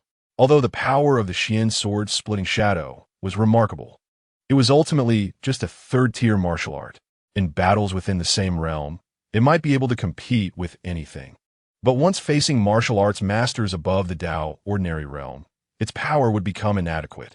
Therefore, if he could integrate the concept of darkness into the sword technique, it would surely break through the shackles of martial arts. With this thought, Changqing continuously simulated the combination of the concept and sword chi in his mind.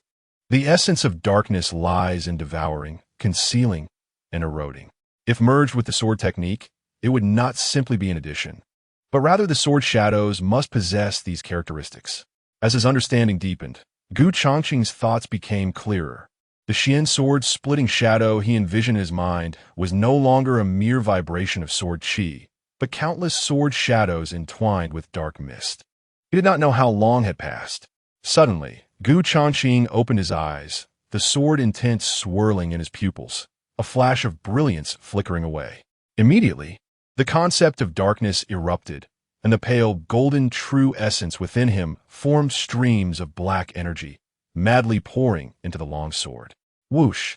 At the moment the iron sword slashed, the sword edge trembled and split into 9 black sword shadows like lightning, fiercely striking towards the rock wall. Bang! As the sword shadows passed, 9 cracks instantly appeared on the surface of the rock wall. Moreover, dark mist rapidly spread and eroded around the sword marks, with the contained, vibrating power creating a terrifying destructive effect. Boom! In an instant, the entire rock wall collapsed from within, turning into dust. Before the dust settled, it was completely devoured by the dark mist, leaving no trace behind. Hiss! Seeing this scene, Meng Jing was dumbfounded and couldn't help but gasp. When he was copying the sword technique earlier, he had already gained a rough understanding of the sword style. He never expected that, after the boss's alteration, it would possess such immense power. Even a half-step Dao, ordinary realm martial artist, would likely find it difficult to withstand such a slash head-on. The effect is quite good. Changqing stood with the sword in hand, feeling quite satisfied. With such a killing move, when they reached the chaotic capital in a few days, even without using the shadow spiders, he would still have a trump card to present. Alert! Just then, a loud shout suddenly echoed in the valley. Changqing and Meng Jing's expressions tightened slightly as they turned to look in the direction of the sound. Chapter 58. The Sixth Prince, Chu Lin Yuan. Someone ahead. Protect the 6th young master. Under the moonlight, a convoy suddenly stopped at the mouth of the valley. Dozens of strong men drew their weapons, their vigilant gazes sharply directed at them. Clearly, the splitting shadow slash that Changqing had just performed had inadvertently alerted them. Boss, should I go explain? Meng Jing saw this and leaped down from the cart. No need. If they are afraid, then let them continue to wait. Changqing raised his hand to stop him and said calmly, "Those guys don't even know where they come from. Try to explain would only complicate matters." Meng Jing thought for a moment, nodded, and sat down, casually adding a few pieces of wood to the campfire. The firelight illuminated Changqing as he took out several pieces of raw beef from his storage ring. Then he set up an iron plate over the fire and casually began to grill the meat. As the sizzling sound filled the air, the aroma of meat gradually spread. Meng Jing sat nearby, his gaze never leaving the merchant group at the valley's entrance. There were about 20 people, all dressed in standardized black uniforms. They held weapons and seemed hesitant to act, maintaining a distance while being on guard. Moreover, their positions were arranged in a coordinated manner, clearly not typical merchant guards. Boss, these people are not simple. Meng Jing's eyes narrowed slightly as he said in a low voice, "From their stance, they look like highly trained elite soldiers." Changqing remained calm and said, "It's fine. As long as they don't provoke us, we can coexist peacefully." After saying this, he sprinkled some spices on the meat. Instantly, A rich aroma of meat wafted through the valley. "Six, Prince, there are only two people ahead." By the cart, the burly man in the lead lowered his voice, his expression serious. But that sword chi just now was definitely not something an ordinary martial artist could unleash. The aura was overwhelming. "To be safe, I suggest we take a detour." Inside the carriage, a young and handsome man in black slowly opened his eyes but ignored his subordinate's report. He poked his head out, his nostrils flaring slightly. When he caught a whiff of the meat aroma wafting through the air, his eyes immediately sparkled. "Smell that. This cooking skill is definitely from an expert." Chu Linyuan inhaled deeply, genuinely impressed. The head of the guard had his hand still resting on his blade, nearly stumbling at the words. "Six, Prince, be cautious. Don't always be so jumpy when we finally got a chance to come out. And remember to call me Sixth Young Master when we're outside." As he spoke, he had already jumped down from the cart. "Anyone who could grill meat that fragrant must be a good person. I can't hold back any longer." Chu Linyuan swallowed hard and immediately walked in the direction of Changqing. His guards nervously tightened their grips on their weapons, only able to follow helplessly. "Boss, they're coming over." Meng Jing's expression tightened as he suddenly stood up. Changqing paid no attention and continued to leisurely flip the beef on the iron plate. However, the shadow spiders had already concealed themselves nearby, watching the situation unfold. Soon, a group of guards followed Chu Linyuan and arrived at the campfire. The burly man scanned Changqing and Meng Jing with sharp eyes, filled with vigilance. His right hand remained tightly gripping the handle of his blade, ready to respond to any sudden situation. Meng Jing also tensed slightly, his gaze focused on the opposing camp. However, among those present, the two who seemed the most relaxed were, without a doubt, Changqing was currently grilling meat, including Chu Linyuan, who was swallowing his saliva at this moment. "Brother, could you treat me to a meal of barbecue?" Chu Linyuan grinned and sat down opposite Changqing without any hesitation. His eyes were fixed on the sizzling beef on the iron plate. After a day's journey, he was truly starving. Changqing glanced at him and said calmly, "Help yourself." "Wait." The burly man's expression changed dramatically as he stepped forward and pulled out a silver needle, poking it into the beef. However, Chu Linyuan did not stop him. "Sixth Young Master, you can eat now."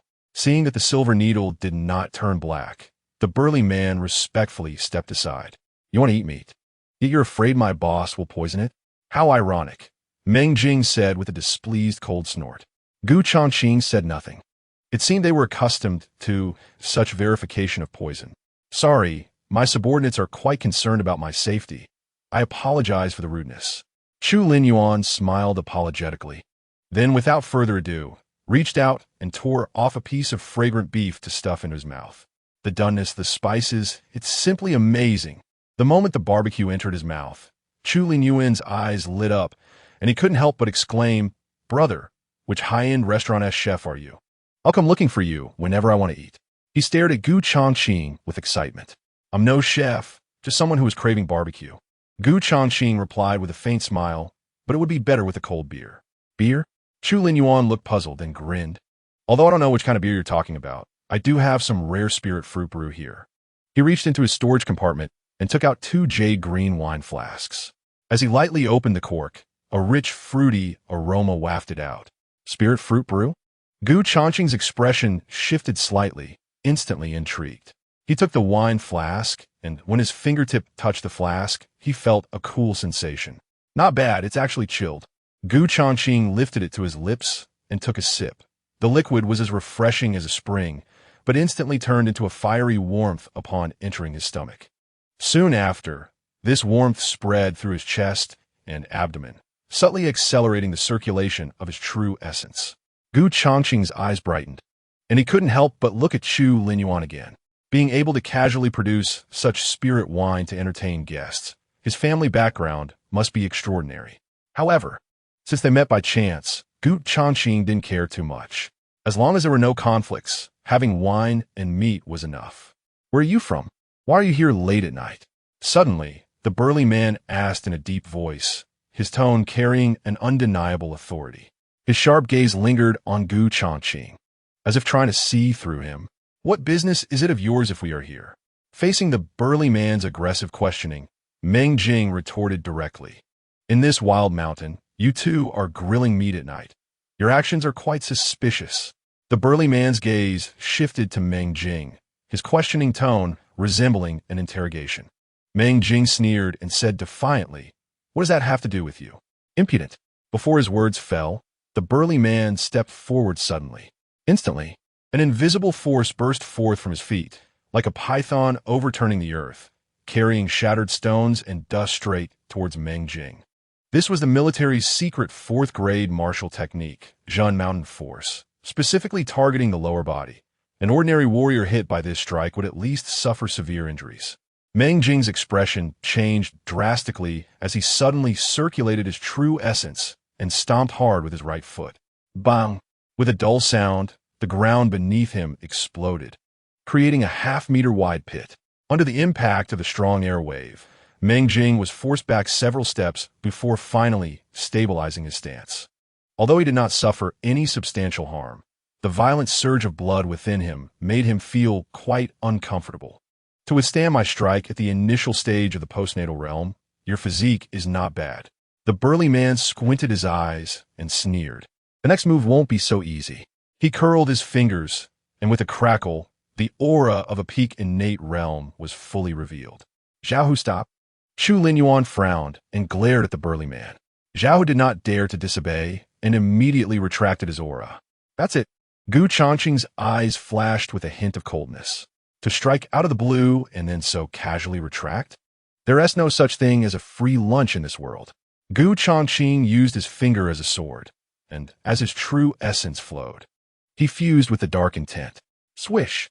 The moment the sword finger lightly sliced through the air, the nearby campfire suddenly dimmed for an instant. Then, 9 small sword shadows entwined with black mist tore through the air, fiercely slashing toward Zhao Hu. The sudden attack made Zhao Hu's pupils constrict as he swiftly drew his blade to defend. Bang, bang, bang. In an instant, a series of ear-piercing collisions erupted. Zhao Hu's combat experience was evidently rich, and he quickly waved his blade in front of him, barely blocking all the sword shadows. However, with each shadow he blocked, it felt as if he was being struck by a 1,000-pound hammer, causing excruciating pain in his arms. Zhao was horrified to discover that these sword shadows contained an extremely terrifying shock force. The strange black mist swirling around was also eroding the true essence within his blade like maggots clinging to flesh.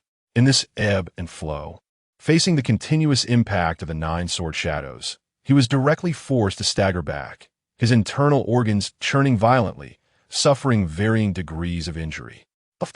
The moment Zhao Hu stabilized himself, he could no longer hold back and spat out a mouthful of blood, his face pale.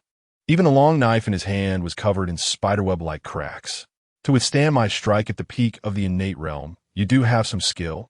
Gu Changqing's fingertips swirled with black mist, returning Zhao Hu's mocking words to Meng Jing. Zhao Hu looked up in disbelief. This move was clearly the mysterious sword-splitting shadow slash. How could it have such power? Dark intent. Upon noticing the lingering black mist at Gu Changqing's fingertips, Zhao Hu's heart trembled. Could it be that he infused the dark intent into his sword move? Realizing this, cold sweat broke out on his back, and his eyes were filled with shock. If the opponent had not used a finger but a real long sword just now, the injuries he sustained would have been far worse. Protect 6th young master. Seeing Zhao Hu was injured, more than 20 guards changed their expressions drastically and hurriedly encircled Chu Linyuan. They watched Gu Changqing warily, the atmosphere tense. I was just enjoying my barbecue. Why are you creating tension? Chu Linyuan said with displeasure, pushing aside the 2 guards blocking him. He looked at Gu Changqing with a complex expression, and after a moment of contemplation, he cupped his hands and said, "My subordinates were the first to offend. I hope for your forgiveness." Gu Changqing said nothing more, but had already lost interest in continuing the barbecue. Jing, prepare the carriage. Upon hearing the order, Meng Jing cautiously glanced at Zhao Hu and the others, then brought over the carriage. Are you leaving?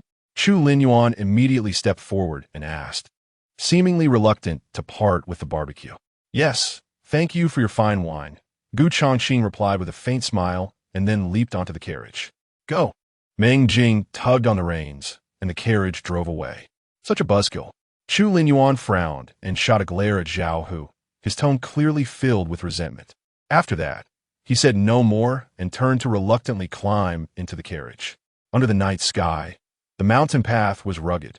The two carriages slowly drove out of the valley, following the same path at the fork. "Boss, it seems they're on the same road as us," Meng Jing said with a frown as he glanced back. "No need to pay attention. Let us go our separate ways," Gu Changqing said, leaning against the window, gazing at the night, his tone indifferent. As soon as he finished speaking, his peripheral vision suddenly caught a glint of cold light streaking by. Swish! Gu Changqing's eyes narrowed, and he saw an arrow shooting towards the direction of the carriage like lightning. The final arrow shot fiercely in front of the carriage, its tip embedding deep into the ground, while the tail quivered violently. "Boss, someone is shooting arrows. Be careful." The sudden attack made Meng Jing's pupils contract sharply, and he immediately tightened the reins, causing the carriage to brake abruptly. However, this was just the beginning. Whoosh, whoosh, whoosh. In an instant, dozens of poisoned arrows shot out from the bamboo forest on both sides. The dense shadows of arrows poured down like a torrential rain. The shooting range not only covered Gu Changqing's carriage, but also completely enveloped the convoy of Chu Linyuan behind. Gu Changqing's expression darkened, and he nimbly leaped onto the roof of the carriage. His long sword surged with true energy, and he suddenly slashed out. The sword energy crisscrossed, and dozens of black sword shadows intertwined into a net, violently crashing toward the incoming rain of arrows. Bang, bang, bang. The arrows above the carriage were instantly shattered into pieces, although a few managed to slip through the cracks. They posed no threat and directly fell to the ground near the carriage. In contrast, the rain of arrows that Chu Linyuan and his group faced was clearly more intense. In a flash, several guards were caught off guard and fell to the ground with arrows in them. However, just as the arrows were about to penetrate the main carriage, complex runes suddenly lit up on the surface of the carriage. As golden light surged wildly, a hemispherical protective barrier was suddenly formed. Ding, ding, ding. The crisp sounds of arrows hitting the barrier echoed continuously, and all the arrows were forcefully bounced away by the light curtain. Chapter 60. If I do not kneel, what can you do to me? Boss, this attack seems to be aimed at them. Meng Jing, holding a long knife, scanned the trajectory of the arrows and immediately grasped the situation. Let's go. Otherwise, it will be too late. Gu Changqing's gaze sharpened as he noticed that dozens of dark figures were approaching like ghosts from the bamboo forest nearby. Those people quickly spread out in the forest, forming a coordinated encirclement, attempting to block all retreat routes. Meng Jing immediately pulled on the reins, urging the carriage to gallop forward in a desperate bid to break through. But at that moment, a second wave of arrows was already raining down on them. The black horse suddenly let out a mournful cry as a poisoned arrow pierced deeply into its neck. Suffering such a heavy blow, the black horse managed to stop the carriage firmly with muscle memory before collapsing to the ground dead. Little Black, looking at the dying black horse, Meng Jing's eyes turned bloodshot, filled with grief and anger. "Give it this rainbow honey pill," Gu Changqing said, handing a colorful honey pill to Meng Jing. Before he could finish speaking, his figure vanished like a ghost from the spot. Since he was already caught up in this attack, he couldn't just sit and wait.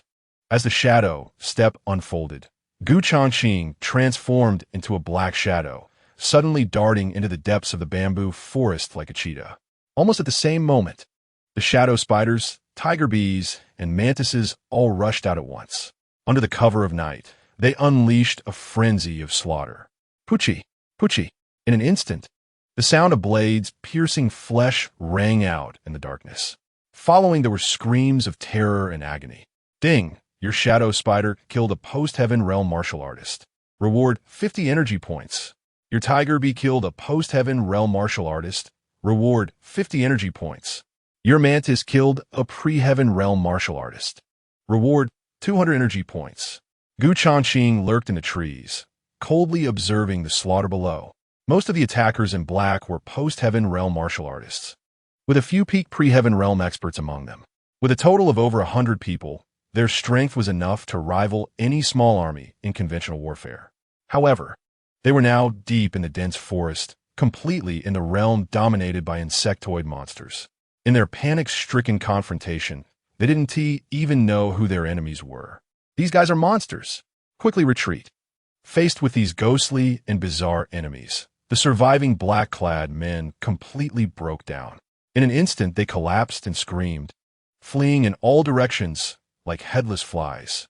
In just a short moment, the bamboo forest returned to silence. So many people, yet none of them had a storage ring. Damn it! Changqing ordered the shadow spiders to search the bodies, but the spoils were meager. This showed that these people had clearly come with a plan, carrying only the necessary weapons and no other belongings. Even in death, they left no traces. It seemed that the identity of that sixth young master was even more complicated than I had imagined. Changqing's gaze sharpened slightly as he muttered thoughtfully. Then, he slashed through a corpse with his iron sword, staining the blade with blood before stepping out of the bamboo forest. Meanwhile, on the official road outside the bamboo forest, Meng Jing was anxiously waiting, and the black horse had already regained its vitality thanks to the rainbow honey pill. Why is there no movement? Zhao Hu and a group of guards were staring intently at the direction of the bamboo forest, their expressions wary and puzzled, but no one dared to approach for investigation. Those attackers were clearly aimed at me, and you still have the nerve to just stand there and watch? Why not help? Seeing Changqing had not returned for a long time, Chu Linyuan frowned and scolded coldly. Your Highness, I must protect your safety at all times. Not leave your side for a moment, Zhao Hu said in a low voice, his face troubled. Besides, we are not acquainted with that kid. If he insists on seeking death, what does it have to do with us? Perhaps we should take this opportunity to leave quickly. Slap. Before he could finish speaking, a loud slap rang out. Chu Linyuan's right hand had already struck Zhao Hu's face fiercely. The force was so great that it made this peak pre-heaven realm strong man stagger back, blood seeping from the corner of his mouth. You fool. Chu Linyuan's gaze turned icy as he coldly said, immediately take people into the bamboo forest, alive or dead. I want to see them. This prince is not someone who fears death. Zhao Hu's expression changed drastically as he respectfully replied, understood. As he turned, a look of horror flashed in his eyes. He never expected that the usually frivolous sixth prince would suddenly exude a pressure more suffocating than the emperor's. Your Highness? Meng Jing's ears perked up. Although he was at a distance, he still heard the titles in their conversation, feeling quite surprised. Go, follow me to kill. Zhao Hu shouted sternly, brandishing his long knife, leading a group of guards with overwhelming momentum. No need to trouble yourselves. However, just as they were about to move, a faint voice interrupted. Everyone's hearts trembled, and they immediately looked in the direction of the sound. They saw Changqing's figure emerging from the dim bamboo forest. Under the moonlight, the bloodied iron sword in his hand reflected a scarlet light. Boss, are you all right? Meng Jing's eyes were filled not only with shock, but also with a hint of fervor. Just a bunch of ants. The ones who didn't die have all run away. Changqing lightly shook his wrist, and the bloodstains on the sword were wiped clean, giving off an imposing aura.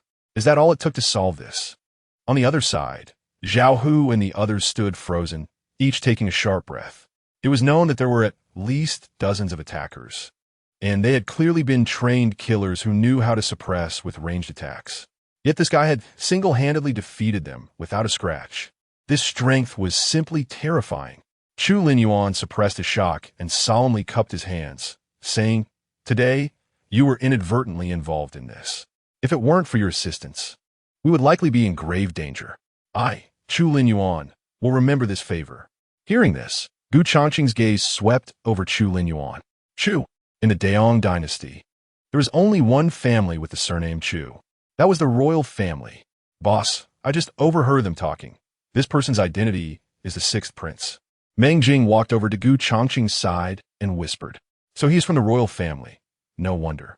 Changqing raised an eyebrow, not finishing his words, but casting a meaningful glance at Chu Linyuan. Throughout history, the struggle for imperial power has always been the most brutal and merciless, filled with constant killings.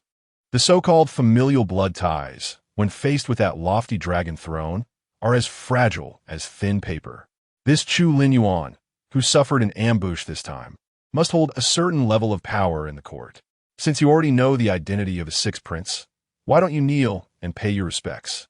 Zhao Hu's eyes darkened, his tone carrying an imposing authority. Oh, Gu Changqing's lips curled into a cold smile. And if I don't kneel, what can you do to me? Upon hearing this, Zhao Hu's eyes widened in anger, truly believing that helping us gives him the right to be so audacious and disrespectful. Gu Changqing, with an indifferent expression, said, Your master hasn't spoken, yet you, a mere guard, are acting so arrogantly.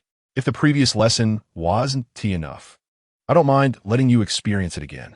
After saying this, Gu Changqing flicked his long sword, and a dense black mist immediately enveloped the area. Chapter 61. Are you worthy? Such a boastful tone. Zhao Hu, furious and embarrassed, retorted, If it weren't for my prior unpreparedness, how could you have hurt me? He glared at Gu Changqing with a dark expression. I even seriously suspect that tonight's ambush was set up by you. Otherwise, how could someone with just a peak innate cultivation level possibly fend off so many attackers alone? As soon as these words were spoken, the surrounding guards, as if waking from a dream, looked at Gu Changqing with suspicion in their eyes. Zhao Hu, stop your nonsense. Chu Linyuan's gaze darkened. If he truly wanted to harm me, why go through all this trouble? He could have simply brought people to kill me and easily taken me down. Upon hearing this, Gu Changqing couldn't help but take another look at the other party. This sixth prince's actions seemed unruly, but his thinking was not foolish. Exactly, Meng Jing sneered, unceremoniously mocking. If one lacks skill, they should put the blame on my boss to find excuses. Zhao paid no attention to Meng Jing's ridicule, but leaned closer to Chu Linyuan and whispered, Sixth Prince, someone must be deliberately setting a trap to approach you with ill intentions. Think about it. During the night in the valley, he started making noise on purpose to attract our attention, and then just happened to be on the same path as us. Then we encountered assassins, and he just happened to repel the enemies by himself, gaining your trust. At this point, he paused meaningfully. All of this is too coincidental. Oh, Gu Changqing looked at Zhao Hu with a smile that was not quite a smile, his tone playful. Then according to you, what should I do next? Zhao Hu glanced at Gu Changqing and sneered. Naturally, you want to use this favor to seek an official position and cling to the powerful. Stop talking nonsense. Meng Jing could no longer hold back, speaking harshly. What kind of person my boss is, how could he bow and scrape like you, a dog's servant? Relying on such trifling favors to seek rewards? If you dare to slander my boss again, I'll risk my life to tear your filthy mouth apart first. He glared, his fists cracking ominously. Zhao Hu's face immediately darkened, his palm heavily pressing on the hilt of his knife, the blade sliding out half an inch with a sharp sound. As a royal fifth-rank sword-bearing guard, his status even surpasses that of local county magistrates. Yet now he was being confronted by a mere commoner, and murderous intent flashed in his eyes. Zhao Hu stepped back. Chu Linyuan finally spoke, his voice soft, but carrying an undeniable command. Then he turned his gaze to Gu Changqing and asked with a smile, Are you a businessman? Gu Changqing replied calmly, Yes. I plan to go to the imperial capital to find a shop to do some business. Are you thinking of opening a restaurant? Chu Linyuan's expression changed. With that skill of roasting meat just now, paired with a good wine, business would definitely be booming. If it really opens, I will be the first to show my support. Gu Changqing shook his head with a faint smile, saying that the imperial capital is a prosperous place where every inch of land is golden, and he hasn't made specific plans yet. Chu Linyuan grinned. This is no problem. I'll take care of the shop for you and find your prime location. Hearing this, Gu Changqing felt a surge of joy in his heart. The imperial capital is the territory of the royal family, and, as the sixth prince, it will be just a matter of moving a finger to set up a few shops. Indeed, when going out, one must rely on connections. More friends mean more paths. So, I'll thank you in advance for this. Gu Changqing performed a martial salute towards Chu Linyuan. Meng Jing, standing by, couldn't hide his excitement. Unexpectedly, even before arriving at the imperial capital, a noble person was already supporting them. The boss is truly amazing. Sixth prince now. Zhao Hu frowned slightly, glaring at Gu Changqing. This person's background is unknown, and his words and actions are suspicious. How can you trust him so easily? Chu Lin Yuan snorted coldly. Does this prince need your approval to do things? I wouldn't dare. Zhao Hu's forehead was soaked with cold sweat, but he still insisted.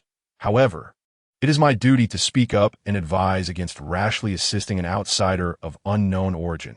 It may lead to trouble. I am willing to guarantee with my character that this guy is definitely not a good person. Saying this, he suddenly knelt on one knee, asking the sixth prince to see clearly. Gu Changqing's expression remained calm, but he noticed a hint of trickery in Zhao Hu's actions. This person always speaks against me, seemingly unwilling for Chu Lin Yuan and me to grow too close.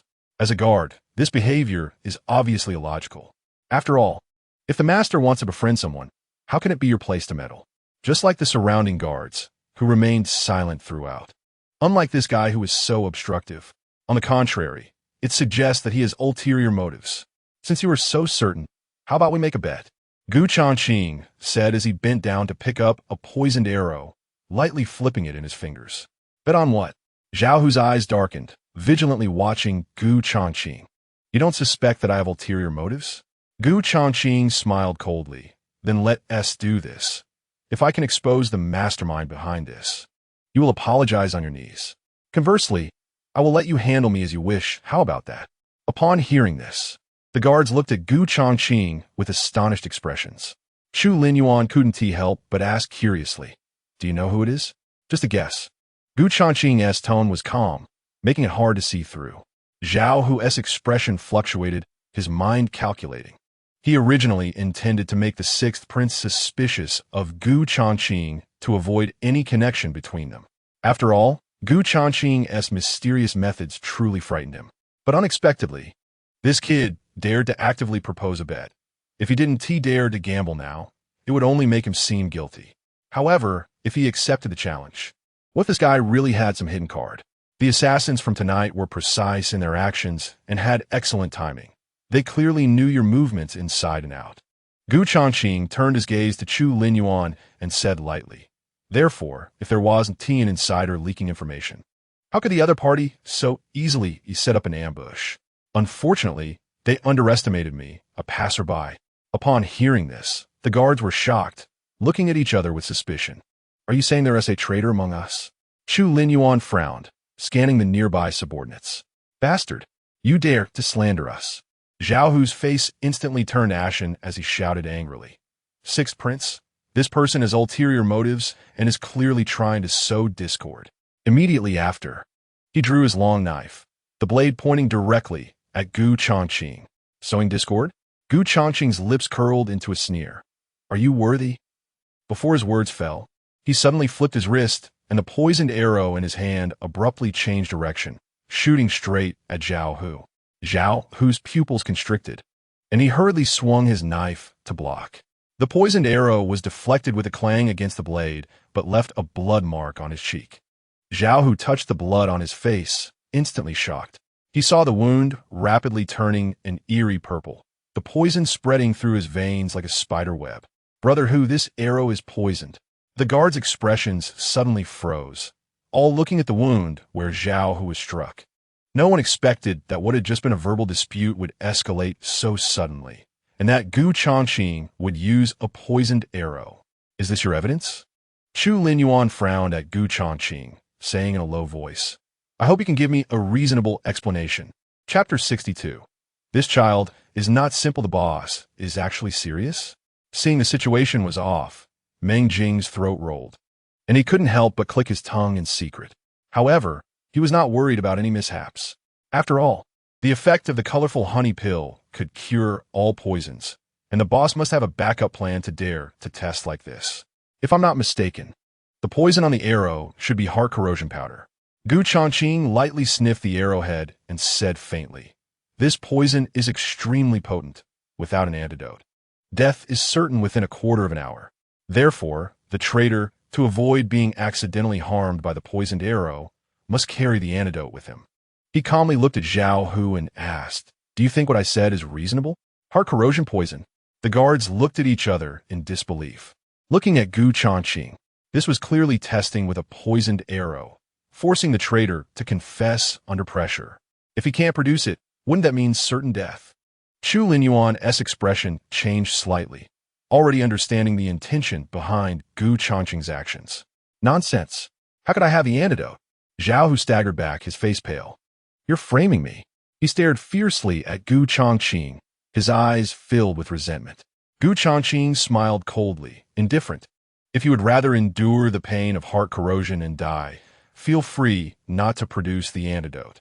Upon hearing this, Zhao Hu trembled violently, horrified. He couldn't figure out at which point he had revealed a flaw.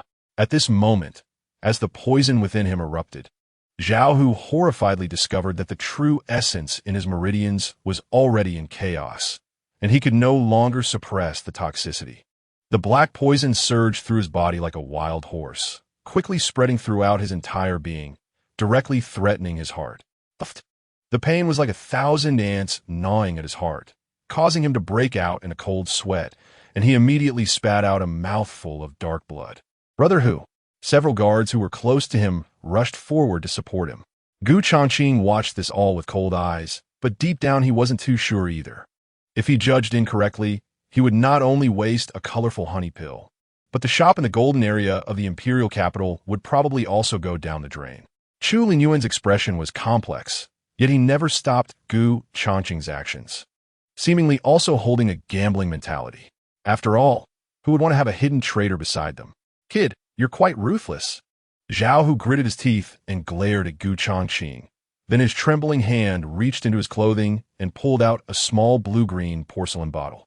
However, just as he was about to uncork the bottle, Gu Changqing suddenly kicked, sending the porcelain bottle flying into his hand. Give me back the antidote. Zhao Hu's face changed dramatically as he shouted anxiously.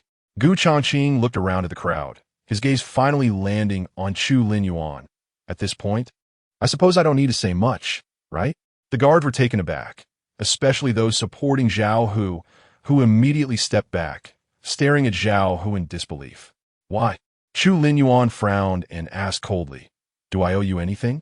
Zhao Hu's face turned ashen, and he smiled bitterly. You indeed haven't treated me poorly. But all of this is far from enough. You, as a prince with extraordinary talent, spend your days indulging in debauchery, lacking great ambitions. We followers can't even land a decent official position. He staggered to his feet, his eyes flashing with madness. The fourth prince promised me in person that after success, I would not only be promoted to a first-rank guard, but would also be granted the title of Marquis of Wuan.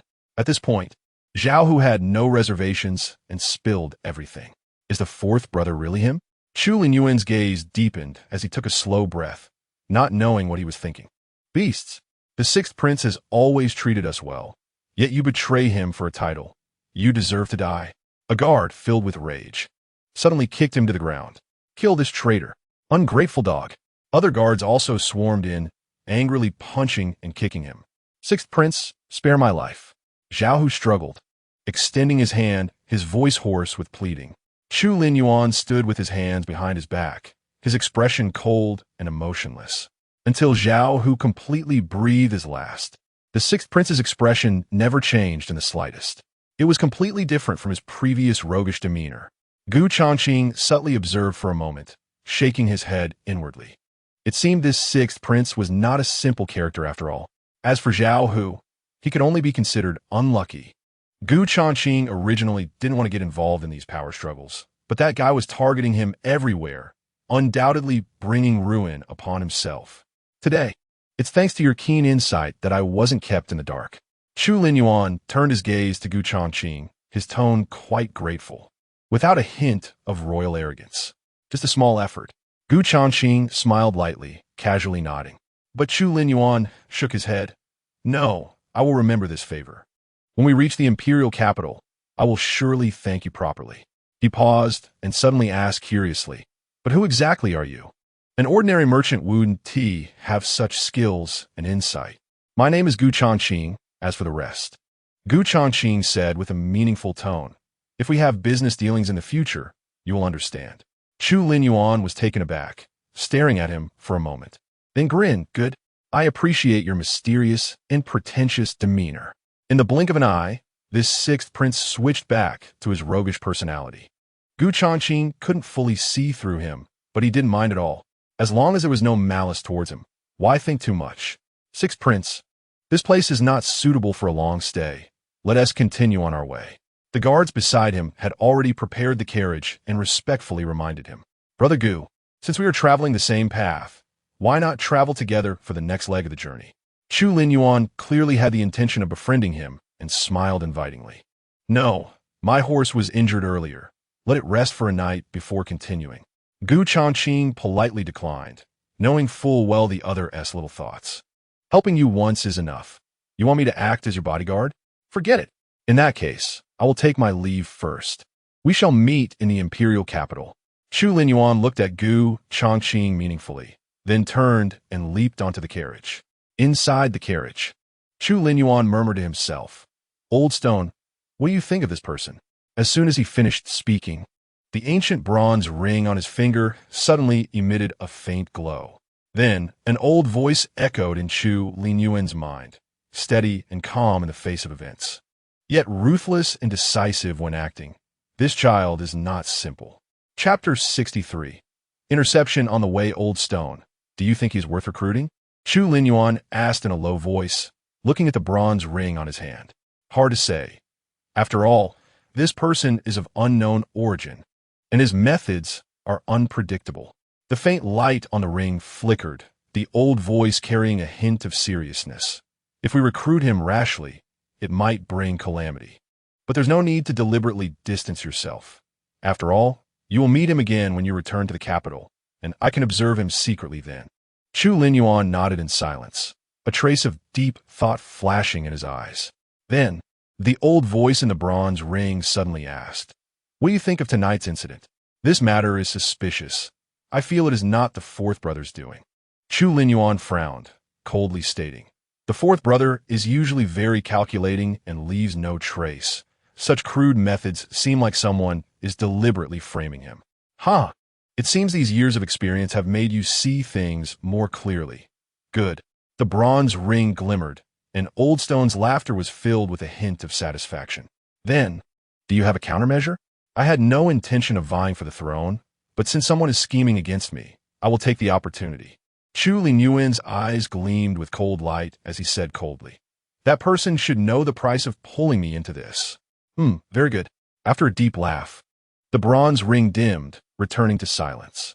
Under the night sky, Changqing watched the convoy of Chu Linyuan disappear at the end of the official road before slowly retracting his gaze. Boss, are we really not going to follow up? Meng Jing raised his eyes and said thoughtfully, The sixth prince clearly intends to win you over. Perhaps it can. What can it do? Get caught up in the royal family's power struggle? Changqing shook his head and said meaningfully, If the fourth prince really wanted Chu Linyuan's life, he wouldn't have sent such incompetent people. Meng Jing looked puzzled. What do you mean by that? Think about it. The attack, just now, seemed dangerous. It didn't even break through the rune barrier of Chu Linyuan's carriage. Changqing smirked. This isn't about killing someone. It's clearly a show. Meng Jing's face froze in surprise. Are you saying that the sixth prince is acting? Changqing shot him a sidelong glance. You fool. Who is he acting for in this desolate wilderness? Meng Jing was taken aback, then quickly realized, I understand now. Those people were deliberately acting for Chu Linyuan to see. That's about the gist of it. Changqing nodded slightly. However, these people might not be the fourth prince's subordinates, but rather have a different puppet master behind them. He paused and continued, Even Zhao, who probably has no idea, and until the moment he dies. He might not know that the person he is loyal to isn't the real fourth prince at all. A look of astonishment flashed in Meng Jing's eyes, and he was quite puzzled by this. What is the intention of that puppet master? He looked at Changqing with confusion, unable to see through the twists and turns of the situation. Naturally, it's to reap the benefits. Changqing said, with deep meaning, after this episode, Chu Linyuan will surely fall out with the fourth prince, while the real puppet master can sit back and watch the tigers fight. He had seen too many palace drama plots about the 9 princes vying for the throne in his past life. This kind of trick of using a knife to kill someone was just an old trick. As for who the puppet master was, Changqing couldn't be bothered to guess. The change of the throne had nothing to do with him. What mattered was to live freely and comfortably.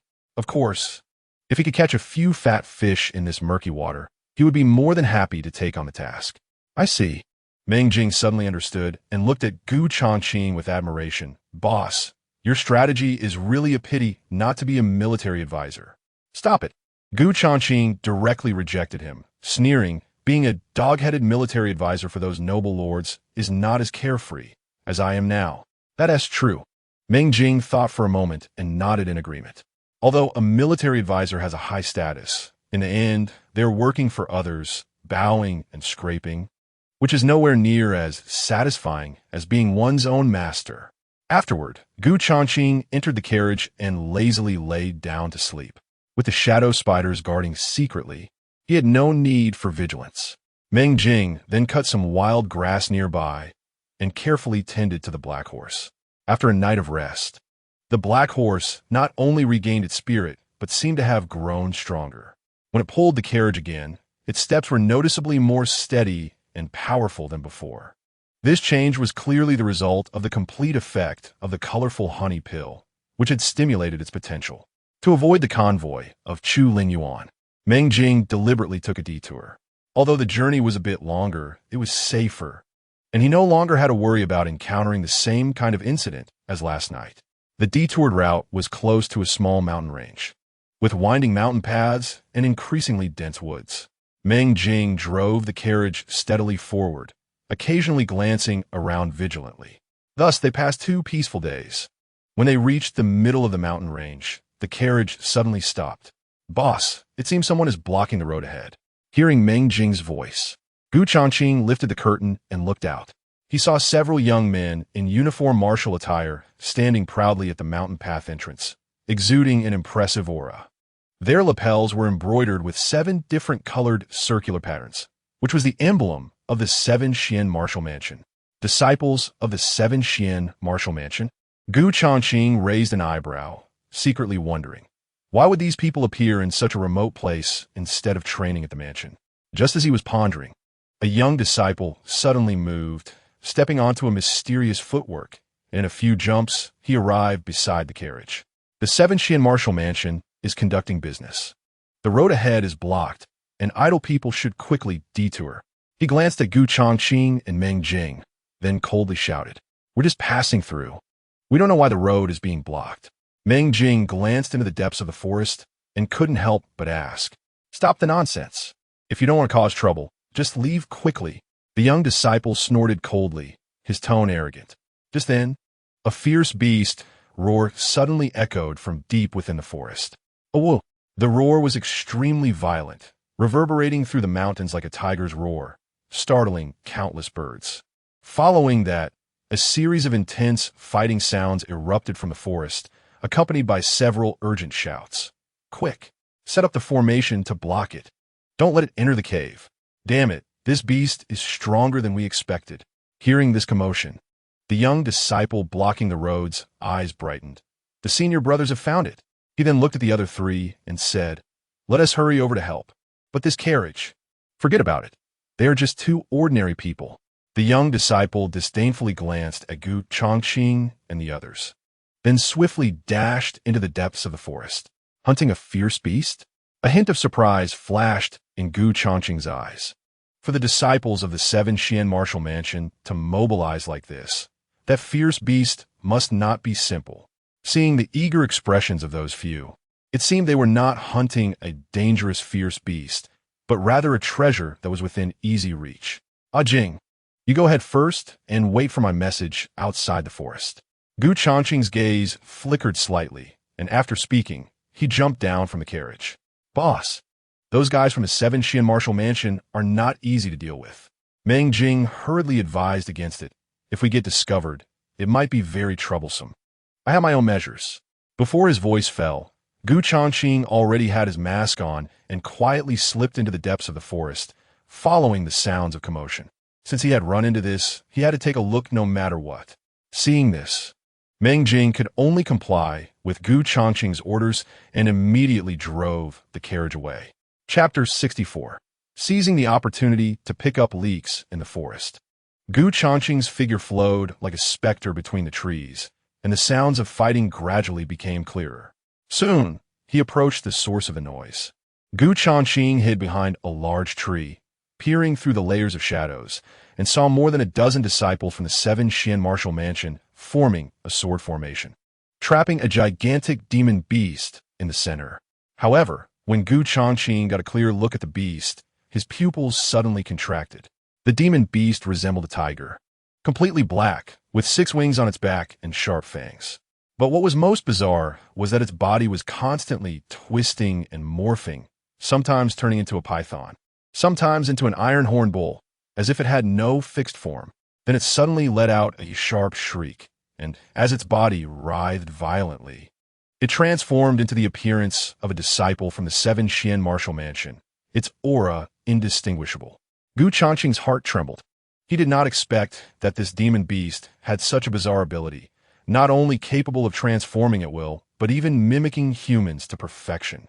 If it weren't for the fact that all the disciples of the 7 Xian martial mansion were holding their positions in the formation, otherwise, if it blended in among them, the consequences would be unimaginable. He initially thought this illusionary demon beast was a cub. He didn't expect it to be disguised. The long-haired youth leading the group had a serious expression and said in a deep voice, "An adult illusionary demon beast has the strength of a 5th-tier demon beast. Everyone must be careful." However, the other young disciples were not frightened, but rather delighted, their eyes shining with greed. Isn't this even better? The demon core of an adult illusionary beast is worth its weight in gold. That's right. If we can kill it and bring it back to the mansion, we will definitely be able to exchange it for abundant resources. Let's work together now and take it down in one go. Subsequently, more than a dozen young disciples quickly mobilized their true essence, continuously channeling it through their swords into the formation. In an instant, a dazzling light burst forth from the formation's core, creating a web of sharp sword lights that enveloped the illusionary demon beast. Bang! Bang! Bang! The deafening explosion resonated throughout the area. Roar! Amidst the smoke and dust, the illusion beast let out a piercing roar, its massive body being shredded by the sword array. Blood and flesh mangled, its 6 wings torn apart, and black blood splattered everywhere. However, its pair of crimson beast eyes suddenly burst forth with an eerie light, dark mist swirling around it, stirring up a violent airflow. Not good. It's going to force its way out of the array. The long-haired youth's expression changed drastically, hurriedly forming hand seals to reinforce the sword array. But it was too late. The illusion beast's body suddenly inflated, transforming into a giant ape 3 zhang tall, its palms containing terrifying energy fluctuations, smashing heavily against the sword array's barrier. Boom! The sword array instantly collapsed, and the long-haired youth and his companions were rebounded by the backlash of the formation, all of them coughing up blood and staggering back, their faces filled with horror. Seizing the opportunity, the illusion beast transformed into a black snake, quickly burrowing into the grass and fleeing deeper into the mountains. The chance has come. From afar, atop the treetops, Changqing's eyes sparkled with determination as he shouted without hesitation, "Tiger wasp! Praying mantis! Cut it off!" The leaves trembled slightly, and 2 insect shadows shot out like lightning.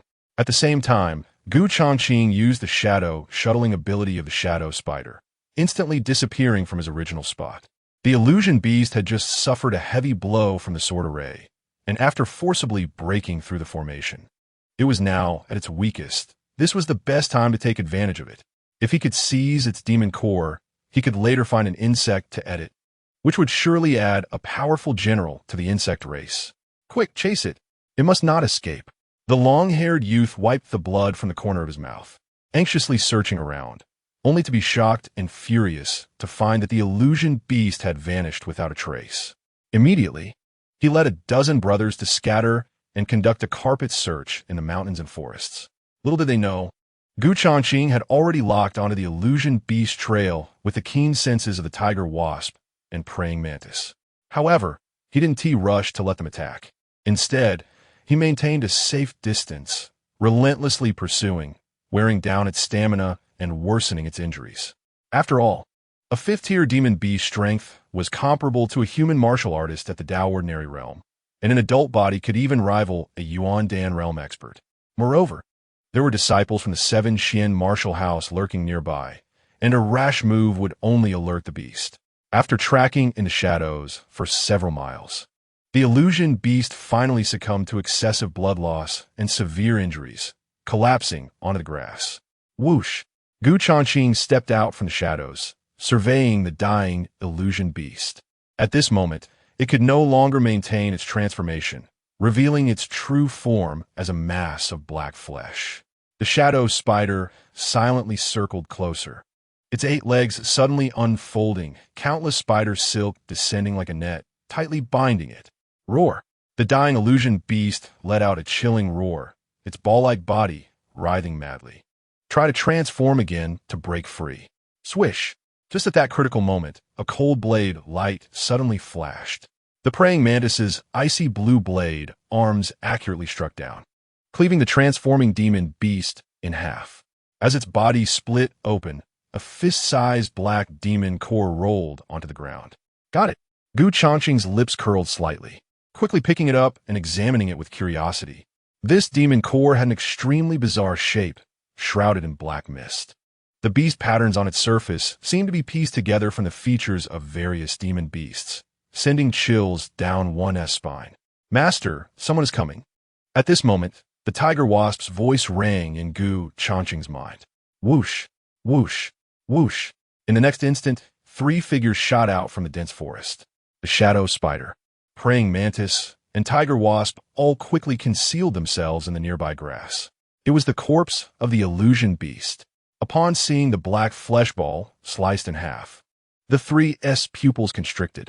Leading them was the long-haired youth, whose face darkened, his gaze fixed on the black demon core in Changqing's hand. Clearly, they hadn't expected that the illusion beast they had expended considerable effort to hunt down would fall into the hands of this mysterious person. The long-haired youth coldly glared at Changqing, shouting, "Put down the demon core and get lost." Changqing's eyes, hidden beneath his mask, remained calm as water, ignoring him and directly storing the demon core in his storage ring. In this wild mountain wilderness, demon beasts were unowned. Whoever could hunt them could claim them. If he hadn't intervened to intercept, it was uncertain whether the illusion beast could have been caught by these people. You bastard! Seeing Changqing take the illusion beast's demon core, another disciple was filled with rage. You're seeking death. The long-haired youth raised his hand to stop his companion, coldly saying, "We are disciples of the Seven Xian martial house. If you hand over the illusion beast's demon core, we will let this matter go. Otherwise, don't blame us for being rude." This statement clearly aimed to leverage their background and intimidate him. Chapter 65. Seizing the demon core. Changqing raised his gaze to the long-haired youth. The Seven Xian martial house can just take others' things? The illusion beast was originally our target. Where does the notion of seizing come from? The long-haired youth's expression darkened, coldly saying, "You'd better think it through. Don't let a moment of greed cost you your life." His gaze was like a knife, staring at Changqing, his tone dripping with undisguised threat. Changqing smiled coldly. "I only know that the illusion beast is unowned property, and I personally killed it. So this demon core naturally belongs to me." Facing the oppressive demeanor of these individuals, his eyes were calm, secretly summoning the shadow spider to crawl to his feet. "Belong to you? That also depends on whether you have the life to take it away." The young disciple scoffed disdainfully, his eyes brimming with killing intent. "I'll ask you one last time, hand it over or not?" Changqing's expression remained indifferent, offering no response. Meanwhile, beneath his feet, the shadow spider had already spat out a thread to wrap around his ankle. Since that was the case, the long-haired youth narrowed his eyes slightly, then suddenly spoke in a chilling tone.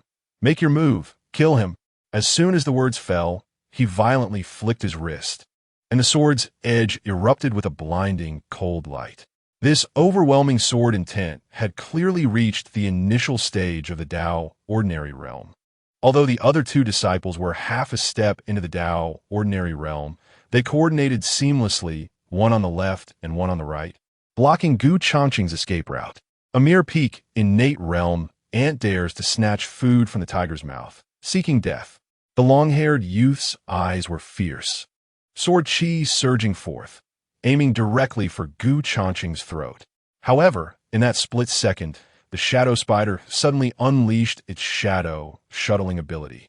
In the next moment, Gu Changqing's figure vanished from his spot, and that sword light passed straight through his afterimage.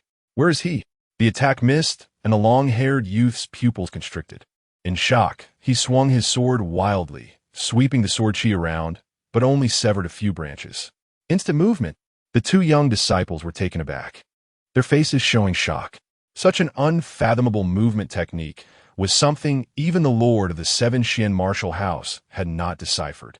They hadn't expected this seemingly ordinary rogue cultivator to possess such divine abilities. This person must be hiding some treasure. One of them's eyes sparkled with greed, thinking that if they could seize this opportunity, their cultivation would undoubtedly skyrocket. Split up and search. He must still be nearby. The long-haired youth's face turned ashen as he coldly commanded, "Immediately inform the other brothers and seal off the forest." The other two disciples immediately understood, spreading out in a triangular formation and rapidly darting towards the surrounding area. At the same time, a series of transmission talismans ignited. The illusion beast's demon core has been taken. The thief is dressed in white. Kill without mercy if encountered. However, just as they were about to launch their murderous encirclement, Gu Changqing had already used the shadow spider's shadow shuttling ability to quietly leave the forest. On the small road at the edge of the mountains, Meng Jing had just stabilized the cart when he suddenly heard a faint creak coming from the carriage. Huh! Meng Jing's heart jumped, and he quickly turned to lift the curtain of the cart. He saw Gu Changqing sitting inside the carriage, having arrived without him noticing, and he couldn't help but gasp in surprise. "Boss, when did you come?" Meng Jing's eyes widened, his voice filled with disbelief. "Don't ask so many questions. Hurry up," Gu Changqing urged, not providing much explanation. "If we delay any longer, they'll discover us." Meng Jing was taken aback by his words, looking at Gu Changqing with surprise, and instantly understood what was happening. Without saying another word, he flicked the reins, urging the horse to gallop faster, and hurriedly drove the carriage away. The risk taken this time was worth it. Inside the carriage, Gu Changqing took out the demon core of the illusion demon beast from his storage ring, a slight smile appearing on his lips. Although this action offended the people from the Seven Xian Wu mansion, obtaining this extraordinary treasure made the enmity seem trivial. System. Store this item as editing material. With a thought, Gu Changqing watched as the demon core vanished from his hand. Beep. Storage successful. Detected that the demon core is from a 5th-tier illusion demon beast. Extracting material characteristics. Energy value required for editing is 10,000 points. Hearing the system prompt, Gu Changqing couldn't help but swallow hard. 10,000 energy points. That was equivalent to the consumption required for the shadow spider to upgrade to the extraordinary tier. However, a higher energy value meant that the insect tribe edited afterwards would have more astonishing potential. If he could find suitable insects for editing, perhaps in the initial stage, he could directly cultivate extraordinary combat power. The most crucial point was that if he could extract the illusion demon beast's ability to replicate its shape-shifting abilities, it would undoubtedly enhance his future assassination operations significantly. Which type of insect should he choose next? Gu Changqing murmured to himself, gazing out the window, silently calculating. Among the existing insect team, the praying mantis was good at strong attacks, the tiger bee excelled in maneuvering, and the shadow spider was primarily for stealth reconnaissance. The mimicking ability of the illusion demon beast demon core clearly leaned more towards auxiliary capabilities. Therefore, in his view, the first choice of insect should be one that has confusing characteristics to achieve perfect integration. Master, do we even need to think about it? Of course, it's the ghost face moth. At this moment, the tiger bee's voice suddenly interrupted his thoughts. Ghost face moth? Gu Changqing's heart stirred. What was so special about it? Aside from looking ugly, it has the ability to confuse. The tiger bee quickly responded, they secrete a scent similar to that of bees, making them mistake it for kindred, thus going unnoticed while secretly stealing honey. Gu Changqing became interested upon hearing this. This ability to confuse opponents using scent was comparable to mental illusions in the martial arts world. However, right now, it wasn't easy for him to specifically seek out a ghost face moth. "Master, this is a small matter. Just leave it to me." The tiger bee volunteered, and after receiving Gu Changqing's tacit approval, it immediately burst out of the system space like a wild horse. Buzz! The tiger bee flew out of the carriage, transforming into a black shadow, shooting into the sky. In the next moment, it suddenly activated the skill summon swarm. Boom! A dark mass of bee soldiers surged forth like a tide in the air. After advancing to the extraordinary tier, the tiger bee's summoning skill was also enhanced, and the number of bee soldiers had skyrocketed to 300, with a time limit extended to 2 hours. At this moment, the tiger bee soared high, overlooking a vast swarm like a queen bee, exuding majesty. Target: Ghostface Moth, go! With its command, hundreds of bee soldiers quickly scattered, searching the mountains and forests. Not long after, the swarm flew rapidly to various parts of the mountains, swiftly weaving through the jungle. During this time, Gu Changqing, through shared vision, discovered that several bee soldiers encountered disciples from the 7 Xianwu mansion, including the long-haired youth at the forefront. They all wore angry expressions, meticulously searching every suspicious trace, determined to not give up until they reached their goal. After all, witnessing the juicy prey they had in sight being snatched away would be hard for anyone to accept, especially for these proud disciples of the martial mansion. Since it was taking a while to find the ghost face moth, Gu Changqing, feeling bored, dispatched a bee soldier to spy on them. From their conversations, he learned that although these people were outer disciples of the 7 Xianwu mansion, their strength was not to be underestimated, almost all at the half-step Dao realm level. The long-haired youth leading them had the highest strength, reaching the initial stage of the Dao realm, named Li Changfeng. However, at 28 years old, he had long surpassed the assessment standard for inner disciples, which made him harbor a grudge, being extremely sensitive to any remarks. Even kind reminders were perceived as mockery. In a nutshell, he was psychologically twisted. Can't even find a single innate cultivator, a bunch of useless fools. Seeing that no one had found any clues about Gu Changqing, Li Changfeng's face turned ashen, grinding his teeth in anger. Did Brotherly not find anything either? Are we just as useless? One young disciple couldn't help but mutter quietly. Swish! Before the words could finish, a sharp sword energy suddenly struck. Ah! The young disciple screamed as the sword energy pierced through his right shoulder, blood splattering. He stumbled back a few steps, pale-faced as he knelt on the ground, hurriedly taking a bleeding-stopping pill from his storage ring. Brother Liu. The rest of the people gasped in shock, their faces filled with fear. Li Changfeng sheathed his sword, his cold gaze sweeping across everyone. Who else has objections? The outer disciples fell silent, not daring to utter a word. Continue searching, Li Changfeng commanded angrily. The thief must still be nearby. Anyone we encounter, kill on the spot. Yes, the disciples dared not voice any complaints and could only pretend to be busy continuing their search. After all, this place was not the 7 Xianwu mansion. There were many means to kill, and if they truly angered this unpredictable Brotherly, they might end up falling off a cliff as a mercy. As for harming fellow disciples, there were plenty of excuses to shirk responsibility, easily concocting a story about encountering a demon beast or being attacked by rival forces to brush it off. At this moment, everything unfolding was captured by the bee soldier lurking in the treetops and transmitted to Gu Changqing's mind. Even fellow disciples are attacking, quite ruthless. Gu Changqing's eyes narrowed slightly, firmly locking onto Li Changfeng's figure through the bee soldier's compound eyes. Such a vengeful person, if not eliminated, would undoubtedly be a hidden danger in the future. Thinking of this, Gu Changqing's heart was already filled with the intent to kill. After all, the imperial capital was adjacent to the 7 Xianwu mansion. Rather than waiting to run into trouble later, it would be better to take the opportunity to solve it in advance. However, those outer disciples posed a significant obstacle. With the shadow spider, praying mantis, and tiger bee working together, they would undoubtedly win. But with the addition of more than a dozen half-step Dao realm outer disciples, a head-on confrontation would have almost no chance of success. Gu Changqing furrowed his brow, rapidly considering strategies in his mind. The opportunity was only there once. If missed, it would be impossible. Even if he couldn't kill them, severely injuring them could keep them lying in the 7 Xianwu mansion for a while. Master, I found a ghost face moth. Just then, the tiger bee's voice rang out. Gu Changqing turned his gaze to the window, and he saw a shadow swiftly approaching. In the blink of an eye, the tiger bee had already swooped into the carriage.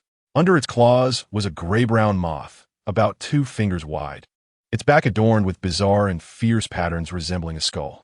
Beep! Detected that the host has captured a ghost-face moth. Would you like to keep it as a pet? Without hesitation, Gu Changqing silently thought, yes. Beep! Storage successful. Then, Gu Changqing took out a jade bottle and poured a drop of human blood to use as editing material. With this, the 3 types of materials for the editing formula were finally gathered. The only thing missing was undoubtedly the 10,000 energy points. 500 points, still lacking 6. 500 points. Gu Changqing pulled up the system panel, looking at the current amount of energy points, deep in thought. Since killing was difficult, it shouldn't be too much to rob someone, right? Thinking it over, he quickly came up with an idea. A hint of a meaningful smile appearing at the corner of his mouth. Whether in the secular world or in the path of martial cultivation, it was all about constant struggle with others, competing for pride, wealth, and resources. Therefore, Gu Changqing felt no sense of wrongdoing regarding this. If one does not compete or fight, will they just wait to starve? The so-called moral coercion is nothing but the pity of the weak. If one has the ability, why not fight? With this thought in mind, Gu Changqing decisively ordered, Shadow Spider, Tiger Bee, Praying Mantis, move out. Hee, the master has blood and guts. I like this approach. The Tiger Bee grinned wickedly, then followed the Shadow Spider and Praying Mantis out of the car window, rushing towards the mountains once again. Boss, after passing through the mountain road ahead, we should be close to the imperial capital. Outside the carriage, Meng Jing reported on the road conditions while continuing to drive the horse-drawn carriage, completely unaware of Gu Changqing's various covert actions along the way. Let's find a place to rest for a while. Gu Changqing immediately instructed, controlling the pace of their travel to ensure they would not be too far from the Shadow Spider and the others. Because the shared perception range with his pets was not infinite, but limited to about 2,000 kilometers. Once this range was exceeded, he would lose the perception transmission. All right. Meng Jing saw the sky darkening and did not think much of it, immediately finding a spot near the riverbank to stop the carriage. Gu Changqing sat inside the carriage, constantly monitoring the visual feed from the 3 pets.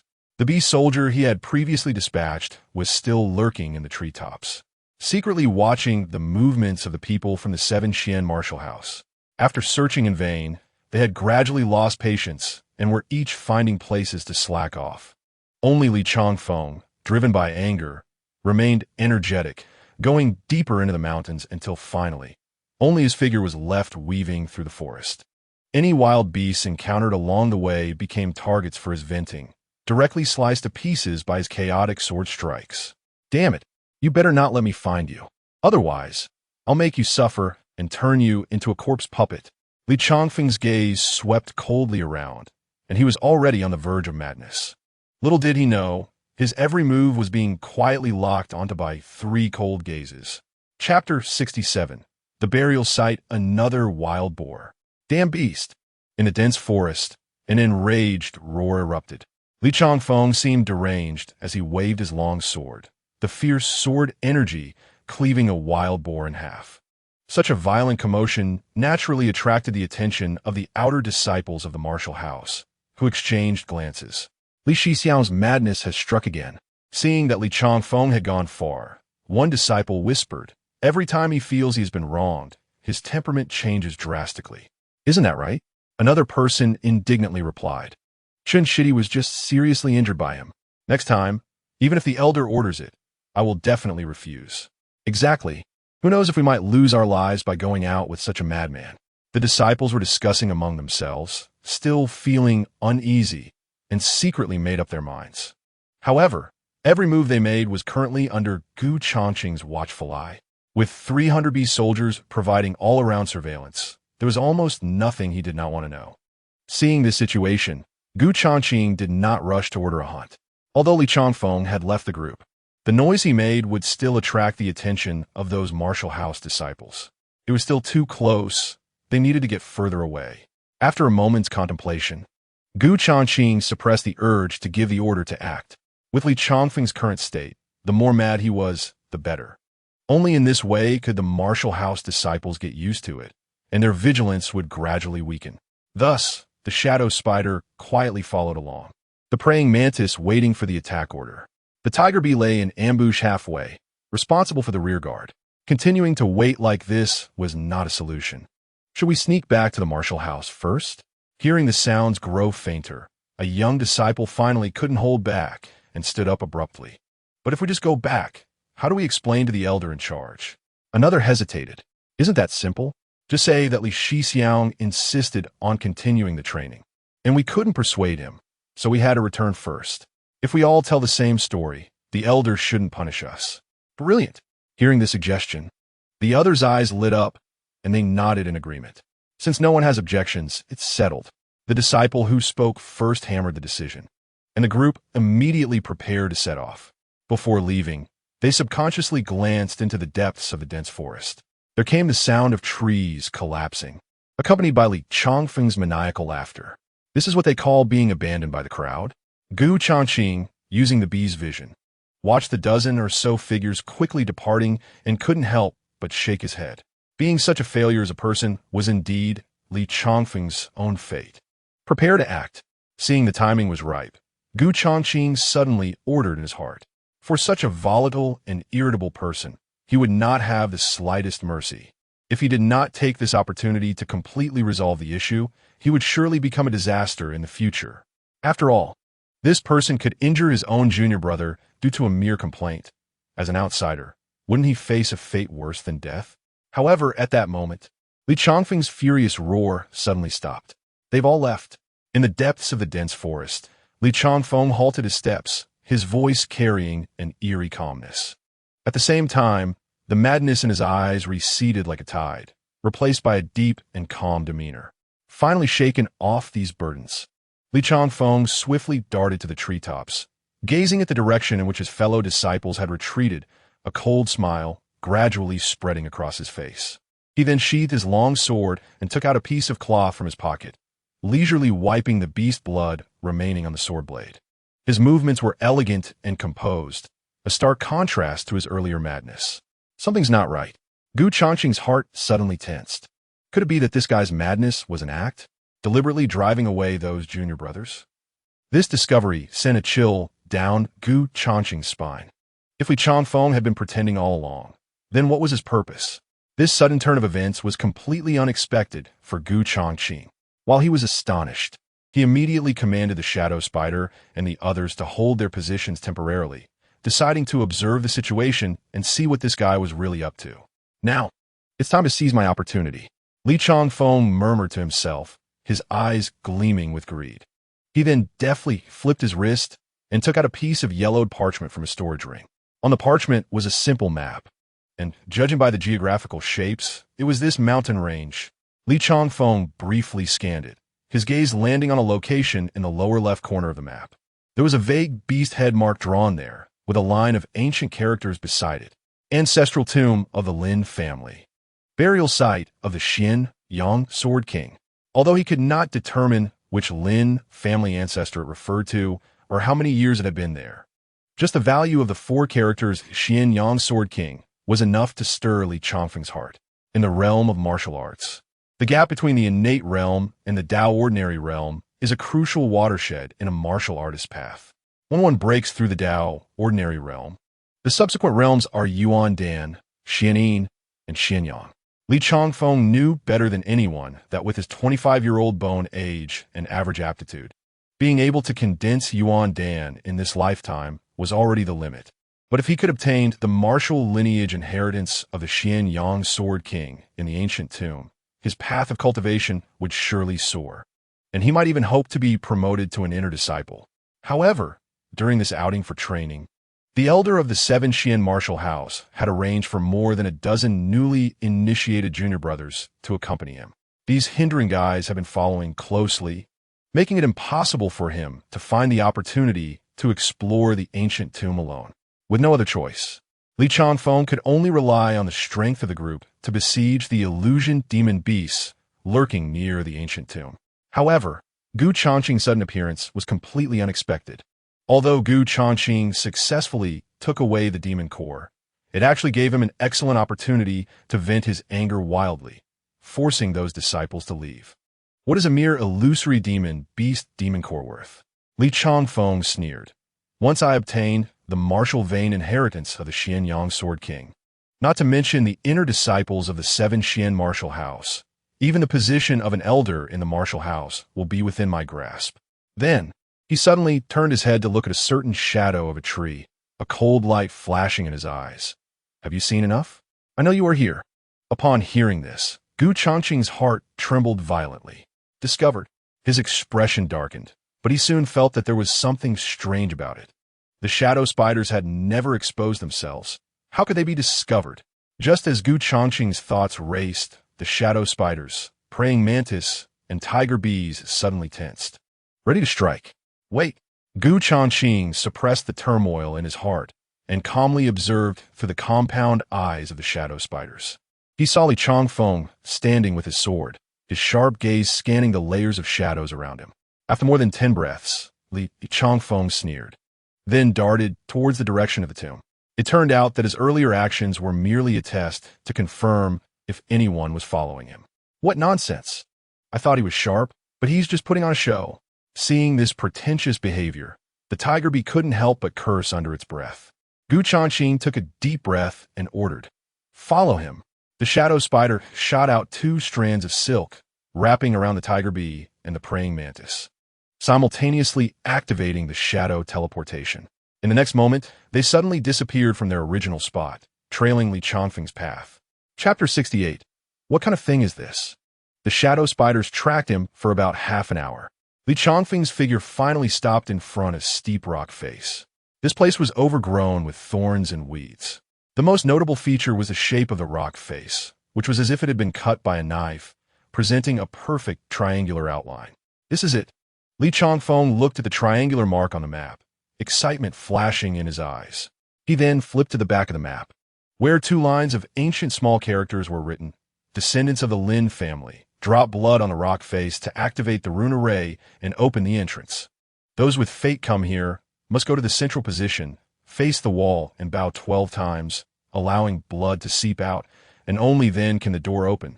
Li Changfeng frowned, seemingly displeased with this method of kneeling and bowing. But since he was not a descendant of the Lin family, he could only resort to this method. To ensure he was not being played, he bit his fingertip and tentatively smeared his blood on the triangular rock face. Buzz. The moment the surface of the rock face came into contact with the blood, it suddenly trembled slightly. The originally smooth rock surface now revealed dense red runes, flowing like a river. However, once the blood was completely absorbed, the runes suddenly dimmed and disappeared, clearly not detecting blood from a descendant of the Lin family.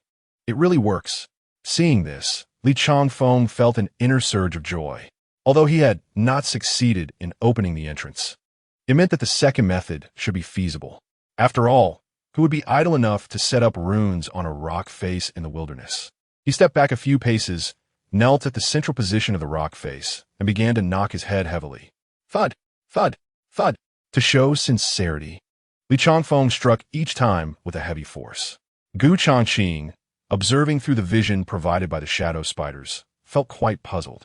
Knocking one's head can open the tomb entrance? Thud, thud, thud. At this point, Li Changfeng's forehead had begun to bleed, but his eyes were filled with fervor.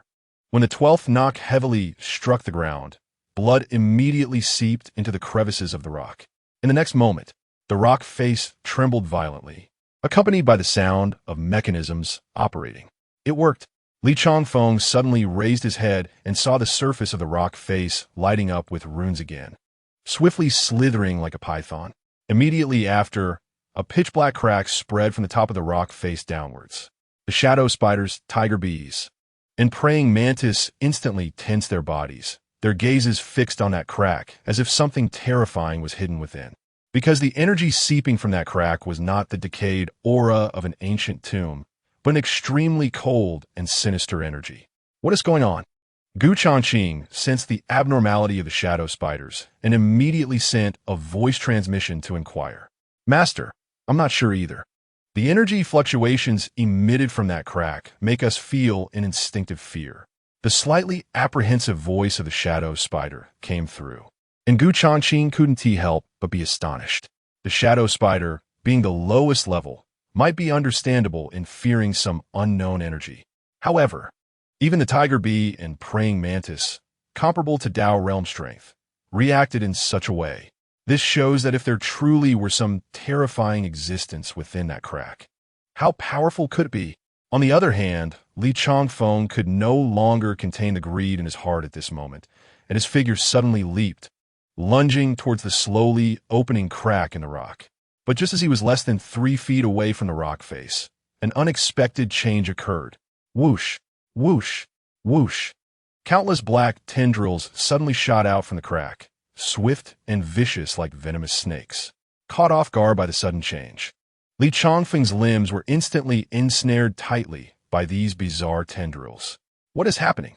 Li Changfeng's complexion changed drastically, and he hurriedly circulated his true essence into his sword. In an instant, the sword's cold light surged, explosively unleashing a fierce sword chi towards the black tendrils, but only leaving a few shallow white marks on the surface. This result left Li Changfeng horrified, desperately urging the true essence within him to break free. But those tendrils only tightened their grip. What was even more terrifying was that the sharp barbs on the tendrils had already pierced into his flesh, greedily sucking his blood. And even the true essence within him was being rapidly devoured. What the hell is this? Watching this scene, Changqing's pupils contracted, shocked to discover that those black tendrils were not plants, but were actually condensed from pure, dark energy.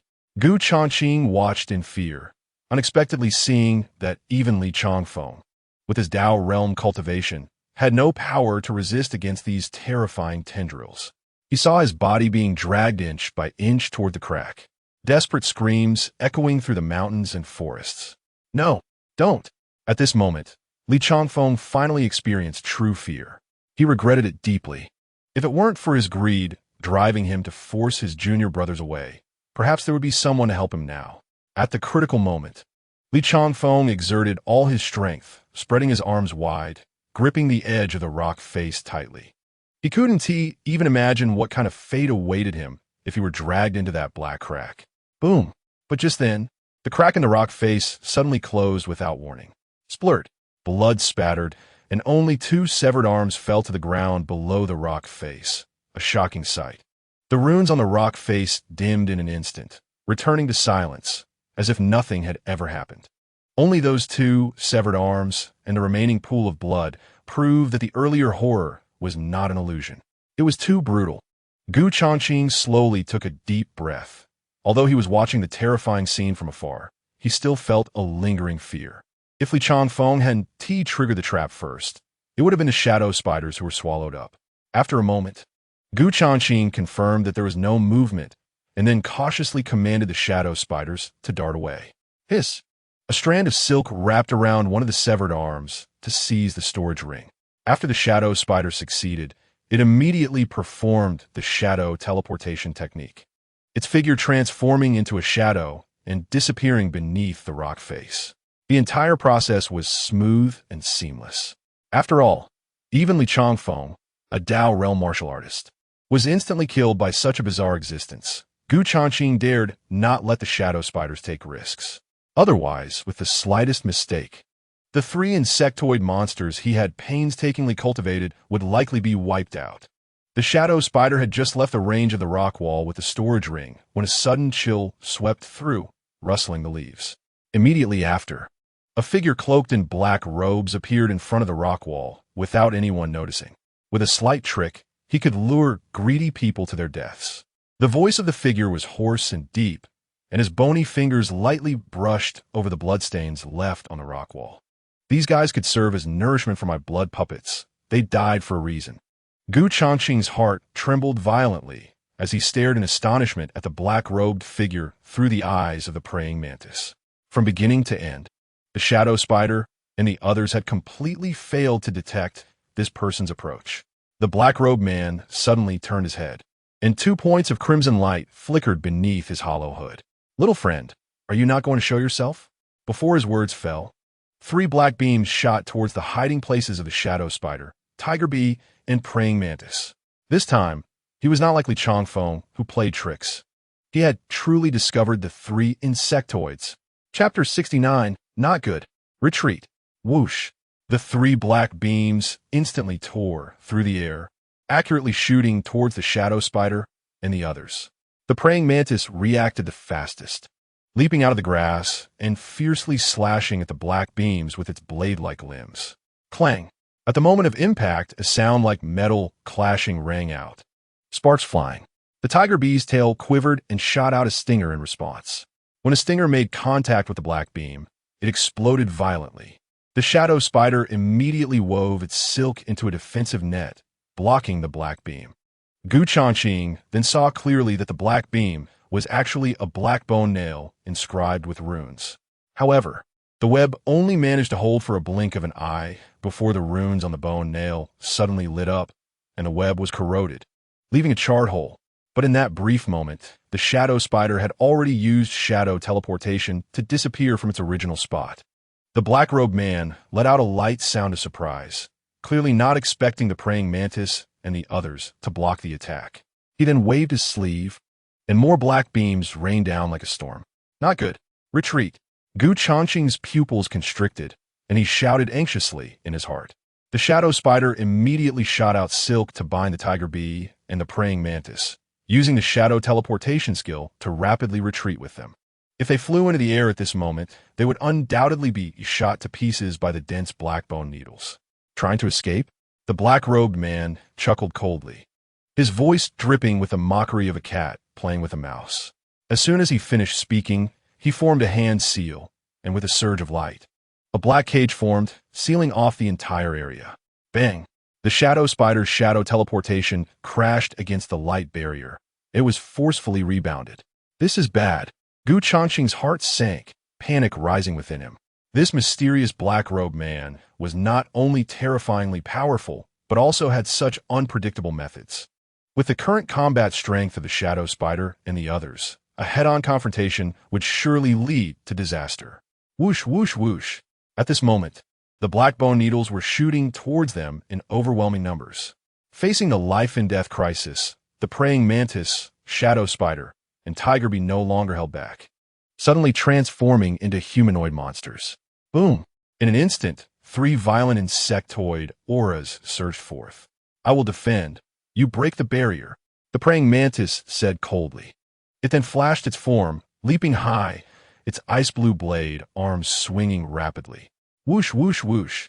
The cold light flickered as ice blades surged forth like a vortex, freezing and shattering all the incoming black bone needles.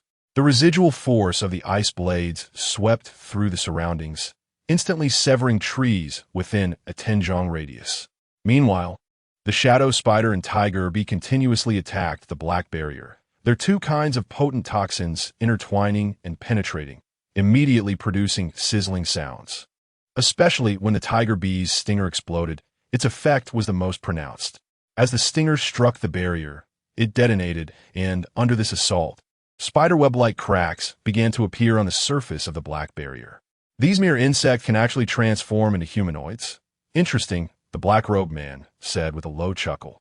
If I capture them alive, perhaps I can refine them into more advanced insect puppets.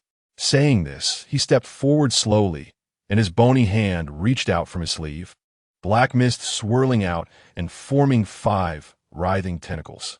Swoosh! The black mist tentacles twisted and extended like living things, instantly withering and decaying all vegetation in their path, carrying a powerful corrosive force. Bang! At this moment, the tiger bee and the shadow spider had successfully blasted a gap in the barrier. The praying mantis coldly stared at the rapidly extending 5 black tentacles. If it turned to charge towards the gap, it would surely be ensnared. Thus, this strike could only be a direct confrontation for a chance to escape. Cold prison slash. The praying mantis crossed its arms, and the ice-blue blade arms suddenly erupted with bone-chilling cold, unleashing its strongest killing move. In an instant, everything around it was frozen in ice, forming an extreme cold domain, filled with an endless aura of slaughter. When the 5 black tentacles entered this extreme cold domain, they were immediately covered in frost, their speed slowing down. The praying mantis's eyes filled with a murderous intent as it swung its blade. Whoosh! A massive ice-blue blade aura shot out, instantly freezing the 5 black mist tentacles into black ice pillars upon contact. Then, with a crack, they shattered into pieces. But that was not the end. The intense cold surged wildly, rapidly approaching the black-robed man along the trajectory of the black mist. This is actually a domain attack. The black-robed man was shaken, quickly severing the connection of the black mist at his fingertips. He never expected that such bizarre insectoid creatures could comprehend the domain principles of human martial arts. It was truly incredible. Go! Changqing issued the command again. The shadow spider, praying mantis, and tiger bee took this opportunity to swiftly dart out through the gap in the barrier. You think you can escape with the insect puppets I have my eyes on? The black-robed man snapped back to his senses and suddenly shouted coldly. Buzz, buzz, buzz. Just then, a dark swarm of bees flew in from all directions. A bunch of ants. The black-robed man waved his bony hand, and black mist surged like a tidal wave from his palm, instantly engulfing the swarm. In the blink of an eye, hundreds of bee soldiers were completely annihilated. It was precisely because of this brief delay that the shadow spider and the others had already vanished into the dense forest. To be able to control such intelligent insect beasts, it seems the person behind this is not simple. The black-robed man stood still, his eyes flashing with a cold light, ultimately dismissing the thought of continuing the pursuit. This place had already been discovered by that insect master, and he had to find another location to lure in blood food. In a low murmur, he turned and walked towards the rock wall, lightly tracing a line with his fingertip. Swoosh! In an instant, runes suddenly glowed, and the cracks in the rock wall reappeared. However, this time, no tendrils burst forth. The black-robed man stepped into the fissure, his figure instantly swallowed by the darkness. Roar! Not long after, a chilling and menacing roar echoed from within the rock fissure. Under the pressure of this sound wave, the birds and beasts in the mountains fled in panic. In midair, the tiger bee and the others heard the noise but felt no curiosity. They suddenly accelerated their flight towards the direction of the cart. What was that sound? The disciples of the Qishuan martial house, who had just stepped out of the outskirts of the mountain range, abruptly stopped, turning back in unison. That call didn't sound like a wild beast. It had some otherworldly quality to it. Li Shixiang was alone over there. Could something have happened to him? Let's hurry and check it out. In the brief exchange among the group, they increasingly felt that something was wrong, and immediately they moved, retracing their steps. Chapter 70, Triggering the Restrictions Returning is Good. Changqing gazed at the 3 pets that had entered the cart, and his tense nerves finally relaxed. Reflecting on the thrilling scene in the mountains just now, he still felt a lingering fear. He had originally planned to eliminate Li Changfeng, this hidden threat, while conveniently robbing him of wealth and treasures. Unexpectedly, he had stumbled upon the black-robed man's scheme, which lured cultivators to their deaths under the pretense of treasure hunting in an ancient tomb for the purpose of refining blood puppets. Moreover, that black-robed man possessed unfathomable strength, his cultivation at least reaching the Xianyin realm, and perhaps even the terrifying existence of the Xianyang realm. If it weren't for the cooperation of the shadow spider, it would be difficult to even retreat completely. Meng Jing set off immediately. Changqing knew that it was not wise to stay here for long, so he instructed Meng Jing, who was preparing to light a campfire. Meng Jing was taken aback, and the firewood in his hands clattered to the ground. He had just been told to rest here, and now they had to hurry on their way. What is the boss trying to pull? Although Meng Jing was puzzled, he did not ask further and immediately jumped onto the carriage, cracking the whip to set off. Changqing lifted the curtain of the carriage and scanned the distant mountains and forest behind them with a vigilant gaze. Confirming that the figure in the black robe was not pursuing them, he finally relaxed his guard. After all, he was still too weak. Gu Changqing took a slow, deep breath, gradually releasing the pent-up frustration in his heart. Although this encounter was somewhat embarrassing, it ignited his desire to become stronger even more. Whether it was creating insect-type monsters or improving his own cultivation, he had to speed up. Once Gu Changqing calmed his emotions, he picked up the ring belonging to Li Changfeng. As an outer disciple of the Seven Xian martial house, he must have quite a few resources compared to those registered disciples. With this thought in mind, Gu Changqing's spiritual power had already penetrated into the storage ring. Inside, the items were neatly arranged. The first thing that caught his attention was a pile of spirit stones, each crystal clear and exuding a faint blue halo, containing purer spiritual energy fluctuations than ordinary spirit stones. Judging by their color, they were clearly medium-grade spirit stones.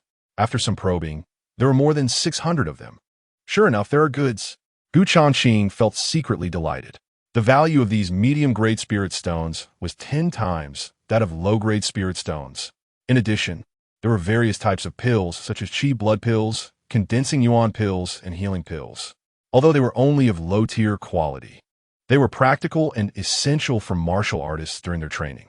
Such pills would fetch a good price in the market. Then, Gu Changqing lightly flipped his wrist and took out a jade slip. The front was engraved with 4 seal characters of the Seven Xian martial house. The back read, Outer Disciple Li Changfeng. Without a doubt, this was the identity token of an outer disciple of the Seven Xian martial house. The jade slip he had looted last time, representing a registered disciple, contained the recorded technique of Xian Sword Shadow Split Slash. At that moment, Gu Changqing skillfully used his spiritual power to probe into the jade slip. Hiss! Just as his spiritual power penetrated, the jade slip suddenly lit up with dazzling runic brilliance, and a scorching force surged directly into his sea of consciousness through the spiritual connection. Gu Changqing's mind jolted, and he hurriedly cut off the spiritual connection. In a daze, he took a while to recover, and the dizziness gradually faded. This jade slip actually had a runic restriction. A hint of surprise flashed in Gu Changqing's eyes. It seemed that the Seven Xian martial house valued outer disciples much more than registered disciples. If he hadn't reacted quickly just now, he might have already harmed his soul. Almost simultaneously, in the symbol hall of the Seven Xian martial house, thousands of jade slips hung quietly, each engraved with the identity information of the disciples within the house. Suddenly, a certain jade slip in the outer disciple area trembled slightly and suddenly emitted a crimson glow. It seemed that a restriction from the jade slip storing the outer disciple had just been triggered. Quickly check whose identity token it is. A patrolling steward noticed the commotion and immediately instructed a servant disciple to go check. After reporting to the steward, the disciple said it was the outer disciple Li Changfeng. The servant disciple hurriedly reported while holding the trembling jade slip. Li Changfeng? The steward frowned. I remember he applied to go out for training a while ago, and the elder arranged for some newly admitted disciples to accompany him. Not good. The steward's expression changed suddenly, and years of experience made him instantly understand what this meant. The triggering of the runic restriction indicated that the identity token had fallen into the hands of an outsider.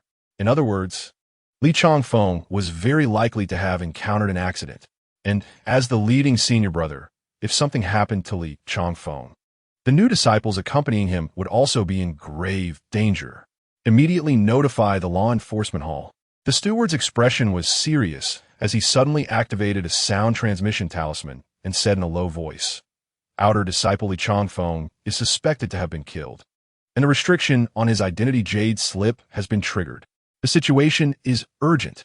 At this moment, inside the carriage, Gu Changqing repeatedly tried to break the jade slip's restriction, but to no avail. It wasn't that his spiritual power was insufficient, but rather that the restriction was too profound. Every time he urged his spiritual power to strike, the restriction would ripple with layers of golden waves, completely dissipating his strength. After multiple forced impacts, the surface of a jade slip had developed fine cracks, as if it would shatter at any moment. Faced with such a situation, he could only give up. This identity token engraved with a name was better left untouched. Gu Changqing assessed the pros and cons while looking at the jade slip in his hand. Since it couldn't be used, keeping it would be a hidden danger. It would be better to discard it early to avoid complications. With this thought, Changqing directly threw the jade slip out of the window into the rushing river. Without any worries, he silently thought, "System, convert all spirit stones." Ding! Detected 650 medium-grade spirit stones converting. Congratulations on the successful conversion, gaining 6,500 energy points. Friendly reminder, the host's current energy points have accumulated to 10,000 points, and 2 options can be activated. As the mechanical voice of the system sounded, a panel suddenly appeared before Changqing. Options: Shadow Spider Evolution Enhancement, cost 10,000 points. Completing this option, the Shadow Spider could be promoted to the Extraordinary tier, and its combat power will be fully enhanced. Edit Ghost-Faced Moth, cost 10,000 points. Completing this option, the Ghost-Faced Moth can undergo genetic modification, with unknown effects, may trigger special evolution. Changqing pondered for a moment, staring at the information on the panel. Before he could make a choice, the Shadow Spider suddenly spoke up. "Master, my evolution can be delayed.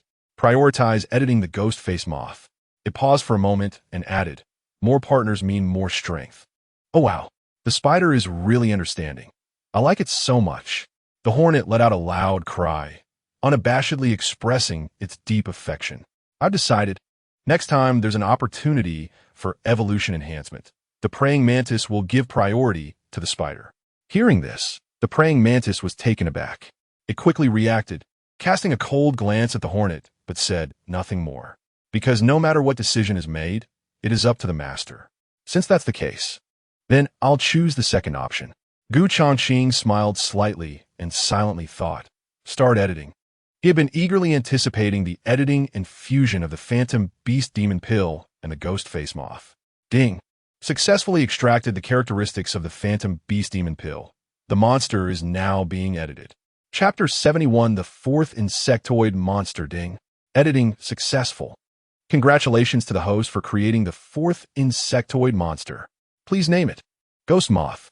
After Changqing completed the naming, a brand new system panel suddenly appeared. Ghost Moth Sequence 004 Level Extraordinary Combat Power Assessment. Insectoid form comparable to human martial artists in the Dao Ordinary Realm. Attack skills: Spiritual Illusion, Mimicry, Transformation. Talent ability: Immunity to toxins, can cast illusions to confuse enemies causing mental damage, can mimic any life form it has seen. To upgrade to Elite, the required energy points are 100,000. Looking at the information displayed on the panel, Changqing's eyes flickered, and he felt an overwhelming joy. The talent ability of the edited Ghost-Faced Moth had indeed perfectly inherited the characteristics of the Phantom Beast Demon Pill. Then he shifted his gaze downwards to the 2 illustrations at the bottom. The insectoid form on the left was a moth with a completely black body, its wings covered in strange patterns. The skull pattern on its chest and back had become more sinister and charming, as if looking at it for too long would mesmerize one's mind. Changqing's gaze shifted to the right side of the illustrated guide, where an astonishing yet eerie humanoid creature caught his eye. It had a slender figure, with skin that exhibited a sickly beauty in a pale, translucent texture. Its face was covered in exquisite black bone armor, forming a mask that resembled a half-smiling, half-grimacing ghost. At the edges of the mask, 6 slender moth antennae extended, gently quivering with each breath. The most bizarre aspect was the ghost moth's wings. As they fluttered lightly, they scattered shimmering phosphorescent scales, which coalesced into various distorted illusions around it. Also, the creature's full chest, a waist that could barely be grasped, and a perky rear clearly indicated its female characteristics. Not bad. Changqing secretly nodded, then focused his thoughts and summoned it. Whoosh! In an instant, a black moth appeared out of thin air, landing lightly on the windowsill, its wings slightly trembling and glistening with a dim sheen under the moonlight. "Master, what are your commands?" The ghost moth's somewhat feminine voice echoed in his mind. "Show me your imitation ability." Changqing instructed, his gaze fixed on the ghost moth. "Yes, master." The ghost moth's dark eyes scanned the shadow spider, the mantis, and the tiger wasp. In the next moment, its form twisted and deformed in a black halo, instantly transforming into the shape of the shadow spider. With 8 legs sharp as blades and a hard shell, even the texture of its body was perfectly replicated. Changqing's eyes sparkled with excitement. Before he could express his amazement, the ghost moth had already morphed into the mantis. Its ice blue, scythe-like limbs were raised, radiating a chilling aura, and both its form and temperament were entirely the same. Following that, the ghost moth transformed again into a giant yellow and black striped tiger wasp, with a tail stinger gleaming ominously. Even the buzzing sound produced when its wings flapped was indistinguishable from that of a real tiger wasp. Wow! The tiger wasp's pupils constricted, immediately circling around the ghost moth, its eyes wide with amazement as it examined itself. "You're female. I'm male. Can you imitate that thing too?" It lowered its body, lewdly moving closer to the ghost moth, wanting to get a better look at what it considered a proud male. However, at that moment, the black halo surged again, and the ghost moth's form swiftly twisted like liquid. In the blink of an eye, it had transformed into Changqing's likeness, even perfectly replicating his clothes. Inside the carriage, 2 Changqings sat opposite each other. "Master, how is this?" The ghost moth's lips curled slightly, and its calm tone was identical to Changqing's. The tiger wasp's eyes widened in disbelief as it looked at the imposter master before it. It was astonished to discover that the ghost moth had not only mimicked Changqing's appearance, but had also replicated his soul's fluctuations. The shadow spider and mantis instinctively tensed up, for standing before them were no longer companions, but 2 dominating presences radiating pressure. "Impressive!" Changqing exclaimed in genuine admiration. He reached out to pinch his own chin, his fingertips brushing over his skin, gently gliding over the protrusion of his Adam's apple, pausing at the carotid artery, where the warmth of his skin was perfectly matched by the pulsing rhythm of his heartbeat. The ghost moth obediently tilted its face up, allowing its master to inspect every detail. It could even simulate body temperature. After a careful observation, Changqing was greatly shocked. This was no mere imitation. It was practically an exact clone, indistinguishable from his living self within the range of human perception. With the ghost moth's imitation skill, it could easily serve as a substitute during busy times in the future.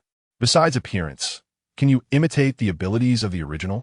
Changqing asked curiously. Looking at the ghost moth, the ghost moth shook its head, responding, "Master, the mimicry transformation can only replicate the physical appearance. It cannot imitate the inner thoughts and potentials of the other. For example, martial arts techniques require comprehension and hard training to execute. Even if I take on your appearance, I cannot perform the skills you master." Hearing this, Changqing found it reasonable. After all, if one could easily replicate another person's skills just by imitating their appearance, it would be too overpowered. But then he thought, if he let the ghost moth cultivate according to the martial arts techniques he mastered, it could make up for this flaw.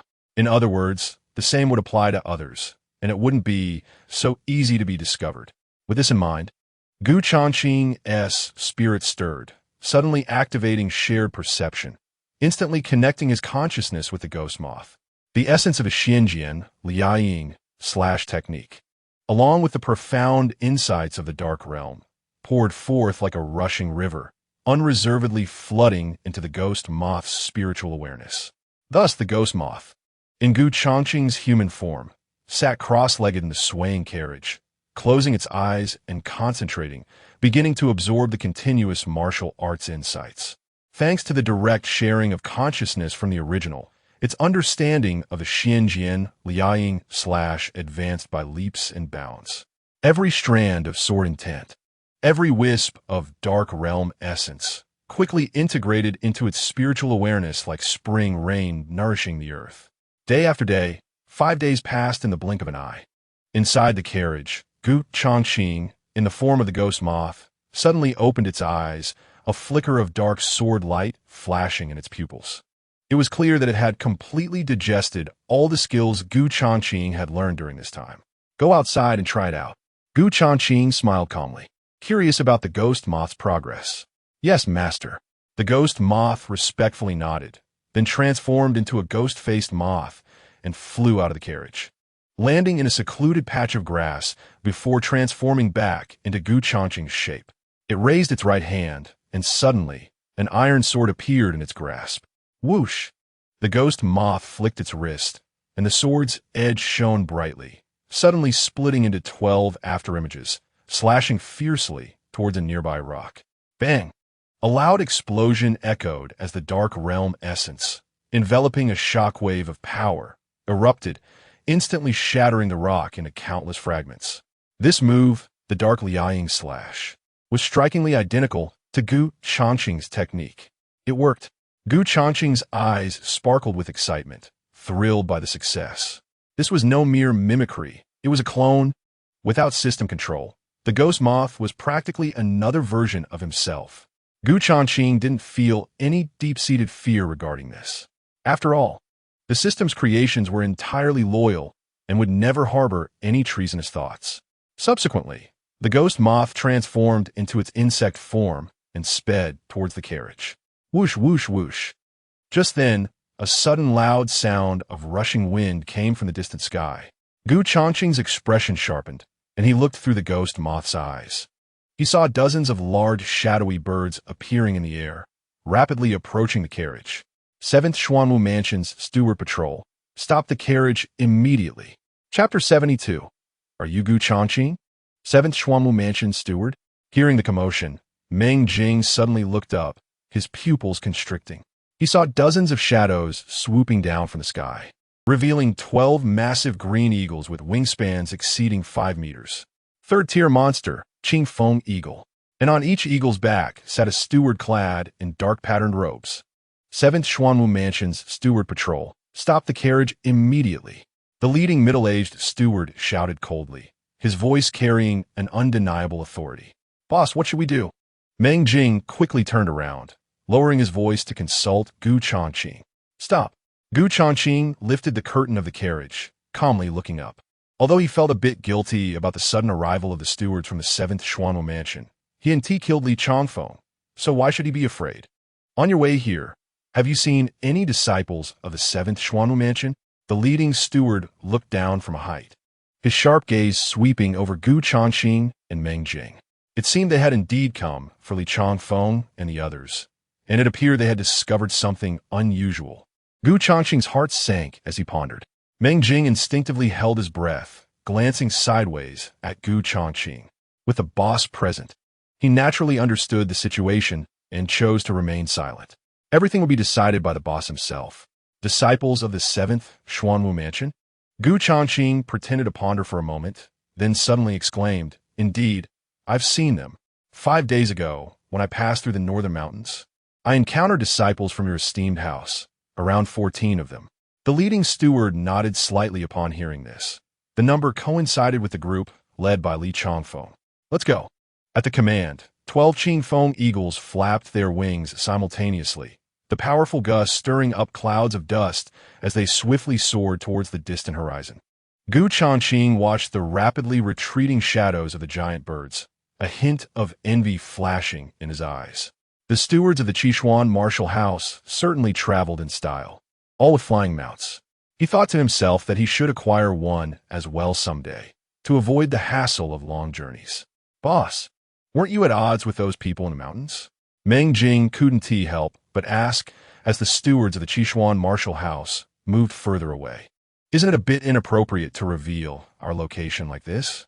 Gu Changqing smiled lightly. If we don't say anything, given our current route, it would raise suspicion instead. Do you really think they are just asking questions? They are actually probing. A trace of surprise flashed in Meng Jing's eyes. You mean they already know the whereabouts of those disciples? Gu Changqing replied non-committally, just a guess, but one should always be cautious. Sometimes, when the truth needs to be told, it should be spoken without reservation. Half-truths are even harder to discern. Upon hearing this, Meng Jing was stunned for a moment, then suddenly realized, staring at Gu Changqing with admiration. However, even if it's a probe, facing that terrifying figure in the black robe, those outer disciples would likely find it hard to escape death. Gu Changqing thought to himself, a subtle, intriguing smile appearing on his lips. If that were the case, The mysterious black-robed person had indirectly helped him. After all, a few outer disciples had seen him when he snatched the illusory demon beast's demon core, and without witnesses, it would lessen some trouble. Then, the carriage continued on its way. As evening approached, a massive city outline finally appeared at the end of their vision. Boss, up ahead is the imperial capital city. Meng Jing suddenly straightened up, excitement evident in his tone. Saying this, he cracked the whip, and the carriage sped along the official road. After more than 10 days of travel, he just wanted to find a restaurant to eat meat and drink wine. Are we almost there? Gu Changqing's gaze flickered, though his heart was not as elated as Meng Jing's. The imperial capital city was entirely different from the small border town of Qingzhou.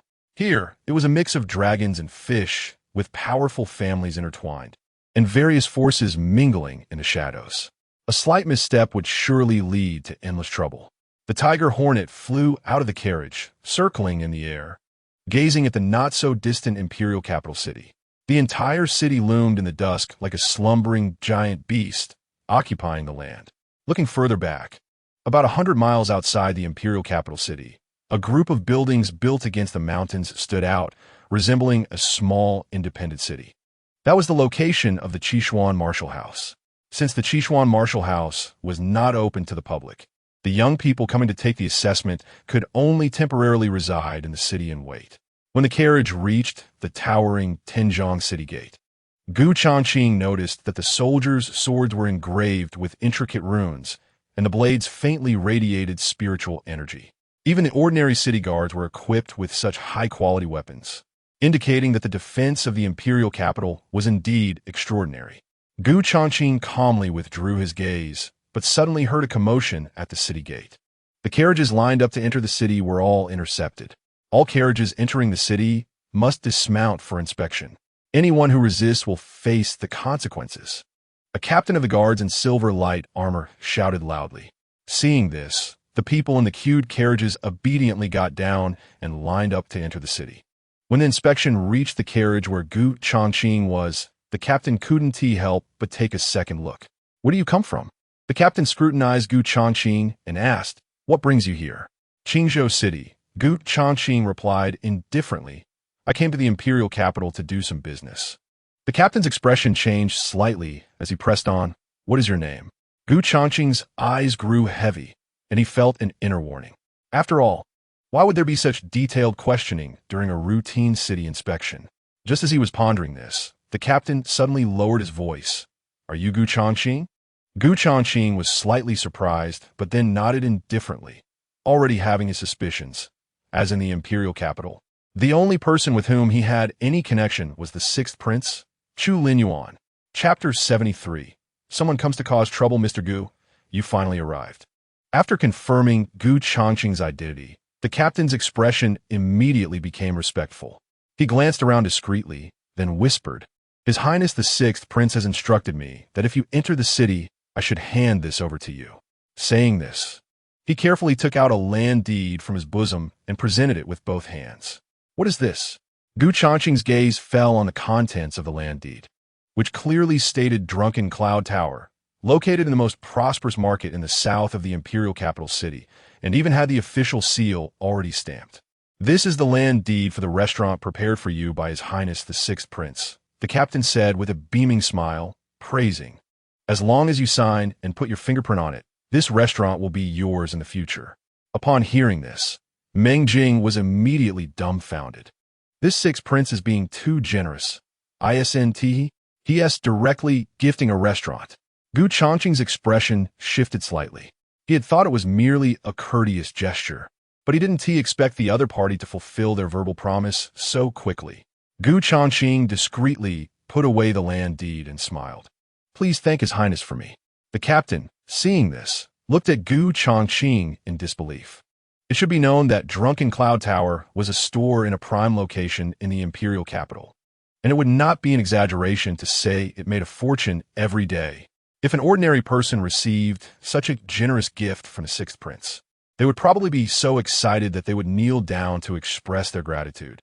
Yet, the person before him remained composed, as if he had merely accepted an ordinary land deed, even showing no fear of the imperial authority.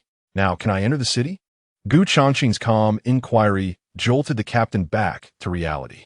Of course you can. He quickly waved his hand, signaling the guards to let them through. The carriage then slowly drove into the city gate, traversing the spacious streets. The imperial capital city truly lives up to its name. Gu Changqing couldn't help but exclaim as he looked out the carriage window. The city was ablaze with lights under the night sky, with towering buildings lining the streets and a bustling flow of carriages. The passers-by were all dressed luxuriously, and many powerful martial artists moved through the crowd. The level of prosperity here was indeed worthy of being called the foremost city of the Daong dynasty. Boss, should we go check out Drunken Cloud Tower now? Meng Jing asked excitedly, gripping the whip. It's just right to see what the environment is like. Gu Changqing replied lightly, but his gaze was fixed on the land deed in his hand. It is said that one should be soft in the mouth and short in the hand. In his view, this generous gift from Chu Linyuan was quite meaningful. In other words, the friendship between both parties had been firmly established. But regardless, they now had a foothold in this vast imperial capital city. After asking for directions, Meng Jing drove the carriage through the streets, making several turns. About an hour later, they finally arrived at their destination. Not bad. Gu Changqing stepped down from the carriage, looking at the 6-story building before him, feeling quite satisfied. In terms of scale, it was at least 100 times better than the Tianming Clinic in Qingzhou City. Wow, Drunken Cloud Tower is really impressive. Meng Jing's eyes sparkled, his tone filled with awe. However, the two soon noticed something unusual. It was mealtime, yet the entrance of the tower was eerily quiet, with not a single guest in sight. In contrast, the restaurant across the street was bustling with activity, with guests coming and going without cease. The two restaurants were only 10 zhang apart, but the business disparity was like a chasm. Boss, the contrast is too great. Meng Jing looked astonished, shaking his head in disbelief. It's fine, Gu Changqing replied calmly. As long as the shop is ours, it's not a problem. Saying this, he stepped into Zuiyun Tower with composure. Based on his experience from his past life, revitalizing this restaurant was not a difficult task for him. However, the most crucial point at the moment was to completely clear out the trash in the shop. Not only did he want the restaurant to undergo a transformation, but he also had to guard against any hidden eyes from other potential forces. After all, this place would become a secret base for the assassin organization, and everyone involved must be one of their own. Additionally, he needed to redecorate, adjust the internal structure, and add several concealed escape routes to ensure that the place could both conceal their activities and respond to emergencies at any time. As Gu Changqing stepped over the threshold of Ziyun Tower, not even a welcoming servant was present. The tables and chairs in the hall were askew, and dishes were in disarray. A few workers were huddled in a corner, gambling with dice, their coarse clothes stained and shabby. A guest has arrived. Meng Jing couldn't help but shout when he saw no one paying attention. The sudden noise did not even raise the heads of the gambling workers, who continued their game. Today, the boss ordered us not to take guests. A pockmarked worker, waving a greasy rag, shouted nonchalantly, "You two, please move to the other restaurant across the street." Before he finished speaking, he flicked his wrist, and the sound of dice rattling in a ceramic bowl could be heard again. I understand now why this place has no business. Meng Jing frowned and angrily said, "This is simply a den of thieves and rats. It's a wonder anyone would come here." Gu Changqing maintained a different expression and slowly walked toward the counter, commanding, "Call your manager out." Though his voice was low, with the enhancement of his true essence, it rang like thunder in everyone's ears. The gambling workers trembled and suddenly looked up at Gu Changqing. "Who do you think you are? Our manager, Liu, is not someone you can just see." The pockmarked man, who was running the game, stood up and glared at Gu Changqing, reprimanding him. "Because my boss is the new owner of this restaurant." Meng Jing stepped forward, his towering figure looming over the pockmarked man, exuding an intimidating presence. New owner? The pockmarked man's group was taken aback, looking at Gu Changqing in disbelief. "You?" After a brief moment of shock, they burst into laughter, completely dismissing Gu Changqing. "Our manager, Liu, is the cousin of the 6th prince's wet nurse. Zuiyun Tower has always been managed by him. Where did this new owner come from? Get lost from here immediately, or don't blame us for being rude." The pockmarked man sneered, emboldened by his connection to the royal family. You should be the one to get lost. Meng Jing huffed in anger, suddenly slapping the pockmarked man's face hard. Smack! The crisp sound echoed, and the pockmarked man staggered back, spitting out blood mixed with broken teeth, collapsing to the ground in agony. You dare hit me? The pockmarked man covered his swollen cheek, shocked and furious, pointing at Meng Jing. This is the Sixth Prince's establishment. Your establishment, my ass. Meng Jing's eyes widened, and he grabbed the pockmarked man's collar, lifting him up like a chicken. What do you want? Let me go. The pockmarked man struggled in fear, but his small frame was no match for Meng Jing, who tossed him out the door. Bang! The pockmarked man rolled several times on the street before finally stopping, lying on the ground, moaning in pain. Inside the restaurant, silence fell instantly. Meng Jing's fierce actions shocked everyone, and the remaining workers were drenched in cold sweat, their dice falling all over the floor. Gambling is one thing, but you're making a racket. Do you want to die? At that moment, a plump middle-aged man came down the stairs, looking annoyed.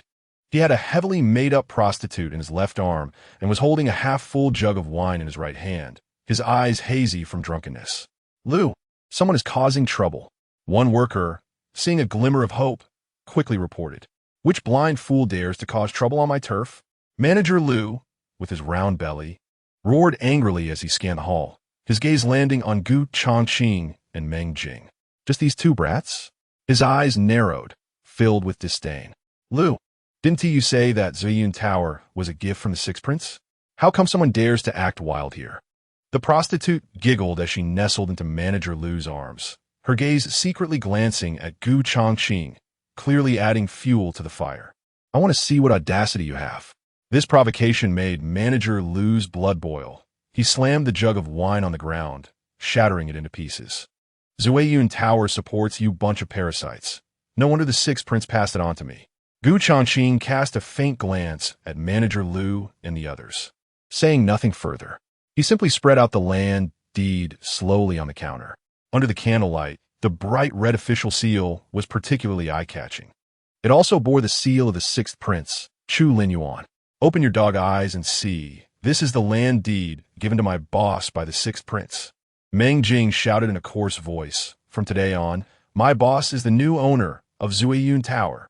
Upon hearing this, the workers in the restaurant were shocked. Land deed. Manager Lu's fat body suddenly stiffened.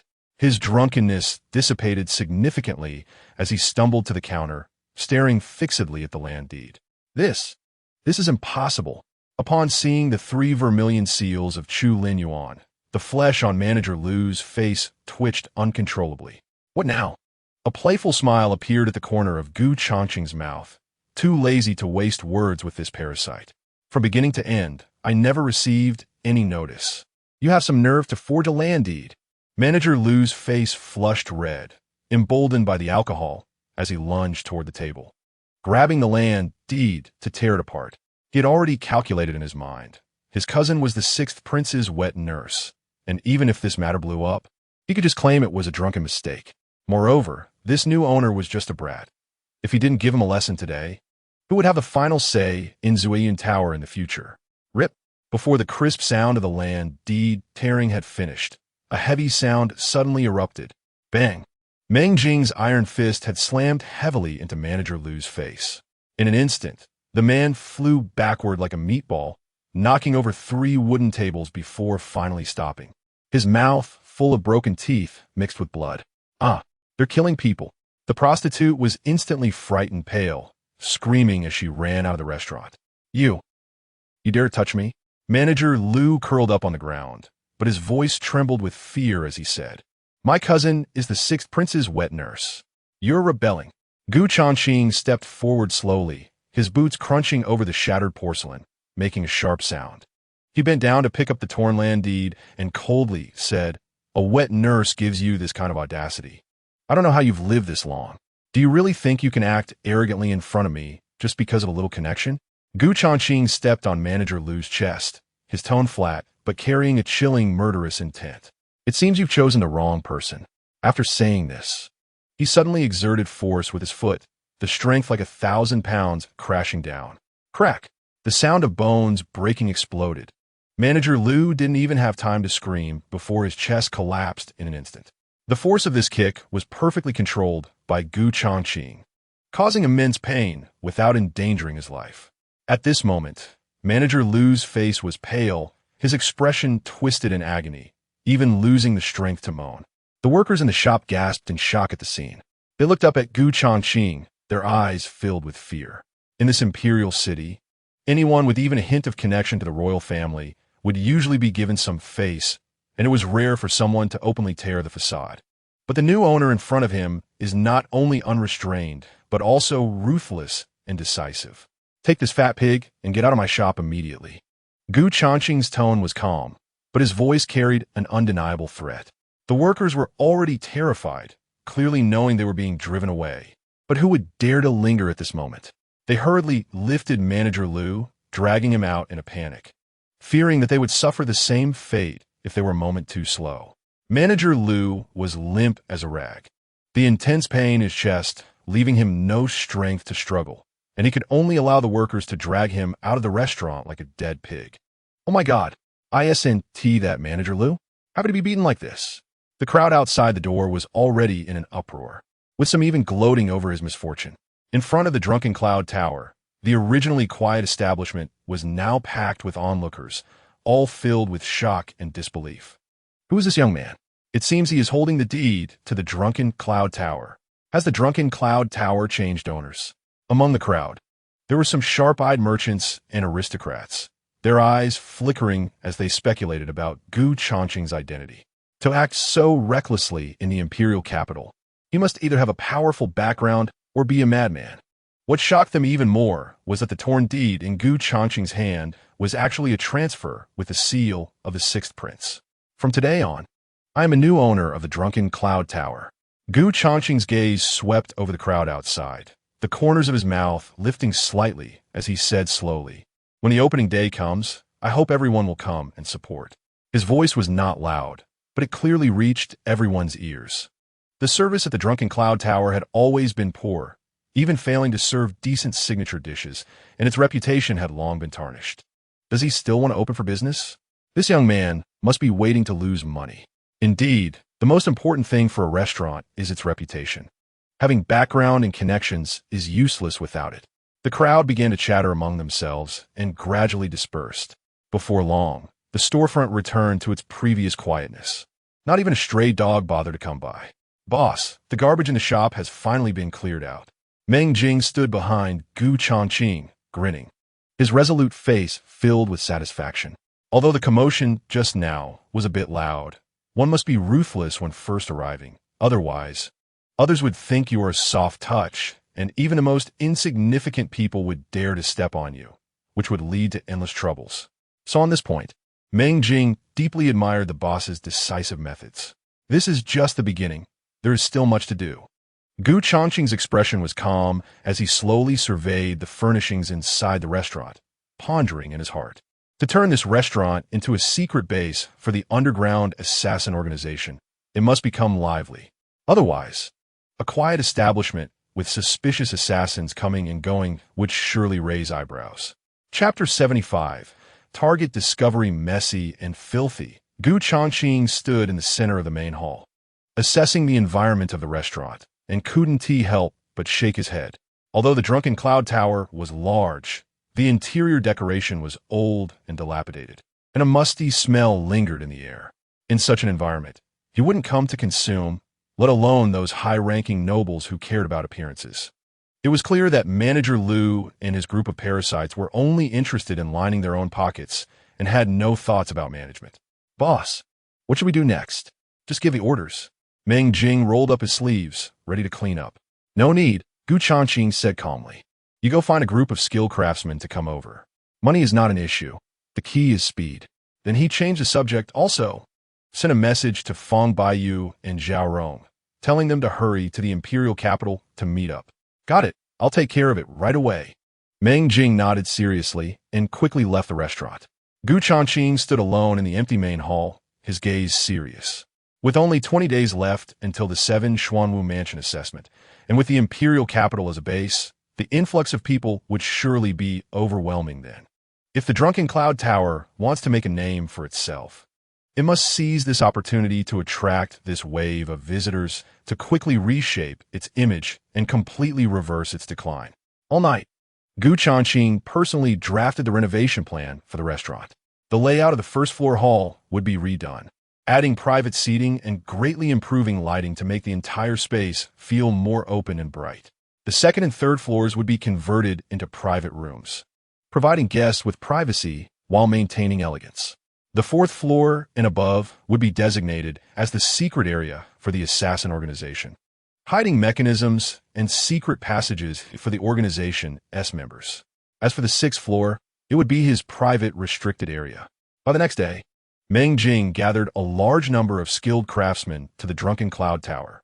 Changqing did not choose any auspicious day. They started work that very day. With the incentive of triple pay, the craftsmen were energized and worked diligently, with no one slacking off or goofing around, all doing their best to rush the work. With Meng Jing supervising the work, Changqing no longer bothered with these trivial matters and focused on his own affairs. At this moment, he stood by the window on the top floor of the Drunken Cloud Tower, gazing at a luxurious mansion in the distance. That was the Marquis's residence. Changqing lightly turned his wrist and took out the assassination mission list from his storage ring. Target: Ma Xiao, identity, heir of the Ma family, with a father who is a current Marquis. Strength: peak of the innate realm location, Daong Dynasty, Imperial Capital. Recent movements: participating in next month's 7 Xuanwu Mansion recruitment assessment. Mission requirement: complete the assassination on the day of the assessment. Reward: 500,000 silver notes. At the bottom of the paper was a portrait of a young man with a sinister expression, revealing a hint of arrogance in his features. Although the target's strength was not impressive, the assassination location was indeed tricky. Changqing's gaze was deep as he focused on the information on the mission list, lost in thought. After all, the 7 Xuanwu Mansion was not an ordinary place. With experts as numerous as clouds, carrying out an assassination there required meticulous planning, allowing for no mistakes at all. Ghost Moth, search for the target. Changqing called softly, already formulating a preliminary plan. Whoosh! Upon receiving the order, the ghost moth suddenly darted out. Amidst the swirling black mist, it instantly transformed into a small fly and quickly flew towards the Ma residence. Although it was not yet time for the assassination, it was necessary to thoroughly investigate Ma Zhao's background to ensure everything went perfectly. A moment later, the ghost moth, in the form of a fly, quietly infiltrated the Ma residence. It weaved through the courtyard corridors, eavesdropping on the conversations of the household staff, and learned that Ma Xiao lived in the northern courtyard. To avoid alarming the enemy, Changqing ordered the ghost moth to lie low for the time being and observe quietly, because, through the shared perception of the ghost moth, he vaguely sensed several powerful auras hidden within the residence, clearly indicating that there were powerful experts stationed there.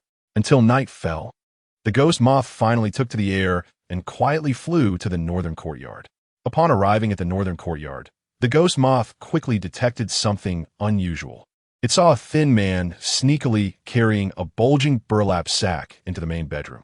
Changqing's attention was immediately drawn to this. From the outline of the bulging sack, it was clear that it contained a person, and the figure seemed small, likely a child.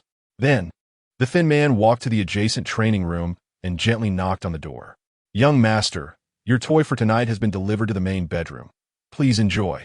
He bent over, his face full of flattery as he spoke softly. You may leave." A cold voice came from inside, the tone slow, yet revealing a hint of barely concealed excitement. After the thin man left, the door opened, and a young man in a brocade robe with a sinister expression stepped out. This person was none other than the heir of the Ma family, Ma Xiao. "Master." Target discovered. The ghost moth shifted its gaze, immediately locking onto Ma Xiao's figure. "Continue monitoring, stay concealed." Changqing's eyes flickered as he issued the command. "Yes, master." The ghost moth gently flapped its thin wings, silently following Ma Xiao as he entered the master bedroom, taking in everything inside the room. The burlap sack that had just been carried in by the thin man was now placed beside the bed. "Let me go, I want to go home." The sack trembled slightly, emitting a tender, crying voice. Ma Xiao raised an eyebrow, seemingly intrigued by the sound of crying, and slowly walked over. This toy was rather interesting. He chuckled lightly, but the implication in his words sent chills down Gu Changqing's spine. As soon as he finished speaking, Ma Xiao yanked open the sack, and a girl of about 10 years old tumbled out. She had delicate skin and exquisite features, but her beautiful big eyes were now filled with terror. "Big brother, please let me go," the little girl said, her small face streaked with tears, shrinking back until her back hit the bed, leaving her with nowhere to retreat. Ma Xiao looked down at her from high position and suddenly reached out to pinch the little girl's chin, forcing her to look up and meet his gaze. "Let you go? Sure. As long as you can survive tonight, I might consider it." Gu Changqing's eyes turned cold. Watching the scene made his killing intent grow stronger. However, the assassination task specified that the location and time of the attack had to be on the day of the 7 Xuanwu Mansion assessment. If he acted now, it would definitely be a breach of contract. Gu Changqing furrowed his brows, quickly thinking of a countermeasure. "Don't be afraid. Big brother understands how to cherish delicate flowers."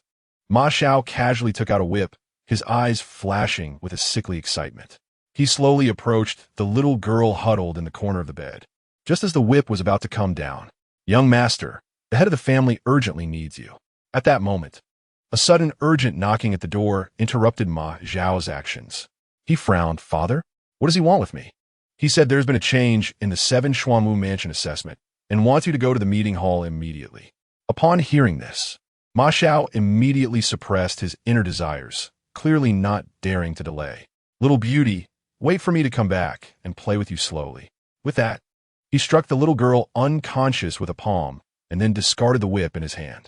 When the door opened, the thin man who had just announced was hunched over, respectfully standing outside the door. "Keep a close watch, or you'll be in for it when I return." Ma Xiao glanced at him, his expression dark as he ordered. "Young master, you can rest assured, I guarantee with my life." The thin man nodded with a fawning smile.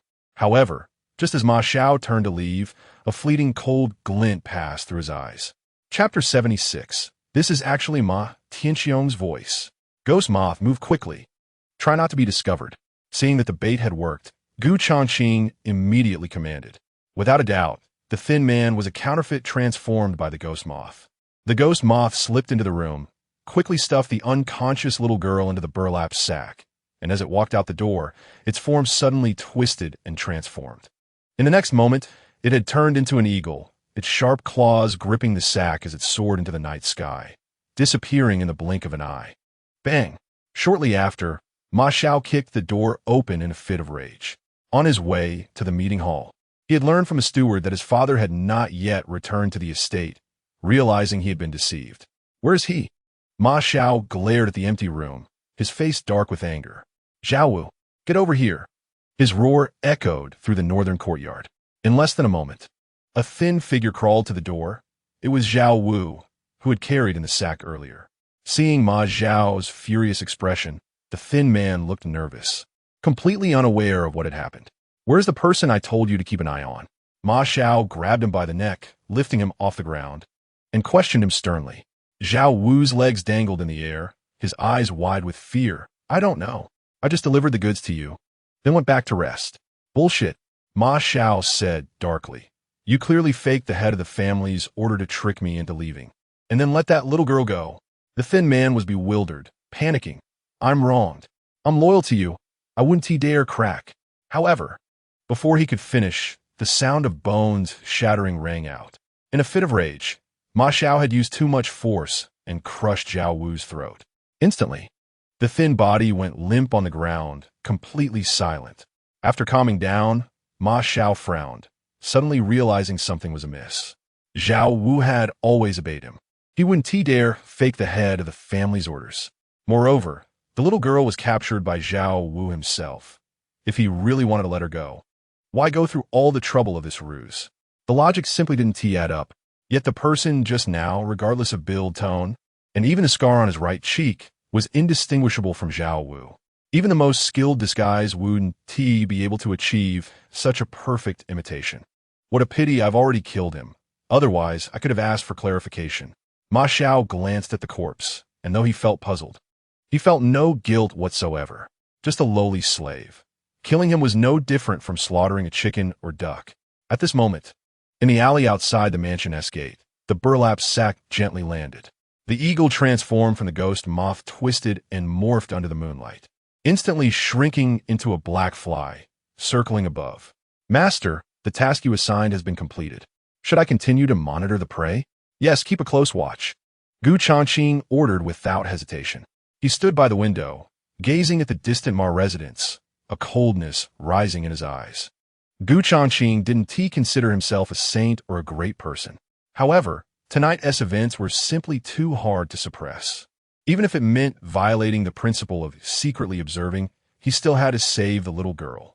If he heartlessly chose not to help, or even just stood by and watched, could he still consider himself human? Moreover, in martial art cultivation, the most taboo thing is to have a flawed state of mind. If he didn't act tonight, it would surely become a knot in his heart, possibly even evolving into a demon that obstructs his martial arts progress. Both righteous and evil, acting according to one's heart, is the greatest tempering for a cultivator to break through their bottleneck. Swish! Then, the fly transformed from the ghost moth suddenly flapped its wings and flew back into the high walls of the Ma residence. It silently swept through the corridor, suddenly sensing a powerful aura approaching from the direction of the main gate. The aura was thick as a deep abyss, far surpassing the Dao realm. At least a Yuan Dan realm expert. The ghost moth immediately concealed itself against the wall, following the aura's direction. At the main gate of the Ma residence, a middle-aged man in a purple robe strode in, his expression stern and his gaze sharp. This man was the head of the Ma family, Ma Tianxiong. Head of the family. The old steward hurriedly approached, his expression serious. Ma Tianxiong paused, coldly asking, "What is it?" The old steward lowered his voice. "Just now, the young master was furious, saying someone fake your order to trick him into the meeting hall." A cold light flashed in Ma Tianxiong's eyes. Who dares to be so bold in this residence? The old steward sighed. Zhao Wu, he's the young master's personal attendant. As a result, the young master, in a fit of rage, killed him. Ma Tianxiong snorted coldly. A lowly slave, dead is dead. But soon he frowned slightly, wondering what motive the servant had to deceive Shower. The young master didn't say, and this old slave is also unclear. The old steward shook his head, then lowered his voice. Could it be the Tianji Pavilion? Shut up. Ma Tianxiong interrupted sharply, his face suddenly darkening. This matter can be discussed later. Let us go to the secret room. Immediately issue orders to seal off the residence and thoroughly investigate all suspicious individuals. Also, increase the manpower to keep a close watch on the young master. The 7 Schwamu Mansion assessment is imminent, and we cannot afford any mishaps. After speaking, Ma Tianxiong suddenly flicked his sleeve and strode away. The plan was about to be implemented, and he absolutely could not allow any mistakes. The old steward broke out in a cold sweat, cautiously scanning the surroundings before hurriedly following the head of the family to the secret room. Unbeknownst to them, the conversation they just had already been fully captured by the ghost moth. How could those two know about the Tianji Pavilion? Changqing's expression froze, his heart filled with doubt. The name of the assassin organization, Tianji Pavilion, was merely a temporary title concocted by him back when he was in Qingzhou City to deal with Zhao Rong and the handover with the hidden employer. Logically speaking, although Zhao Rong, as an agent, could indeed spread the reputation of Tianji Pavilion in the black market, this is the imperial capital, and the speed of information transmission here is unusually fast, unless there is something hidden. Thinking of this, Changqing felt increasingly perplexed. After all, Ma Tianxiong is the father of Ma Xiao, and now that he knows about the existence of Tianji Pavilion, could he have also heard about Ma Xiao's impending assassination? Buzz. Just as Changqing was pondering this, the sound transmission Jade Talisman in his storage ring suddenly vibrated. As soon as the Jade Talisman was activated, a gloomy, questioning voice pierced his eardrum. Has your Tianji Pavilion already acted on its own? I clearly emphasized that the assassination must wait until the day of the 7 Schwanwu Mansion assessment. At that moment, Changqing's heart jolted. This was actually Ma Tianxiong's voice. Chapter 77. Everything is ready. You must give me an explanation today. listening to the aggressive tone from the other side. Gu Changqing was already able to confirm that it was indeed Ma Tianxiong.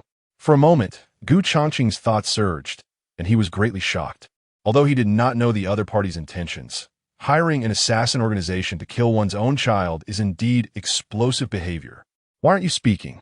Ma Tianxiong's voice from the Jade Talisman was extremely gloomy. Gu Changqing took a slow, deep breath and coldly said, "The target has not been assassinated. So why should I give you an explanation? If there is no concrete evidence, don't pin baseless accusations on Tianji Pavilion. Next time, make sure to clarify things before coming to seek justice, and stop with the empty threats."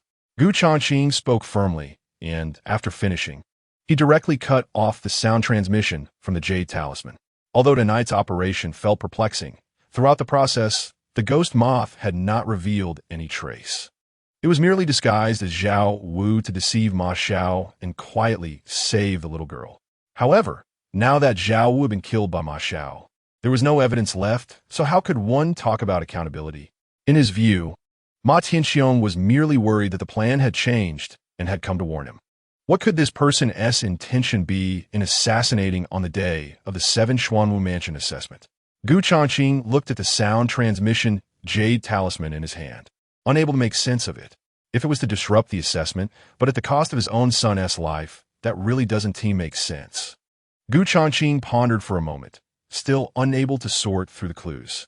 Since he couldn't figure it out, he didn't want to waste too much mental energy speculating and casually put the Jade Talisman back into the storage ring. As long as the reward was substantial, it didn't matter who was killed. Gu Changqing calmed his mind, sitting cross-legged on the bed, and began to concentrate on his cultivation. Although he lacked the assistance of 6th grade technique and could not temporarily break through the bottleneck of his realm, he understood that the foundation is the most important in the path of cultivation. Only in this way, when he later finds the technique and heart formula, can he achieve twice the result with half the effort. As his thoughts settled, his true essence flowed continuously through his meridians, honing his true essence repeatedly, refining his muscles and bones, condensing every strand of elemental power to perfection. And so, day after day, Gu Changqing was completely immersed in cultivation, his breath becoming increasingly solid. Meanwhile, the ghost moth continued to lurk in the form of a fly at the Ma Mansion, almost never leaving, constantly monitoring Ma Zhao's every move. Perhaps because Ma Tianxiong had sent someone to keep a close eye on his routine, he had been much more subdued during this time, no longer searching for those so-called toys. During this period, Feng Baiyu and Zhao Rong also arrived in the imperial capital, bringing with them a group of intelligence personnel, including over a dozen assassins recruited from the black market. However, since the business of Tianji Pavilion had not fully launched yet, these assassins were temporarily arranged to pose as staff members of Ziyun Tower. As for those intelligence personnel, they infiltrated various prominent families in the imperial capital one by one under the guise of job applicants, secretly establishing an intelligence network. Half a month passed in the blink of an eye. The renovations of Ziyun Tower had been completed perfectly, and the overall image was completely renewed. On the top floor of the building, Gu Changqing stood with his hands behind his back by the window, overlooking the bustling market below. As the date of the 7 Xuanwu Mansion assessment approached, the city became increasingly lively. Young martial artists were seen everywhere on the streets, all full of vigor. "Boss, the various furnishings in the store are ready as per your request. Everything is set." Meng Jing came over and inquired, "Should we open today? Since it's completed, let's get started." Gu Changqing smiled lightly and turned to instruct Meng Jing. "Remember, our store will launch a colorful honey pill lottery event. The first 20 customers to enter the store will have priority to receive a lottery ticket. Subsequent customers will need to spend at least 2,000 silver coins to participate in the lottery." Meng Jing nodded seriously, understood. As he just reached the first floor lobby, Feng Baiyu quickly approached, looking curious and asking, "Ah Jing, why is there an iron pot on every table?" Even stranger, Feng Baiyu pointed at the bottom of the pot, which was set on a stove inscribed with fire system runes. "What kind of eating method is this?" Zhao Rong, standing beside them, looked equally puzzled at all of this. "Hot pot." Meng Jing grinned. "We only need to provide the ingredients and seasonings, no need to hire a chef." It's not only convenient, but also allows diners to control the cooking time themselves. They can eat as much as they want. As he spoke, he casually lifted the lid of an iron pot, and steam filled with the aroma of spices rose up. Hot pot. Zhao Rong and Fong Baiyu exchanged glances, both showing surprise in their eyes. Meng Jing had already experienced the wonders of this novel food while following Gu Changqing a few days ago. However, it was the first time for both of them to hear about such a way of eating. By the way, please call me Manager Meng from now on. Meng Jing adjusted his new manager's attire and winked at Fong Baiyu. Let's go. The boss has ordered us to open. After saying that, he cheerfully led several staff members towards the store entrance. TSK, look at how proud he is, more smug than I am. Fong Baiyu pouted, but excitement flickered in his eyes. Zhao Rong covered her lips and chuckled, her eyes filled with satisfaction. After all, who would have thought that not long ago? Meng Jing was just an ordinary coachman, and now he had transformed into the manager of Ziyun Tower in the most prosperous area of the imperial capital. Moreover, this position was not simple. On the surface, he was the manager of a restaurant, but behind the scenes, he was an important hub between Tianji Pavilion and Ziyun Tower. Moments later, in front of Ziyun Tower, firecrackers went off.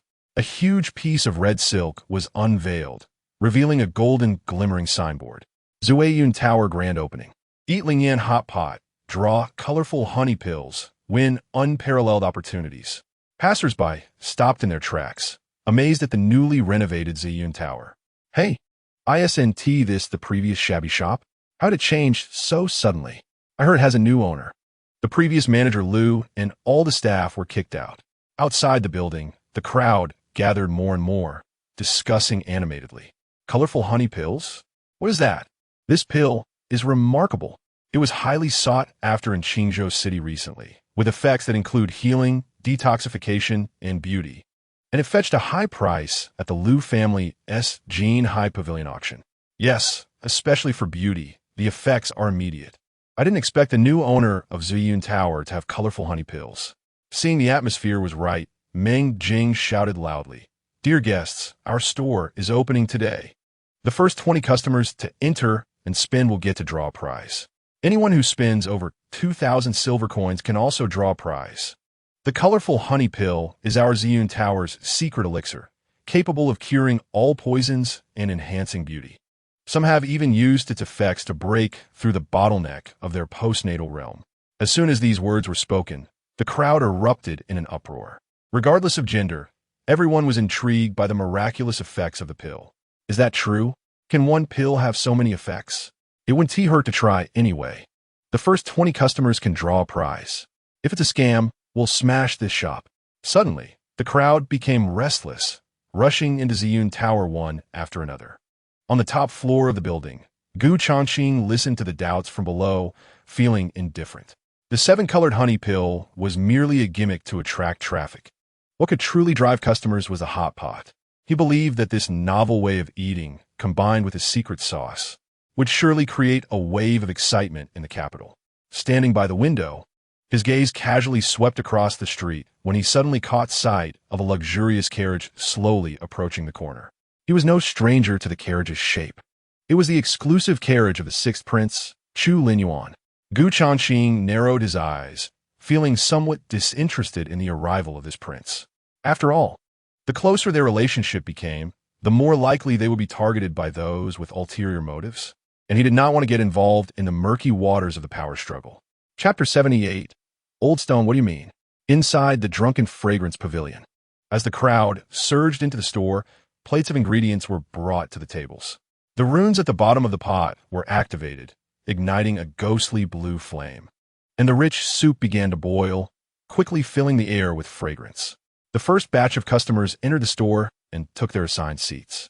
"Why is there a pot of soup on this table?" a curious customer asked. "This is the Spirit Flame Hot Pot," Meng Jing explained with a smile.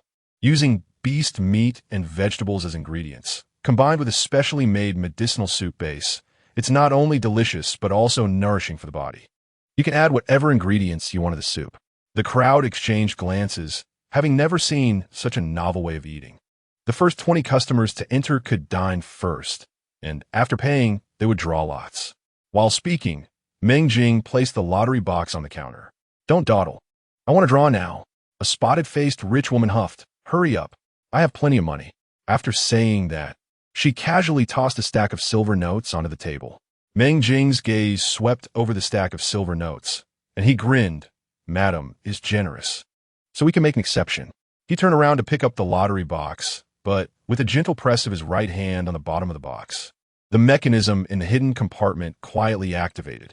Please, as Meng Jing presented the lottery box with both hands. The hidden compartment inside had already been replaced with specially made prize balls. All these prize balls were for the first prize, the 7-colored honey pill. The rich woman reached into the box, rummaged around, and finally pulled out a golden prize ball. Congratulations, madam, you've won. Meng Jing immediately announced loudly, as if all the processes were under his control. I'm so lucky. The rich woman's eyes lit up, her face filled with excitement. But when she saw the 7-colored honey pill that Meng Jing took out, she was instantly stunned. The pill was colorful, but as small as a grain of rice. If not looked at closely, it was hard to notice. This thing isn't even big enough to get stuck in my teeth, and it's called a spirit pill? The surrounding crowd immediately laughed, clearly seeing it as a trick. Good thing I was rational enough not to fight for one of the top 20 lottery spots. Booing erupted in the hall, creating a bit of chaos. At that moment, Chu Linyuan's figure quietly appeared at the entrance of the store. Brother Gu's skills are good, but this business strategy. He looked at the chaotic scene, gently shaking his head, as if it had been mishandled. Kid, one must not only look at the surface. A weathered voice suddenly rang in his mind, and Chu Linyuan instinctively looked down at the black ring on his hand. Old Stone, what do you mean? Chu Linyuan pondered, directing his gaze toward the 7-colored honey pill that was being mocked by the crowd. Could it be that the small pill truly had some miraculous effect? I just used spiritual power to probe. Although this pill is small, its medicinal properties are extremely pure, at least at the level of a 5th-grade spirit pill. The voice of Old Stone from the ring carried a hint of surprise. To concentrate the medicinal power to this extent shows the skill of the alchemist. It seems that Gu Changqing is not simple. Hearing this, Chu Linyuan's expression changed slightly, and he found it increasingly interesting. The rich woman, having regained her senses, seemed to ignore the doubts around her, and instead was breathing rapidly with excitement. Because the rumored 7-color honey pill was exactly this small. Trembling, the rich woman grasped the 7-color honey pill and unhesitatingly put it into her mouth. The hall instantly fell silent, and everyone stared at her face. The moment the pill entered her mouth, a transformation occurred. The rich woman's sagging facial skin began to tighten. The wrinkles at the corners of her eyes gradually smoothed out, and even the spots on her face faded away at a visible speed. I've become younger. I've really become beautiful.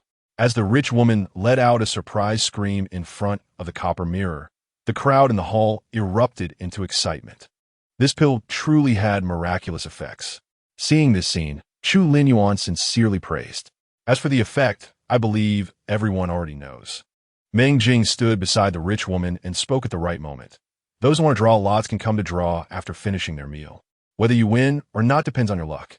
While speaking, he cast a glance at the crowd outside the store. Anyone who spends 2,000 silver coins in our store can also participate in the lottery. Opportunities are limited. First come, first served. Next, please enjoy our signature hot pot. No sooner had he finished speaking than his peripheral vision suddenly caught a familiar figure. The Sixth Prince. Meng Jing was momentarily startled, his gaze suddenly landing on Chu Linyuan. Just as he was about to greet him, Chu Linyuan smiled faintly and turned to leave, showing no intention of entering the store. Wow, this is too delicious. Soon, the first batch of customers finally started to use their chopsticks. When the tender slices of meat were dipped in the boiling soup and then dipped in the special sauce, their eyes widened instantly. So refreshing and delicious. And this sauce is simply amazing. Indeed, this soup base is both fresh and spicy. The more you eat, the more addictive it becomes. As praises rang out, the originally skeptical crowd was quickly stirred up, rushing into the store one after another, fearing they would miss out on a seat. In just a short while, the hall of the Drunken Fragrance Pavilion was completely packed, every table filled. The boss's business strategy is truly impressive. Fong Baiyu stood in the corridor on the 3rd floor, filled with admiration. However, The cost of this hot pot's medicinal soup base is not low. Can they really make a profit? After learning about the soup base's ingredients, he secretly shook his head. Zhao Rong smiled softly. With just this thought, you're not as far-sighted as the boss. What do you mean by that?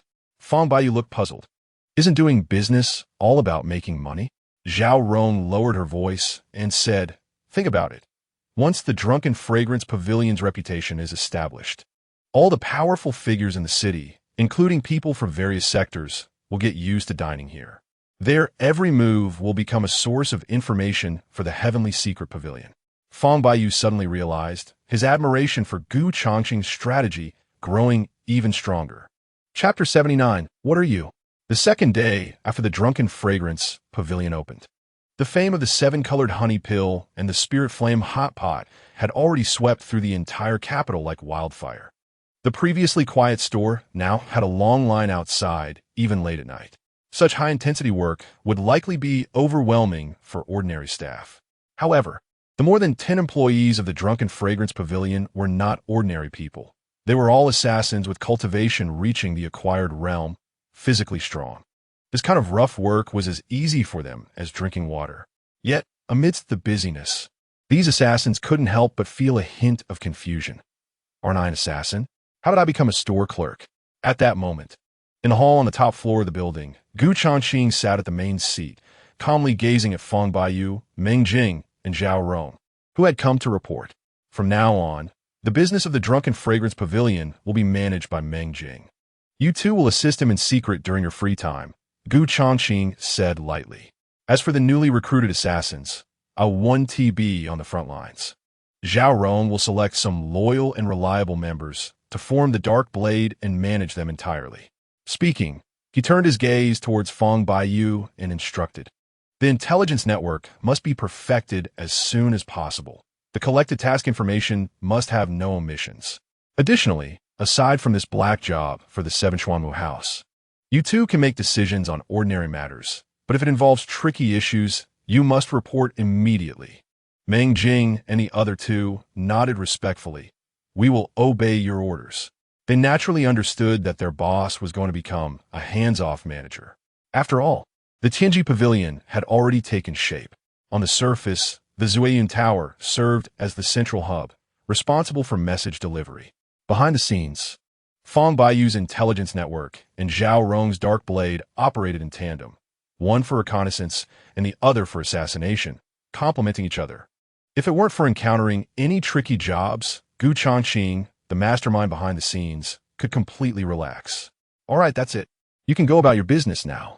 Gu Changqing waved his hand and said no more.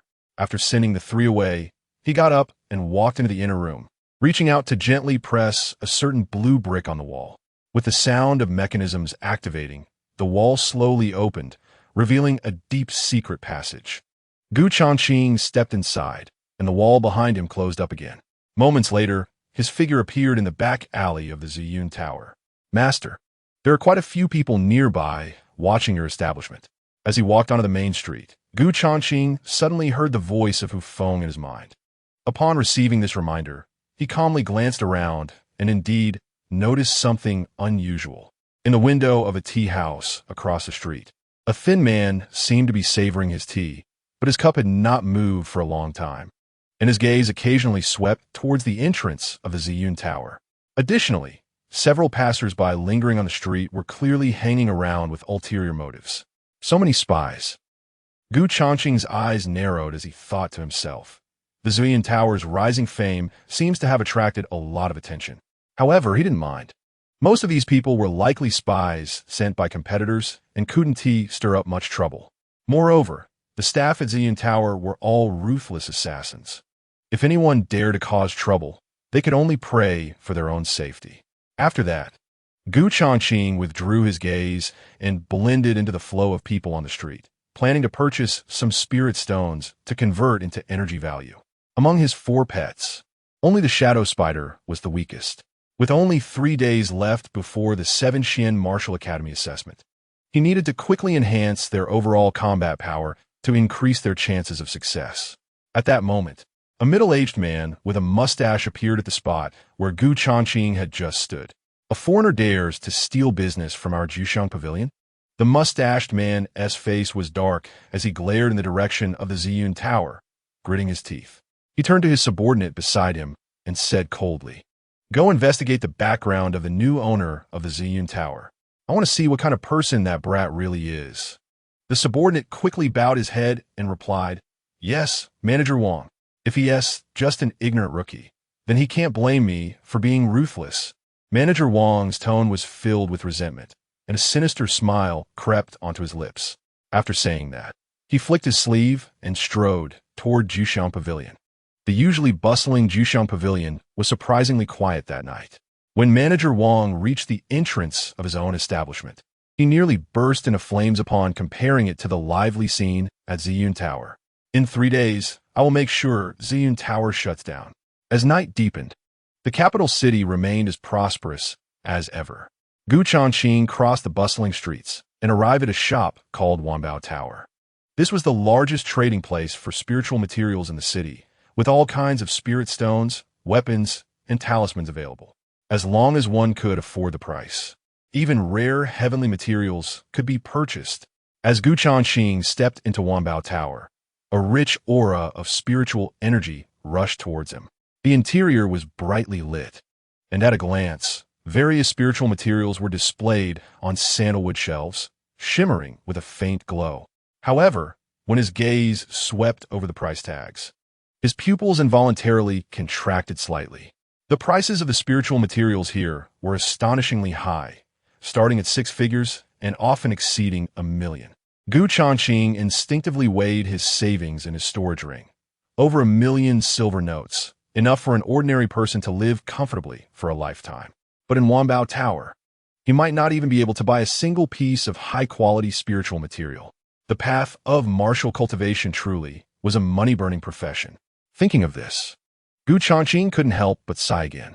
But on second thought, the foundation of Wanbao Tower was indeed shocking. Just the heavenly materials displayed in the store were worth enough to buy an entire commercial street in the prime area of the capital. "Dear customer, what do you need?" As Gu Changqing pondered, a female attendant quickly approached with a professional smile on her face. 1,000 middle-grade spirit stones. Gu Changqing replied directly, keeping his gaze steady. As for the other heavenly materials, he didn't even want to look. He could only wait until he was more financially comfortable to select some suitable materials to create new insect-type monsters. "All right, please wait a moment." The attendant slightly bowed and turned to walk toward the counter in the back. While Gu Changqing waited, several young martial artists entered the store.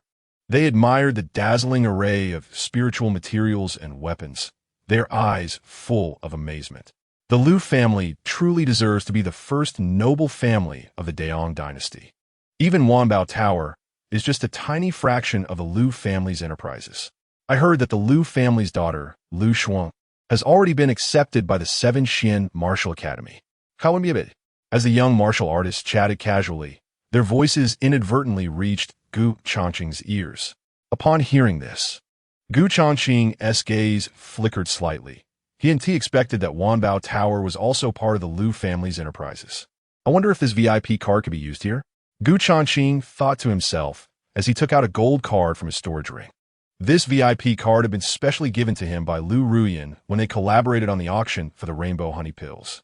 If he could use this card for a discount, it would undoubtedly be more cost-effective.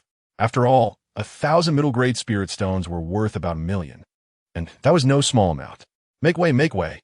Are you blind?" At that moment, a sharp shout suddenly rang out. Following that, a long-haired young man pushed through the doorway, rudely shoving aside several young martial artists who were blocking the entrance. "How dare you? Who do you think you are?" A tall, strong man immediately glared angrily, but he was quickly stopped by his companions.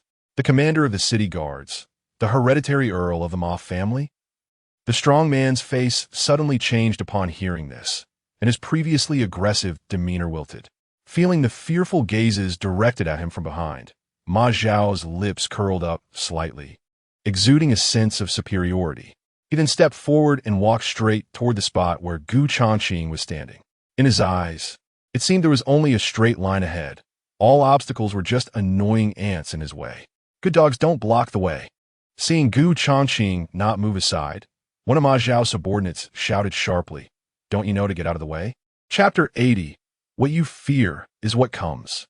Faced with the subordinate's harsh reprimand, Gu Changqing remained unmoved, merely casting a faint glance at Ma Zhao. This guy really is a narrow-minded enemy. If it weren't for the restrictions of the assassination mission regarding time and location, I wouldn't have let him live until now. Obstructive pest, hurry up and get lost. The subordinate saw Gu Changqing's indifference and immediately shouted angrily, raising his hand to shove him. However, just as his palm was about to touch Gu Changqing's collar, he felt a powerful aura surge toward him. The swirling energy around Gu Changqing instantly formed visible ripples that violently shook outward. Bang! The subordinate was instantly sent staggering back several steps, his face filled with horror. Peak of the innate realm. Ma Zhao's gaze sharpened as he finally looked directly at Gu Changqing. The two locked eyes, and Gu Changqing's expression remained calm, showing no signs of disturbance. "Who are you?" Ma Zhao narrowed his eyes slightly, becoming more cautious. In his view, if there wasn't some backing behind Gu Changqing, an ordinary person wouldn't be so calm and composed. Gu Changqing said, "The customer buying something. Are you playing deep with me?" Ma Zhao sneered inwardly, thinking that he wanted to see what kind of financial power this person had. He arrogantly sized up Gu Changqing, and before he could probe out the details, he didn't take any extreme actions. "Customer, here are the 1,000 spirit stones you requested." At that moment, a waiter came over carrying a bag of spirit stones. "You are in luck. We just happen to have this last batch of medium-grade spirit stones. Thank you for your patronage. The total price is 1,000,000 silver notes." Ma Zhao was slightly surprised upon seeing this. To be able to take out 1,000,000 silver to purchase spirit stones at once was indeed not to be underestimated. "Can this VIP card from Jinhai Pavilion in Qingzhou City be used here?" Gu Changqing casually took out the gold card given by Lu Ruyan and handed it to the waiter. "The Jinhai Pavilion in Qingzhou City?" The waiter looked at the unique pattern and location mark on the card, and a hint of astonishment flashed in her eyes. "I'm truly sorry. Although Jinhai Pavilion also belongs to the Lu family S industry, that is a VIP card for the auction house and cannot be used in Wanbao Pavilion." The waiter respectfully returned the VIP card with her hands, bending slightly at her waist. After all, those who could hold this gold card were either rich or noble, and their status was certainly not ordinary. "Qingzhou City?" Ma Zhao suddenly laughed, a hint of disdain flashing in his eyes. "I thought you had some background, but it turns out you're just a bumpkin from such a remote place." Gu Changqing ignored Ma Zhao's mocking gaze and took out a stack of silver notes from his storage ring. Since the VIP card couldn't be used, he could only pay the price. "Wait." Ma Zhao glanced at Gu Changqing and said, "I want this batch of spirit stones." After saying that, he also took out a stack of silver notes and tossed them to the waiter. Seeing the situation, the waiter immediately showed a difficult expression. Naturally, she understood Ma Zhao's identity as a count's heir and knew she could not offend him. However, this customer had already reserved the spirit stones in advance. And according to Wanbao Pavilion's rules, it was first come, first served. Unless the customer voluntarily gave up, the store rules had to be followed. "What? You dare not sell what this young master has set his eyes on?" Ma Zhao's gaze turned cold as he stared at the waiter, his tone carrying a blatant threat. The waiter's face stiffened, and she looked awkwardly at Gu Changqing. "It's fine. Just give me 10,000 low-grade spirit stones instead." Gu Changqing's eyes darkened slightly. To avoid a conflict with his prey in the open, he could only endure for now. Although low-grade spirit stones contained more impurities, their prices were equivalent, and the system's energy value conversion mode would not change because of this. As for high-grade spirit stones, they were rare materials monopolized by the royal family and sects, and generally were not sold on the market. Peak of the innate realm? Just SOSO. Seeing Gu Changqing compromise in another way, Ma Zhao sneered but did not continue to pick a fight. He then turned to the dazzling array of weapons and armor on the shelves, scanning for suitable gear. "This customer, 10,000 low-grade spirit stones, is quite a large amount. Please proceed to the counter to collect them." The waiter looked at Gu Changqing gratefully and then respectfully led the way. Gu Changqing's peripheral vision swept towards Ma Zhao's actions, and he thought, "Ghost Moth, keep an eye on the equipment he picks. If this guy buys defensive gear, it would undoubtedly be a bit troublesome, Hopefully, it's not the case. Yes, master. The ghost moth, which had been monitoring Ma Xiao in secret, still hovered in the shop in fly form. Its gaze locked onto him. After Changqing purchased the spirit stones, he walked straight out of Wanbao Pavilion and immediately activated shared perception. Instantly, a scene from the ghost moth current viewpoint appeared in his mind. He saw Ma Xiao standing in front of the shelves, his gaze wandering over several weapons. The waiter stood beside him, patiently explaining the performance of these armaments. This one will do. Ma Xiao's eyes narrowed slightly, his gaze finally landing on a defensive armor that shimmered with silver light. The armor appeared to be condensed from moonlight, with armor plates as dense as scales, and faint spiritual patterns flowing on it. Just from what the eyes could see, one could feel its extraordinary defensive power. Damn, just when I was afraid of something, it came. Changqing's heart sank sharply. With that armor protecting him, trying to attack him in front of everyone and trying to achieve a one-hit kill would be exponentially more difficult. Chapter 81. If you want to pick a fight, then I'll accompany you to the end. Young Master Ma, you really have a good eye. The waiter immediately filled with smiles when Ma Xiao chose that silver armor and respectfully introduced. This armor is made of Xin-level fallen iron and silver essence. The material is tough, and each armor plate is engraved with defensive runes. Once attacked, the armor can instantly activate 3 layers of protection, enough to withstand the full-force strike of a mortal realm warrior, and even a Yuandan realm expert would find it hard to break through in a short time.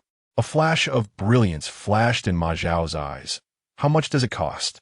5 million silver. The waiter cheerfully reported the price, thinking that if she could sell this defensive armor, her commission today would be substantial. 5 million.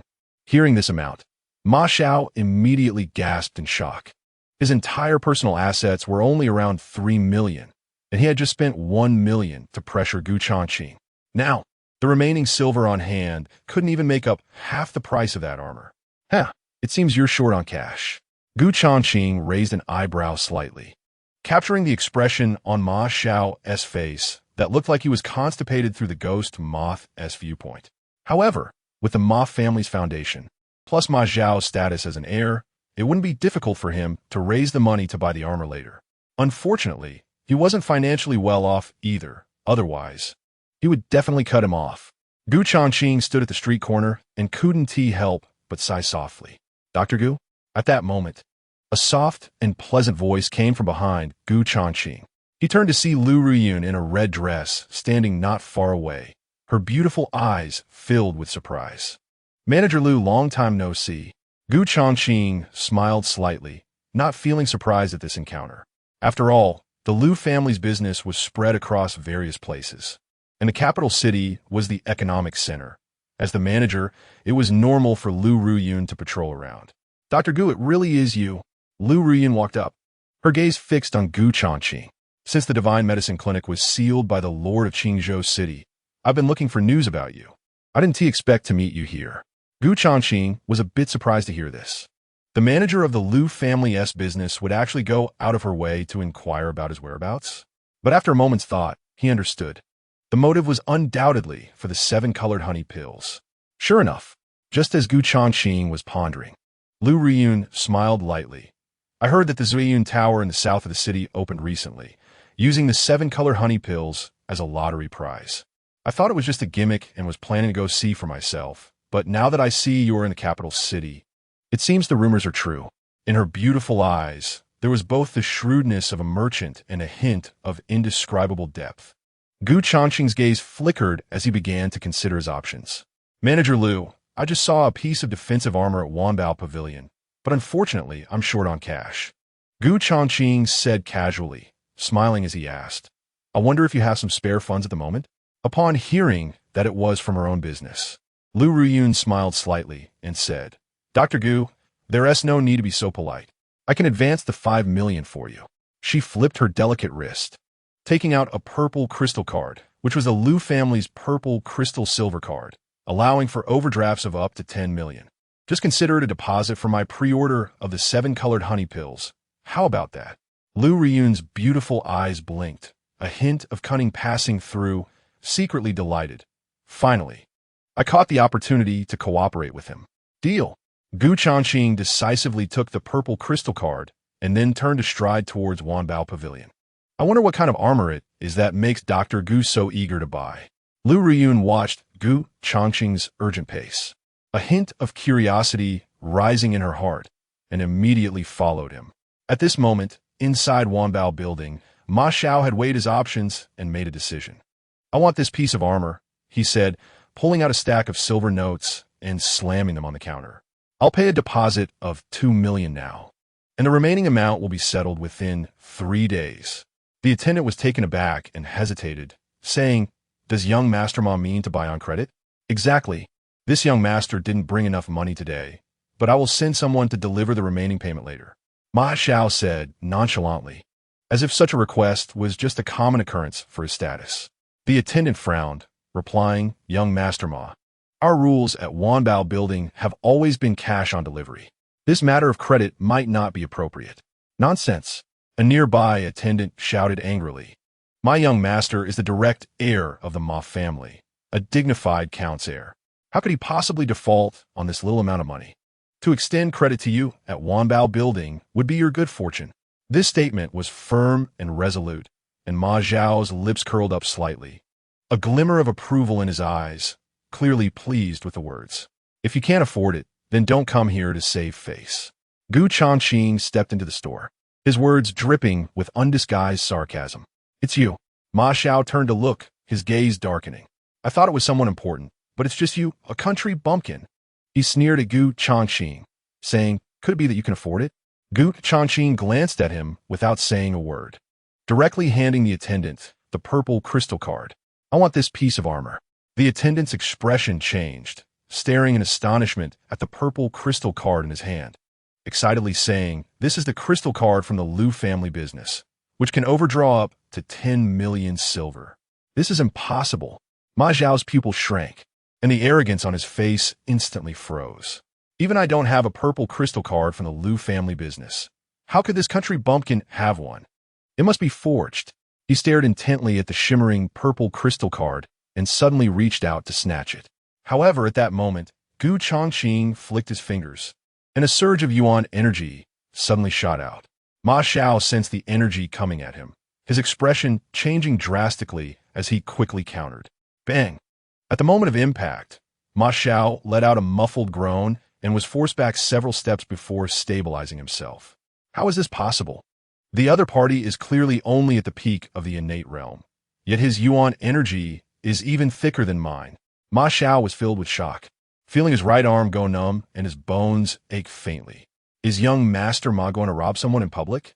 Gu Changqing narrowed his eyes, raising an eyebrow with a smile that was not a smile. If you doubt the authenticity of this card, you might as well let the manager of Wanbao Building verify it personally. Since he was intent on obstructing the purchase of the protective armor, conflict was inevitable. At this moment, Gu Changqing was no longer as patient as before. "If you're looking for trouble, then I will accompany you to the end." Chapter 82. Remember to bring enough money next time, you scoundrel. The attendant next to Ma Xiao was both shocked and angry. "You dare to attack a count's heir? You must be tired of living." However, despite his shouting, he didn't dare to step closer to Gu Changqing, who was making such a ruckus here. At this moment, an old man in a purple robe heard the commotion and walked out from the inner hall. "Manager Wu." The attendant hurriedly approached and whispered to explain the situation. "I understand. You could go attend to the other guests first." Manager Wu nodded slightly, then took the purple crystal card in his hand to examine it carefully. When he looked up again, the respect in his eyes for Gu Changqing had clearly increased. This was because only 2 people had the authority to issue the purple crystal card in the Liu family business: the head of the Liu family and the chief steward. This card not only symbolized a noble status, but also allowed for an overdraft of 10 million silver across all Liu family enterprises. Unless one had a deep connection with the business, they would never be easily granted such a privilege. Thus, it was evident that this seemingly simply dressed young man in front of him must be a low-key big shot. "Young Master Ma, I sincerely apologize for today's incident." Manager Wu said to Ma Xiao, "But our store's rules are like this. We never offer credit. If you're short on cash, you can come back another day." Upon hearing this, Ma Xiao's expression immediately darkened.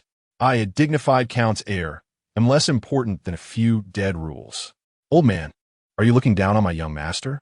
The attendant scoffed, glaring at Manager Wu.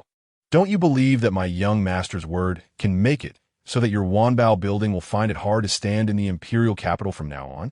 Oh, Manager Wu remained calm, smiling deeply as he replied, this young man has quite a big mouth, but he meaningfully glanced at Ma Xiao. I have lived for so many years, and this is the first time I've seen a servant trying to make decisions for his master. This statement was like a heavy blow, and Ma Xiao's expression instantly shifted between anger and embarrassment. This was even more humiliating than being slapped in public. Young master, I didn't mean it that way. The attendant suddenly panicked, trembling as he hurriedly explained. But before he could finish, Ma Xiao suddenly slapped him across the face, angrily shouting, "Get out of the way." Changqing raised an eyebrow upon seeing this. This old manager is quite interesting. In just a few words, he made the other party suffer, proving that the old are indeed more cunning. Kid, you have some skill. Ma Xiao gritted his teeth, glaring fiercely at Changqing. This humiliation, I, the young master, will remember. After saying this, he turned and left in a huff, having lost all face and no longer in the mood to continue buying equipment. The attendant, holding his swollen cheek, followed him awkwardly, no longer daring to say a word. Remember to bring enough money next time. Changqing's casual remark made Ma Xiao halt just as he stepped out the door, the anger in his eyes nearly bursting forth. Guest, the armor is yours. Would you like it wrapped? Manager Wu respectfully returned the purple crystal card to Changqing and asked with a smile. No need, just bring it directly. Changqing replied calmly. Manager Wu nodded, signaling, and the attendant immediately brought over the shimmering silver armor. Changqing reached out to gently stroke the armor, feeling the power of the runes within, and nodded in satisfaction. This kind of Xin-level quality scale armor would indeed be a good choice if he could find a suitable beetle for editing. So it's Xin-level scale armor. No wonder, mister. Gu is so eager. At this moment, Lu Riyun walked gracefully into the store, her beautiful eyes sweeping over the scale armor in Changqing's hands, and she smiled gently. Manager Lu, upon seeing the newcomer, Manager Wu and the attendants were startled and hurriedly approached to bow respectfully. The other customers in the store couldn't help but glance over, their eyes lingering on Lu Riyun's graceful figure. Changqing casually stored the scale armor in his storage ring and smiled. I also want to thank Manager Lu for her timely assistance. Lu Riyun nodded lightly, but did not engage in too much conversation with Changqing in the hall. Instead, she invited him to the inner room for a reception. The two sat facing each other, the fragrance of tea wafting through the air. Lu Riyun personally poured a cup of tea for Changqing and gently said, Mr. Gu, don't forget about the 7-color honey pills we discussed earlier. Rest assured. Changqing replied with a faint smile and a nod. I will have someone deliver a batch to Wanbao building. He naturally did not want to owe a favor for today. Mutual benefit was not a bad thing. After all, the more friends, the more paths to take. All right, then let's have a pleasant cooperation. Lu Riyun smiled and nodded, her eyes sparkling with joy. The 7-colored honey pills had already caused a huge stir back in Qingzhou City. If it was like that in a small border town, how much more so in the bustling imperial capital? Here, what was lacking was the rich. If Wanbao Building could bring the 7-colored honey pills into the store, it would definitely drive greater economic benefits. However, with you purchasing this scale armor today, you might have made an enemy of Ma Xiao. After discussing business, Lu Riyun gently reminded him, this person is vengeful. You should be careful when you are out and about. Thank you for the reminder. Changqing's expression was calm, and he said little. He didn't care at all about the threats from a dying person, as long as that guy wasn't protected by treasure armor. The day of the 7 Xuanwu Mansion assessment would be his death day. By the way, I heard that Ziyin Tower has changed owners. Lu Riyun suddenly shifted the topic, her beautiful eyes smiling as she stared at Changqing. That new owner wouldn't be you, would it? Her gaze flickered, her smile deepening. This is not just my wild guess. After all, only you can refine the colorful honey pills. On the opening day of Ziyun Tower, those pills were used as lottery gifts. Faced with Lu Riyun's probing, Changqing's lips curled slightly, neither denying nor admitting. But with such silence, how could Lu Riyun's clever mind fail to guess the deeper meaning? Since Mr. Gu is unwilling to say more, I understand. Lu Ruyun lightly pressed her red lips. But Gu Changqing noncommittally said, Manager Lu, feel free to speak. Lu Ruyun looked at Gu Changqing meaningfully, but Zueyun Tower has recently been very popular, inevitably attracting jealousy. Especially from Juxiang Pavilion in the south of the city, which is suffering the most in business. She paused and continued. Juxiang Pavilion is backed by the Wang family. And the Wang family has deep roots in the imperial capital, holding real power in the imperial guards. If not necessary, it's better not to easily conflict with them. Gu Changqing's expression remained indifferent, neither agreeing nor disagreeing. Competing among peers has always been the case. He was well aware of this. If one fears commercial rivals and becomes timid, then Zueyun Tower might as well close its doors. Moreover, doing business is all about relying on one's abilities. Juxiang Pavilion has the Wang family behind it. Does Zueyun Tower not have anyone? The so-called Underground Assassins Guild cannot be compared to those visible forces. If it really comes to a confrontation, the worst outcome would be to wipe out all competitors and then reopen in a different location, coming and going freely. Of course, if Mr. Gu is not the owner of Zueyun Tower, then this talk could be considered my overstepping. Please do not take it to heart. Seeing Gu Changqing's calm demeanor, Lu Riyun had her suspicions, but could not truly see through him. It was as if everything about to happen would ultimately be unexpected. Chapter 83. Shadow Spider unlocks new skills. Mr. Gu, will you continue to run the medical clinic? In the reception room, Lu Riyun poured tea for Gu Changqing and suddenly asked softly. Probably not. Gu Changqing replied without hesitation. Sitting every day to see patients and facing all kinds of ailments is truly exhausting. If he took on a tricky black job, he would be even more stretched. In comparison, being a behind-the-scenes boss at Zueyun Tower now requires only providing some business strategies, which is both easy and comfortable. Furthermore, a medical clinic is ultimately not suitable as a secret base for assassins. Sometimes I feel your identity is really hard to grasp. Lu Riyun raised her red lips, her beautiful eyes smiling as she looked at Gu Changqing. People live in the world, and identities are always changing. Gu Changqing did not agree or disagree. My identity depends on doing what I like. Oh, Lu Riyun's eyes flickered with curiosity. What do you like to do? Very simple, making money. Gu Changqing's lips curled up, his tone casual yet meaningful. As long as there is money to be made, my identity can change. This casually spoken sentence was like a stone thrown into the heart of Lu Riyun, creating ripples. For a moment, Lu Riyun looked at Gu Changqing, unable to help but feel a little dazed. She stared at him blankly, suddenly realizing that she was eager to understand this mysterious man. That feeling was like both sides were separated by a thin veil. The more obscure it was, the more it made one want to uncover it and explore further.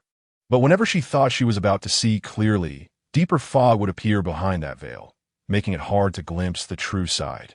On this topic, Gu Changqing did not continue to speak. Due to the system's reasons, he indeed needed to make money to continuously create insect monsters and strengthen his own power.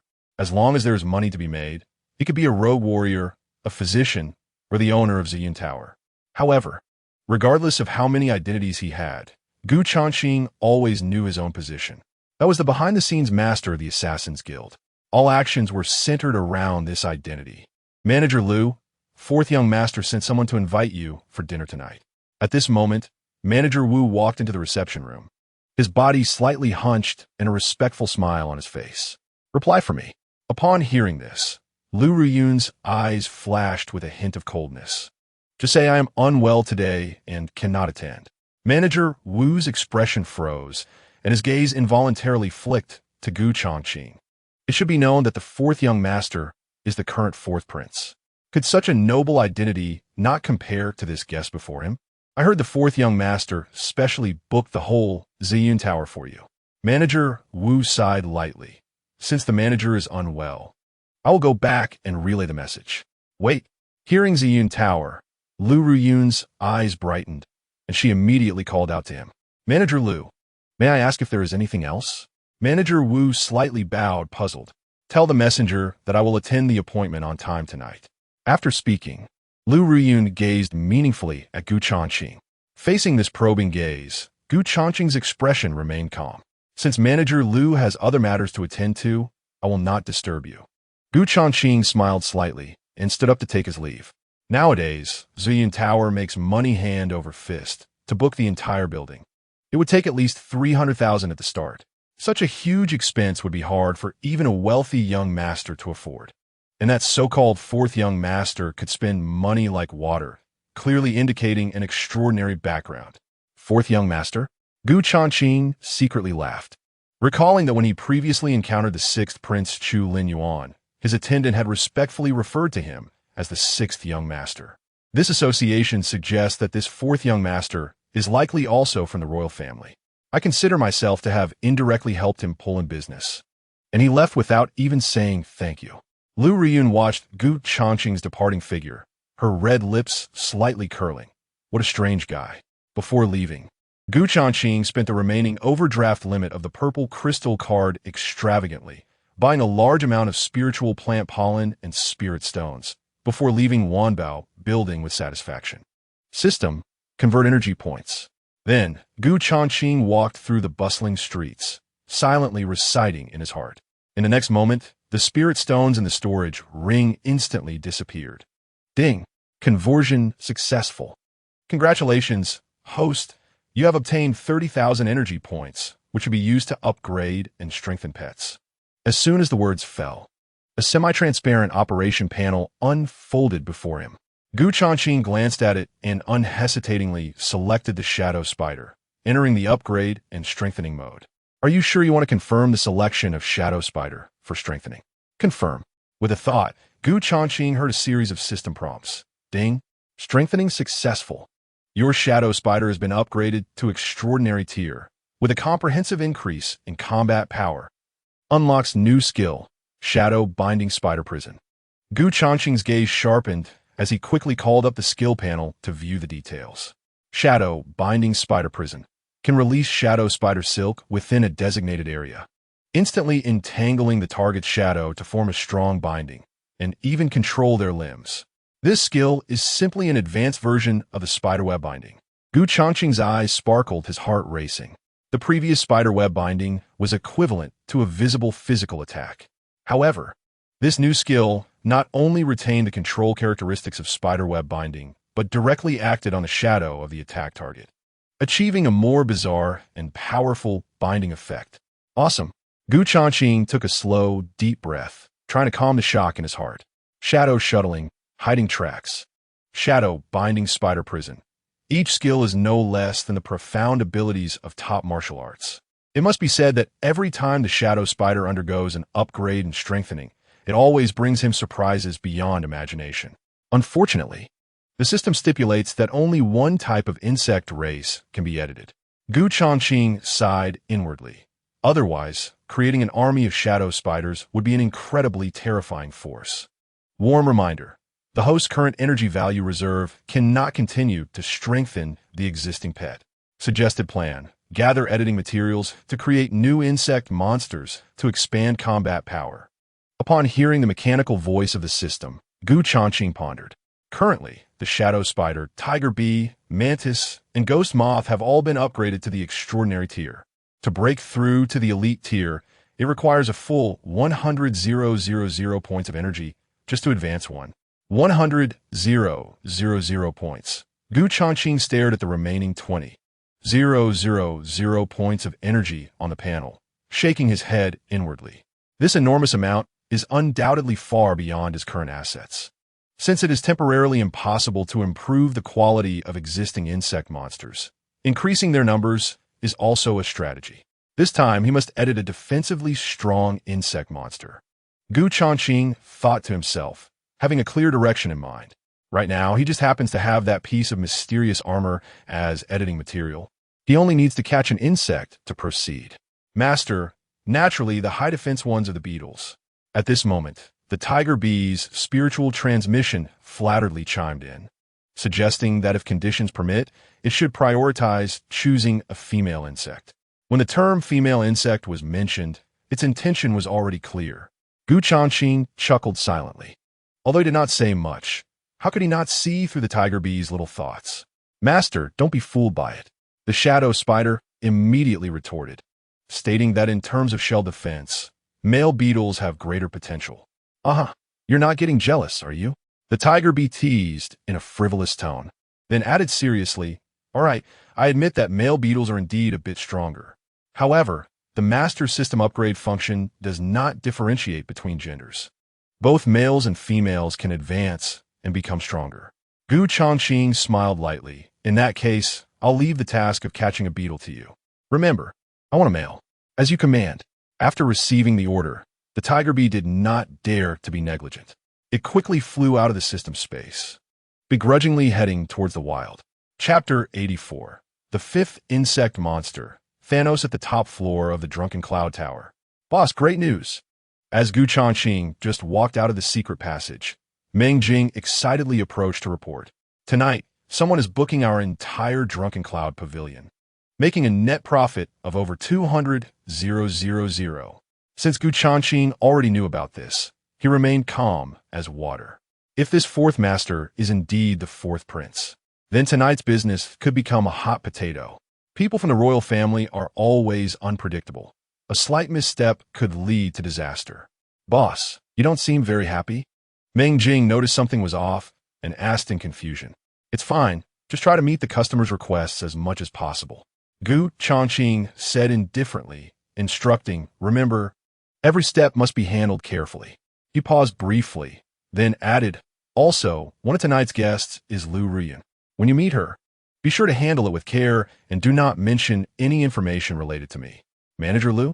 Meng Jing was taken aback upon hearing this, suddenly realizing. So the boss had known all along. No wonder he was so calm. He then pondered for a moment, carefully digesting the deeper meaning behind Gu Changqing's words.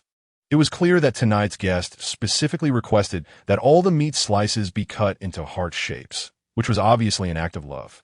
It seems that the woman being pursued is indeed Lu Ruyan. If he were to tell Manager Lu about the boss, it would inevitably raise the suitor's suspicions and ruin the atmosphere. Boss, I understand. Meng Jing nodded knowingly, then turned to get to work. Gu Changqing sat in the chair, his gaze calm. If not necessary, he truly did not want to have too much interaction with the royal family. After all, with the current strength of the Heavenly Machine Pavilion, it still needed to keep a low profile as it could not withstand any storms. Otherwise, a slight misstep could lead to total annihilation. The appearance of the sixth prince, Chu Lin Yuan, was indeed unexpected. As for the fourth master coming to the Drunken Cloud Tower tonight, regardless of whether his identity is real or fake, he would try to avoid any incidents. Master, I'm here. At this moment, a shadow rushed in through the window, interrupting Gu Changqing's thoughts. The tiger bee, with its 6 legs firmly gripping a completely black rhinoceros beetle, landed steadily on the table. This is the strong male insect I carefully selected. The tiger bee boasted as it released its grip, raising its small head to look at Gu Changqing. The rhinoceros beetle, however, did not flee. Instead, it angrily raised its horns and charged at the tiger bee. Get lost! The tiger bee waved its small claw, directly flipping the rhinoceros beetle onto the ground. If it hadn't deliberately held back its strength, with its extraordinary tear power, a single claw could have torn this beetle in half. Gu Changqing reached out and picked up the struggling rhinoceros beetle, feeling its hard texture under his fingers. This thick and sturdy body is indeed outstanding among beetles. He then took out the mysterious armor and a small jade bottle containing his own blood. System, start material editing. With that thought, the 3 materials before him were instantly incorporated into the system panel. Ding! Congratulations to the host for gathering materials. The insect monster editing template has been opened for you. Detected that the scale armor material is mysterious tier meteorite iron. The energy value required for editing is 2,000 points. Do you confirm the operation? Yes. Gu Changqing promptly thought. Congratulations on completing the confirmation. The 5th insect monster is starting to be edited. Ding. Editing successful. Please name the new insect monster. Thanos. Gu Changqing thought for a moment and casually picked a name. Instantly, a brand new pet panel suddenly flashed before him. Thanos Sequence, 005 level, high-tier combat power assessment, innate realm skills. Iron wall barrier can expand a defensive field with a radius of 3 zhang. Talent: Strength-type insect race. Extremely strong defense. While retaining the basic insect form, can morph into a humanoid monster resembling a rhinoceros beetle. To upgrade to the extraordinary tier, the required energy value is 10,000 points.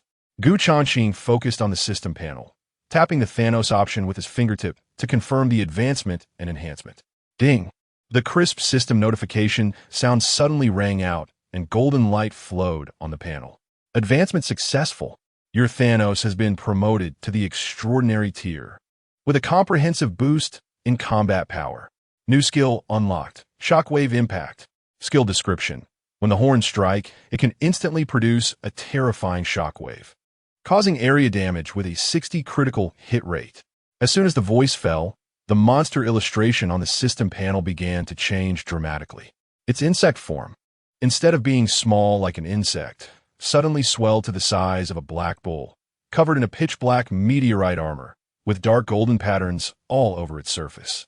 6 thick appendages ended with serrated hooks, and the horns on its head were sharp like a curved blade, reflecting a cold metallic sheen in the candlelight, especially as the back armor slightly bulged, forming a shield-like structure that could instantly expand the defensive field.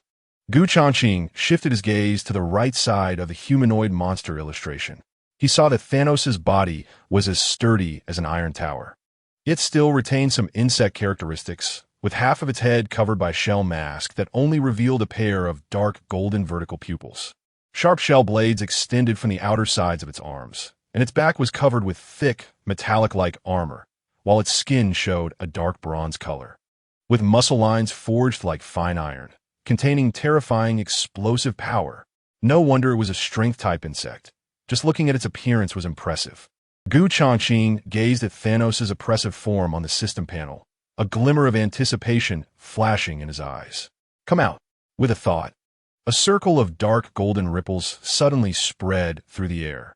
Following that, a nearly 3-meter-tall shadow stepped out from the void, its heavy footsteps causing the floor to tremble slightly. Chapter 85. Master, it's cheating. Master, what are your orders? In the hall, Thanos appeared in the form of a humanoid monster, his voice deep like muffled thunder, exuding a tremendous sense of oppression. Changqing surveyed Thanos before him, feeling quite satisfied. This was exactly the defensive type Zerg warrior he wanted. My goodness, what a physique! The tiger wasp buzzed and flew around Thanos a few times, its compound eyes flashing with surprise. Thanos' expression hardened as he glared fiercely at the tiger wasp. Despite having completed its evolutionary enhancement, it still retained memories from its insect phase. In other words, it hadn't forgotten the brutal beating it received when it was caught by the tiger wasp. Don't look at me like that. The tiger wasp's form flickered and suddenly transformed into a bee-human monster, defiantly sneering. If I hadn't caught you to present to the master, would you have such a transformation? Thanos looked down at the tiger wasp from height and coldly said, I appreciate the master's nurturing, but I have serious objections to you. Oh, want to fight?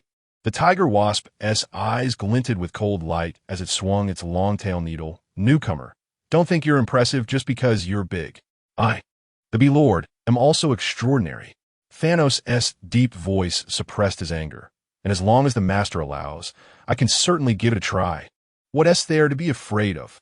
The tiger wasp puffed out its chest, pointing its tail needle directly at Thanos, grinning fiercely. The tension between the two was instantly thick enough to ignite. If it weren't for Changqing's permission, they might have already started fighting. Changqing shook his head and smiled. By reviewing the footage of the tiger wasp's previous capture, he understood why Thanos held such a grudge against it. It was because Thanos had been preparing to mate with a female unicorn beetle when the tiger wasp rudely interrupted and dragged him away. Anyone in that situation would feel a bit of pent-up frustration. Since you both want to fight, let us do it outside. After Changqing spoke, he raised his hand and brought the tiger wasp and Thanos into the system space. This was a perfect opportunity to test the limits of Thanos' defense. However, it was clearly inappropriate to test in the capital city, so they had to find a secluded location. After all, the capital held many hidden martial arts experts, and a moment's carelessness could alert various forces. Shadow Spider, Take me outside the city. As soon as Changqing finished speaking, a thread of spider silk wrapped around his wrist. Then, with a whoosh, he instantly vanished into the shadows. Under the night, Shadow Spider used its shadow teleportation, and the surrounding scenery rushed backward like flowing water. After advancing to the extraordinary level, its ability had clearly improved significantly. Both its concealment effect and teleportation speed were better than before. Moments later, when Changqing opened his eyes again, he found himself in a bamboo forest on the outskirts of the capital. The surroundings were dimly lit and quiet. This will do, with a thought. As the system space opened, two insect figures suddenly burst forth and landed steadily in the clearing of the bamboo forest. Shadow Spider crawled to the edge of the bamboo forest, monitoring the surroundings to prevent outsiders from approaching. Remember, just enough. Changqing's gaze swept over the tiger wasp and Thanos as he solemnly instructed. Come on, let the Bee Lord teach you the rules. The tiger wasp hovered in midair, its crimson eyes full of provocation, the poison needle at its tail trembling slightly, exuding a chilling gleam. If you can break through my defense, then you win. Thanos suddenly stepped forward half a step. An invisible force swept out, causing the surrounding bamboo leaves to tremble and rustle. Boom! In an instant, a dark golden energy barrier erupted. Centered around Thanos, it rapidly expanded outward, instantly forming a spherical defensive field with a diameter of 3 yards. The surface of the barrier shimmered with mysterious light patterns, and each energy pulse caused the surrounding space to slightly distort. Iron wall barrier? Changqing's expression changed slightly upon seeing this. This was clearly Thanos' initial skill, capable of resisting any attack within the defensive field. Big guy, don't come crying to the master later. The tiger wasp dove down, its tail trembling and suddenly whipping out countless black afterimages like a whip. Thanos remained motionless, allowing the tiger wasp's attacks to land on the surface of his defensive barrier. Bang! Bang! Bang! In an instant, metallic collision sounds rang out densely. Under such a high-frequency assault, the surface of the defensive barrier vibrated violently, creating layers of ripples, yet it remained as solid as a rock. What? Is that all the strength you have? Thanos' tone carried a hint of sarcasm. Have you not eaten? This remark completely ignited the tiger wasp's fury. It had always been unruly and had never backed down to anyone except Changqing. I'll show you who's tough. The tiger wasp's eyes glinted with ferocity, and its tail needle suddenly erupted with intense dark red light, the tip condensing a ball of fire poison energy compressed to the extreme. This was its new skill, the explosive poison needle, acquired after advancing to the extraordinary level. When attacking, it carried fire poison, and upon hitting the target, it could trigger an explosion, causing secondary damage. Without any extra words, the tiger wasp suddenly flapped its wings and charged out, its tail needle piercing towards Thanos' defensive barrier like a spear. Whoosh! Boom! The moment the tip made contact with the barrier, the fire poison energy exploded instantly. The dark golden barrier's surface exploded outward in a ring of crimson ripples, and the violent flames mixed with corrosive poison mist spread wildly. Crack! Thanos' defensive barrier was actually cracked with web-like fissures. The dark red fire poison energy surged through the cracks, emitting a sound that could make one's teeth ache.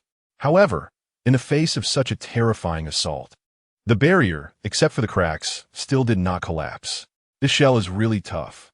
The tiger wasp's pupils constricted, and a hint of disbelief flashed in its eyes. Changqing stood silently by, watching the astonishing defensive power displayed by Thanos, feeling quite shocked.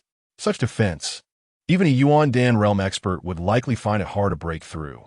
One more hit, and it will definitely break. The tiger wasp tightened its tail and launched the explosive poison needle again. Boom! As the poison needle struck the defensive barrier fiercely, the violent fire poison energy exploded again. The cracks on the barrier became dense, facing the brink of collapse. Buzz! Just then, a wave of energy suddenly erupted from the horns atop Thanos' head, and the cracks bizarrely healed rapidly. Immediately afterward, the energy surged into the barrier, forming a visible circular shockwave that roared out from the barrier. What? Bang! The sudden shock wave caught the tiger wasp off guard, and it was violently thrown back by this terrifying force. It broke through more than 10 bamboo stalks along the way before finally stabilizing itself awkwardly. You lost. Thanos glanced coldly at it, proudly stating, "Cheating. Master, it's cheating." The tiger wasp's mentality completely broke down, infuriated. "You clearly said it would only defend, but suddenly it attacked."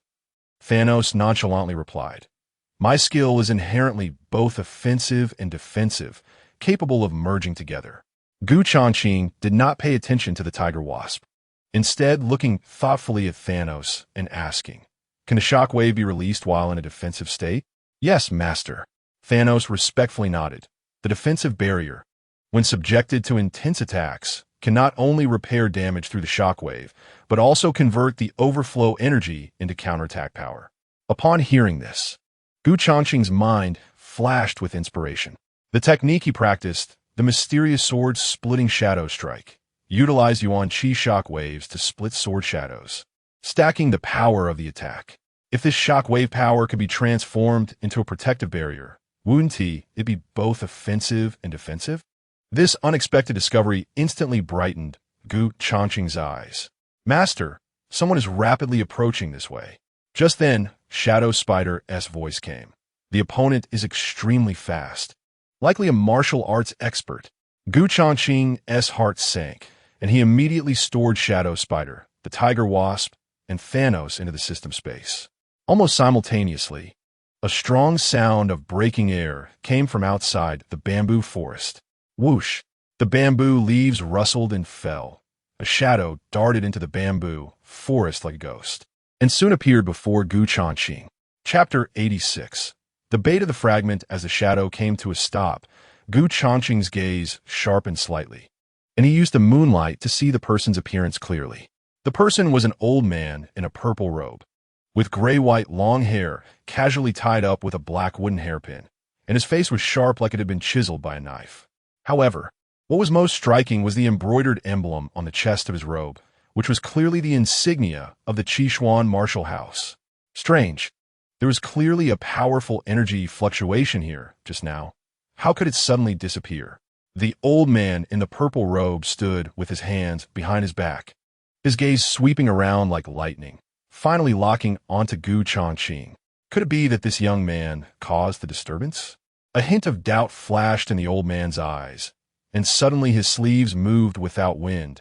An invisible wave of energy surged toward Changqing like a tide. Just as Changqing reacted, he felt a tightness around him. It was as if countless invisible tentacles were exploring him, even trying to penetrate his body. When the invisible tentacle-like energy was about to invade his meridians, Changqing's true essence suddenly surged, forming dense shockwave ripples that erupted. Boom!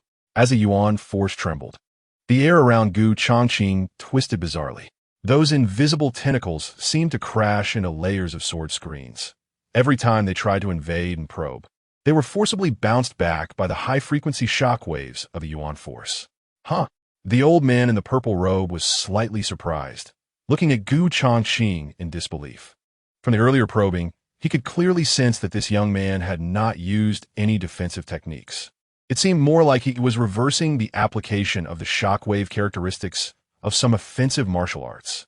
Those seemingly scattered Yuan force ripples actually corresponded with a certain mysterious rhythm, forming a net of attack and defense around him.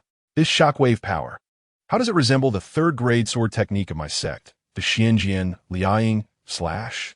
As the old man in the purple robe pondered, he quickly discerned the clue within. Good methods, young friend. The old man smiled while stroking his beard. I am Sun Tong, the elder responsible for passing on techniques at the Qishuan martial house. Changqing did not respond, his gaze warily fixed on Sun Tong. Master, this old man is not simple. The voice of the shadow spider rang in his mind. His strength is not inferior to that mysterious black-robed figure we encountered in our mountains. Changqing nodded inwardly. If it really came to a fight, even with the help of 5 insectoid monsters, the outcome would be uncertain. I am very curious. Is your shockwave defense layer evolved from the Xianjian Liang slash? Sun Tong looked at Changqing, speaking meaningfully. This sword technique is a martial skill passed down to registered disciples of the Qishuan martial house. I wonder where you learned it. Hearing this, Gu Changqing's heart sank. He did not expect the other party's insight to be so sharp. He saw through the martial skill he had reversed at a glance, truly worthy of being the elder of the Qishuan martial house. After a moment of contemplation, Gu Changqing took out the jade slip of a registered disciple of the Qishuan martial house to avoid raising Sun Tong's suspicion. Disciple has met Elder Sunday. Gu Changqing cupped his hands in a martial salute towards Sun Tong, neither humble nor overbearing. At this moment, he could only disguise himself as a registered disciple. Otherwise, he feared saying too much would lead to mistakes. So that's how it is. Sun Tong's eyes flickered, and he smiled and nodded in realization. In that case, it makes sense.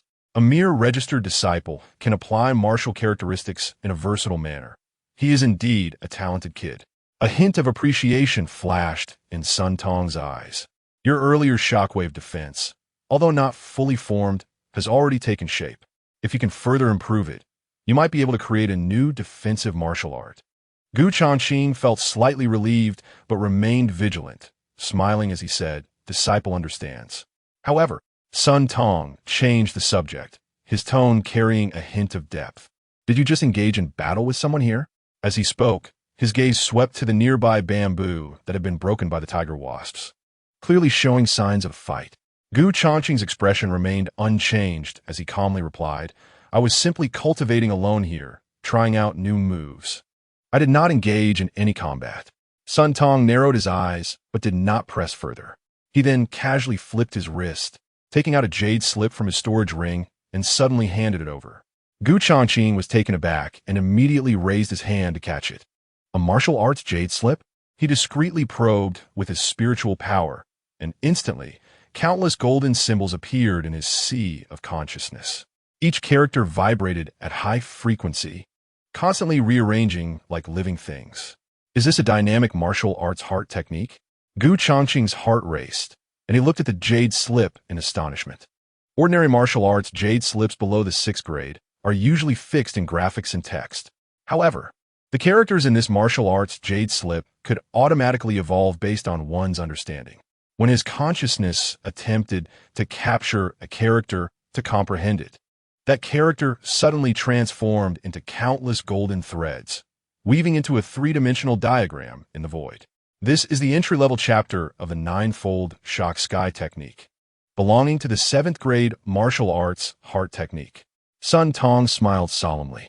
Your earlier use of the Yuan force shock to repel my probing method is quite similar to the heart technique's method of resonance force unloading within. Sun Tong observed Gu Changqing's exceptional comprehension and continued, though the heart technique contained in this slip is just a fragment, it should still be of help to you. A 7th grade martial arts heart technique. Gu Changqing's eyes sparkled. He was currently stuck at the peak of the innate realm, and the core issue was that he lacked a heart technique above the 6th grade. Although it is just a fragment, if he could understand and comprehend this heart technique, he could surely break through to the realm of half-step Dao in ordinary, if he wanted to obtain a complete 7th grade martial arts. Sun Tong's gaze deepened as he looked at Gu Changqing, speaking with significant meaning. With your status as a registered disciple, you are not yet qualified to obtain it. In 3 days, during the martial house assessment, if you can pass the test, you may take this jade slip to obtain the complete martial arts technique from me. Upon hearing this, Gu Changqing felt quite surprised. He could see the obvious intention to win him over. This was clearly using the fragment of the martial arts as bait to entice him to participate in the Qishuan martial house assessment. Gu Changqing raised his eyes to look at Sun Tong, who was smiling at him. This old man, could it be that he has discovered something? Chapter 87. Someone is snatching business. Gu Changqing looked at the fragmentary jade slip in his hand, deep in thought. A complete 7th grade martial arts heart technique indeed had great allure for him to break through his current cultivation bottleneck. However, as the master of the Heavenly Machine Pavilion, he inherently possessed a sense of pride. To join the Qishuan martial house for a set of martial arts, to become a disciple of another force, and to bow and scrape was something he truly could not muster the enthusiasm for. Yet at this moment, with an opportunity at hand, there was naturally no reason to refuse. This gift would surely be repaid in the future. Thank you. Gu Changqing's mouth curled into a thoughtful smile as he casually stored the jade slip in his storage ring. Farewell. Before his voice fell, he flickered, already using the shadow step to rush toward the edge of the bamboo forest. Leaving just like that? Sun Tong's eyes flashed with surprise as he watched the black shadow darting through the bamboo forest, momentarily stunned in place. He never expected Gu Changqing to leave so decisively. Normally, those registered disciples would be trembling and trying to please him upon meeting this elder responsible for passing on techniques. In contrast, Gu Changqing's attitude was simply astonishing. Forget it. Sun Tong shook his head and smiled, muttering to himself, this child has extraordinary comprehension. If he can become an official disciple of the Qishuan martial house, he is indeed a talented individual. I hope that this fragmentary martial arts technique does not disappoint my intentions. Little did he know that this seemingly generous gift to the disciple would later save his own life. After leaving the bamboo forest, Gu Changqing directly summoned the shadow spider and used the shadow traversing technique, disappearing into the vast night in an instant. Master, that old man seems to value you highly. The tiger wasp chuckled. Why not take this opportunity to blend into the Qishuan martial house? Moreover, if you're present on the day of the assessment, our assassination operation will undoubtedly be more convenient. Hearing this, Gu Changqing's expression darkened slightly as he weighed the pros and cons in his mind. He was well aware of what the convenience mentioned by the tiger bee referred to, the absolute secrecy of the system space. Regardless of whether the assassination succeeded or failed, as long as he had a thought, he could retrieve them back into the system space without leaving a trace. After all, the Seven Schwamu Mansion had many experts, and even if the Shadow Spider and the others succeeded in their assassination, once their whereabouts were discovered, they would certainly be in grave danger. If he were to be present at the scene, he could control the situation at any time, achieving true invisibility. It seemed that he would have to personally attend the assessment day. Gu Changqing's thoughts became clearer, and he had already made a decision. The 5 insectoid monsters were all created by him, each possessing independent consciousness akin to partners. Making money was certainly important, but he couldn't bear to let them take risks. Master is mighty, the tiger bee cheered, but then slyly added, if I could just punch Thanos once, that would be even better. Gu Changqing laughed and scolded.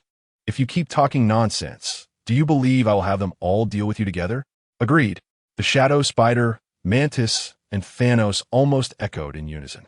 Okay, I'll keep quiet. Faced with such a situation, the tiger bee immediately shrank back, quickly silencing itself. Master, there's an assassin eyeing our prey. However, at that moment, the ghost moth, who was responsible for monitoring Ma Xiao in the Imperial City, suddenly transmitted a message. Assassin? Gu Changqing's expression changed drastically. He hadn't expected that someone would be competing for business with him. He focused his thoughts and immediately activated his shared perception with the ghost moth, and his vision abruptly switched. The surrounding environment was clearly a dark alley in a neighborhood. Ma Xiao was suspiciously walking alone deeper into the alley. The ghost moth, in its fly form, was lazily hovering above. Through its vision, he could see a shadow lurking not far behind, following like a ghost, with a glinting dagger in hand. The person was dressed in black, with a deeply concealed aura, clearly a well-trained professional killer. If it weren't for the ghost moth's keen sense of smell, it would have been difficult to detect. In the dead of night, where was Ma Xiao sneaking off to alone? Gu Changqing frowned slightly. It couldn't be that he was going to do something sordid again.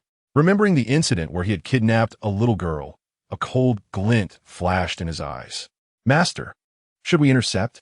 The ghost moth's cold gaze had locked onto the black-clothed assassin and suddenly transmitted a message.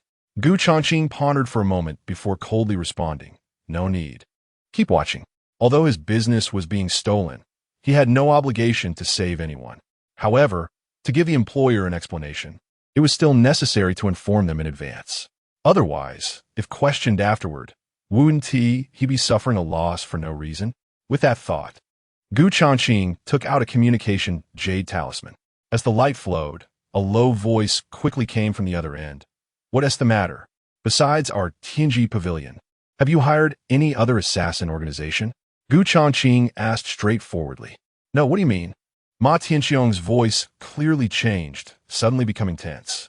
My informant just sent word that Ma Xiao is being secretly followed by an assassin in a dark alley in the northern part of the city. Changqing said indifferently. Before executing the assassination task, Tianji Pavilion has no obligation to protect the prey. You can handle it yourself. After saying this, he directly cut off the communication talisman without saying more. What? At this moment, in the dark room, Ma Tianxiong tightly clenched the jade talisman in his hand. His eyes filled with suspicion. Clearly, he hadn't expected that besides him, someone else had also hired an assassin to kill Ma Xiao. Although he didn't know who Ma Xiao had offended, if Ma Xiao were to be killed at this juncture, all his previous plans would be ruined. Besides me, no one is allowed to touch him. Ma Tianxiong's gaze sharpened, his tone revealing a cruel edge. He then strode out of the dark room, summoning many experts from the Ma family, heading aggressively toward the northern part of the city. Chapter 88. Everything can be endured at the top-level hall of the Drunken Cloud Tower, Changqing, utilizing the Shadow Spider's shuttling ability. Suddenly appeared from the shadows in the corner. His consciousness still maintained the shared vision with the ghost moth, constantly monitoring the movements on Ma Xiao's side. It must be said, Ma Xiao's vigilance was truly worrisome. The assassin had been tailing him for quite some time, yet he remained completely unaware. Changqing was not concerned about Ma Xiao's life or death, and had no intention of offering help. After all, he had already received half of the task payment, and any unexpected events during this period would not count as a breach of contract. In this kind of surveillance, the assassin was evidently very patient, silently continuing to follow, waiting for the best moment to strike. Subsequently, Ma Xiao stealthily turned into the depths of the alley, pushed open a dilapidated wooden door, and slipped into a low-roofed flat house. Inside, candlelight flickered. A little girl, bound with hemp ropes, curled up in a corner, trembling. Her mouth was stuffed with rags, allowing only faint whimpers to escape. The ghost moth quietly landed at the window, taking in everything inside the room. It's her again. Changqing's pupils constricted as he recognized the little girl's appearance. He hadn't expected that in just a few short days, the little girl would fall into the clutches of the perverted Ma Xiao again, secretly abducted here. In an instant, a cold, murderous intent surged from the depths of Changqing's heart, instantly engulfing his entire being. Little beauty, sorry to keep you waiting. Ma Xiao licked his lips, his eyes glinting with a sickly excitement. Although I don't know how you escaped last time, it's useless to run from a toy I have my eyes on.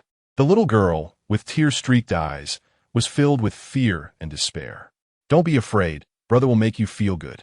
Ma Xiao reached out and pulled out a whip, letting out a chilling laugh. Swish!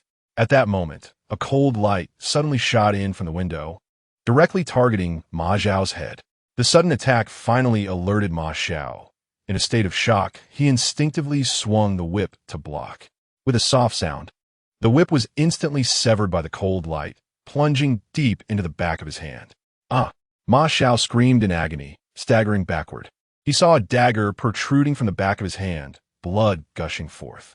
Immediately after, the assassin's figure gracefully leaped in through the window, landing steadily inside the room.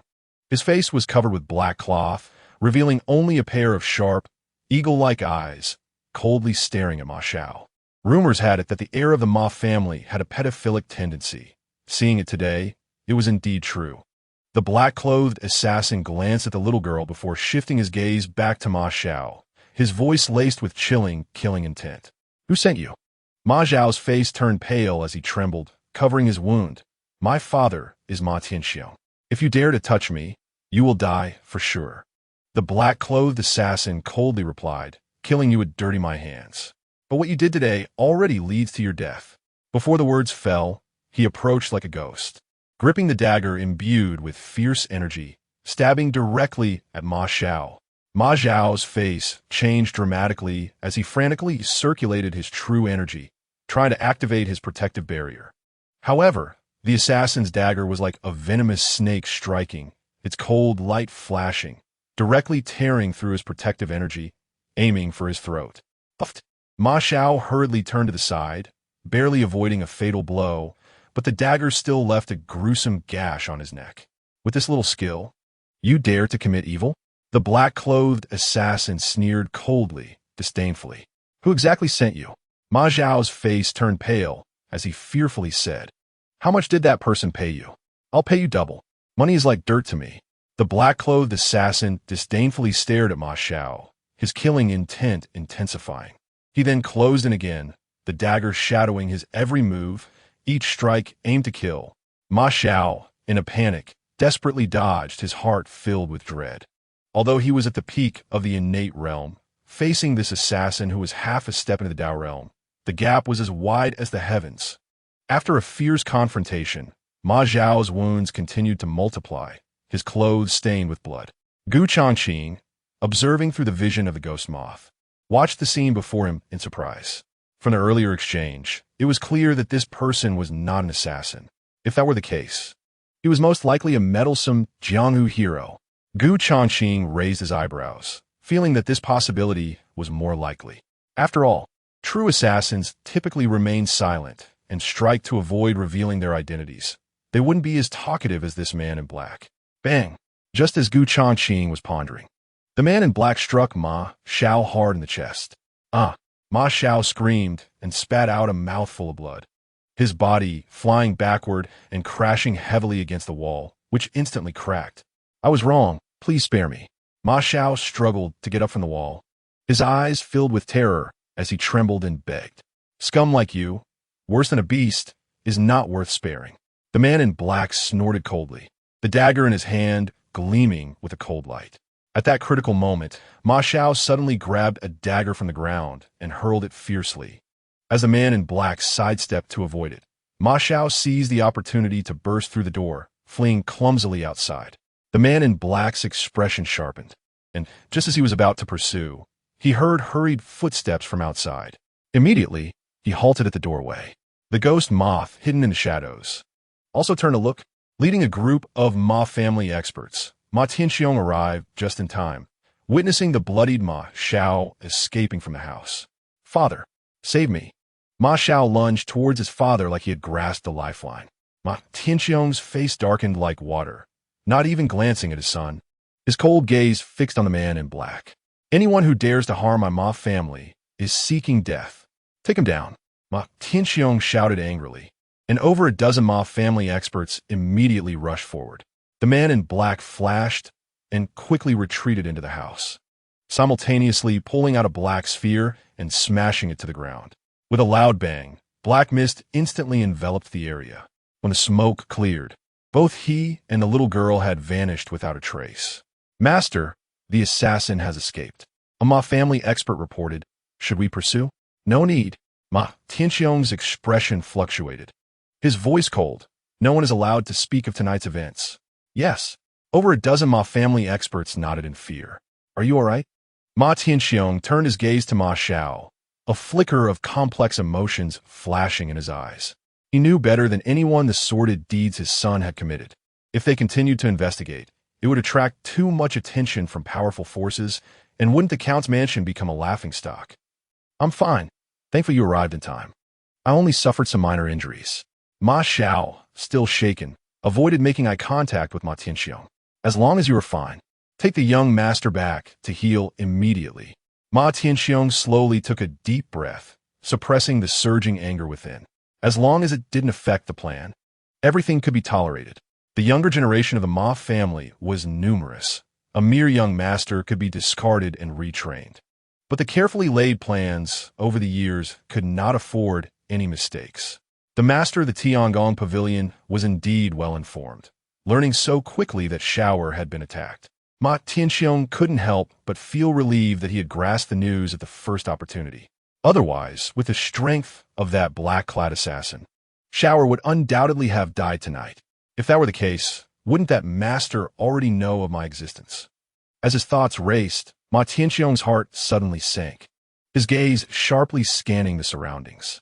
Unbeknownst to him, a small fly was currently circling in the night sky, staring directly at him. Interesting. It seems he has already sent something. Changqing, observing through the ghost moth's vision, couldn't help but sneer. Even a tiger won't eat its own cubs. Yet Ma Tianxiong has plotted against his own flesh and blood. Such ruthlessness and lack of compassion, this person is definitely not to be trifled with.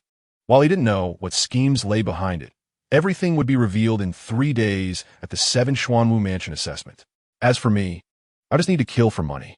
Gu Changqing's gaze deepened slightly as he recalled the ghost moth. After tonight, Ma Xiao would certainly be placed under house arrest in the Ma Mansion for protection. There was no need to continue monitoring. Boss, something's wrong. Just as Gu Changqing collected his thoughts, a hurried voice from outside called, "The fourth master who booked the entire Xian Tower tonight wants to see you." Chapter 89. Fourth Prince Chu Yin, why does he want to see me? Gu Changqing looked at Meng Jing, who had entered the hall, a hint of confusion flashing in his eyes. That person said that Xian Tower originally belonged to his 6th brother, and now that it has a new owner, he wants to see it for himself. As Meng Jing spoke halfway, he suddenly realized something, his pupils contracting. Chu Lin Yuan is the 6th prince? So this 4th master is the 4th prince. At this point, Meng Jing's throat tightened. He hadn't expected that the one who booked the entire Xian Tower tonight was such a person. Gu Changqing's expression remained calm, having already guessed this.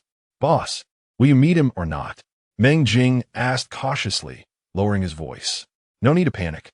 Gu Changqing pondered for a moment, then said indifferently, "He's just a prince, not the emperor." After saying that, he walked down the stairs with composure, heading towards the hall. As he walked, Gu Changqing casually donned a dark pattern mask, concealing his entire face. Meng Jing steadied himself and quickly followed. The first-floor hall was brightly lit. In the spacious hall, aside from a dozen assassins disguised as shop assistants, there were also several sturdy men in plain clothes standing at attention. These individuals had restrained auras, but faintly exuded a fierce presence. Clearly all palace experts. They appeared to be casually scattered, but were actually forming a tight protective circle around the table in the center. At this moment, 2 people were seated at that table. One was Lu Ruyun. The other was a man dressed in a dark brocade robe. He was handsome, with deep-set eyes as dark as ink. Though his features bore some resemblance to Chu Lin Yuan, his demeanor was even colder. This man was the youngest Prince Yin, 4th Prince Chu Yin. "Miss Lu, the hot pot at Xian Tower is indeed as delicious as rumored." Chu Yan's gaze fell on Lu Ruyun, a slight smile at the corner of his mouth. "I wonder if I will have the honor of inviting you to dinner next time?" His demeanor showed no attempt to hide the affection in his eyes. "Your Highness is joking. It is my honor to receive your invitation." Lu Ruyun slightly nodded, maintaining a polite distance while not being overly warm. The balance was well handled. "That's wonderful." Chu Yin smiled casually, saying no more. However, the smile on his face, combined with his cold demeanor, was somewhat chilling. Lu Ruyun picked up a slice of meat and slowly chewed it, remaining silent. She was well aware of Chu Yan's intentions. On the surface, it seemed like pursuit, but in reality, he had ulterior motives. He merely wanted to leverage the Lu family's substantial wealth to gain an advantage in the imperial succession struggle. "Fourth Master, he has arrived," a burly guard reported in a low voice. Chu Yan's hand holding the chopsticks paused slightly as he looked up, seeing Gu Changqing, wearing a dark pattern mask, walking towards him. Lu Ruyun's eyes flickered as she discreetly appraised Gu Changqing from head to toe, her red lips slightly pursed, already feeling certain. "Stop!" Just as Gu Changqing stepped off the stairs, he was blocked by the guard, who sternly commanded, "To see our 4th master, you must remove your mask." "Oh." Gu Changqing glanced at the guard indifferently. "If that's the case, then I won't meet." After saying that, he unconcernedly turned to leave. The unexpected reaction left the guard momentarily stunned, unsure of what to do. Seeing this, Lu Ruyun couldn't help but chuckle softly, covering her lips. She hadn't expected Gu Changqing to be so amusing, making the guard feel extremely embarrassed with just one sentence. "Wait." Chu Yin put down his silver chopsticks, making a crisp sound on the porcelain plate. "Are you the new owner of Xian Tower? It seems you have quite the airs, even unwilling to reveal your true identity." His voice was calm, but instantly froze the atmosphere in the room. Lu Ruyun's smile faded as she noticed the displeasure in Chu Yan's tone. In her opinion, if Gu Changqing offended the 4th prince, because of this, it would not be a wise move. After all, Chu Yan was not only a noble prince, but also the powerful king of Yan. Arrogance? Gu Changqing paused slightly, his back to Chu Yin, and smiled lightly. Isn't the fourth prince also wearing a mask as the fourth young master here? Upon hearing this, the room fell into silence. Meng Jing's expression tightened, staring at Gu Changqing in disbelief. He never expected the boss to casually expose the fourth prince's identity like this. Such behavior was akin to pulling teeth from a tiger's mouth. A cold glint flashed in Chu Yan's eyes as he stared at Gu Changqing's back. Impudent. The leading guard barked. Since you already know the fourth prince, why don't you kneel and salute? The other disguised guards immediately changed their positions, surrounding Gu Changqing and cutting off all his escape routes. The hidden assassins from Tianjai in a room changed their expressions, slipping daggers from their sleeves into their hands. Gu Changqing ignored the guard's reprimand and, as he turned around, unleashed a shadowy step. By the time his figure twisted and the afterimage disappeared, he had already passed through the guard's encirclement and sat down opposite Chu Yan at the dining table. Interesting. Chu Yan's eyes flickered with intrigue. He was indeed a remarkable person. No wonder his sixth brother gifted you this Zuiyun tower. However, he raised his hand to signal the guards to step back. I did not come today to pursue this matter. Gu Changqing's lips curled slightly beneath his mask. What brings the fourth prince here? Chu Yin picked up his wine cup and gently swirled it, slowly saying, I heard that my sixth brother encountered an ambush on his way back to the capital. Fortunately, he was saved and a spy was caught. Is this matter related to you? Gu Changqing's eyes shifted slightly. This guy clearly wanted to test the depth of his relationship with Chu Linyuan. After all, there were quite a few guards around the sixth prince at that time, so there must have been leaks. It wouldn't be difficult for Chu Yin to find out the reason. Gu Changqing calmly raised his gaze to meet Chu Yan's sharp eyes. His tone flat. I happened to pass by at that time. It was just a small effort. To show his gratitude, sixth prince gifted me the deed to this restaurant. Upon hearing this, Lu Ruyun couldn't help but feel surprised. She never expected Gu Changqing to have such a connection with the sixth prince.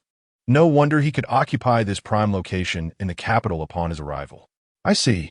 Chu Yin feigned a sudden realization, casually setting down his wine cup. This aligns perfectly with the information I've gathered. I must say, you indeed have some skills. Chu Yin gazed at Gu Changqing, his tone meaningful.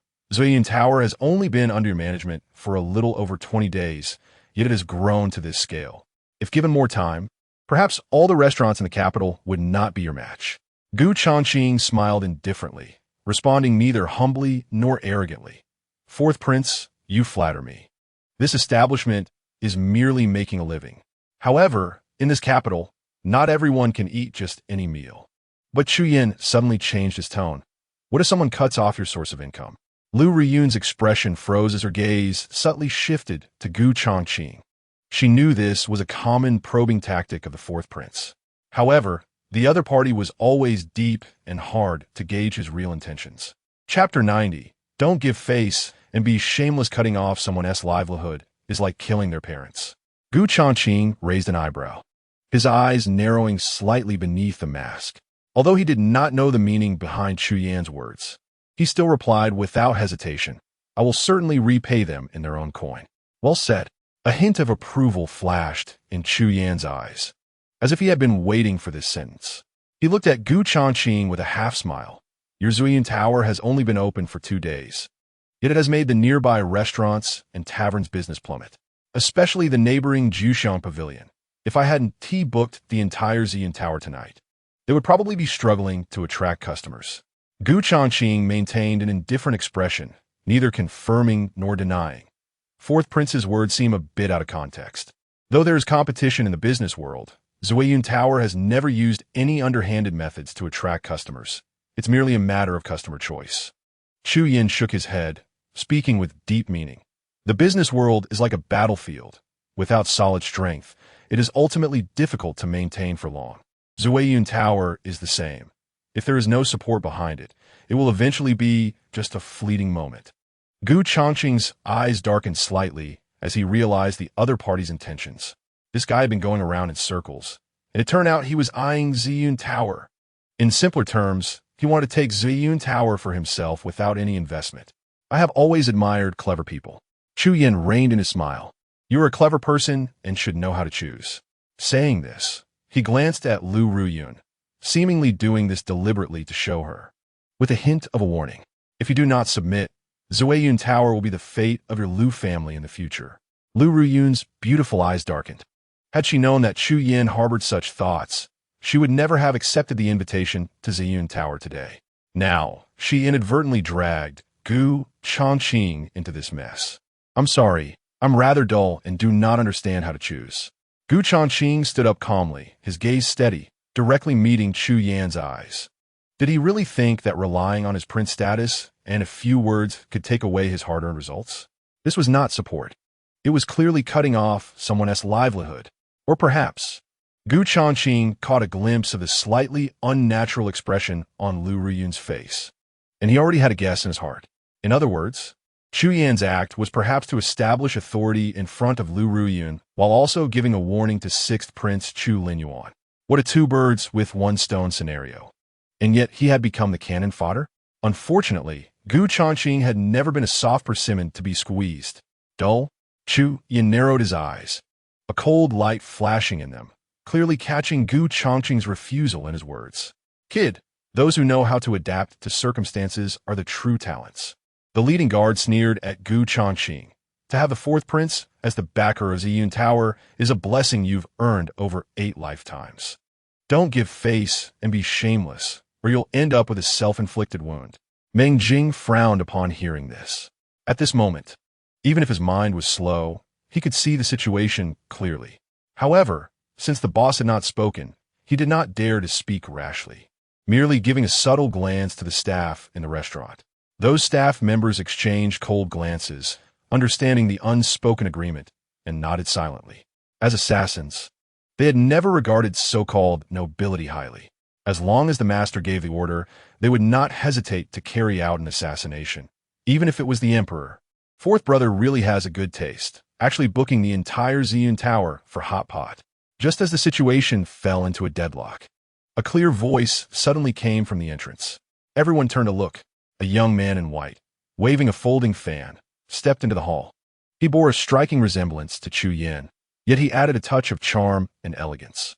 Without a doubt, this person was the 6th prince, Chu Linyuan. Gu Changqing's eyes flickered slightly. This guy came at just the right time. Weren't you punished by Father Emperor to copy the classic of filial piety 500 times? Chu Yin glanced up and said indifferently, What, does 6th brother dare to defy Father Emperor's orders? Chu Linyuan replied without concern. Father Emperor didn't set a deadline. What is the hurry? He walked over with a smile, his gaze lingering on Gu Changqing's mask for a moment before turning to Lu Ruyun. Miss Lu is also here? What a coincidence. Lu Ruyun stood up and bowed, greeting the 6th prince. Chu Linyuan casually pulled over a chair and sat down, grinning at Chu Yin. I came uninvited. You won't turn me away, will you? No problem. Chu Yin replied coldly with a smile that had an edge to it. I just didn't expect you to take such an interest in this restaurant. After all, it's my property. Chu Linyuan poured himself a glass of wine, speaking as casually as if discussing the weather. Although it had been handed over to Boss Gu, he still had to show some concern. This statement immediately darkened Chu Yan's expression. He had thought that Ziyun Tower was merely a token of gratitude from Chu Linyuan, but now it was publicly stated. Gu Changqing couldn't help but chuckle inwardly. With Chu Linyuan around, both parties were on equal footing, allowing him to be a mere observer. No wonder Boss Gu was so confident. Chu Yin quickly regained his composure, turning his gaze to Gu Changqing and saying, So you already have a backing. Gu Changqing remained silent, unwilling to engage. It was wise to stay quiet at this moment, letting them spar with words. Boss Gu only wanted to do business and did not wish to get involved in any conflict, hoping that the 4th prince would be magnanimous. Chu Linyuan set down his wine glass, making the matter clear. In that case, I need not say more. Chu Yin stood up, his cold gaze sweeping over Meng Jing and the other staff in the store, before landing on Gu Changqing. For some reason, he had felt that these people's eyes seemed to betray a killing intent. Especially Gu Changqing, who had never shown his true face, was the most difficult to read. After all, just the fact that he was not afraid of imperial power was enough to provoke thought. Besides Chu Linyuan's support, it seemed there was an unmentionable powerful trump card behind him. Could it be the 7 Xuanwu mansion?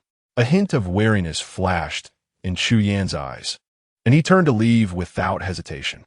His ability to stand toe-to-toe with the crown prince in the court relied entirely on the power network he had painstakingly built over the years. But all of this was predicated on the Seven Xuanwu Mansion remaining neutral. If certain matters caused the Seven Xuanwu Mansion to intervene in court affairs, then the power he had so painstakingly established would likely collapse in an instant. With this thought, Chu Yan unconsciously quickened his pace to mask his inner turmoil. Chapter 91. The unpredictability of the world. Better to be cautious, Brother Gu. Your mask is quite unique. In the lobby, Chu Linyuan glanced at Gu Changqing and couldn't help but tease. Lu Ruyun, with her beautiful eyes sparkling, also focused on Gu Changqing's mask. This mysterious outfit clearly indicated a desire to not reveal his true identity in front of outsiders. She thoughtfully looked around and noticed that the staff members had stern expressions and restrained breaths, looking unlike ordinary waitstaff. Let's talk upstairs, Gu Changqing said briefly, scanning the two before heading towards the stairs. Since the establishment of Tianjai, apart from Feng Baiyu, Meng Jing, and Zhao Rong, his trusted aides, he harbored some wariness toward other members. After all, it was hard to guarantee that there were no spies from other forces or assassins fishing in troubled waters within this organization. The unpredictability of the world made it wise to be cautious. In the upper-level elegant room, Gu Changqing casually removed his mask. Feel free. He took a seat in the main position, lazily crossing his legs. Seeing this, Lu Ruyun's eyes flashed with surprise. The sixth prince was still present.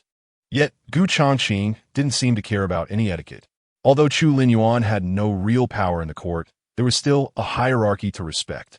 Sixth prince, please take a seat first, Lu Ruyun said, slightly bowing.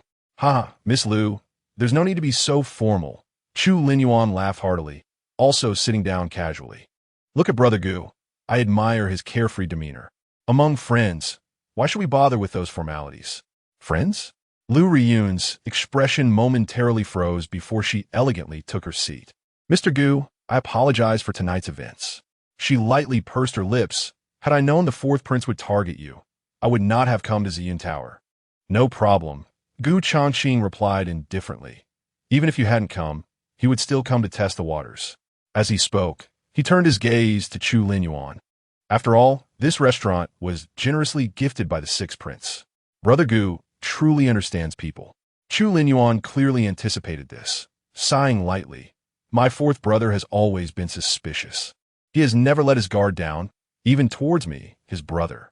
As he spoke of this, he couldn't help but shake his head, seemingly feeling quite helpless about the current power struggle in the court. Gu Changqing did not continue on this topic. Although Lu Ruyun was a woman, she possessed the shrewdness of a merchant and naturally understood the stakes involved. The Lu family was indeed financially strong, but had always followed the orthodox line, meaning the true heir. As long as the crown prince remained, no matter how outstanding the other princes were, the Lu family would not waver in the slightest. Moreover, with Lu Xuanger, the talent designated by the Seven Xuanwu Mansion, as long as they did not commit a major taboo, no forces in the court would dare to touch the Lu family. Brother Gu took over Ziyun Tower for only half a month and has managed it so well. Truly impressive. Noticing that both Gu Changqing and Lu Ruyun had suddenly fallen silent, Chu Linyuan understood and immediately changed the subject. Just some small tricks. Gu Changqing smiled lightly, smoothly shifting the topic. Since Sixth Prince and Miss Lu are here, why not try the new 9-palace hot pot we developed? Upon hearing this, Chu Linyuan's eyes lit up. Exactly what I want. Lu Ruyun nodded with a light laugh. During her previous meal with Chu Yan, she had been lost in thought and hardly touched her chopsticks. In contrast, now being with Gu Changqing and the others felt particularly relaxed, and she developed a keen interest in tasting the food. Shortly after, Meng Jing led several staff members in, holding a gilded copper pot. The 9-palace grid was bubbling with a red and white broth, and the aroma of Sichuan pepper and beef tallow instantly filled the entire hall. So fragrant.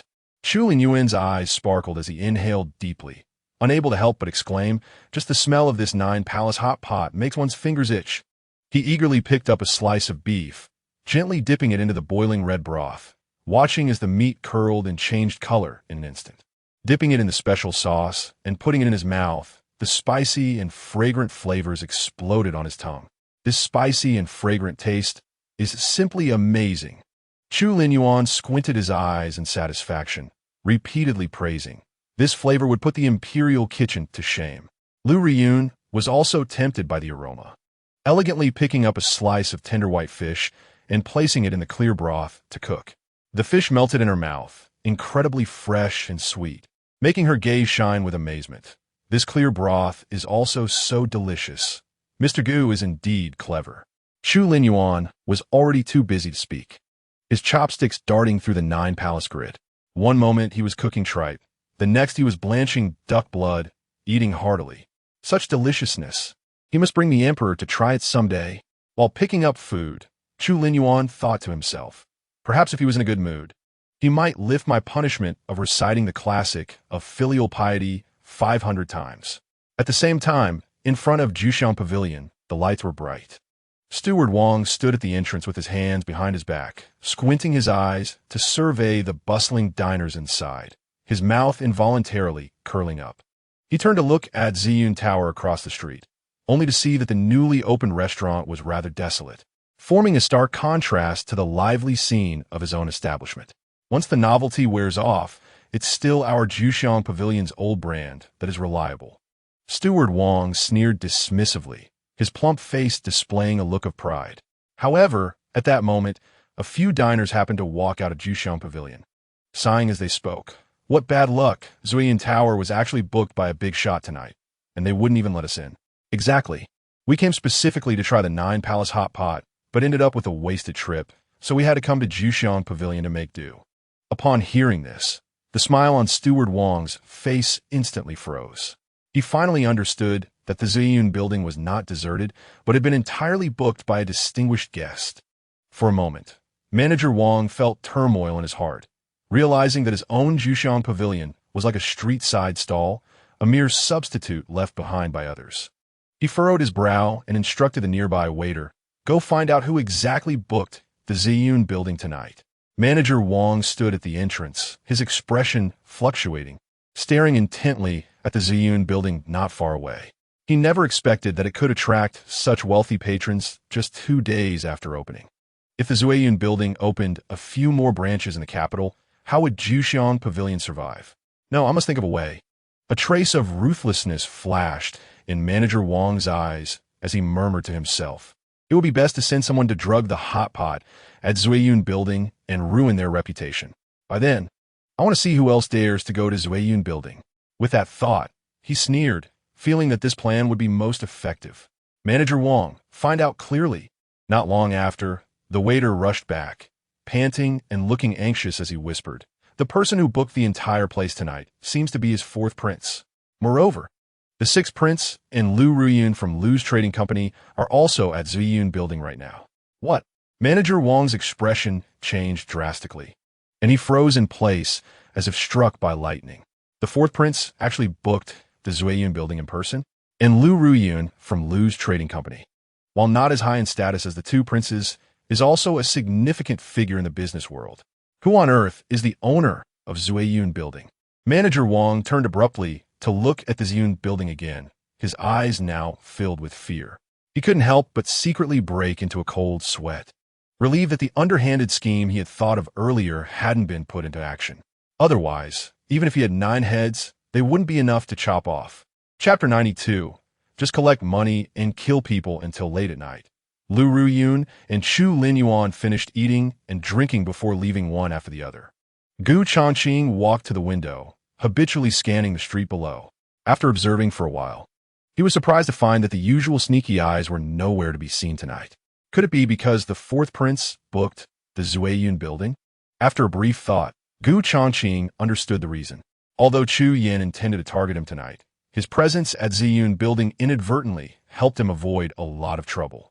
Sometimes, unexpected circumstances can lead to good outcomes. Gu Changqing raised an eyebrow and smiled lightly as he withdrew his gaze. Just then, an unusual sound suddenly came from the inner wall of the hall. As the wall slowly cracked open, Fong Baiyu, dressed in black, walked out from a secret passage. "Boss, The matter you instructed has been clarified. Fang Baiyu quickly stepped forward and reported. Ma Tianxiong is indeed a person of the Crown Prince. On the surface, he is the commander of the city guards, but in reality, he is a secret piece on the chessboard of the Crown Prince and one of his trusted confidants. Gu Changqing looked at Fang Baiyu with a calm gaze and asked, "What forces are affiliated with the fourth Prince Chu Yen?" Fang Baiyu lowered his voice and said, "The fourth prince has been operating as the Prince of Yen for many years, and the forces in the court are already deeply intertwined, making it difficult to clarify. However, the fourth prince's faction can now stand on equal footing with the Crown Prince. If this situation continues to develop," Fang Baiyu said nonchalantly, "without strong external intervention, it won't be easy for the current Crown Prince to ascend the throne smoothly." Hearing this, Gu Changqing's eyes darkened slightly, and he already understood in his heart. In other words, the assassination of Ma Xiaojin on the day of the 7 mysterious martial house assessment would leave traces to follow. Fang Baiyu pondered and said, "Ma Xiaojin is the heir of the Ma family and will certainly take over the family power in the future, making his position significant. Logically speaking, I feel that the employer for this task is highly likely to be someone from the fourth prince's side. Boss, what do you think?" As he spoke, he raised his eyes to look at Gu Changqing, believing his speculation to be correct. Gu Changqing shook his head. "If I didn't already know the inside story, I would probably point the finger at the fourth prince, just like you." At these words, Fang Baiyu was startled. "Boss, do you mean?" His voice dropped, and suspicion flashed in his eyes. "The real mastermind is someone else?" "You might not believe it when I say it," Gu Changqing said indifferently, "because the one who hired our Tianji pavilion to assassinate Ma Xiaojin is none other than Ma Tianxiong." "What?" Fang Baiyu's pupils suddenly contracted, and his voice nearly broke. "Ma Tianxiong wants to kill his own son." Gu Changqing nodded silently. Fang Baiyu, recovering from his shock, incredulously said, "Did Ma Xiaojin sleep with his father's concubine? Or did he do something unforgivable?" Gu Changqing said meaningfully, "With Ma Xiaojin's identity. If he dies at the 7 mysterious martial houses assessment venue, who do you think would be the prime suspect?" Without thinking, Fang Baiyu replied, "Of course. It would be people from the fourth prince's side." Before he finished speaking, he was struck by a realization. The two forces openly contending in the court now are undoubtedly the Crown Prince and the fourth prince. As the Prince of Yen, the fourth prince has gathered various talented individuals around him, and he will undoubtedly be the biggest obstacle to the Crown Prince's future ascension. To break the deadlock, external forces must intervene. The 7 mysterious martial house, located near the imperial city, is clearly the best choice. Of course,